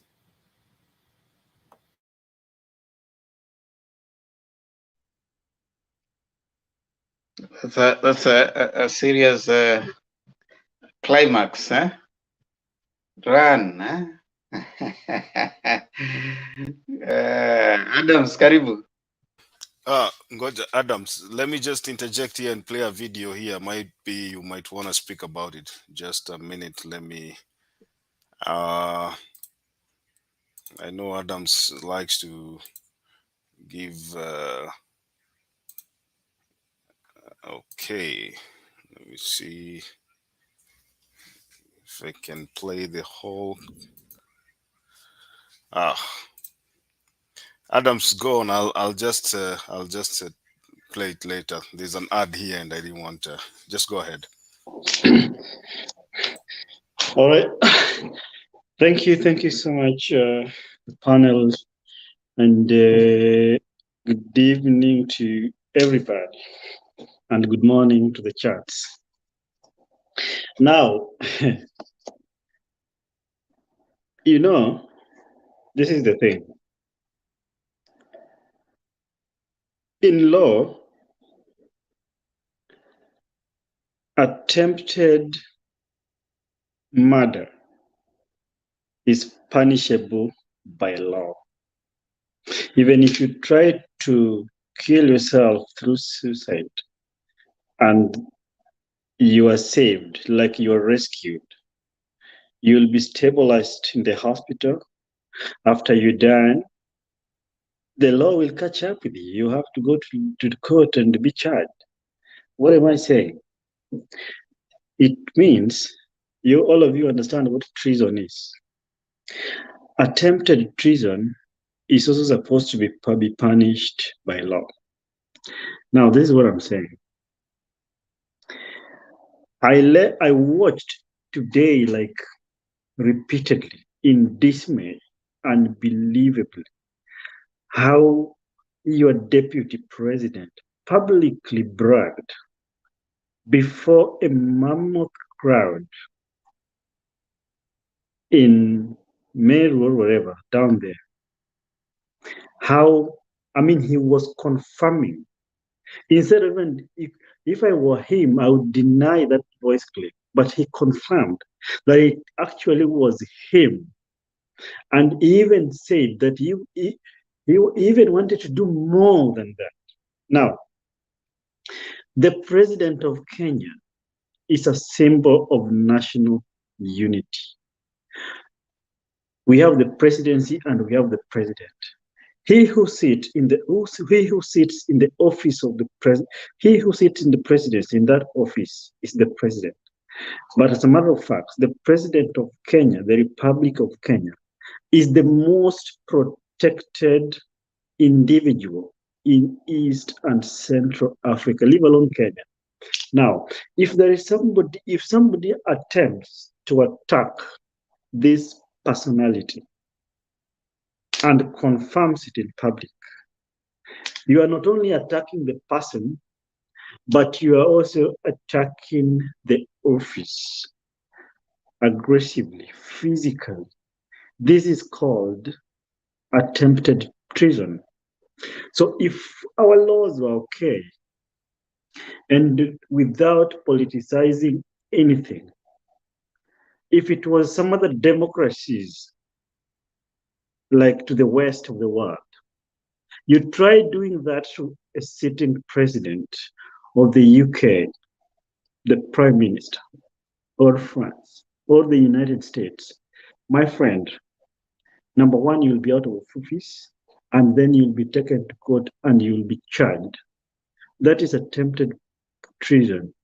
Because when you attack the president, or when you are tempted to attack him or her, that is like you are trying to overthrow a government in which he sits at the helm. So Ruto is supposed to be charged for doing or for having attempted to do whatever he tried to do. But I think there is so much, there is so much laxity and, there's so much loophole. Our laws are not tight, or maybe are not being adhered to the way they're supposed to be. Otherwise, you cannot do that. That level of arrogance is top notch. And let me tell you the Mount Kenya people who think that this is the best guy. If he wants to attack the head of state and you give him the mantle, what do you think he will do to you? This guy can attack any of you, and there is nothing you can do. And there is nothing you do. And actually, Ruto is telling the nation Kenya today, 50 million population, 50 plus one population, that he can attack the president. Like he could even attack him, but he decided to forgive, to slow down. Alimsamehe tu. And there is nothing you can do. And he's a lieutenant, a law professor, a learned guy, experienced, a teacher, educationist, Professor Kindiki Kithure, is there worshiping him, bootlicking him, and praising him for whatever he did, knowing very well that whatever that guy said or tried to do is wrong. That is a lawlessness society. We should not allow such kind of a person. So even IEBC was even supposed to disqualify him. But I know when such kind of things happen, it will be politicized. They will not really look at the real picture of what is on the ground. But whatever Ruto did today, by so confirming, I wish he could just keep quiet. But coming out and saying, and he stamped his authority. He said to us like, yes, I did it. Mtadu. That's what he did. That is so wrong. That guy is and by the way, I don't know the kind of president Uhuru sometimes is, because he has all the power. He would just, this guy is supposed to be questioned. He's supposed to be questioned. Even the DCI is supposed to summon the DP and he be questioned why he attempted to do that. Even if he did, why is he coming to the public and tell the public? He's trying to tell the public that whoever is invited is in State House is a weakling. He's a weak guy. He's telling that Uhuru Kenyatta is very weak. The only pillar that he had, the only strength he had was Ruto. Otherwise, Uhuru Kenyatta is nothing. He's a weak guy, and he's telling the people Uhuru Kenyatta belongs to is a son of a man and a woman. He belongs to a family. I think these people also supposed to come out and address the media and stand strong with their son. And even the Kenyan activists, I don't know where the activists went nowadays. They're supposed to come out and shun such kind of behavior. That kind of behavior is untenable, is awkward, is uncouth for a person of the stature of a deputy president, executive deputy president that we have. I think, by and large, we need not to tolerate such kind of leaders. It is in that reason that tonight I beseech and mobilize each and every one of you to go to the ballot and vote against such kind of people. That's all I can say tonight. Thank you. Thank you, Adams, and I think that's fair enough. I just want to add that after the president has been elected, he ceases to be. We don't elect a party president. We elect a president of Kenya. The constitution does not acknowledge a president in terms of parties. Is that it acknowledges the president of Kenya. When you go to an election, it might be Uhuru coming with the Jubilee Party, but he is the president of Kenya. So this kind of the preoccupation by the deputy president that sisi ndio tulitafuta hii, sisi ndio tulimpigia kura, those are neither here nor there. You can't vote for him, but it doesn't mean atakuwa president ya Jubilee ama ya wale watu walimpigia kura peke yake. Anakuwa president wa Kenya. So that is where we are at, and probably something that it doesn't acknowledge. Right now we have Uhuru Muigai Kenyatta, the president of the Republic of Kenya. Not. Do you remember the story of Georgia when I think Trump said something, and then he said, "I got work to do. I got a job to do." Yes. I got a job. He was on the side. Is it the governor of Georgia or something? It was the governor of Georgia whom Trump was calling to look for some votes and add a little bit for him. No, the Secretary of State. The Secretary of State. Yeah. I thought he was a Republican. Yeah, he's a Republican, and he said, "I got a job to do." You see, Mr. Demba, William Samoei Ruto is, I don't know whether to say he's thuggish or he behaves like semi-literate something. You know, we have soldiers, the Kenya Army, the police. It does not mean that the Kenya Army and the bosses there agree with President Uhuru. It does not mean that they are members of Jubilee. Are they? When it comes to duty, they say this is duty, right? But this deputy president does not understand that he's a deputy president. And then his language is so archaic. You see, he has reduced himself to talking like he's foot soldiers. You see, it doesn't matter whether he told the president to go and face the election again or not. It is not him who forced the president, because we have only one commander-in-chief in this country, you see. And he might have wanted the election so badly, but it doesn't mean that I saw some people trying to suggest that now they're trying to sanitize themselves, that you need friends like Ruto. they can slap you to go to your dream. The presidency had not always been Uhuru's dream. You see, is one person calls him the reluctant king. The reluctant king. There's a writer who has mentioned him like that, because even Kithure Kindiki said that he is the one who went and tore off the paper that Uhuru had written to give Mudavadi the presidency. So Uhuru's dream was not to be the president. That was not his dream. The first time it was Moi pushing him. The second time Kibaki was, came in and, tried to push him. And of course the other. Uhuru is not one to get leadership at all costs. That is not Uhuru. Uhuru Muigai Kenyatta is a person who would want, if possible, a safe transition moving from one to another. People don't have to fight for a country to move on. But the deputy president on the other side, he has to be president, because if he doesn't become president, that is the ultimate, the only thing probably that he hasn't gotten from his people.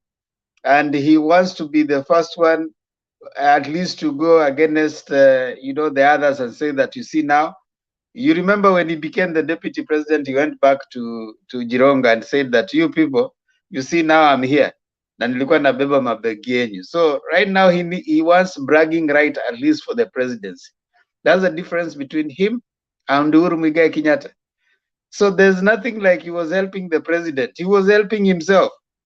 He was like, if Uhuru doesn't go there, what will happen to me? It was not about Uhuru Muigai Kenyatta.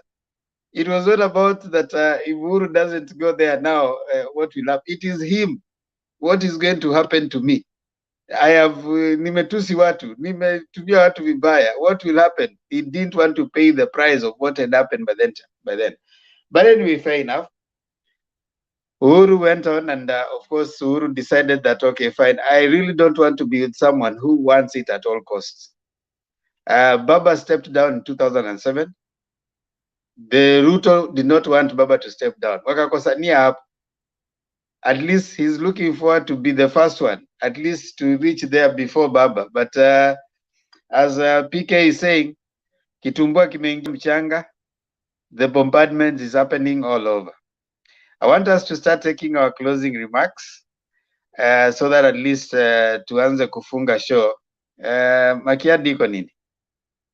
Let me just play one video. It's a short video. At least we agreed here we must try to push the AZIMIO agenda. And I think I tried playing this video before. So let me see if the sound is good. Has promised Kenyans an economic revival once they assume office, if they do, saying that they are committed to end the corruption responsible for the current high cost of living. Karua has also assured communities living in the Rift Valley. When safe drivers save for not answering their phone.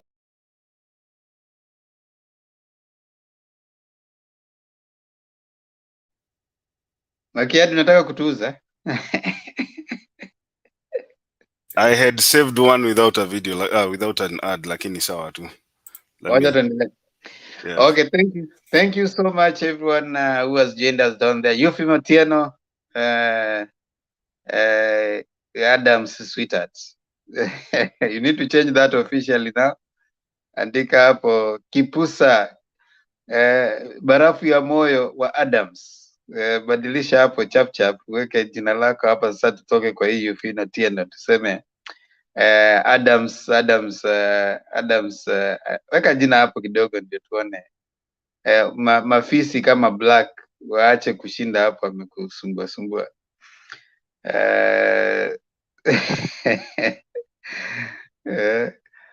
Geoffrey Ruto, Adams, you're right. Uhuru could have arrested Raila during the illegal. There was nothing like illegal swearing in. You people, why are you dreaming? There was no illegal swearing in. Black, Sylvester Daud, Presenter J, Panda, Joy Njoki,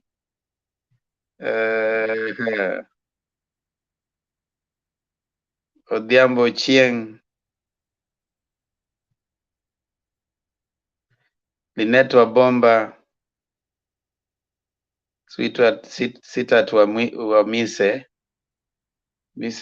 aliwahepa hapa mara moja, aliona hii attention ni mingi sana, kama vile Julia huwa anahepa hapa. Julia anangoja tu akishaimba leo anahepa.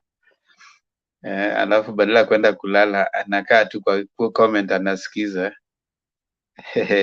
Tushakujua. Ndio uone vile inafaa tuwe tunafanya nyimbo alafu tunafunga huko mwisho. Ndio tupate hapana, Julia tutafanya.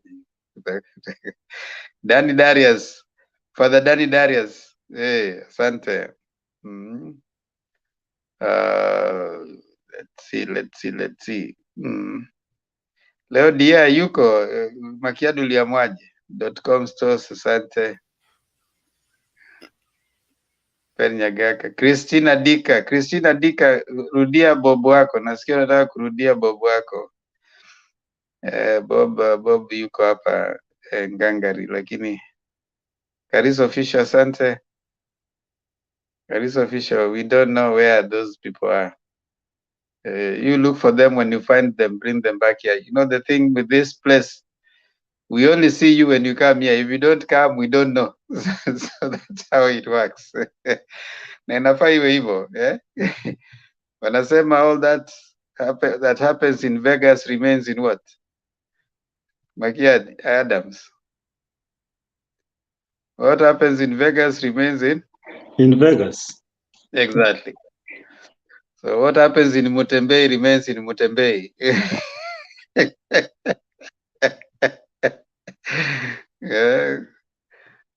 Usitoke hapo ulete fujo. Infamous somebody, asante. Trufosa Lai, Pamela Kelo. Yes. So asanteni sana. It has been a great engagement. Makiadi, patiana link huko chini. Christine anataka kuja. Sylvester Daud akutane na bobo wake huko. So thank you so much for coming on, and we really appreciate your comments. We appreciate your engaging us. We appreciate your staying on up to this time. It's always a pleasure. And like we said, you need 4 things for you to come here. You need working gadgets, you need connectivity, a willingness to learn, and something to share. And then someone else added also a working brain. Unaongeza ya 5 ba. Mimi niweka 4. And of course, let us love each other as Kenyans. Kwa sababu nasema kwamba when we stop talking, we start fighting. We don't have to fight, so let's keep talking. It is our hope and prayer that 9th will come and go and we will remain united as Kenyans. Let us always meet here to engage in topical issues, what is happening every single day. Now, I want to allow you to give us at least 1 minute of a summary of what has happened. Then kwa wale ambao wangependa kutoka, manake sisi tunabaki hapa kupiga gumzo, si ya siasa, lakini gumzo tu ya kawaida for like 20 minutes or so, wanaweza kuchomoka au waende watuache hapa tukibarizi kidogo. You know, that's how we want to do it. Si unatoka unaenda kulala siasa, ukiamka siasa, ukikula siasa, ukinini siasa, ukifanya siasa, you can suffer what you call bloating na news za siasa. Okay? So sometimes you need to have that break kidogo. Yeah. So that you can get Lamek Mibanda, Hello Themba, and fellow panelists. Asante. So subscribe to Mutembei TV, and also kindly subscribe also to this channel here, Themba and Lulu Show. Themba, and that's my daughter and I. Kwa wale ambao mmeweza kusubscribe, asanteni sana. Like the videos, share, comment, at least give us the algorithms. Kama uja subscribe, tumebakisha watu 10, wewe included, at least tufike 600 tuanze safari ya moja. So kama uja subscribe, wewe ndio umebaki. So go there. Now I want to start by Ken, dakika moja, closing remarks. Nikuje kwa Christine. dakika moja. Adams dakika moja. Bob Papa dakika moja. Stone PK, Julia alafu Makiadi. Tafadhali. Hivyo tukisonga. Okay. Quite interesting. The last 2 weeks have been, I would say, very good weeks. Remember when Martha, Uhuru, and Baba went to Kasarani with the Mukorinos, and in my local dialect, people tend to make fun of them. They say, kuna watu na kuna wakorino, but that's for the street. I can see PK laughing. Maybe they do it at their local place. But what was captivating for me, and I think Julia can understand this, Mother spoke in perhaps one paragraph, and she spoke in their local language. It's Kikuyu, yes, but they call it Gegeshogo. It's the deeper Kikuyu. Many of us who speak Kikuyu may not be able to speak it very well. And what captured my mind was how she has taken the field like pretty fast, her recognizing the two big guys, that's the president and Baba. In fact, now in one sentence, my president and my captain. The days that have followed, the campaigns like all over Kisumu, Narok, Nairobi, I would say Mother has given AZIMIO that fresh thing and gotten things moving pretty fast. It destabilized Ruto, that's for sure. I think that's why kuna makasiriko pande ingine. Whatever they do now, it's not my business. As long as your enemy is confused, that's better for you. The campaign's tempo, that should continue. I hope people will make their own decision and make the right decision. As for the countdown, I don't know how far the zoning thing has continued. I've seen somewhere on the internet today, okay, Tuesday for Kenya, that they are going to Nyeri. If you take an example of Nyeri, AZIMIO has a disadvantage as far as the parliamentary seats are concerned. And the reason is they have put several people on the AZIMIO side, on the AZIMIO parties, to go for the same seats. That might cost them. Probably they are looking into it, but there are some seats they can win easily.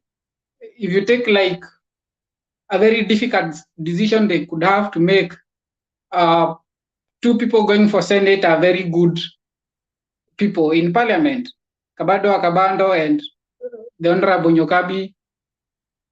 I don't know how I would want to have the two of them, yes, in parliament, but only one of them can get the seat. So whether they are revisiting that, I don't know. But generally, the tempo is good. Confusing the enemy, that's okay.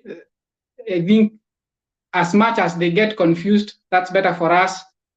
And at the end of the day, in 5 weeks, yes, we get over this thing and move to a new Kenya. I normally join in the viewers section. My hours don't allow me sometimes to be live, but when I get time, I normally join online. But tuko pamoja, not the tuko pamoja ya Jubilee last time, but tuko pamoja. As we wait for this thing, we I don't know, for some reason I feel, yes, the country needs it. We will be more stable. We'll get to think of other things other than Ruto and stories all the time. Thank you very much, and tunaendelea. Thank you so much, Ken. You're always welcome when you get the time. Kristen? Thank you, great people. It's been good. You've been consistent, which is good. Consistency and discipline. And I'm sure all these efforts will yield their supporters like Black, who are still resisting, but they know the truth is that they have lost it. So Black, I hope our staying here this late will woo you and you'll join us. So for the most part of the week, I think just like Uhuru had once told Ruto that ameanza mapema, I think Ruto ameanza mapema na sasa saizi he went at alikuwa sprinting, but Baba na marathon, Baba anaenda, and I think Ruto is getting overwhelmed simply because he has a style of leadership that he has not delegated some of the duties and responsibilities. If he's not somewhere, there's no rally that can happen, and if it happens, there's no impact. I don't know how he wants to manage the country if everything is on him. He responds to every little, he goes to every nitty-gritty, you know? So to me, I think ameanza kuhema. So he can't match us these 30 days going forward. It's too much for him. And I just hope that Chebukati will do the right thing. We are having doubts about him, and it's making me worried. I don't know, because when Baba is at peace, is not at peace, I'm not at peace. Baba sometimes sees things that we might joke about it, that he's always complaining, but at the end of the day, we come to an agreement with him. I believe Chebukati is being sly.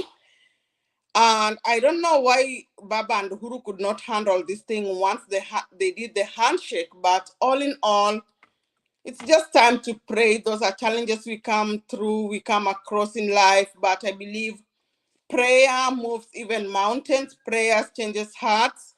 And this time, I don't think this victory is gonna go, because I don't know. I've cried long enough. I've just cried long enough, and I don't think I'll take it this time round if election will not be free and fair. Otherwise, thank you so much. Have a good night. Thank you, Christine. Adams. Oh, okay, very well, thank you. Raila Odinga has been so much consistent until today about IEBC, but something is now evident that there, with or without handshake, there is a way in which Raila Odinga has been consistent in getting intelligence, and everything that he says is well informed. There is something going on with this IEBC thing that me and you don't know. There's something going on in the IEBC, the process, the printing, the things Raila Odinga is complaining about. There is something going on. We may not know this thing now, but he knows it. May don't want to call a spade because of the obvious reasons, but there is something going on. And there's something going on. And Chebukati also know it. And when you look at it, Chebukati, this body language, he behaves as though he's somebody who is under some kind of pressure, but is trying to put on a brave face. Something is going on, something is cooking, and I think it's going to be sorted out, because maybe it was something secretive, but it has been exposed. Raila Odinga has exposed it. Something is going on, and I believe that thing is going to be sorted out and should be sorted out as soon as possible. Chebukati should stop behaving the way he's behaving. Secondly, and finally, I want to tell my friend from Giriamani, Mr. Black, the Giriama man in the show, that Deputy President Ruto, according to me, has gone to the Guinness Book of Record as the sitting executive deputy president to have insubordinated his boss in the recent history. and is supposed to be charged by so misbehaving the way he has misbehaved in that office. That is not his own office. That is a public office, and he has become an embarrassment. I am speaking like this because we are the people, we are the taxpayers. We are paying him to be there. We are the people who hired him, but he thinks that he hired himself. That level of arrogance is not supposed to be tolerated. He don't deserve it. And I repeat, he needs to be interrogated and record a statement and be responsible as guilty as charged because of his utterances. Finally, there is something, Makeda, I don't know whether you heard about today's rally, where the same rally where Ruto and Kindiki and Gachagua is just stamping. Between Gachagua and Kindiki, one of them said that Uhuru did not even want to become a president, and he wanted to support Mudavadi, so they're the people who kind of, I don't have the exact words, but they were saying like, they're the people who dismissed Mudavadi, something like, why would you say such kind of a thing? And Mudavadi is with you, people. Even if you did something wrong to him like that, they would have just, kept their cool and play safe. But the way those people are talking clearly indicates that they have even nothing to do with Mudavadi. They have nothing to do. It's just a waste of time. So Ruto has committed the highest level of insubordination to the highest office on the land, constitutionally and in terms of responsibility. He needs to be charged with treason attempted. Let's be responsible. And when you grow up, don't be like Ruto. Thank you. Thank you, Adams. It is Kindiki who said that. He's the one who told the letter that Uhuru had written on bed at night. But I like what they have reduced themselves to. So the game is falling in place. So we like it. Bob.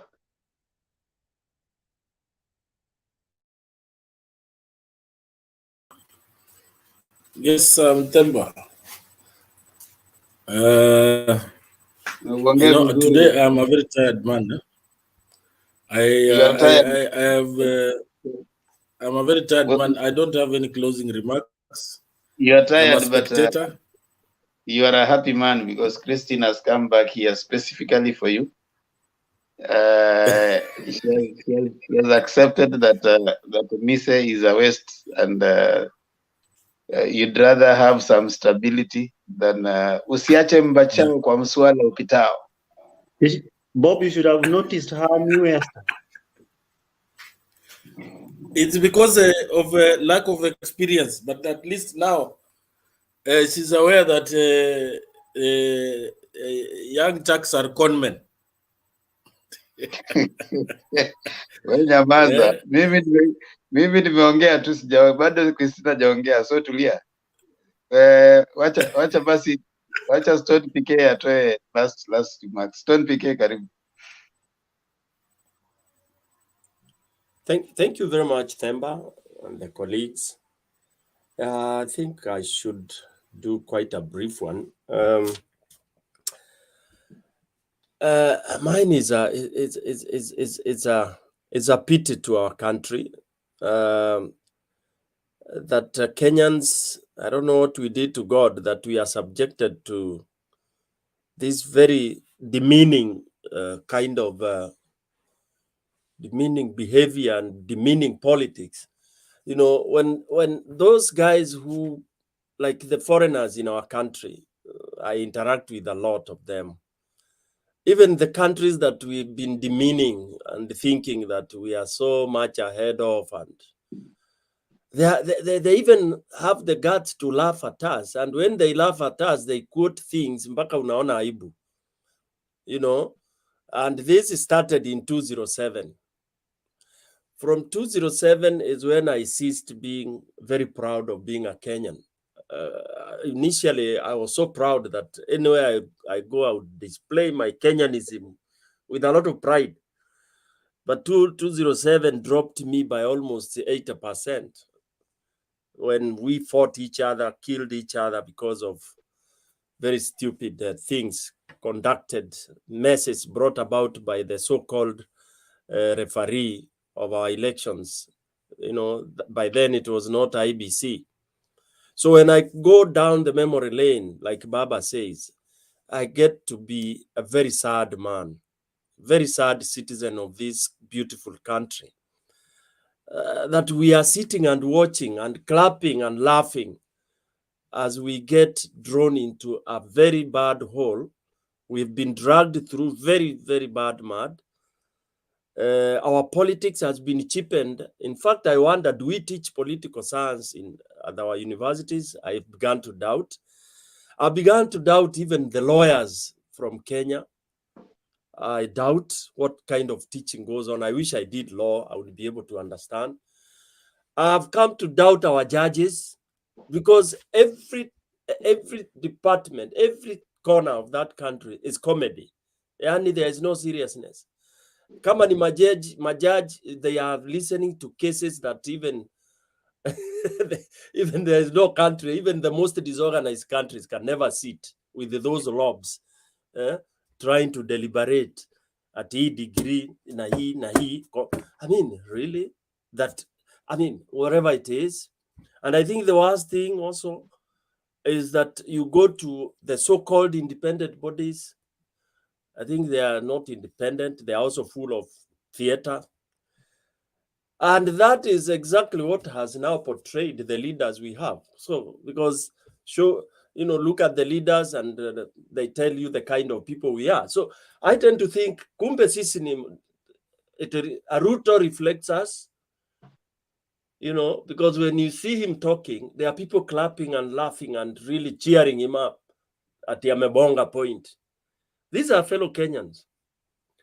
And then some Kenyans also tell you, bwana, unajua Son PK ni wakati wa siasa. So in Kenya, wakati wa siasa is when we stop thinking. Our brains zina dropigi, zinaenda mahali staki kutaja, because it's politics. You are being given, I don't want to use foul language, you are given S, because it's political period. This I want to address Kenyans. Wananchi, let's take it in our hands now. Like this country, there's one country, I think it's Ecuador, one of those countries. They said enough is enough. They went picking leaders from their houses. Those they felt were garbage. They picked them, wakaenda wakaweka kwa tangi, kwa hii garbage beans. Pick them. Yeah. So I'm calling out Chebukati. You mess the 9th, we'll come for you and throw you into the garbage. That is what will happen. Just like what Christina said. I mean, Kenyans, this is our lifeline. Some of us either labda tuta collapse na tukufe too, because enough is enough. You can imagine some of us who've been there a little bit longer being subjected to this nonsense, and we claim to have very educated people, very educated lawyers. It's a country that was progressing so well, but when it comes to elections, we are not able to count 1 + 1. We are not able to count votes. Tunakuanga wajinga, mafala. Tunasahau kuhesabu. When it comes to inaitwa nini, political justice or something like that, we forget. Lawyers become sijui nini. You look at Chebukati in a press conference, you start wondering huyu mtu. You don't know ni pande gani. Alafu anakukumbusha is a lawyer, then you start wondering, my good God. Yani lawyers wanakaaga hivi. Unaona hata nikaa unataka kuambia your child usiende kusoma law kama utakaa hivi. Unaangalia huyu mwingine anakuambia ni doctor na anataka kuwa president of this country. Vitu anaongea unashindwa, my God. My son is watching this, or my daughter is watching this man talk, and he wants to be president of over 50 million Kenyans. I think this country, the 60 years, we will retrogress like we've never been. Tutakuwa tukisema, unajua Tanzania walikuwa nyuma yetu, like we talk about Korea, South Korea and Singapore and the rest. Actually, that is history repeating itself. These guys, we were together. Sasa tunasikianga when you read unaona we were together, but they are far ahead. sooner than later. 9th, we make that one simple mistake, Kenyans. Count yourself for doom. Yes, make simple mistake.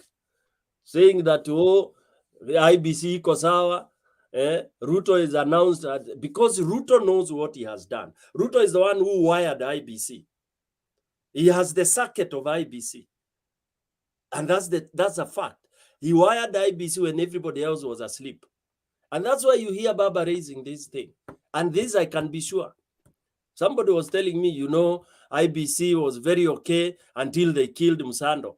How about now? Why don't we know? Why don't we try to dig what they are doing? You have 5 executives, no, 5 head of departments who have been said they are directly linked and they are working for Ruto. They meet at night. So what are we doing about that? What would happen if we fired them and advertised those positions? If you are given that position to go kusimamia kura, what magic is being used there? Kuhesabu kura tu. Anybody can do that. So I think for me, I would call upon activists, but they are all gone. We are supposed to rise up, stand up, Kenyans. You will be messed on 9. Better stand up and want Chebukati. Amuke ama postpone elections. Thank you. Back to you, Temba. Whether constitution or not constitution, we can suspend that. And I'm calling upon Baba, if he makes it by good luck, I suspend your constitution for 1 year, aweke things in straight, how will linyonga waizi, you know, hakuna mambo ya kuzungushana na majudges ambao, yeah, they are the worst judges in East Africa today. Entertaining cases like this one is a degree, this is not a, really? A degree is simple. Go to school and you graduate. Do I have to go to court to prove I graduated? It's only found in Kenya. Thank you very much, guys. It's so annoying. Temba, back to you. Okay, Julia, thank you, Stone. I think I need to back Stone for a job with Baba.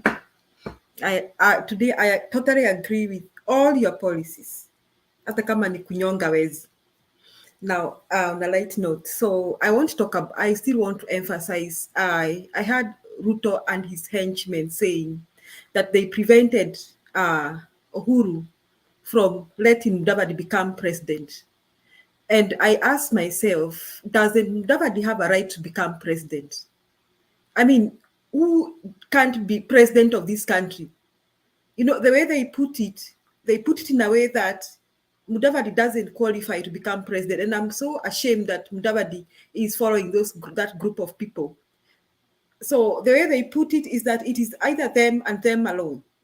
Now, I'm still asking that if Ruto made Uhuru president, I want him to make himself president. Mr. Black and the others, God tell your Ruto to make himself president, just like he made Uhuru president.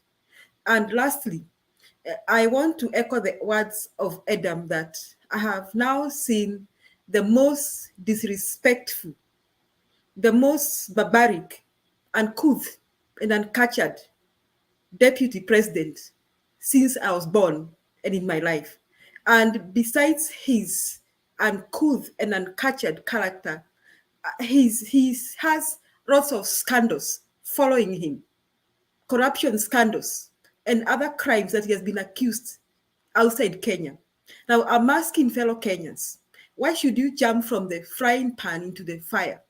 Do not try that at home. Mr. Adams asked you, when you grow up, don't become like Ruto. And me, I'm asking you, do not try Ruto at home, in our home, mother country, Kenya, because things will be so bad. Because Ruto doesn't belong even to Karen. He should not even be sleeping in Karen. Because me, from my own opinion, I want to make a disclaimer. It's not Mutembei. From my own opinion, his place is jail. That is Kamiti Maximum Prison. Kwa hivyo nawaomba mvuke sakafu, mje pande hii, tupigie Baba kura. Because he's the only sober man. If you compare him with Ruto, you cannot compare the two people. Please, fellow Kenyans, don't send our country to the dogs. Asante Demba. Makiadi, asante sana Julia. Thank you, Demba.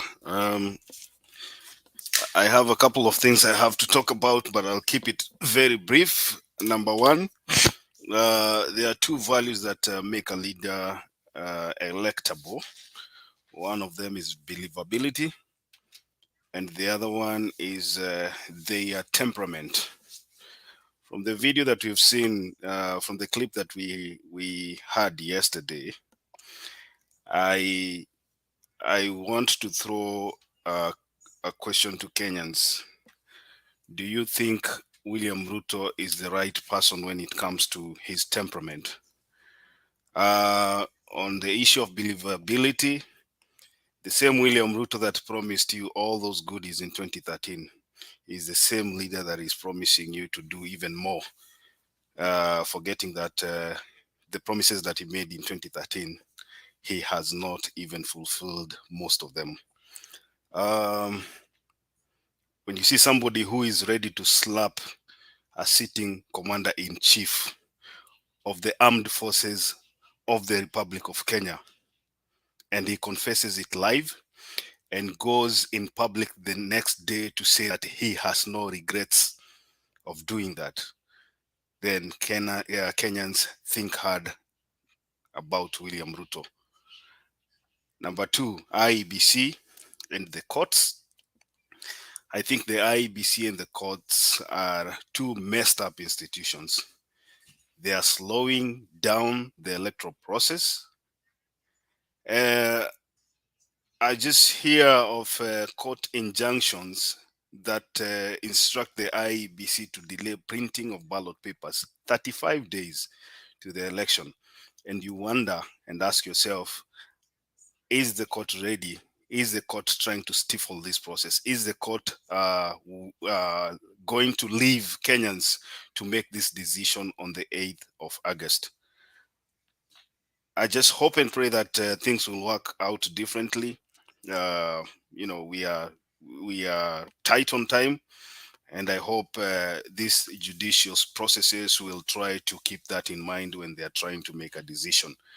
I want also to just kupitisha rambirambi zangu. Unajua saa ingine tunaona mambo mengi. Today at least more than 6 people from the number I got were shot. In Chicago, it's a mass shooting. And as we were speaking here about 45 minutes ago in Philadelphia, 2 officers were shot in another parade. So it is a sad state of affair in this country. That aside, I urge all our supporters to continue kupima suti na watafute shati. Tulisema suti ni ya blue, shati ni white, tai tutatafuta. Asanteni.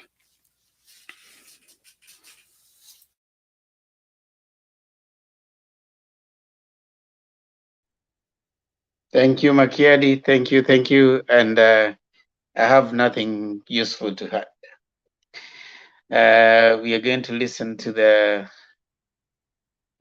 constitution by Makiadi. Alafu Julia, tutaendelea na kusoma manifesto kesho. Julia, tuimbie wimbo wa kitaifa, manake leo yuko hapa, sauti yake nzuri ya kutoa nyoka pangoni.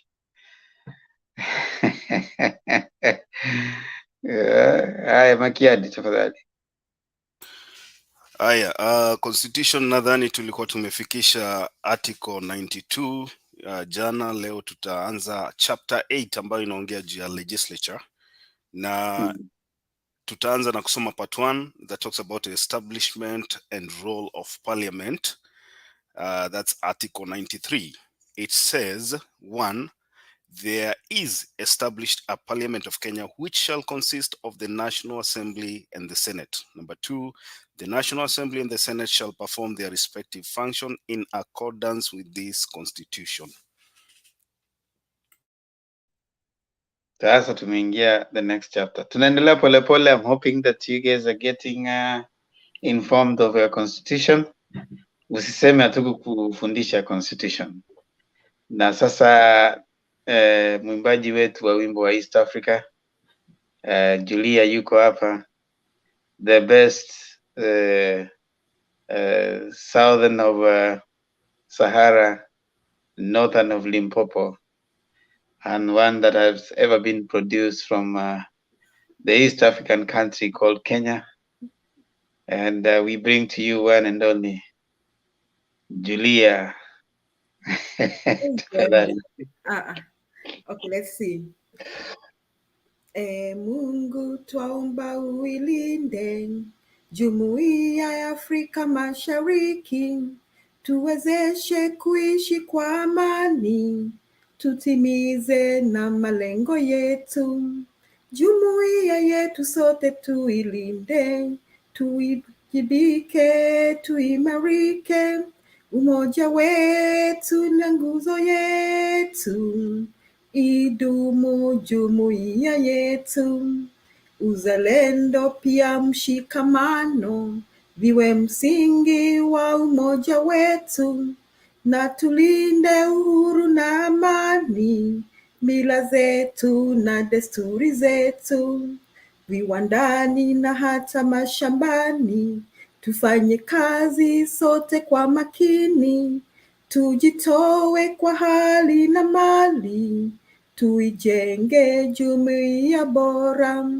Jumuiya yetu sote tuilinde, tuwajibike, tuimarike, umoja wetu ni nguzo yetu, na idumu jumuiya yetu. Amina. Thank you so much. We are done with our first political. The next few minutes, we are just saying nothing serious. So if you want to follow, you want something serious to do, kindly just drop off and see you tomorrow in our political platform. See you tomorrow. Good night. Hata wendi kulala ni kwenda kujifanya huko kupiga kelele. Aya, Makiadi, tupe wimbo. Haya, najua nilikuwa nataka kuanza kusema haya kama ile ya Raila, lakini sawa. So jana tulipatiwa request na request yenyewe ni wimbo ambao unajulikana kama Tokoma Bakomarede Pamba.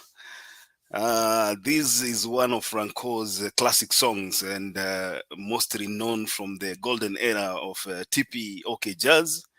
It features an exhilarating guitar riffs by Franco, as well as superb vocals by Franco and Joski Kiambukuta. Wimbo wenyewe nitapiga stanza ya kwanza, nitasoma stanza ya kwanza ambayo inaenda namna hivi. Inasema okolanda ngai mpona nini, okanisi ngai na kozongi sayo libala, ngai na kangaki yo na mubali, bafamili na yo ba bondelaki te, ngai na beti libaku mabe boye o mama o ngai na bandi la vie mabe boye o mama ye. Yani okolonda ngai mpona nini inamaanisha why are you following me? Kama unaelewa Kiluya utajua okolonda kwa Kiluya inamaanisha kunifuata. Ni sasawa tu na Kiluya.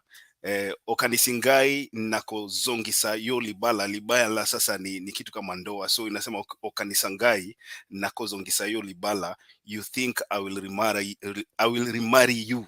Okanisangai nako zongisa yo libala, why are you following me thinking that I will remarry you?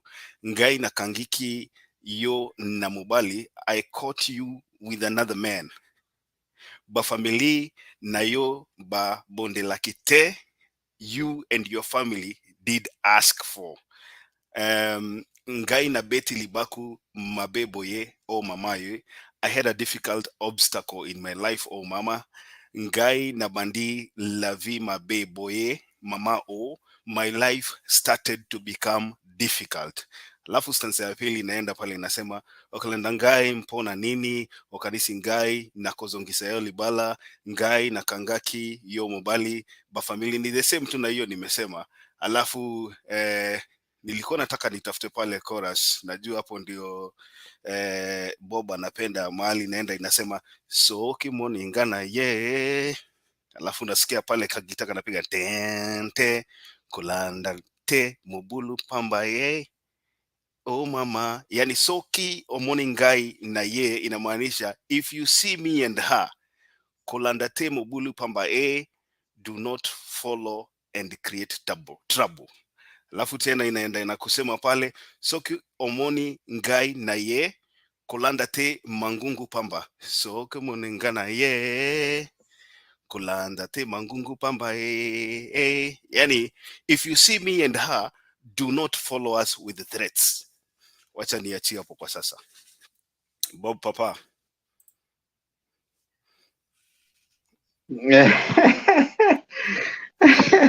Christine, shida ilikuwa wapi? Ulisema ati sijui Christine. Christine, shida ilikuwa wapi?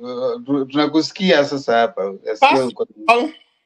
Makiadi, the song that Papa had dedicated for me yesterday was the best.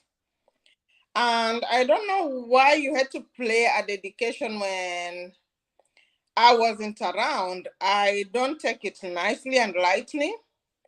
The today one, I don't know whoever it was dedicated to, lakini ya jana ndio I wish ingevumilia kidogo. Again, nikasikia mkinidakua. Mkinidakua. Women do live and they can change their mind depending on the persuasion that is, presented on the table. We learned the hard way. I'm an African child. I've learned the hard way.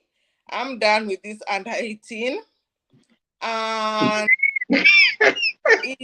done with this under 18. And if you can speak to Papa for him to forgive me, I heard he is still willing to forgive and accept me. But now I just want that confirmation from Makiadi that Papa is ready to accept me and we move on like nothing ever happened before.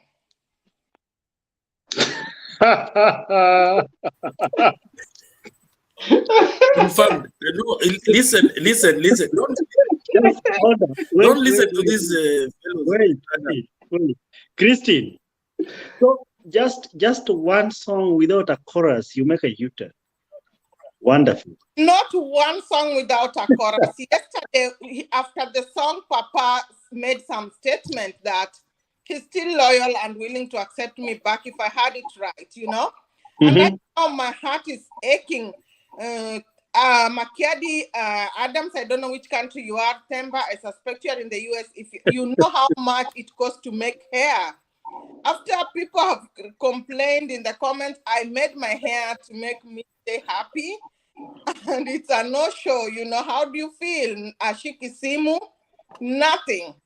So, afadhali too, I familiar with my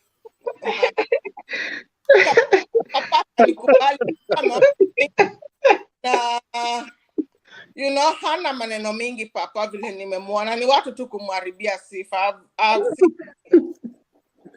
Christine, umebreak record. It's very well. Papa. I think and I don't think this is the time to condemn me. We learn from mistakes. So you stop condemning me. Papa haja comment, Papa haja kasirika, ninaona ni raha tu kwa uso. Mimi nakupongeza. So ni my sister. Adams, kuna roho chafu wewe. You are not Papa, what do you have to say? What do you have to say, mtu wangu? I repeat my words yesterday, what I said yesterday. There is I believe in when somebody is remorseful, you have to accept. There is no choice.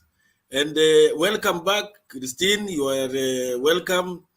And forget these haters. Kama ni kwa hewa ndio kijua umekubali. Live, that was live. Sasa Christine, unaulizwa huko haunge ngoja hata 4 hours kidogo tu, yani umekuwa haraka sana kurudi. My dad, remember when last did we see Ise here? When last? Hata kama ni wewe. Fresh love and then somebody ghosts you for like 3 days, What could you do if you were in my shoes? Let people be fair and honest. Uliambiwa uchague kati ya mfuko na na nini ingine Ndemba? Nilimwambia stability. There's something important about stability. And Bob comes with that stability. Unaona, na consistency. Unajua hawa wengine unawachukua ni wadogo, wanaenda haraka alafu wanapotea. You know, enter quickly, go quickly. Today, No, today, what I need to make sure. Hold on. Today around. I need to make sure that Adams, just hold on. Demba, I need to make sure that Christina hajakuwa scammed. Pengine unajua, pengine amekuwa scammed. Right? Hizo details itakuwa za house cleaning. What do you mean kuwa scammed? Hizo tunanyamazia. Kwani unajua unalilia kwa choo.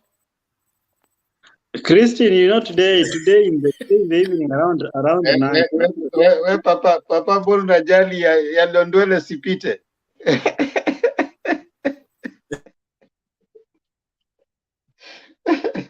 Ganga yajayo bwana. Unajua right now, no, ile kitu muhimu Demba ni kuhakikisha ya kwamba kama kuna senti imepotea, it must be pursued. That is not your business. Unakumbuka kuna mtu katika Biblia anaitwa Goma. Hosea alikuwa ameoa msichana anaitwa Goma. So what Goma would do every time Mungu akamwambia Hosea, enda uchukue Goma. Goma alikuwa ni msichana kiruka njia. Sasa every time Hosea would go, Mungu anamwambia ndio mchukua, anamchukua, kimleta ako na mimba. Anazaa, akishazaa hivi anarudi tena. Mungu anamwambia ndio mchukue tena. Anamchukua, kimleta ako na mimba, si mimba yake. Akazaa watoto 3 hivyo. Lakini wote Mungu alimwambia tuende mchukue. So kuna kipindi nafika, haulizi maswali, wewe unamchukua together with the losses. Kama alipoteza, that is why you are there. Unafaa kumliwaza, unafaa kumwambia kwamba kweli yaliyopita usiyajali, niko hapa kwa ajili ya you have my shoulder to lean on. You know, today in the evening, around 9, I was watching CNN, 9:30 CNN on the celebration of 4th of July. And then somewhere in Nashville, Tennessee, somebody was performing this song, Don't Stop Believing. Don't Stop Believing. So I think I want to congratulate Bob. He never stopped believing that eventually he will get the woman of his dreams back. And actually, he's a true believer. Bob, you're a true believer. Congratulations. Mimi niko na swali Ndemba. Unajua tulikuwa na mjadala hapa katikati pale, watu wakisema wakati Wangira alisema ya kwamba unafaa kujua majirani yako. Mimi nakuuliza wewe, umekaa Nairobi muda yote, ulikuwa unajua jirani yako ni nani? Sababu hii debate imeenda mahali, nikaona Christine pale kwa comment, nikamwambia unajua ukizoeana na majirani utakuja kuletewa nguo zenye ulikuwa umeacha kama umeanika kwa kamba huko. Sijui kama umepata experience kama hiyo Bob, Papa Azimio. Makiriji, wewe kaa mbali, manake niligundua wale ambao wakusaidia kukomoa. Wale koka na nyangumi. Adams, you know what? Adams, unajua kuna kitu inaitwa resilience. Na ukiangalia the resilience ya baba, ndio kwa maana mimi I always believe nothing is impossible. It's only the sky is the limit. Unakumbuka tukiwa shule tunaambiwa sky is the limit. Lakini unajua pia wacha kujisifu sana. Unajua it is not that you have won, it is Mise who has lost. Wewe hujashinda, Mise ndiye amepoteza. Hey, Demba, unajua you know how to bring down Wewe na Unajua Makiadi siwaamini bwana. kama Mise angekuwa consistent my friend haungepata, lakini sasa Mise has lost kwa sababu sasa what has happened to Christine? Amesema tu hai Suru, wacha tu nirudi kwa yule wangu. Yani unaona ile ya kusema tu wacha tupe mikono. So relax. Usiingize pride.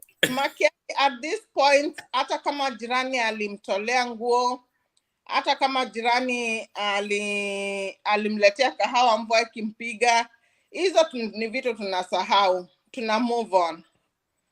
Unajua Ndemba, nilisema hapa mimi sikuwa najua, nilikuwa nakaa Nairobi na sikuwa najua hata jirani yangu mmoja. Nikaona wajamaa wanasema hapana, unafaa kujua majirani. Nikasema ukijuana na majirani bana, utakuja letewa nguo zako kama zimenyeshewa, mtu akwambie niliona, wacha nikuanulie ndio zisipate mvua. Sasa ndio nauliza Bob Papa kama amewahi kutana na incidents kama hiyo, kwa sababu yeye amesema hapa anajuana na majirani yake yote wa polling station.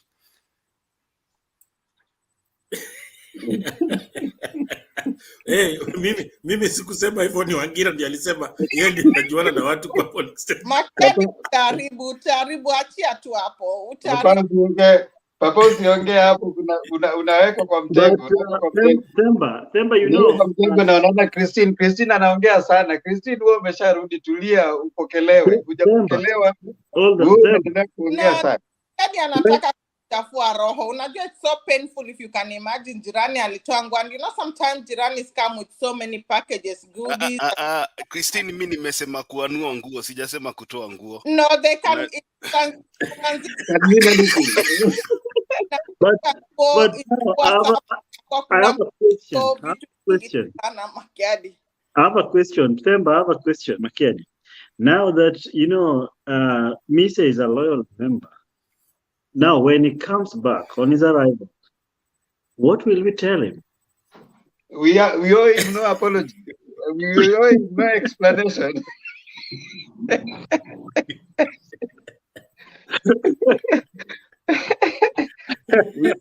We owe him no explanation kabisa. Hiyo Papa will deal with that.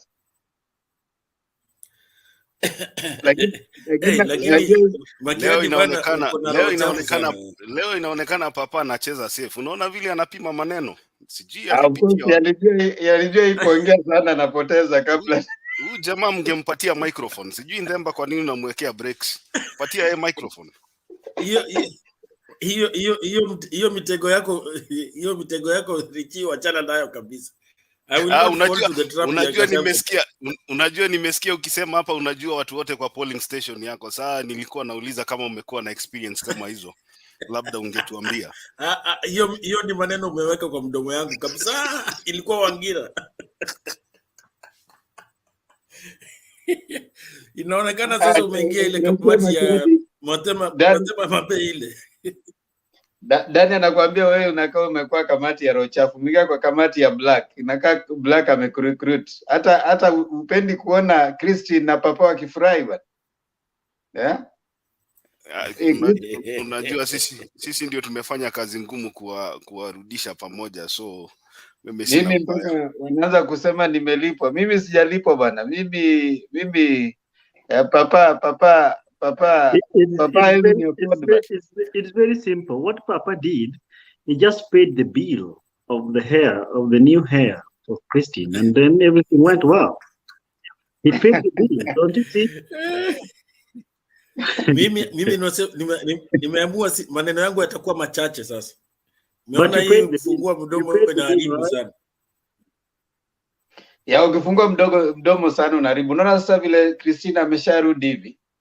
Naomba utulie, usije ukasema maneno ambayo huenda yakakanganya. Mwache hivyo.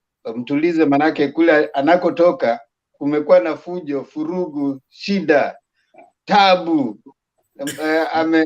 Upweke. Amewekewa katika hali ya upweke. But you know, remember, Julia had the only problem Julia had with the Bob was just the kahawa is drinking too much. No, Julia alikuwa na shida moja ambayo labda alikuwa unajua Julia yeye anataka anataka kumweka papa, lakini hataki kumpa attention. Unaelewa eh? Sasa unajua ni vigumu sana unapokuwa na papa na humpi attention. Sasa unaona Christine amekuja amempa papa attention, lakini pia Christine pia ametoka kule amepewa upweke hivi, amejaribu kufuata anasema usiache mbachao kwa mswalo upitao. Huu mswalo unapita, mswalo ukaja ukapita. I think once people have reconciled, we don't focus on what happened, but right now it's time to give us advice on how to move on from today henceforth, because focusing on what happened will make papa asikie uchungu na anza mafikiria mengi. Pia Makiadi vile anasema about jirani kutoatoa manguo all the time, it will make me feel at the end of the day ukipenda mtu hiyo jealousy ama envy lazima ikue. So just to give us means and ways of moving forward, tuachane na hizo. Papa amekubali tuendelee. Christine, I have to clear the air because Mr. Black is accusing me in the comment section that I took Bob to Loliondo, or whatever is that. Bob, that I took you somewhere to get the charm. He's saying that I gave you some charm to come to Christine. That kind of rumors you don't.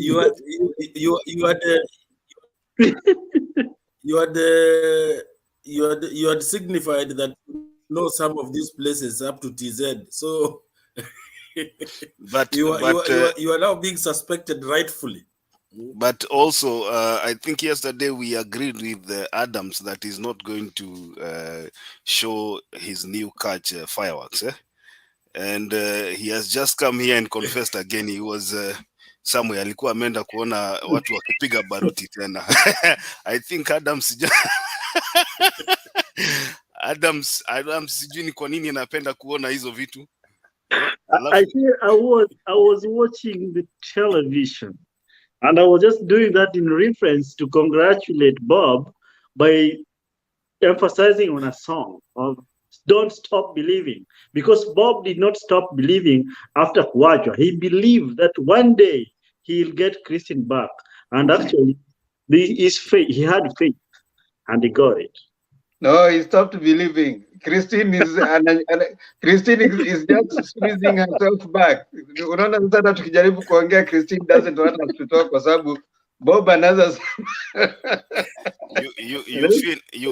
Yufin anaonekana amefurahi sana. Yufin kule naona amesikia fataki akapendezwa sana.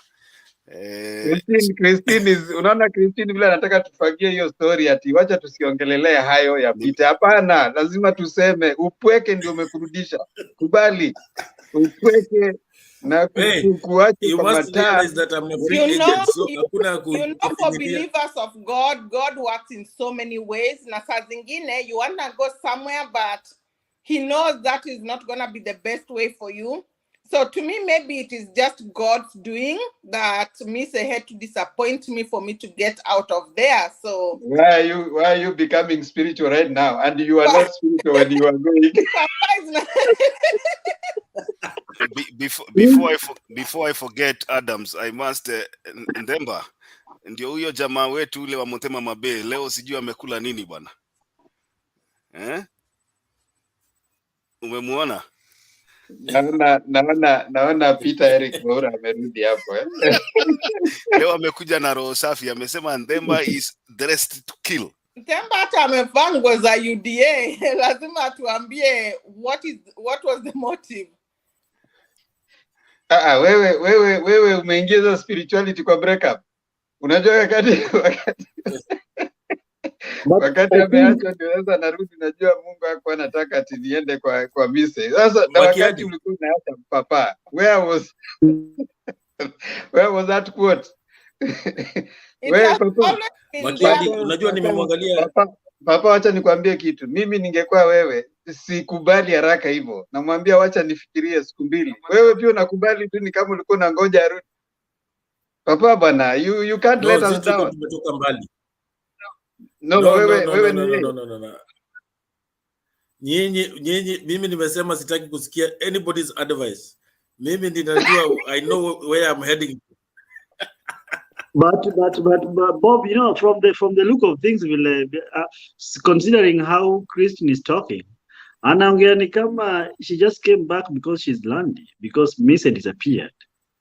Bob, achana na kamati ya roho chafu. And let me tell you, Papa, the only way you can confirm if she's actually truly back is to wait, you accept that wakati Misa yako hapa. Kwa sababu Misa anaweza kuja hivi na uachwe tena kwa matata. You have to wait for consensus. In fact, if I were you, the game should be playing with your rules now. Kwa sababu alikuacha wakati amekushika tu hivi Misa akatokea na akaenda. Sasa amengoja mpaka Misa ameenda. No. Umesikia testimony.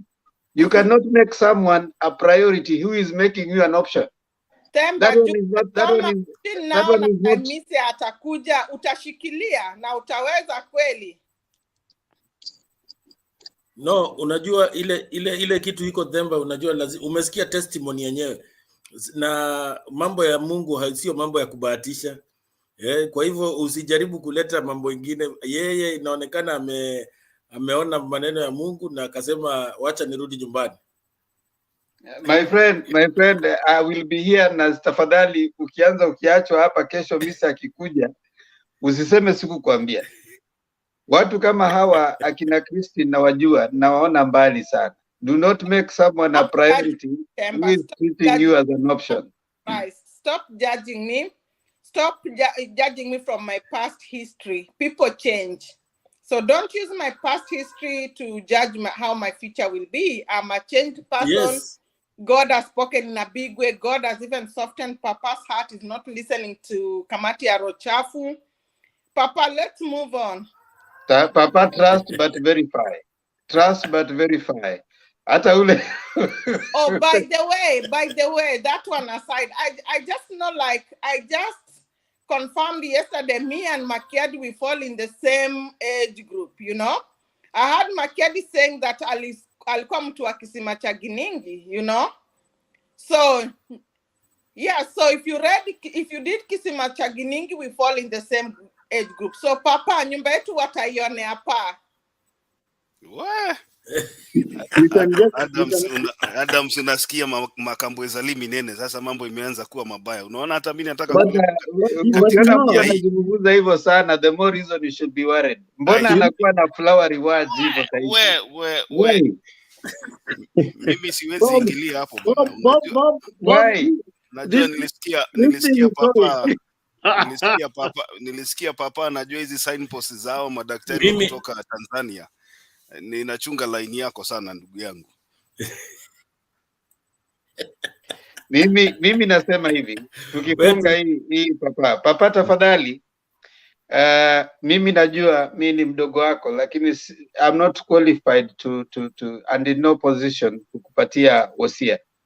Lakini wanasema ukiona vielea jua vimeundwa. Huyu hapa ameregea kwa sababu ya kuachwa upweke, mateso, ameachwa katika hali ambayo ni tatanishi, hakuwa na mbele wala nyuma.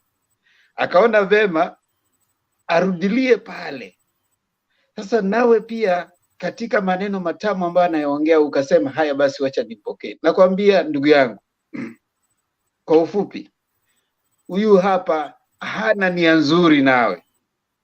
Atakapokuja Mise atakapokuja hapa, wewe utabaki umeachwa upweke katika kisima ambacho ni cha giza totoro. Naomba tafadhali No. Let's bet. Nisipoacha papa. Kitu moja lazima ujue Themba. Lazima ujue ya kwamba hata kwa Biblia forgiveness is a virtue. Kwa hivyo mambo yenu usiwezi sikia hata kidogo. Mimi nimeamua. Bob, Christine and Bob, mimi nilisoma kitabu cha Kiswahili kinaitwa Siku Njema, written by Ken Walibora. You know, you are younger than me. So you cannot advise me. So it's only Makiadi. I don't know about Ken. and maybe Temba. I don't know about Temba, but so far I know Makiadi can tell No, me no, something. no, mimi wachana hizo vitabu watu soma tu. Nimesoma hadi ame na zidi. No, for me it's the age group, it's the age bracket. So there's no way my younger brother can sit down and tell me things that he has not even seen, you know. So but now Makiadi can sit and reason with Makiadi. I don't know about Temba and Ken, but you out. Let me tell you, Christine, siku njema huonekana asubuhi. Actually, Bob, ni wewe ndio nakwambia, siku njema huonekana asubuhi. So you can just see. Temba nakwambia vitu kweli. Kabisa. Yeah, personally, I think I can tell Papa tafadhali. I mean, out of my little experience, it might not be much, but the way I'm looking at Christine, it's good that she's back, but that's a terrible decision. Trust but verify. She might have come back simply because Miss is missing in action. It's a marriage of convenience. She's just going through there's a period, a healing process. She's on rebound. And she actually, you see, listen, Bob, she went and made her hair for Mise. She never made her hair for you. When she came here, she never went for she never made her hair. You were just there. But Temba, Bob paid the bill though. No, he never did. No. So she made a hair for Mise. And listen, you need to be very, very careful when someone comes and she's so wordy. She's never been this wordy. With even the first time, she never spoke this well for you. Why is she speaking that well? She has a hidden agenda. No, it's not a hidden agenda, Temba. Of course, when you've made a mistake and you've realized you have made a mistake, there's a way you talk. It's different from when you get something new. Even Bob talked to me in the first time that he doesn't care, So, but when you make a mistake, genuinely, Bob, I believe you can feel from deep within my heart that I'm sorry. Of course, 100%. I'm just getting frustrated with Temba because he's judging me from my past. Because even if we go as per your past, they have been telling me a lot about you. Remember, they have told me a lot. So why is it dwelling on my past? Why can't we just forget and move forward? Papa here is a case of money or the box. You need to. Are you going to allow yourself to take that? I'm not going to listen to your stories. This is something I've decided. There is something called you were talking about rebound. Have you ever watched? Not all balls rebound. Have you ever? Do you remember watching Roberto Carlos? How he could stop the ball? The ball comes down and you just stop. So umeamua kulia kwa Range Rover, Bob, si ndio? No, don't worry. That one will be sorted. Okay. I have tried. I mean, even members there. Let's see. They'll give us. How many of you think that Bob should take Christine back? Wale wanasema achukue, sema tu Bob hapo chini, tuone kama kutakuwa na vote.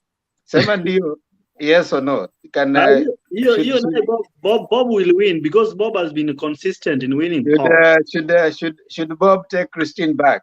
Let's see your votes coming. If you just say no or yes. Should Bob take Christine back? That's the question. Hiyo atawin. Bob is good in political law. Wacha tupate hizo kura. Ikikuwa haya, tupeni vote hapo chini chap tumalize hizo. Yes, Elkana Shivashi amesema ndio. Bob, kuna ndio hapo. Christine, moja. Unaelewa Mikae Kiloki? Ngoja tuhesabu hizi Adams. Nimeona moja imetoka kwa the Birian moja.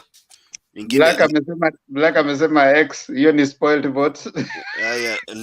Lynette amesema Bob is a kind man of of man who speaks less but acts more. Hizo ni kura mbili. Spoiled moja, yes. Christine ako na wafuasi, kwani kuna watu wamelipwa huko chini.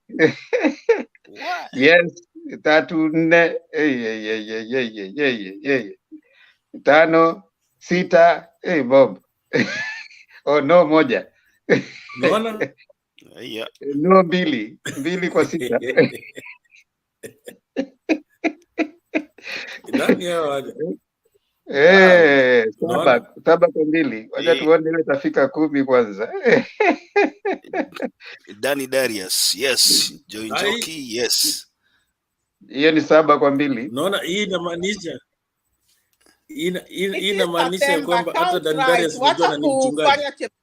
Stop rigging, Bob. Zimefika 9. Zimefika 9. Zimepita hizi, zimepita. Declare the results. Time imeisha. Haya, sawa. Christine, Black, you can't vote twice. Hiyo ni spoiled vote. Haya, Christine, watu wamesema haya, endeni mkang'ang'ane. Sisi tumejaribu. Makiadi wapatie wimbo ile ya nani alidedicatiwa jana, ndio sasa ile ya jana. Hii ya jana sasa imepotea, na unajua nilijaribu, ilikuwa Samangwana. Kwanza Demba itabidi utuambie jana ulikuwa na were you performing somewhere? Manake niliona hata kuna jamaa alisema ulikuwa uko very smart, dressed to kill. Lakini sasa hiyo shati inafanana na zile za Wakongole. Sijui kama jana ulikuwa na perform kama vocalist mahali Makiadi. Ulikuwa na alikuwa anataka kuleta problems. You need to tell these people you are official MC. Yeah, I'm an MC, man. Professional MC. Yeah. Kwa hivyo jana Ndemba alikuwa anataka kuleta problems kwa studio. Mimi ni MC. Lakini moto. Lakini tukamkamata na Samangwana Maria Tebotebola ambayo inaenda namna hii. I love you Maria Tebotebola. I love you Maria Tebotebola. Tebotebola. Tebotebola. Give me your love, oh Maria. Hey, Tebotebola, darling. Alafu nakwambia pale Soki na Banzi Maria Tebotebola mara mbili. Yani if I think about you Maria Tebola na Landi Maria na Pahi Tebola, yani naweza kufuata mpaka Paris. Maria Tebotebola, Soki, Po na Mpongo na Kopesa Maria. Yani if it's money nitakupatia hata pesa zangu. Bas. Ndio hiyo. Yes. Hiyo dedication yako sasa. Lokina Bangi Maria Tebotebola. Hey, give me your love. Don't joke my friend. Hey, mambo hiyo tumemaliza. Mpaka leo Bob ameimba. Umesikia Bob ameimba? Awino Rapemo kuna kapela mmoja hatari wa kuotea mbali. Unajua Awino Rapemo pia kuna show yake, lakini nimeona Bob hapa ni hatari kuliko Awino Rapemo. Papa unajua when a man is in love they can do anything. So sikia mpaka hata wimbo ameimba. Bob, do you know yes. Bob, do you know this guy called Kibe? Yes. You know Kibe? Andrew Kibe? This noisemaker boy? Yes. No, Christine is happy that you've been listening to him. No, nili mistake Bob for Black. That message was for Black. I'm sorry. Yani ni kila kitu sasa imekuwa Bob. I'm sorry.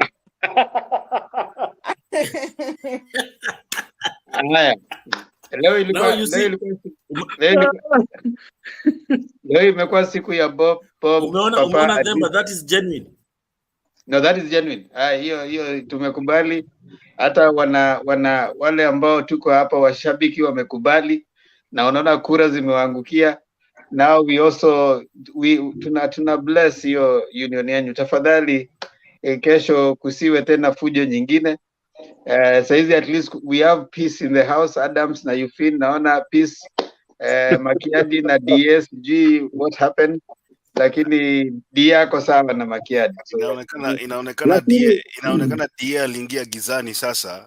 Hata inaonekana Makiadi sasa atakuwa free transfer. Wewe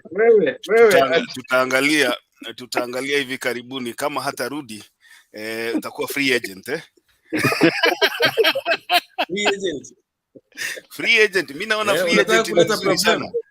Unajua tangu Bob Papa akuwe free agent hata akaanza kumetameta akakaa sawa, ndio ikabidi Christine arudi huko nyuma kuuliza maswali.